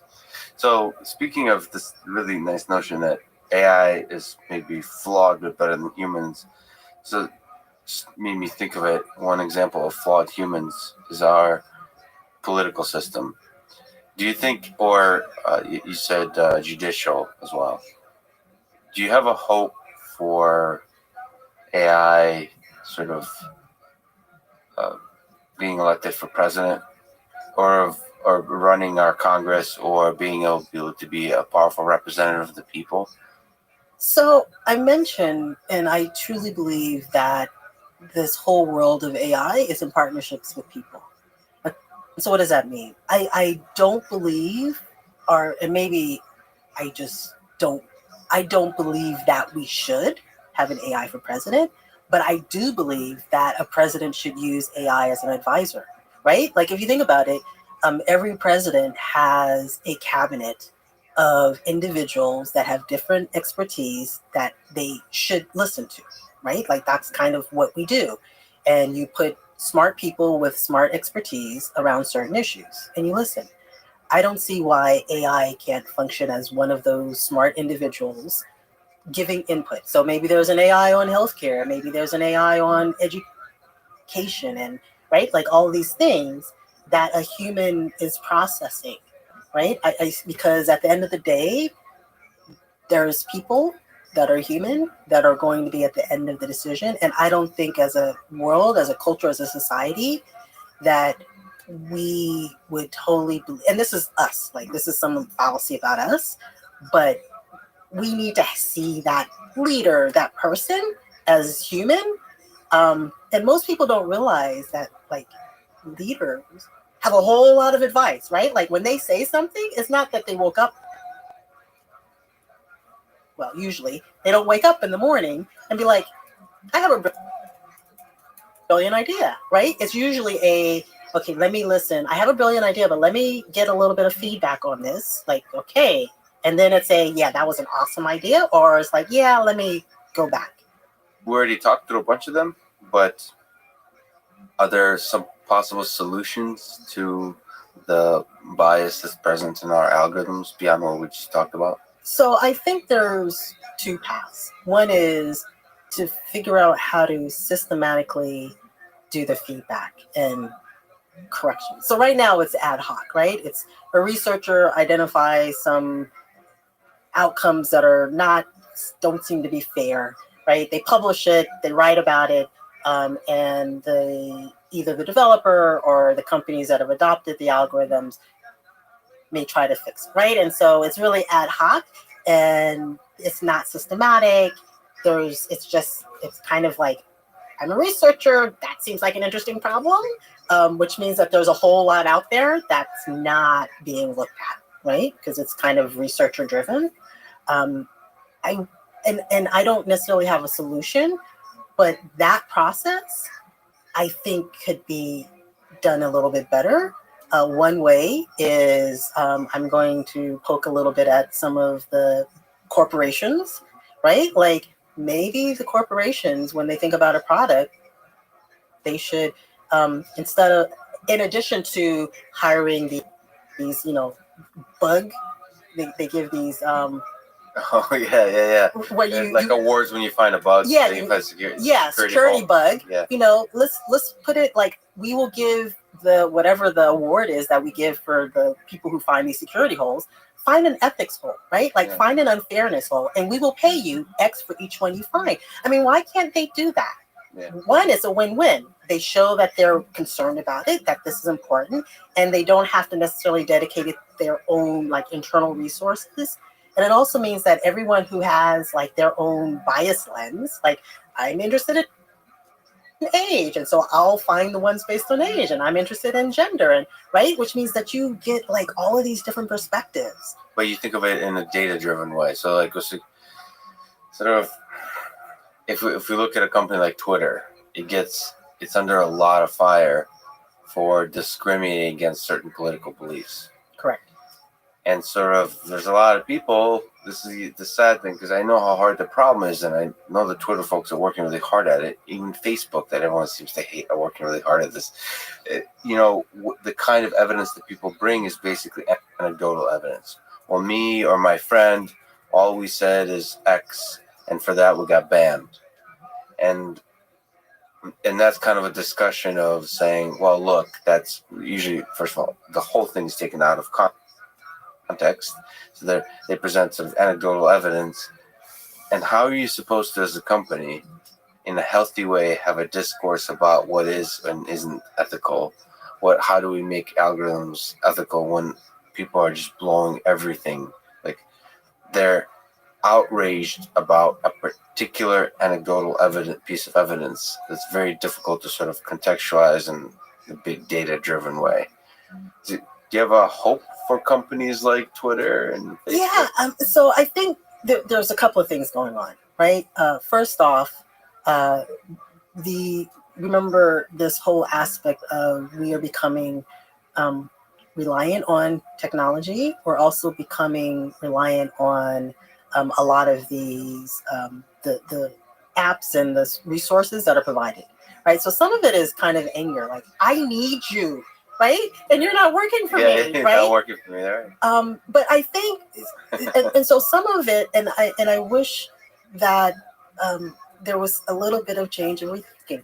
So some of it is like, oh, we'll fix it in house. No, that's like, okay, I'm a fox and I am going to watch these hens because I think it's a problem that foxes eat hens. Yeah. No, right? Like be good citizens and say, look, we have a problem and we are willing to open ourselves up for others to come in and look at it and not try to fix it in house. Because if you fix it in house, there's conflict of interest. If I find something, I'm probably going to want to fix it and hopefully the media won't pick it up, right? And that then causes this distrust because someone inside is going to be mad at you and go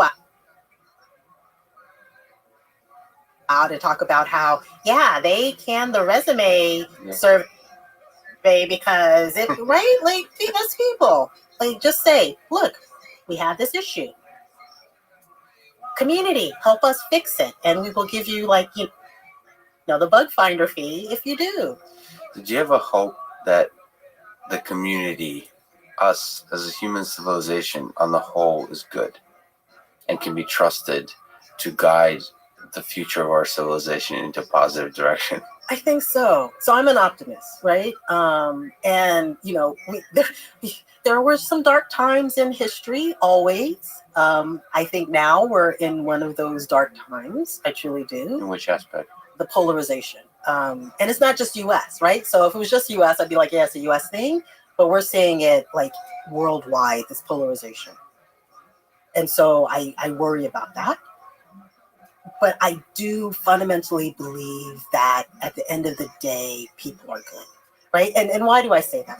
Because anytime there's a scenario where people are in danger, and I will use, so Atlanta, we had Snowmageddon, and people can laugh about that. People at the time, so the city closed for, little snow, but it was ice, and the city closed down. But you had people opening up their homes and saying, hey, you have nowhere to go. Come to my house, right? Hotels were just saying, like, sleep on the floor. Like, places like, the grocery stores were like, hey, here's food. There was no, like, oh, how much are you going to pay me? It was like this, such a community. And, like, people who didn't know each other, strangers were just like, can I give you a ride home? And that was a point I was like, you know what? Like, that reveals that the deeper thing is there's a compassion or love that we all have within us. It's just that when all that is taken care of and get bored, we love drama. Yes. And that's, I think, almost like the division is a sign of the times being good, is that it's just entertaining on some unpleasant mammalian level to watch, to disagree with others. Yeah. And Twitter and Facebook are actually taking advantage of that in a sense because it brings you back to the platform and they're advertiser driven, so they make a lot of money. So you go back and click. Love doesn't sell quite as well in terms of advertisements. It doesn't. So you've started your career at NASA Jet Propulsion Laboratory, but before I ask a few questions there, have you happened to have ever seen Space Odyssey, 2001 Space Odyssey? Yes. Okay. Do you think HAL 9000?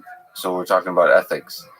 Do you think HAL did the right thing by taking the priority of the mission over the lives of the astronauts? Do you think HAL is good or evil? Easy questions. Yeah. HAL was misguided. You're one of the people that would be in charge of an algorithm like HAL. Yeah. So how would you do better? if you think about what happened was there was no fail safe, right?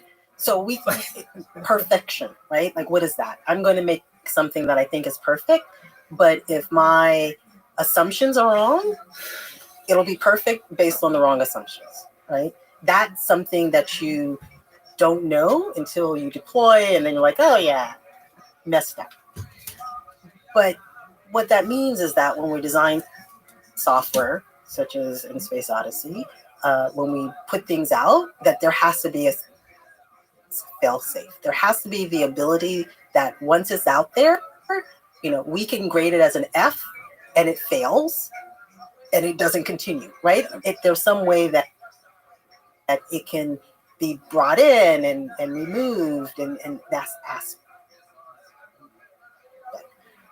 Because that's what happened with HAL. It was like assumptions were wrong. It was perfectly correct based on those assumptions, and there was no way to change the assumptions at all. And the fallback would be to a human. So you ultimately think like humans should be, it's not turtles or AI all the way down. It's at some point there's a human that actually. I still think that, and again, because I do human robot interaction, I still think the human needs to be part of the equation at some point. So just looking back, what are some fascinating things in robotic space that NASA was working at the time, or just in general, what have you gotten to play with, and what are your memories from working at NASA? Yeah, so one of my first memories was they were working on a surgical robot system that could do eye surgery, right? And this was back in, oh my gosh, it must have been, maybe 92, 93, 94. So it's like almost like a remote operation of. Yeah, it was remote operation, and in fact, you can even find some old tech reports on it. So think of it, like now we have Da Vinci, right? Like think of it, but these were like the late 90s, right? And I remember going into the lab one day, and I was like, "What's that?" Right? And of course, it wasn't pretty, right? Because the technology, but it was like functional, and you had this individual that could use a version of haptics to actually do the surgery, and they had this mock-up of a human face and like the eyeballs, and you can see this little drill, and I was like, oh, that is so cool. That one I vividly remember because it was so outside of my like possible thoughts of what could be done. Just the kind of precision and what's the most amazing of a thing like that? I think it was the precision. It was the kind of first time that I had physically seen this robot machine human interface, right? Versus, because manufacturing had been, you saw those kind of big robots, right? But this was like, oh, this is and a person. There's a person and a robot, in the same space. So meeting them in person, for me, it was a magical moment that I can't. It was life transforming. That I recently met Spot Mini from Boston Dynamics. Oh, see. I don't know why, but on the human-robot interaction, for some reason, I realized how easy it is to anthropomorphize, and it was, I don't know, it was almost like falling in love, this feeling of meeting, and I've obviously seen these robots a lot on video and so on, but meeting in person, just having that one-on-one time is different. So have you had a robot like that in your life that made you maybe fall in love with robotics, sort of like meeting in person? I loved robotics.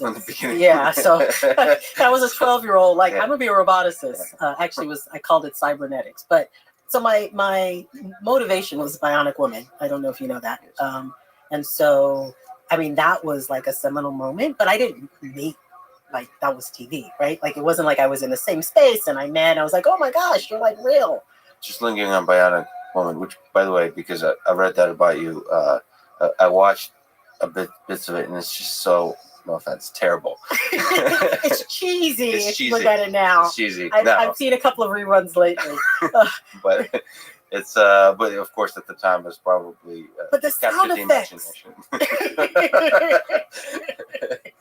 Especially when you're younger, it just catch you. But which aspect did you think of it? You mentioned cybernetics. Did you think of it as robotics, or did you think of it as almost constructing artificial beings? Like, is it the intelligent part that captured your fascination, or was it the whole thing? Like even just the limbs and just the. So for me, it would have, in another world, I probably would have been more of a biomedical engineer, because what fascinated me was the parts, like the bionic parts, the limbs, those aspects of it. Are you especially drawn to humanoid or human-like robots? I would say human-like, not humanoid, right? And when I say human-like, I think it's this aspect of that interaction, whether it's social and it's like a dog, right? Like that's human-like because it understands us, it interacts with us at that very social level. Humanoids are part of that, but only if they interact with us as if we are human. But just to linger on NASA for a little bit, what do you think, maybe if you have other memories, but also what do you think is the future of robots in space? We mentioned HAL, but there's incredible robots that NASA's working on in general, thinking about in our, as we venture out, human civilization ventures out into space. What do you think the future of robots is there? Yeah, so I mean, there's the near term. For example, they just announced the rover that's going to the moon, which, that's kind of exciting, but that's like near term. My favorite series is Star Trek, right? I really hope, and even Star Trek, like if I calculate the years, I wouldn't be alive, but I would really, really love to be in that world. Like, even if it's just at the beginning, like, like Voyage, like Adventure 1. So basically living in space. Yeah. With what robots? What do robots? With Data. What role? The Data would have to be, even though that wasn't, that was like later. But so Data is a robot that has human-like qualities. Right, without the emotion chip. Yeah. You don't like emotion. Well, so Data with the emotion chip was kind of a mess, right? It took a while for that thing to adapt. But so why was that an issue? The issue is that emotions make us irrational agents. That's the problem. And yet he could think through things, even if it was based on an emotional scenario, right? Based on pros and cons. But as soon as you made him emotional, one of the metrics he used for evaluation was his own emotions, not people around him, right? Like, and so we do that as children, right? So we're very egocentric when we are young. very egocentric. And so isn't that just an early version of the emotion chip then? I haven't watched much Star Trek. Except I have also met adults. Right? And so that is a developmental process, and I'm sure there's a bunch of psychologists that can go through, like you can have a 60-year-old adult who has the emotional maturity of a 10-year-old, right? And so there's various phases that people should go through in order to evolve, and sometimes you don't. So how much psychology do you think, a topic that's rarely mentioned in robotics, but how much does psychology come to play when you're talking about HRI, human-robot interaction, when you have to have robots that actually interact with you? Tons. So we, like my group, as well as I, read a lot in the cognitive science literature as well as the psychology literature, because they understand a lot about human-human relations and developmental milestones and things like that.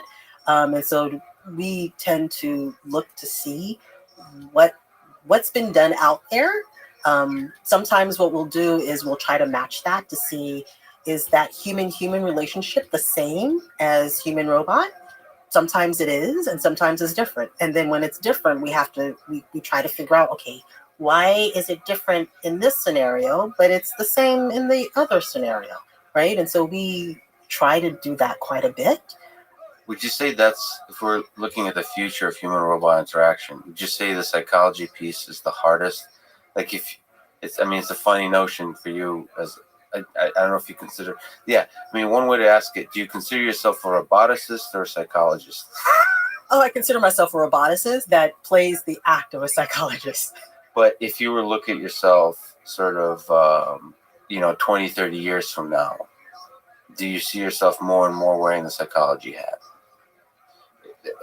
Sort of another way to put it is, are the hard problems in human-robot interactions fundamentally psychology, or is it still robotics, the perception, manipulation, planning, all that kind of stuff? It's actually neither. The hardest part is the adaptation and the interaction. So the learning. It's the interface, it's the learning. And so if I think of, like, I've become much more of a roboticist / AI person than when originally, again, I was about to be honest. I was electrical engineer. I was control theory, right? Like, and then I started realizing that my algorithms needed like human data, right? And so then I was like, okay, what is this human thing, right? How do I incorporate human data? And then I realized that human perception had, that there was a lot in terms of how we perceive the world. And so trying to figure out, how do I model human perception for and so I became a HRI person, human robot interaction person, from being a control theory and realizing that humans actually offered quite a bit. And then when you do that, you become more of an artificial intelligence, AI. And so I see myself evolving more in this AI world under the lens of robotics having hardware interacting with people. So you're a world-class expert researcher in robotics, and yet others, there's a few, it's a small but fierce community of people, but most of them don't take the journey into the H of HRI, into the human. So why did you brave into the interaction with humans?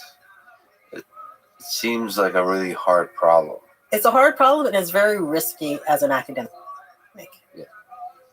And I knew that when I started down that journey, that it was very risky as an academic.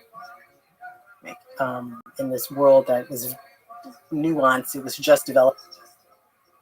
We didn't even have a conference, right, at the time. Because it was the interesting problems. That was what drove me.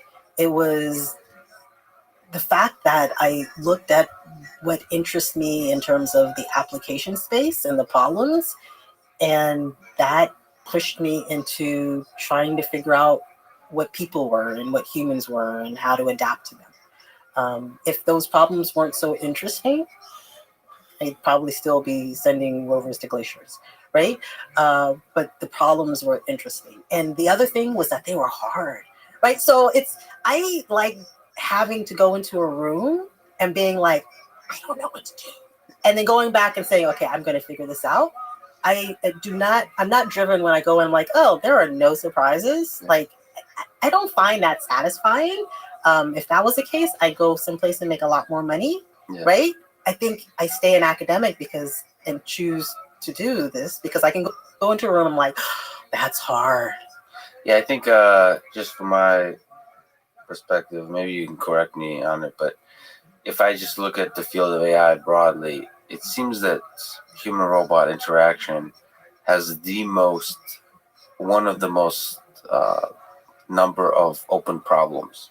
Like people, especially relative to how many people are willing to acknowledge that there are.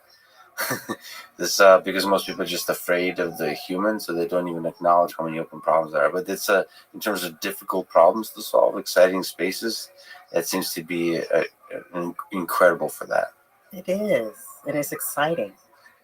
You mentioned trust before. What role does trust, from interacting with autopilot to, in the medical context, what role does trust play in the human-robot interactions? So some of the things I study in this domain is not just trust, but it really is overtrust. How do you think about overtrust? Like, what is, first of all, what is trust and what is overtrust? Basically, the way I look at it is trust is not what you click on a survey. Trust is about your behavior. So if you interact with the technology based on the decision or the actions of the technology, as if you trust that decision, then you're trusting, right?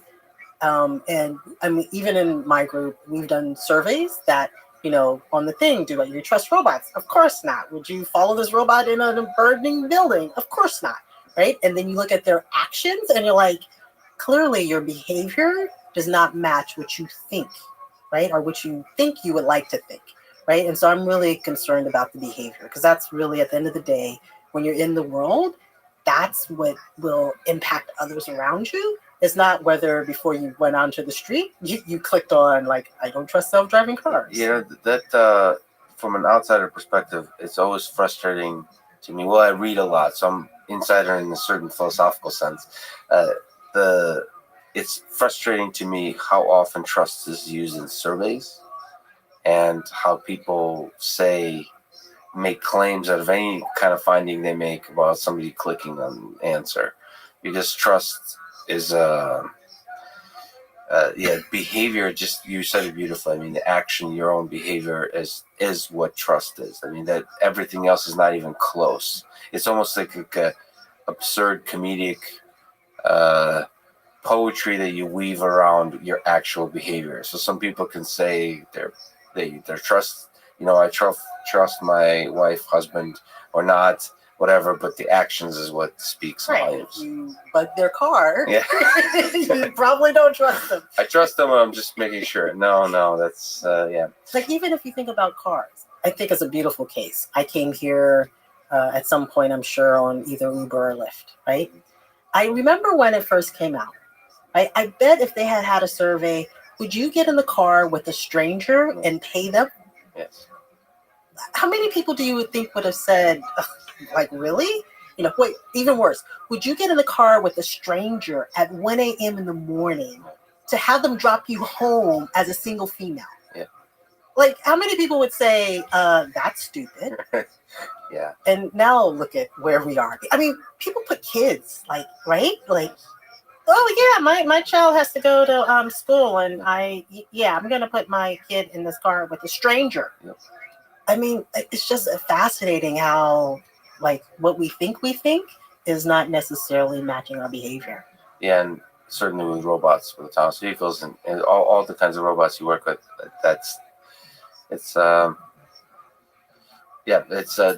way you answer it, especially if you've never interacted with that robot before. If you haven't had the experience, you being able to respond correctly on a survey is impossible. But what role does trust play in the interaction, do you think? Like, is it good to trust a robot? What does overtrust mean? Is it good to kind of how you feel about autopilot currently, which is like, from a robotics perspective, is like, cautious. Still very cautious. Yeah, so this is still an open area of research. But basically what I would like in a perfect world is that people trust the technology when it's working 100%, and people will be hypersensitive and identify when it's not. But of course, we're not there. That's the ideal world.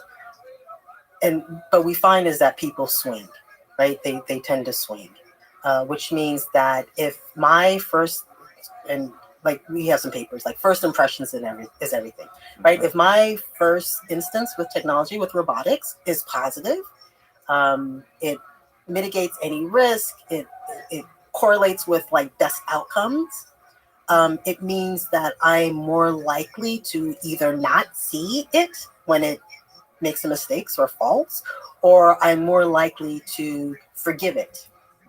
And so this is a problem because technology is not 100% accurate, right? It's not 100% accurate, although it may be perfect. How do you get that first moment right, do you think? There's also an education about the capabilities and limitations of the system. Do you have a sense of how do you educate people correctly in that first interaction? Again, this is an open-ended problem. So one of the study that actually has given me some hope that I we're trying to figure out how to put in robotics. So there was a research study that showed for medical AI systems giving information to radiologists about, here you need to look at these areas on the X-ray.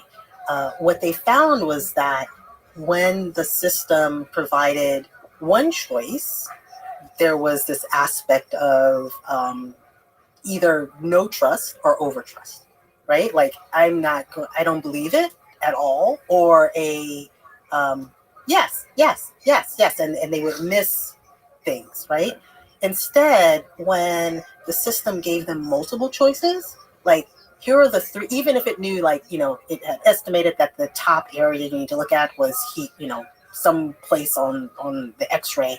If it gave like one plus others, the trust was maintained and the accuracy of the entire population increased. Right? So basically it was you're still trusting the system, but you're also putting in a little bit of like your human expertise, like your human decision processing into the equation. So it helps to mitigate that over trust risk. Yeah, so there's a fascinating balance to strike. I haven't figured out, again, right. robotics is still exciting open area research. Exactly. So what are some exciting applications of human robot interaction? You started a company, maybe you can talk about the exciting efforts there, but in general also, what other space can robots interact with humans and help? Yeah, so besides healthcare, because that's my bias lens, my other bias lens is education. I think that, well, one, we definitely, in the US, we're doing okay with teachers, but there's a lot of school districts that don't have enough teachers. If you think about the teacher student ratio for at least public education, in some districts, it's crazy. It's like, how can you have learning in that classroom, right? Because you just don't have the human capital. And so if you think about robotics, bringing that in to classrooms as well as the after school space where they offset some of this lack of resources in certain communities, I think that's a good place. And then turning on the other end is using these systems then for workforce retraining and dealing with some of the things that are going to come out later on of job loss, like thinking about robots and AI systems for retraining and workforce development. I think that's exciting areas that can be pushed even more, and it would have a huge impact. What would you say are some of the open problems in education? Sort of, it's exciting. So young kids and the older folks, or just folks of all ages who need to be retrained, who need to sort of open themselves up to a whole other area of work. What are the problems to be solved there? How do you think robots can help? We have the engagement aspect, right? So we can figure out the engagement. That's not a... What do you mean by engagement? So identifying whether a person is focused, is gotcha. Like that we can figure out. What we can figure out, and there's some positive results in this, is that personalized adaptation based on any concepts, right? So imagine I think about, I have an agent and I'm working with a kid learning, I don't know, Algebra 2. Mm-hmm. Can that same agent then switch and teach some type of new coding skill to a displaced mechanic? Like, what does that actually look like, right? Like, hardware might be the same, content is different, two different target demographics of engagement. Like, how do you do that? How important do you think personalization is in human-robot interaction? And not just mechanic or student, but like literally to the individual human being? I think personalization is really important, but a caveat is that I think we'd be okay if we can personalize to the group, right? And so if I can label you as along some certain dimensions, then even though it may not be you specifically, I can put you in this group. So the sample size, this is how they best learn, this is how they best engage. Even at that level, it's really important. And it's because, I mean, it's one of the reasons why educating in large classrooms is so hard, right? You teach to, the median, but there's these, individuals that are, struggling, and then you have highly intelligent individuals, and those are the ones that are usually, kind of left out. So highly intelligent individuals may be disruptive, and those who are struggling might be disruptive because they're both bored. Yeah, and if you narrow the definition of the group or in the size of the group enough, you'll be able to address their individual. Yes. It's not individual needs, but really the most important group needs. Right. Right, and that's kind of what a lot of successful recommender systems do with Spotify and so on. So it's sad to believe, but I'm, as a music listener, probably in some sort of large group. It's very sadly predictable. You have been labeled. Yeah, I've been labeled, and successfully so, because they're able to recommend stuff that I but applying that to education, right? There's no reason why it can't be done. Do you have a hope for our education system? I have more hope for workforce development. Yeah. And that's because I'm seeing investments. Even if you look at VC investments in education, the majority of it has lately been going to workforce retraining, right? And so I think that government investments is increasing. There's like a claim, and some of it's based on fear, right? Like AI is going to come and take over all these jobs. What are we going to do with all these non-paying taxes that aren't coming to us by our citizens? And so I think I'm more hopeful for that. Not so hopeful for early education, because it's still a who's going to pay for it, and you won't see the results for like 16 to 18 years. It's hard for people to wrap their heads around that. But on the retraining part, what are your thoughts? There's a candidate, Andrew Yang, running for president, saying that AI, automation, robots, universal basic income in order to support us as we kind of automation takes people's jobs and allows you to explore and find other needs. Like, do you have a concern of the society transforming effects of automation and robots and so on? I do. I do know that AI robotics will displace workers. Like, we do know that. But there'll be other workers that will be defined new jobs. What I worry about is, that's not what I worry about. Like, will all the jobs go away?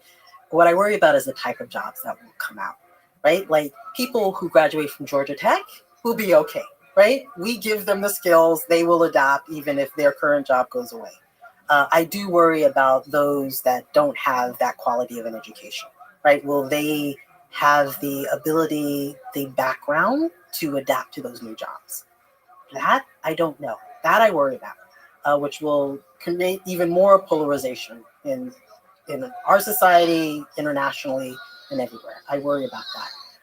I also worry about not having equal access to all these wonderful things that AI can do and robotics can do. I worry about that. People like me from Georgia Tech, from say MIT, will be okay, right? But that's such a small part of the population that we need to think much more globally of having access to the beautiful things, whether it's AI in healthcare, AI in education, AI in politics, right? I worry about that. And that's part of the thing that you were talking about, is people that build the technology have to be thinking about ethics, have to be thinking about access, and all those things, and not just a small subset. Let me ask some philosophical slightly romantic questions. All right. People that listen to this be like, here he goes again. Okay. Do you think one day we'll build an AI system that a person can fall in love with and it would love them back? Like in the movie Her, for example. Oh, yeah. Although she kind of didn't fall in love with him, or she fell in love with like a million other people, something like that. So You're the jealous type, I see. So we humans are the jealous yes. type. So I do believe that we can design systems where people would fall in love with their robot, with their AI partner. That I do believe. Because it's actually, and I don't like to use the word manipulate, but as we see, there are certain individuals that can be manipulated if you understand the cognitive science about it, right? Right. So, I mean, if you could think of all close relationship and love in general as a kind of mutual manipulation, that dance, the human dance. I mean, manipulation is a negative connotation. And that's why I don't like to use that word particularly. I guess another way to phrase it is you're getting at is it could be algorithmatized or something. It could be the relationship building part can. Yeah. I mean, just think about it. There we have, and I don't use dating sites, but from what I heard, there are some individuals that have been dating that have never saw each other, right? In fact, there's a show I think that tries to like weed out fake people. Like there's a show that comes out, right? Yeah. Because like people start faking. Like, what's the difference of that person on the other end being an AI agent, right? And having a communication and you building a relationship remotely? Like there's no reason why that can't happen. In terms of human robot interaction, so what role you've kind of mentioned with data, emotion can be problematic if not implemented well, I suppose. What role does emotion and some other human-like things, the imperfect things, come into play here for good human-robot interaction and something like love? Yeah, so in this case, and you had asked, can an AI agent love a human back? I think they can emulate love back, right? And so what does that actually mean? It just means that if you think about their programming, they might put the other person's needs in front of theirs in certain situations, right? Think about it as return on investment. Like, what's my return on investment? As part of that equation, that person's happiness, has some type of, algorithm weighting to it. And the reason why is because I care about them, right? That's the only reason, right? But if I care about them and I show that, then my final objective function is length of time of the engagement, right? So you can think of how to do this actually quite easily. And so... But that's not love? Well, so that's the thing. I think it emulates love because we don't have a classical definition of love. Right, but and we don't have the ability to look into each other's minds to see the algorithm. And I mean, I guess what I'm getting at is it possible that, especially if that's learned, especially if there's some mystery and black box nature to the system, how is that? How is it any different? How is it any different? And in terms of sort of if the system says I'm conscious, I'm afraid of death, and it does indicate that it loves you. Another way to sort of phrase it, I'd be curious to see what you think. Do you think there'll be a time when robots should have rights? You've kind of phrased the robot in a very roboticist way, and it's just a really good way of saying, okay, well, there's an objective function, and I could see how you can create a compelling human-robot interaction experience that makes you believe that the robot cares for your needs and even something like loves you. But what if the robot says, please don't turn me off? What if the robot starts making you feel like there's an entity, a being, a soul there, right? Do you think there'll be a future? Hopefully you won't laugh too much at this, but where they do ask for rights. So I can see a future if we don't address it in the near term, where these agents, as they adapt and learn, could say, hey, this should be something that's fundamental. I hopefully think that we would address it before it gets to that point. You think so? That you think that's a bad future? Is like what is that a negative thing where they ask we're being discriminated against? I guess it depends on what role have they attained at that point, right? And so if I think about now, Careful what you say, because the robots 50 years from now will be listening to this, and you'll be on TV saying this is what roboticists used to believe. well, right? And so this is and as I said, I have a biased lens, and my robot friends will understand that. Yes. But so if you think about it, and I actually put this in kind of as a roboticist, you don't necessarily think of robots as human with human rights, but you could think of them either in the category of property, or you could think of them in the category of animals, right? And so both of those have different types of rights. So animals have their own rights as a living being, but they can't vote, they can't, right? They can be euthanized, but as humans, if we abuse them, we go to jail, right? So they do have some rights that protect them, but don't give them the rights of like citizenship. And then if you think about property, the rights are associated with the person, right? So if someone vandalizes your property or steals your property, like there are some rights, but it's associated with the person who owns that.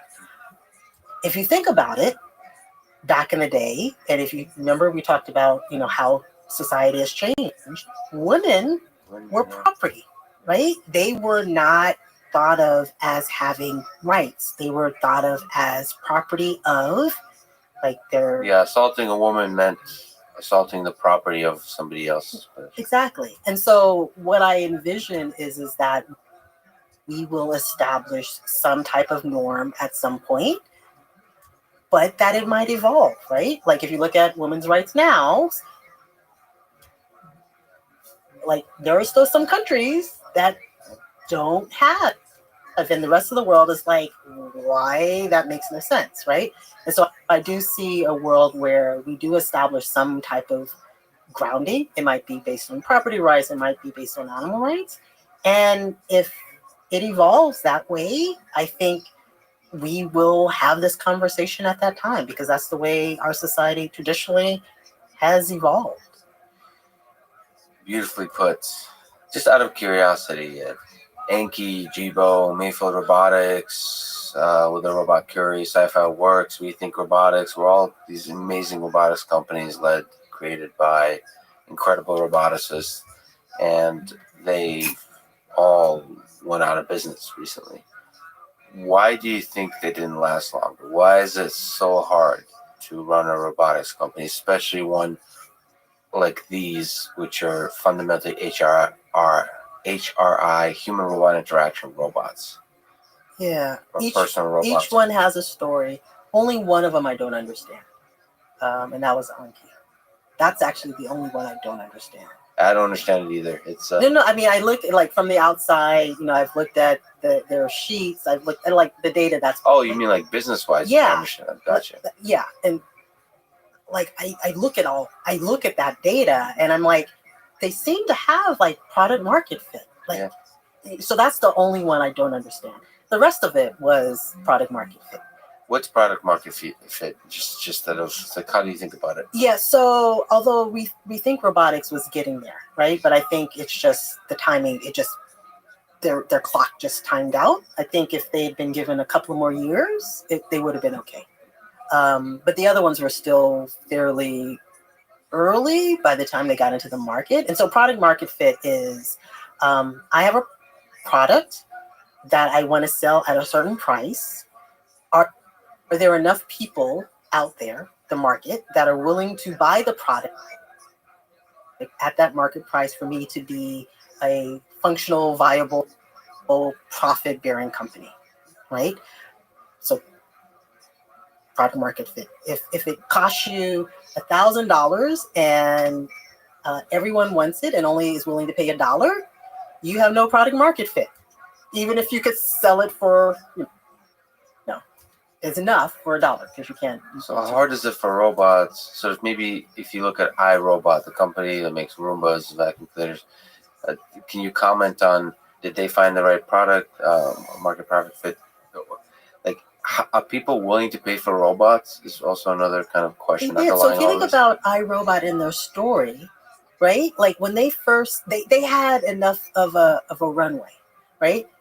When they first started, they weren't doing vacuum cleaners, right? They were they were contracts, primarily government contracts, designing robots. Military robots. Yeah, I mean, that's what they were. That's how they started, right? And they still do a lot of incredible work there. But yeah, that was the initial thing that gave them enough funding to then try to. The vacuum cleaner is what I've been told was not like their first rendezvous in terms of designing a product, right? And so they were able to survive until they got to the point that they found a product price market, right? And even if you look at the Roomba, the price point now is different than when it was first released, right? It was an early adopter price, but they found enough people who were willing to fund it. And I mean, I forgot what their loss profile was for the first couple of years, but they became profitable in sufficient time that they didn't have to close the doors. So they found the right. There's still people willing to pay a large amount of money, so over $1,000 for a vacuum cleaner. Unfortunately for them, now that they've proved everything out, figured it all out, now there's competitors. Yeah, and so that's the next thing, right? The competition, and they have quite a number, even internationally. Like there's some products out there you can go to, Europe and be like, oh, I didn't even know this one existed. So this is the thing, though. Like with any market, I would. This is not a bad time, although as a roboticist, it's kind of depressing. But I actually think about things like I would say that all of the companies that are now in the top 5 or 6, they weren't the first to the stage, right? Like Google was not the first search engine. Sorry, Alta Vista, right? Facebook was not the first. Sorry, MySpace, right? Like think about it. They were not the first players. Those first players, like they're not in the top 5, 10 of Fortune 500 companies, right? They started to prove out the market. They started to get people interested. They started the buzz, but they didn't make it to that next level. But the second batch, right? The second batch, I think, might make it to the next level. When do you think the Facebook of the Facebook of robotics? Sorry, I take that phrase back because people deeply, for some reason, well, I know why, but it's, I think, exaggerated, distrust Facebook because of the privacy concerns and so on. And with robotics, one of the things you have to make sure is all the things we talked about is to be transparent and have people deeply trust you to let a robot into their lives, into their home. When do you think the second batch of robots will, is it 5, 10 years, 20 years that we'll have robots in our homes and robots in our hearts? So if I think about, because I try to follow the VC kind of space in terms of robotic investments. And right now, and I don't know if they're going to be successful. I don't know if this is the second batch. But there's only one batch that's focused on like the first batch, right? And then there's all these self-driving X's, right? And so I don't know if they're a first batch of something or if, like, I don't know quite where they fit in. But there's a number of companies, the co-robot, I call them co-robots, that are still getting VC investments. Some of them have some of the flavor of like Rethink Robotics. Some of them have some of the flavor of like Curie. What's a co-robot? So basically a robot and human working in the same space. So some of the companies are focused on manufacturing. So having a robot and human working together in a factory. Some of these co-robots are robots and humans working in the home, working in clinics. Like there's different versions of these companies in terms of their products, but they're all, so we think robotics would be like one of the first, at least well-known companies focused on this space. So I don't know if this is a second batch or if this is still part of the first batch. That I don't know. And then you have all these other companies in this self-driving, space, and I don't know if that's a first batch or again a second batch. Yeah. So there's a lot of mystery about this now. Of course, it's hard to say that this is the second batch until it, proves out, right? Correct. Yeah, exactly. Yeah, we need a unicorn. Yeah, exactly. Why do you think people are so afraid, at least in popular culture, of legged robots like those worked in Boston Dynamics, or just robotics in general? If you were to psychoanalyze that fear, what do you make of it? And should they be afraid? Sorry. So should people be afraid? I don't think people should be afraid, but with a caveat.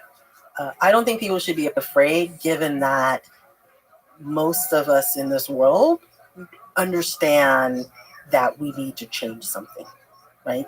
So given that. Now, if things don't change, be very afraid. Which is the dimension of change that's needed? So changing, thinking about the ramifications, thinking about like the ethics, thinking about like the conversation is going on, right? It's no longer we're going to deploy it and forget that, this is a car that can kill pedestrians that are walking across the street, right? We're not in that stage. We're putting these roads out. There are people out there. Yes. A car could be a weapon. Like, yeah. People are now, solutions aren't there yet, but people are thinking about this as we need to be ethically responsible as we send these systems out, robotics, medical, self-driving. And military, too. And military. Which is not as often talked about, but it's really where probably these robots will have a significant impact as well. Correct. Right, making sure that they can think rationally, even having the conversations, who should pull the trigger, right? But overall, you're saying if we start to think more and more as a community about these ethical issues, people should not be afraid. Yeah, I don't think people should be afraid. I think that the return on investment, the impact, positive impact, will outweigh any of the potentially negative impacts. Do you have worries of existential threats of robots or AI that some people kind of talk about and romanticize about, and then in the next decade, next few decades? No, I don't. Singularity would be an example. So my concept is that, so remember, robots, AI, is designed by people. Yes. It has our values. And I always correlate this with a parent and a child, right? So think about it. As a parent, what do we want? We want our kids to have a better life than us. We want them to expand. We want them to experience the world. And then as we grow older, our kids think and know they're smarter and better and more intelligent and have better opportunities, and they may even stop listening to us. Yeah. They don't go out and then kill us, right? Like, think about it. It's because it's instilled in them values. We instilled in them this whole aspect of community. And yes, even though you're maybe smarter and have more money and it's still about this love, caring relationship. And so that's what I believe. So even if, we've created the singularity in some archaic system back in 1980 that suddenly evolved, the fact is it might say, I am smarter, I am sentient. These humans are really stupid, but I think it'll be like, yeah, but I just can't destroy them. Yeah, for sentimental value. Still just to come back for Thanksgiving dinner every once in a while. Exactly. That's so beautifully put. You've also said that The Matrix may be one of your more favorite AI-related movies.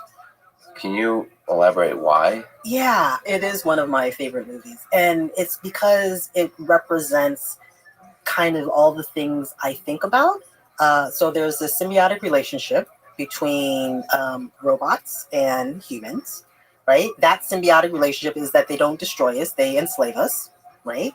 But think about it.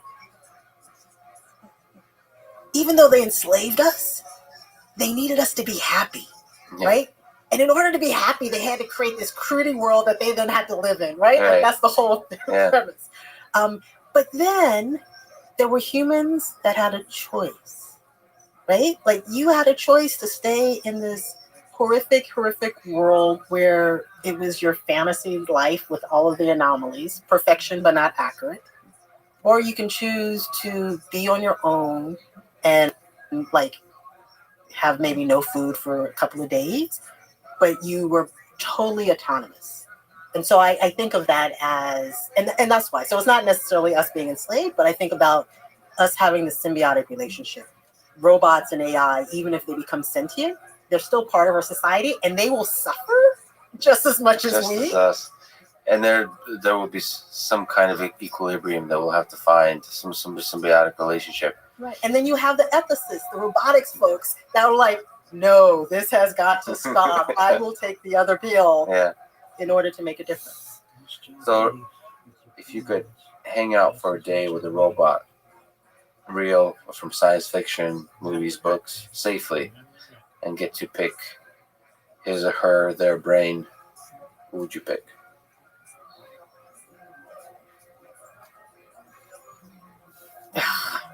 Gotta say it's Data. Data. I was gonna say Rosie, but I'm not really interested in her brain. I'm interested in Data's brain. Data pre or post emotion chip? Pre. But don't you think it'd be a more interesting conversation post emotion chip? Yeah, it would be drama. And I'm human. I deal with drama all the time. Yeah. But the reason why I want to pick Data's brain is because I could have a conversation with him and ask, for example, how can we fix this ethics problem, right? And he could go through like the rational thinking, and through that, he could also help me think through it as well. And so there's like these questions, fundamental questions I think I could ask him that he would help me also learn from. And that fascinates me. I don't think there's a better place to end it. Ayana, thank you so much for talking. It was an honor. Thank you. This was fun. Thanks for listening to this conversation, and thank you to our presenting sponsor, Cash App. Download it, use code LEXPODCAST. You'll get $10, and $10 will go to First, a STEM education nonprofit that inspires hundreds of thousands of young minds to become future leaders and innovators. If you enjoy this podcast, subscribe on YouTube, give it 5 stars on Apple Podcasts, follow on Spotify, support it on Patreon, or simply connect with me on Twitter. And now, let me leave you with some words of wisdom from Arthur C. Clarke. Whether we are based on carbon or on silicon makes no fundamental difference. We should each be treated with appropriate respect. Thank you for listening, and hope to see you next time.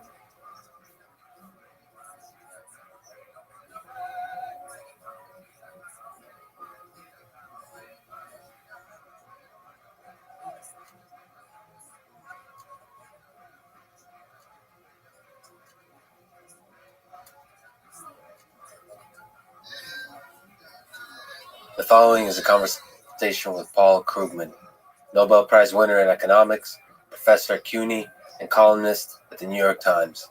His academic work centers around international economics, economic geography, liquidity traps, and currency crises. But he also is an outspoken writer and commentator on the intersection of modern-day politics and economics, which places him in the middle of the tense, divisive, modern-day political discourse. If you have clicked dislike on this video and started writing a comment of derision before listening to the conversation, I humbly ask that you please unsubscribe from this channel and from this podcast. Not because you're conservative, a libertarian, a liberal, a socialist, an anarchist, but because you're not open to new ideas, at least in this case, especially at its most difficult, from people with whom you largely disagree. I do my best to stay away from politics of the day, because political discourse is filled with a degree of emotion and self-assured certainty that to me is not conducive to exploring questions that nobody knows the definitive right answer to. The role of government, the impact of automation, the regulation of tech, the medical system, guns, war, trade, foreign policy are not easy topics and have no clear answers, despite the certainty of the so-called experts, the pundits, the trolls, the media personalities, and the conspiracy theorists. Please listen, empathize, and allow yourself to explore ideas with curiosity and without judgment and without derision.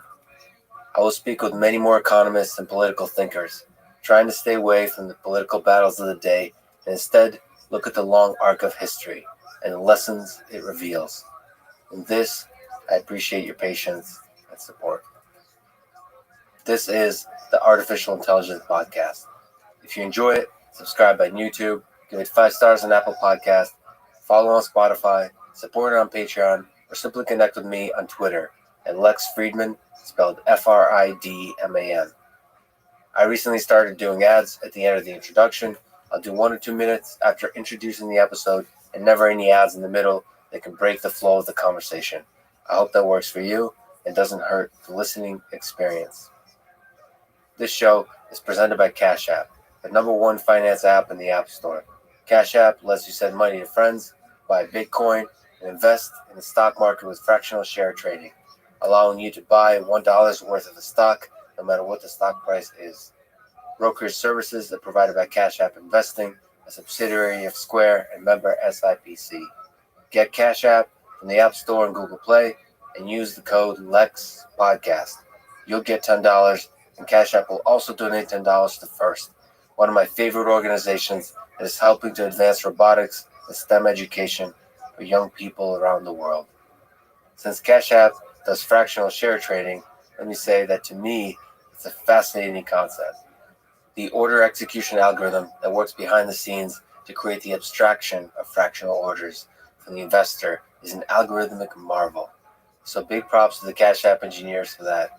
I like it when tech teams solve complicated problems to provide, in the end, a simple, effortless interface that abstracts away all the details of the underlying algorithm. And now, here's my conversation with Paul Krugman. What does a perfect world, a utopia, from an economics perspective look like? Wow, I don't believe in perfection. I mean, somebody once said that his ideal was slightly imaginary Sweden. I like an economy that has a really high safety net for people, good environmental regulation, and not something that's kind of like some of the better run countries in the world, but with fixing all of the smaller things that are wrong with them. What about wealth distribution? Well, obviously, total equality is neither possible nor, I think, especially desirable. But I think you want one where nobody's hurting, and where everybody lives in the same material universe. Everybody is basically living in the same society. So I think it's a bad thing to have people who are so wealthy that they're really not in the same world as the rest of us. What about competition? Do you see the value of competition when what may be its limits? Oh, competition is great when it can work. I mean, there's I remember. I'm old enough to remember when there was only one phone company, and there was really limited choice. And I think the arrival of multiple phone carriers and all that has actually, it's been a really good thing, and that's true across many areas. But not every activity is suitable for competition. So there are some things like healthcare where competition actually doesn't work, and so it's not one size fits all. That's interesting. Why does competition not work in healthcare? Oh, there's a long list. I mean, there's a famous paper by Kenneth Arrow from 1963 that still holds up very well, where he kind of runs down the list of things you need for competition to work well. Basically, both sides of every transaction being well informed, having the ability to make intelligent decisions, understanding what's going on, and healthcare fails on every dimension. You do healthcare, so not health insurance, healthcare. Well, both healthcare and health insurance. Health insurance being part of it, but no, health insurance is really the idea that there's effective competition between health insurers is wrong. And healthcare, I mean, the idea that you can comparison shop for major surgery is just, to when people say things like that, you wonder, are you living in the same world I'm living in? You know, that the piece of well informed, that was always an interesting piece for me, just observing as an outsider, because such a beautiful world is possible when everybody's well informed. My question for you is, how hard is it to be well informed about anything, whether it's healthcare or any kind of purchasing decisions or just life in general in this world? Oh, information, it varies hugely. I mean, there's more information at your fingertips than ever before in history. The trouble is, first of all, that some of that information isn't true, so it's really hard, and then some of it is just too hard to understand. So if I'm buying a car, I can actually probably do a pretty good job of looking up, going to Consumer Reports reviews. You can get a pretty good idea of what you're getting when you get a car. If I'm going in for surgery, first of all, fairly often it happens without your being able to plan it, but also there's medical school takes many years, and going on the internet for some advice is not usually a very good substitute. So, speaking about news and not being able to trust certain sources of information, how much disagreement is there about, I mentioned utopia, perfection in the beginning, but how much disagreement is there about what utopia looks like?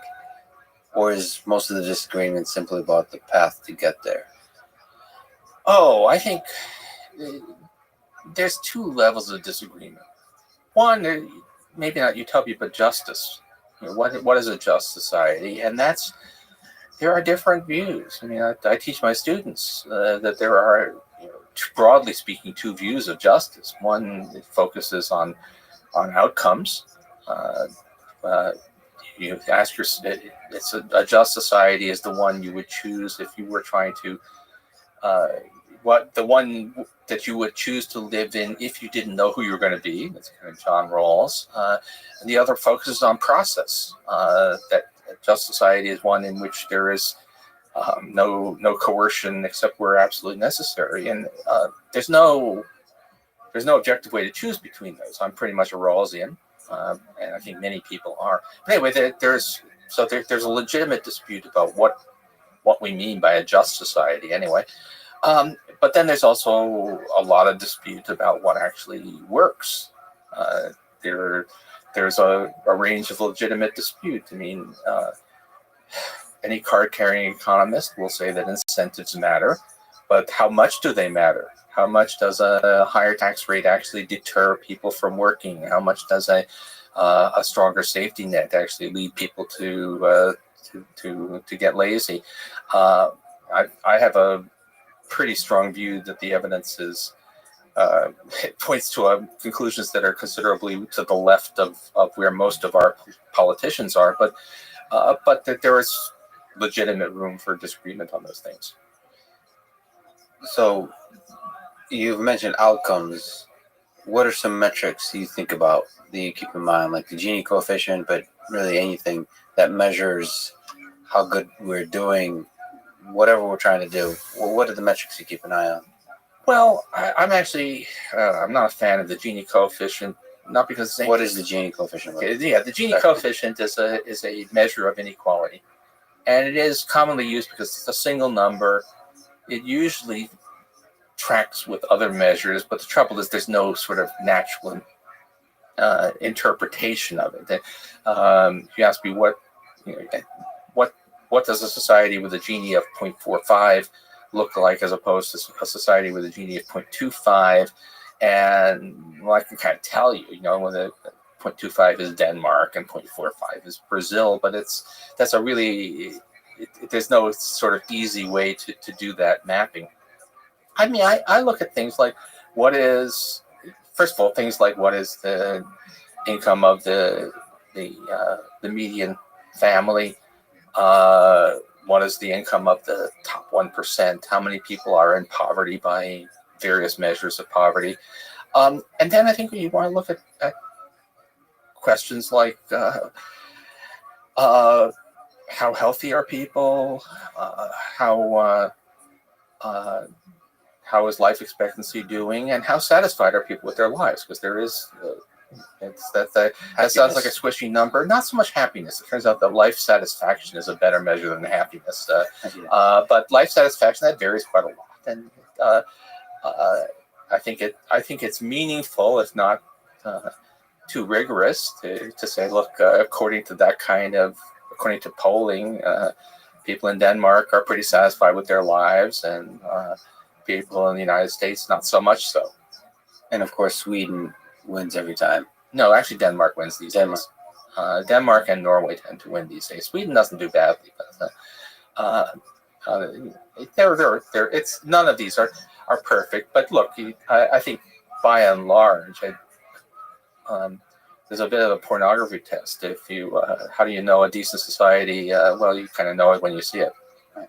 Where's America stand on that? We have our society. There are a lot of virtues to America, but there's a level of harshness, brutality, an ability for somebody who just has bad luck to fall off the edge that is really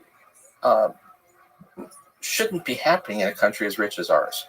So we have somehow managed to produce a crueler society than almost any other wealthy country for no good reason. What do you think is lacking in the safety net that the United States provides? You said there's a harshness to it. And what are the benefits and maybe limits of a safety net in a country like ours? Well, every other advanced country has some universal guarantee of adequate health care.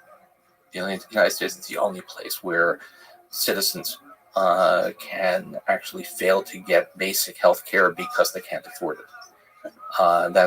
It's not hard to do. Everybody else does it, but we don't. We've gotten a little bit better at it than we were, but still, that's a big deal.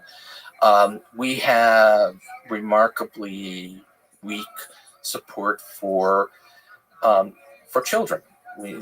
Most countries have substantial safety. Parents of young children get much more support elsewhere. They get often nothing in the U.S. We have limited care for people.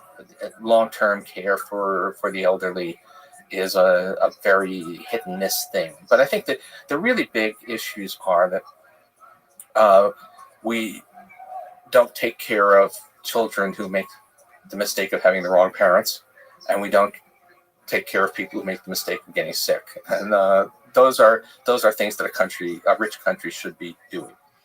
Sorry for sort of a difficult question, but what you just said kind of feels like the right thing to do in terms of a just society.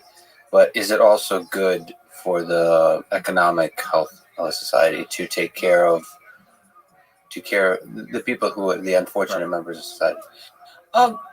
By and large, it looks like the doing the right thing in terms of justice is also the right thing in terms of economics.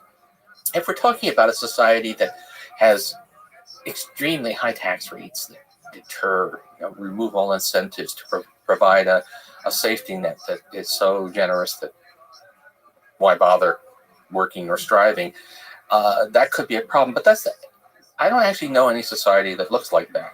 Even in European countries with very generous safety nets, people work and innovate and do all of these things. And there's a lot of evidence now that lacking those basics is actually destructive, that children who grow up without adequate health care, without adequate nutrition, are developmentally challenged. They don't live up to their potential as adults. So the United States actually probably pays a price. We're harsh, we're cruel, and we actually make ourselves poorer by as a society, not just the individuals, by being so harsh and cruel. Okay, so invisible hand, Smith, where does that fit in? The power of just people acting selfishly and somehow everything taking care of itself to where, the economy grows, there's no cruelty, no injustice, that the markets regulate themselves. What is there power to that idea, and what are its limits? There's a lot of power to that. I mean, there's a reason why I don't think sensible people want the government running steel mills, or they want the government to own the farms, right? The markets are a pretty effective way of getting incentives aligned, of inducing people to do stuff that works. And the invisible hand is saying that, farmers aren't growing crops because they want to feed people. They're growing crops because they can make money by it. But it actually turns out to be a pretty good way of getting agricultural products grown. So the invisible hand is an important part, but it's not. There's nothing mystical about it. It's a mechanism. It's a way to organize economic activity, which works well given a bunch of preconditions, which means that it actually works well for agriculture. It works well for manufacturing. It works well for many services. It doesn't work well for healthcare. It doesn't work well for education. So having a society which is kind of 3/4 invisible hand and 1/4 visible hand seems to be something on that order seems to be the balance that works best. It's just don't want to you don't want to romanticize or make something mystical out of it. It's just this is one way to organize stuff that happens to have broad but not universal application. So then, forgive me for romanticizing it, but it does seem pretty magical that that I kind of have an intuitive understanding of what happens when you have like 5, 10, maybe even 100 people together, the dynamics of that. The fact that these large society of people, for the most part, acting in a self-interested way and maybe electing representatives for themselves, that it all kind of seems to work. Oh, sure. It's pretty magical. The fact that there's, that right now there's a wide assortment of fresh fruit and vegetables, in the local markets up and down the street. Who's planning that? And the answer is nobody. That's the invisible hand at work, and that's great. And that's a lesson that Adam Smith figured out more than 200 years ago, and it continues to apply. And but even Adam Smith has a section in his book about why it's important to regulate banks. So the invisible hand has its limits. Yeah, and that example is actually a powerful one in terms of the supermarket of fruit. That was my experience coming from Russia, from the Soviet Union, is when I first entered a supermarket and just seeing the assortment of fruit, bananas. Yeah, I don't think I've seen bananas before, first of all, but just the selection of fresh fruit was just mind-blowing. It beyond words. And the fact that, like you said, I don't know what made that happen. Well, there is some magic to the market, but as showing my age, but the old movie quote: sometimes the magic works and sometimes it doesn't, and you have to have some idea of when it doesn't. So how do you get regulation right?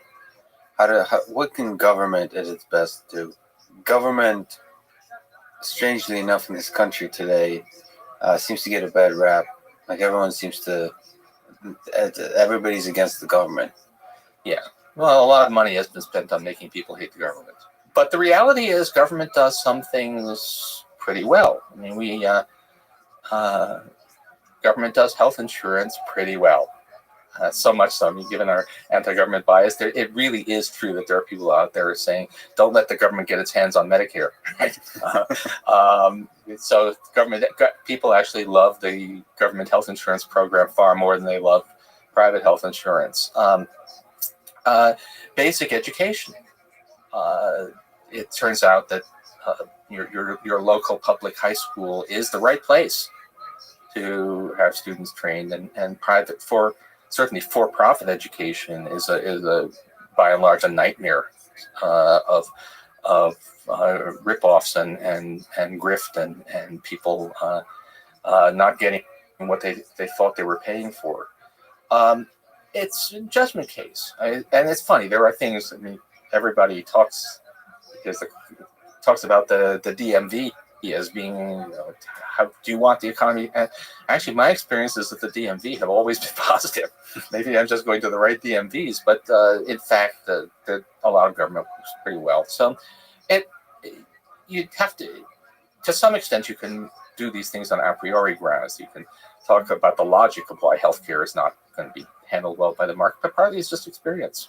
We tried, or at least some countries have tried, nationalizing their steel industries. That didn't go well. But we've tried privatizing education, and that didn't go well. So you find out what works. What about this new world of tech? What do you think works for tech? Is it more regulation or less regulation? There are some things that need more regulation. I mean, we're finding out that the world of social media is one in which competitive forces aren't working very well, and trusting the companies to regulate themselves isn't working very well. But I'm on the whole a tech skeptic, not in the sense that I think the tech doesn't work and it doesn't do stuff, but the idea that we're living through greater technological change than ever before is really an illusion. We've, ever since the beginning of the Industrial Revolution, we've had a series of epochal shifts in the nature of work and in the kinds of jobs that are available.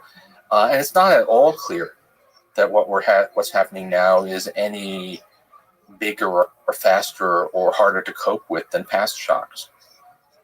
It is a popular notion in today's sort of public discourse that automation is going to have a huge impact on the job market now. Yeah, there is something transformational happening now.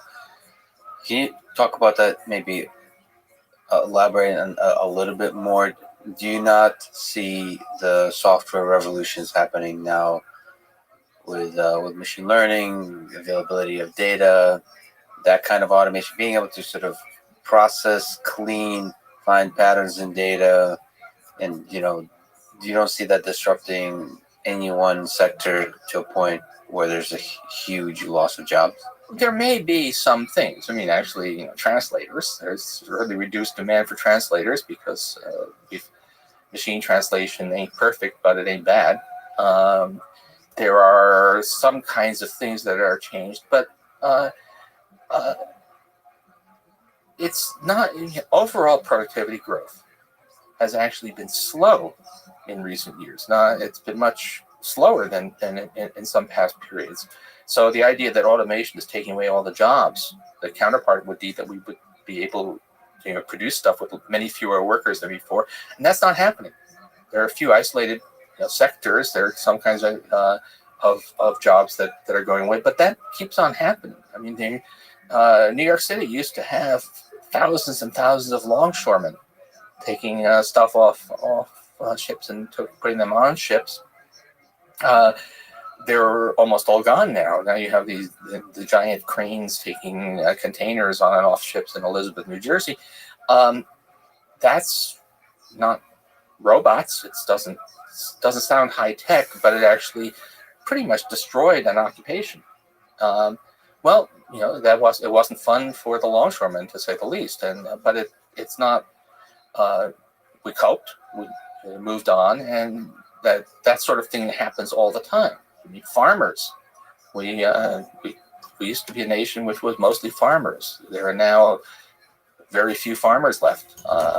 The reason is not that we've stopped eating. It's that farming has become so efficient that we don't need a lot of farmers, and cope with that too. So the idea that there's something qualitatively different about what's happening now so far isn't true.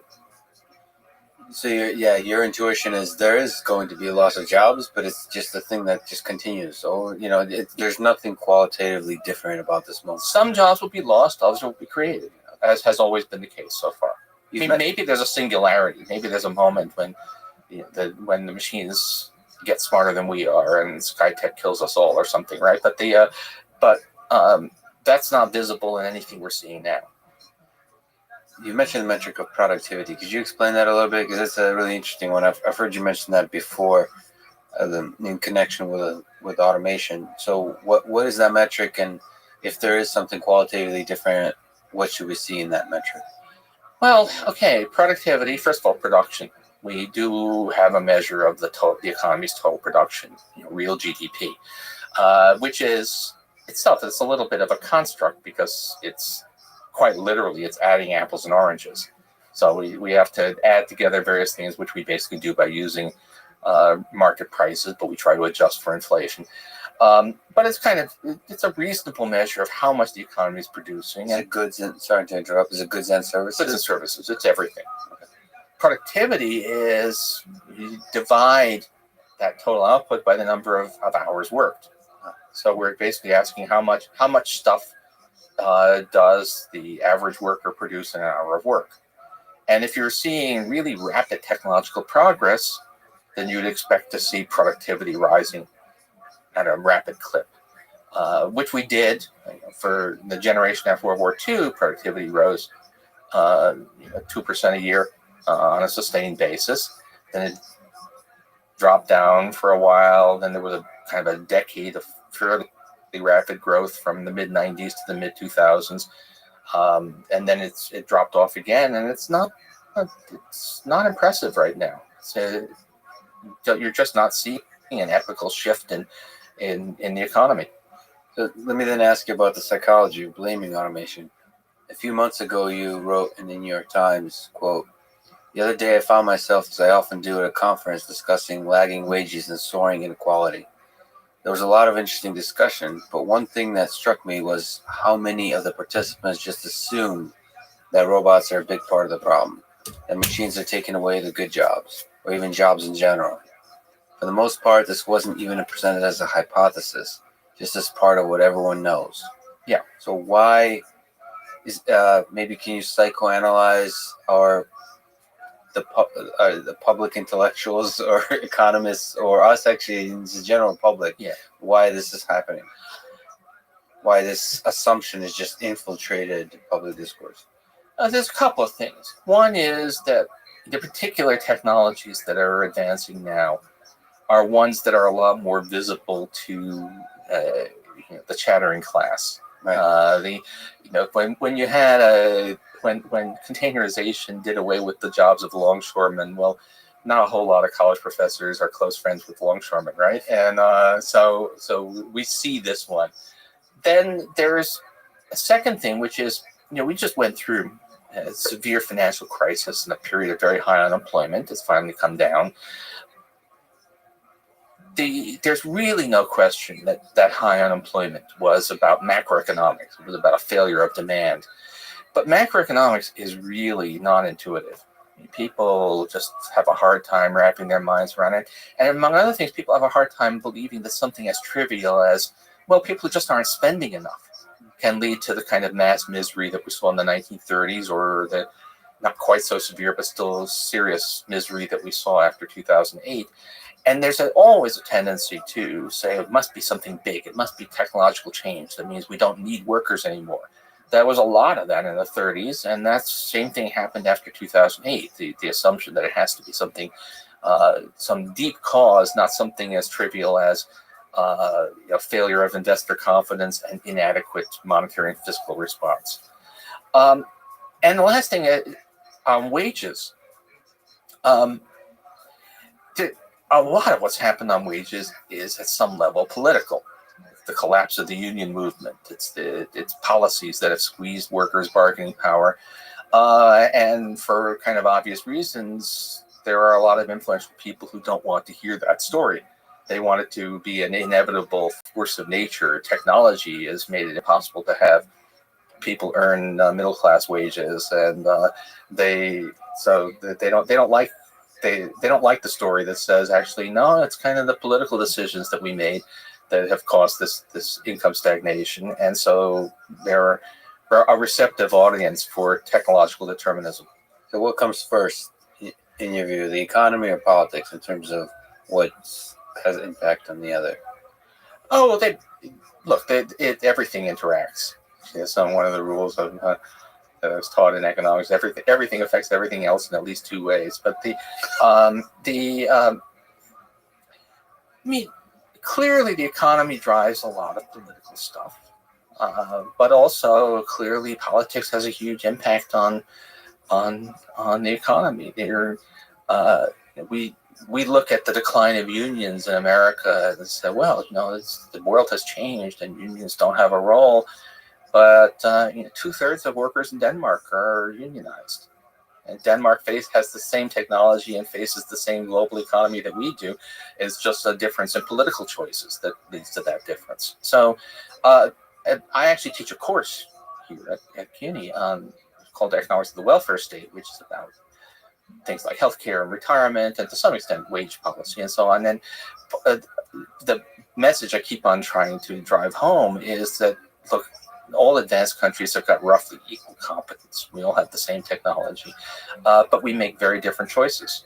Not that America always makes the wrong choices. We do some things pretty well. Our retirement system is one of the better ones. But the point is that there's a huge amount of political choice involved in the shape of the economy. What is a welfare state? Well, welfare state is the old term but it basically refers to all the programs that are there to mitigate, if you like, the risks and injustices of the market economy. So in the U.S., the welfare state is Social Security, Medicare, Medicaid, minimum wages, food stamps. When you say welfare state, my first sort of feeling is a negative one. Well, even though I probably generally, at least theoretically, like all the welfare programs. Well, it's been demonized, and to some extent, I'm doing a little bit of thumbing my nose at all of that by just using the term welfare state. Although it's not. I see. Yeah, I got you. But every advanced country actually has a lot of welfare state, even the U.S. I mean, that's fundamental part of the fabric of our society. Social Security, Medicare, Medicaid are just things we take for granted as part of the scene. And so if there's a lot of people on the right wing who are saying, "Oh, it's all socialism," and words I guess mean what you want them to mean.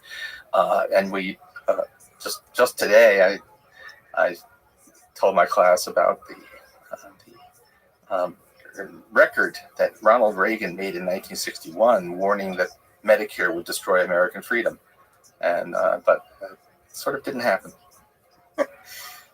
On the topic of welfare state, what are your thoughts on universal basic income and a sort of not a generic, but a universal safety net of this kind? There's always a trade-off. When we talk about social safety net programs, there's always a trade-off between universality, which is clean but means that you're giving a lot of money to people who don't necessarily need it, and some kind of targeting, which makes it easier to get to deal with the crucial problems with limited resources, but both has incentive problems and kind of political, and I would say even psychological issues. So the great thing about Social Security and Medicare is no questions asked. You don't have to prove that you need them. It just comes. I didn't. I'm on Medicare allegedly. I mean, it's run through my New York Times health insurance, but I didn't have to file an application with the Medicare office to prove that I needed it. It just happened when I turned 65. That's good for dignity, and it's also good for the political support because everybody gets Medicare. On the other hand, if you and we can do that with healthcare, to give everybody a guarantee of an income that's enough to live on comfortably, that's a lot of money. What about enough income to carry you over through difficult periods, like if you lose a job, that kind of? Well, we have unemployment insurance, and I think our unemployment insurance is too short-lived and too stingy. It would be better to have a more comprehensive unemployment insurance benefit. But the trouble with something like universal basic income is that either the bar is set too low, so it's really not something you can live on, or it's an enormously expensive program. And so at this point, I think that we can do far better by building on the kinds of safety net programs we have. I mean, food stamps, earned income tax credit. We should have a lot more family support policies those things can do a lot more to really diminish the amount of misery in this country. UBI is something that is being, I mean, it goes kind of hand in hand with this belief that the robots are going to take all of our jobs. And if that was really happening, then I might reconsider my views on UBI, but I don't see that happening. So, are you happy with discourse that's going on now in terms of politics? So you mentioned a few political candidates.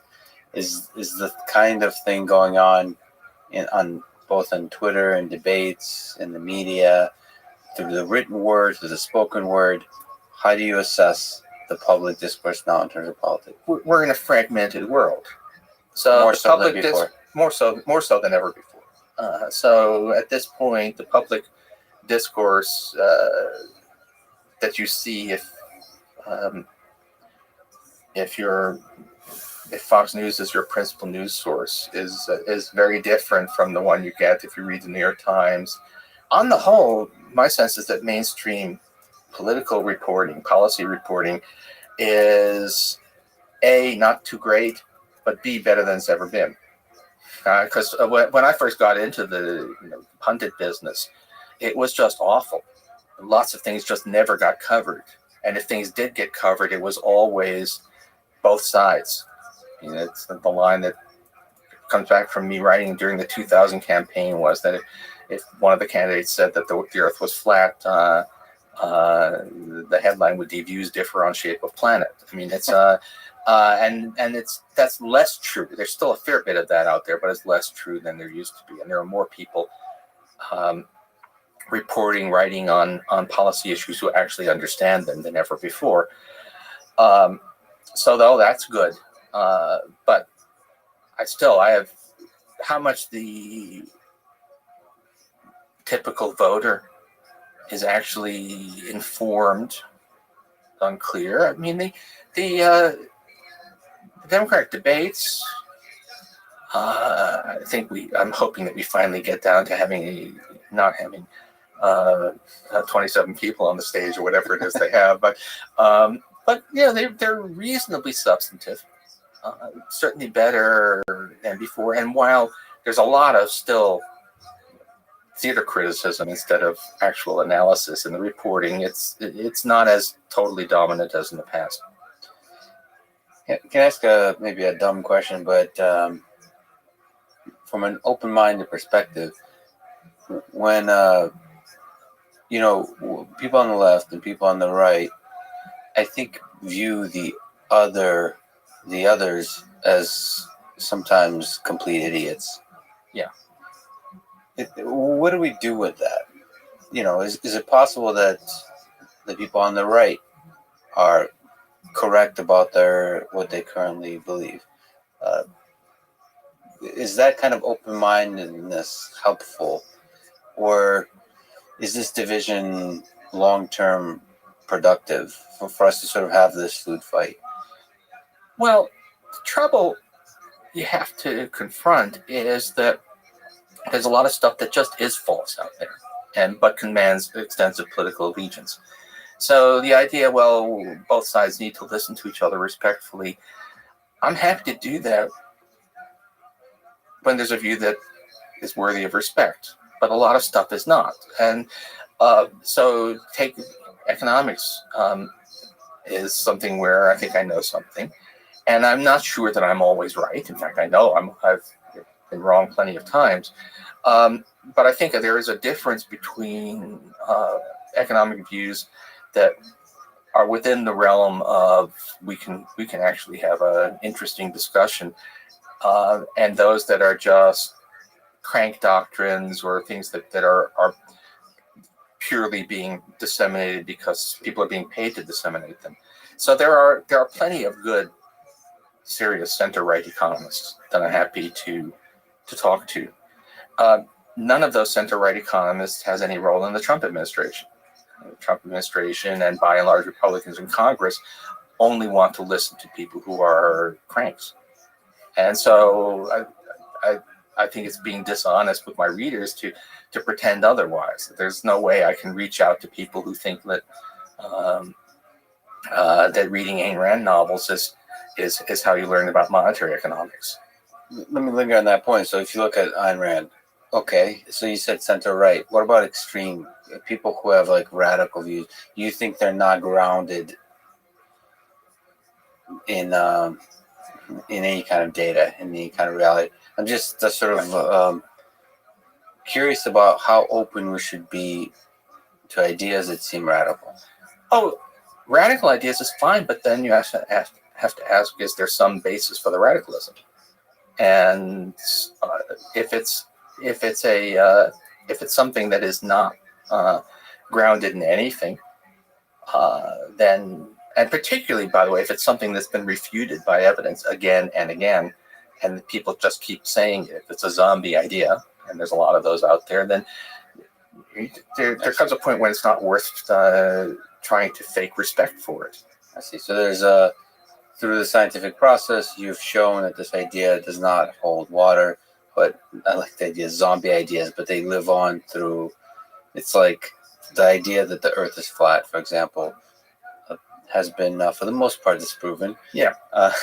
But it lives on, actually, growing in popularity currently.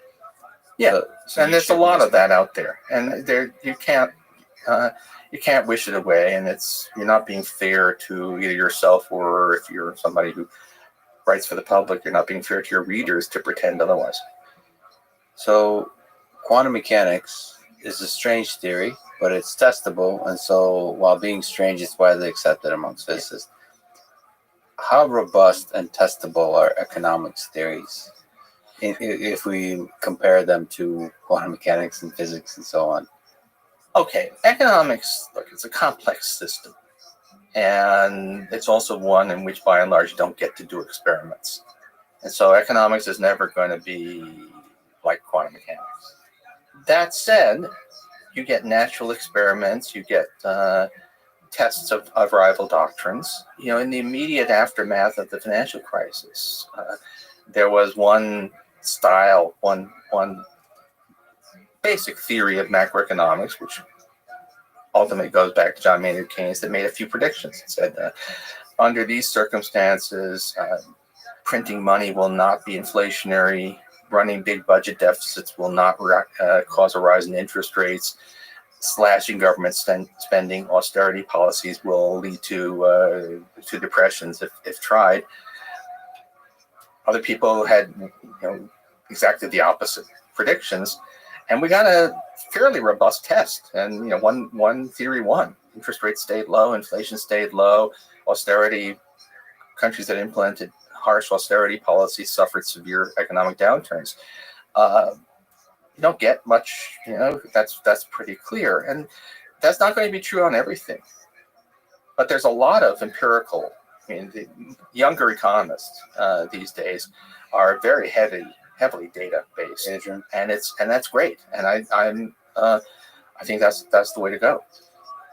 What theories of economics is there currently a lot of disagreement about, would you say? First of all, there's just a lot less disagreement, really, among serious researchers in economics than people imagine.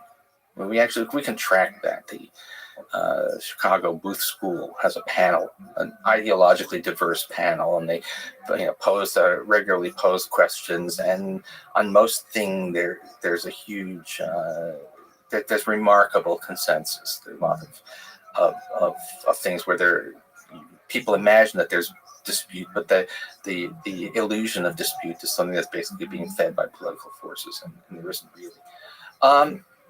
There are, I think, questions about what are effective ways to regulate technology industries. We really don't know the answers there. I don't follow every part. Minimum wages. I think there's pretty overwhelming evidence that a modest increase in the minimum wage from current levels would not have any noticeable adverse effect on jobs. But if you ask how high could it go, $12 seems pretty safe given what we know. Is 15 okay? There's some legitimate disagreement there. I think probably, but people have a point. 20, where is the line at which it starts to become a problem? And the answer is truly, we don't know. It's fascinating to try to, such a cool, economics is cool in that sense, because you're trying to predict something that hasn't been done before, the the effects of something that hasn't been done before. Yeah, you're going out of sample. And we have good reason to believe that there are that it's nonlinear, that there comes a point at which it doesn't work the way it has in the past. So, as an economist, how do you see science and technological innovation? When I took various economics courses in college, technological innovation seemed like a no-brainer way of growing an economy, and we should invest in it aggressively. I may be biased, but it seemed like the various ways to grow an economy, it seems like the easiest way, especially long term. Is that correct?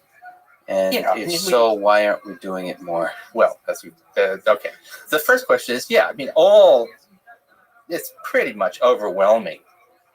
We think we can more or less measure this, although there are some assumptions involved. But it's something like 70 to 80% of the growth in per capita income is basically the advance of knowledge. It's not just the crude accumulation of capital. It is the fact that we get smarter. A lot of that, by the way, is more prosaic kinds of technology. So I like to talk about things like containerization, or in an earlier period, the invention of the flat pack cardboard box that had to be invented, and now all of your deliveries from Amazon are made possible by the existence of that technology. The web stuff is important too, but what would we do without cardboard boxes? So, but all of that stuff is really important in driving economic progress. Well, why don't we invest more? In again, more prosaic stuff? Why haven't we built another goddamn rail tunnel under the Hudson River, for which the need is so totally overwhelmingly obvious? How do you think about, first of all, I don't even know what the word prosaic means, but I inferred it, but how do you think about prosaic? Is it the really most basic dumb technology innovation, or is it just like the lowest hanging fruit of where benefit can be gained? When I say prosaic, I mean stuff that is not sexy and fancy and high tech. It's building bridges and tunnels, inventing the cardboard box, or I don't know, where do we put Easy Pass in there? That's it is actually using some modern technology and all that, but you're not going to have. I don't think you're going to make a movie about the guy, whoever it was that invented Easy Pass, but it's actually a pretty significant productivity booster. To me, it always seemed like it's something that everybody should be able to agree on and just invest. So, like, in the same way, there's the investment in the military and the DoD is huge. So everyone kind of, not everyone, but there's an agreement amongst people that somehow that a large defense is important. It always seemed to me like that should be shifted towards, if you want to grow prosperity of the nation, you should be investing in knowledge. Yes, prosaic stuff, infrastructure, investing in infrastructure and so on. I mean, sorry to linger on it, but do you have any intuition? Do you have a hope that changes? Do you have intuition why it's not changing? It's unclear. I have more than intuition. I have a theory. I'm reasonably certain that I understand why we don't do it, and it's because we have a real values dispute about the welfare state, about how much the government should do to help the unfortunate, and politicians believe,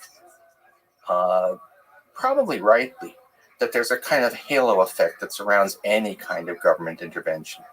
that even though providing people with enhanced Social Security benefits is really very different from building a tunnel under the Hudson River, politicians of both parties seem to believe that if the government is seen to be successful at doing one kind of thing, it will make people think more favorably on it doing other kinds of things. And so we have conservatives tend to be opposed to any kind of increase in government spending, except military, no matter how obviously a good idea it is, because they fear that it's the thin end of the wedge for bigger government in general. And to some extent, liberals tend to favor spending on these things, partly because they see it as a way of proving that government can do things well, and therefore it can turn to broader social goals. It's clearly there's a, if you like, the what you might have thought would be a technocratic discussion about government investment, both in research and in infrastructure, is contaminated by the fact that government is government and people link it to other government actions. Perhaps a silly question, but as a species, we're currently working on venturing out into space, one day colonizing Mars. So when we start a society on Mars from scratch, what political and economic system should it operate under? Oh, I'm a big believer in. First of all, I don't think we're actually going to do that, but let's imagine, hypothesize that we colonize Mars or something. Look, representative democracy is Versus pure democracy. well, pure democracy where people vote directly on everything is really problematic because people don't have time to try and master every issue. I mean, we could see what government by referendum looks like. There's a lot of that in California, and it doesn't work so good because it's hard to explain to people that the various things they vote for may conflict. So representative democracy is it's got lots of problems, and I kind of the Winston Churchill thing, right? It's the worst system we know, except for all the others. But so yeah, sticking with the representative, and basically the American system of regulation and markets and the economy we have going on is a pretty good one for Mars. If you start from scratch. If you're going to start from scratch, you wouldn't want a Senate where 16% of the population has half the seats. You probably would want one which is more representative than what we have. And the details, it's unclear. I mean, when times are good, all of the various representative democracy systems, whether it's parliamentary democracies or a U.S.-style system, whether you have a prime minister or the head of state as an elected president, they all kind of work well, and they all, when times are good, and they all have different modes of breakdown. So I'm not sure I know what the answer is, but something like that is, given what we've seen through history, it's the least bad system out there. I mean, I don't know. If you, I'm a big fan of the TV series The Expanse, and it's kind of gratifying that out there it's the Martian Congressional Republic. Okay. In a brief sense, so amongst many things, you're also an expert at international trade.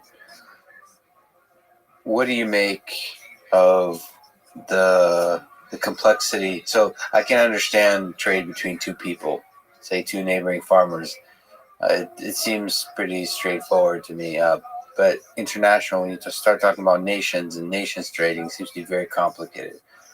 So from a high level, why is it so complicated? What are all the different factors that weigh that objectives need to be considered in international trade?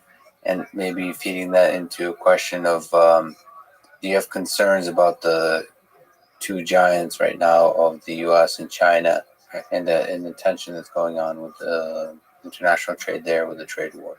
Well, first of all, international trade is not really that different from trade among individuals. It's it's vastly more complex, and there are many more players. But in the end, the reasons why countries trade are pretty much the same as the reasons why individuals trade. Countries trade because they're different, and they can derive mutual advantage from concentrating on the things they do relatively well. And also, there are economies of scale. You don't not individuals have to decide whether to be a surgeon or an accountant. It's probably not a good idea to try and be both. And countries benefit from specializing just because of the inherent advantages of specialization. And that's so. Now, the fact it's a big world, and we're talking about millions of products being traded, and in today's world, often trade involves many stages. So that made in China iPhone is actually assembled from components that are made all over the world, but it doesn't really change the fundamentals all that much. There's a recurrent. I mean, the dirty little secret of international trade conflict is that actually it's not. Conflicts among countries are really not that important. Most trade is beneficial to both sides and to both countries, but it has big impacts on the distribution of income within countries. So the growth of U.S. trade with China has made both U.S. and China richer, but it's been pretty bad for people who were employed in the North Carolina furniture industry, who did find that their jobs were displaced by a wave of imports from China. And so that's where the complexity comes in. Not at all clear to me.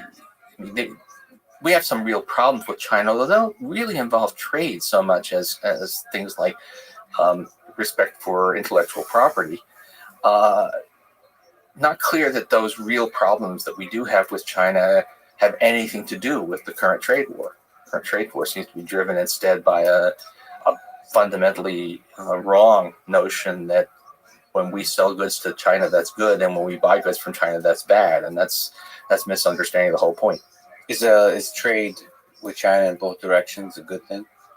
Yeah, we would be poorer if it wasn't for it. But there are downsides, as there are for any economic change. It's like any new technology makes us richer, but often hurts some people. Trade with China makes us richer, but hurts some people. And I wouldn't undo what's happened, but I wish we had a better policy for supporting and compensating the losers from that growth. So we live in a time of radicalization of political ideas, Twitter mobs, and so on. And yet here you are in the midst of it, both tweeting and writing in the New York Times articles, strong opinions, riding this chaotic wave of public discourse. Do you ever hesitate or feel a tinge of fear for exploring your ideas publicly and unapologetically? Oh, I feel fear all the time. It's not too hard to imagine scenarios in which this is going to. I might personally find myself kind of in the crosshairs, I mean, I am the king of hate mail. I get amazing correspondence. Does it affect you? It did when it started.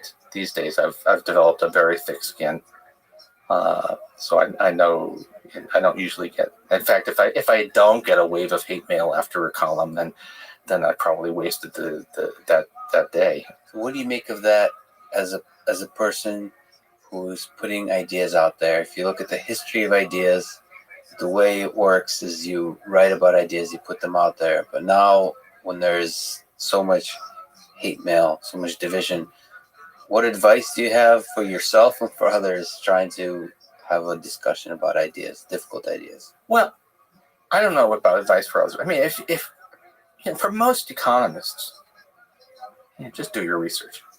That's we can't all be public intellectuals, and we shouldn't try to be. And in fact, I'm glad that I didn't get into this business until I was in my late 40s. I mean, this is it's probably best to spend your decades of greatest intellectual flexibility addressing deep questions, not confronting Twitter mobs. And the and as for the rest, when you're writing about stuff, it's sort of dance is like no one's watching, write like nobody's reading, right? But write what you think is right. Trying to make it comprehensible and persuasive, but don't let yourself get intimidated by the fact that some people are going to say nasty things. It's you can't do your job if you are worried about criticism. Well, I think I speak for a lot of people in saying that I hope that you keep dancing like nobody's watching on Twitter and New York Times and books. So, Paul, it's been an honor. Thank you so much for talking today. Great. Thanks for listening to this conversation with Paul Krugman. And thank you to our presenting sponsor, Cash App. Download it and use code LEXPODCAST. You'll get $10. $10 will go to FIRST, an organization that inspires and educates young minds to become science and technology innovators of tomorrow. If you enjoy this podcast, subscribe by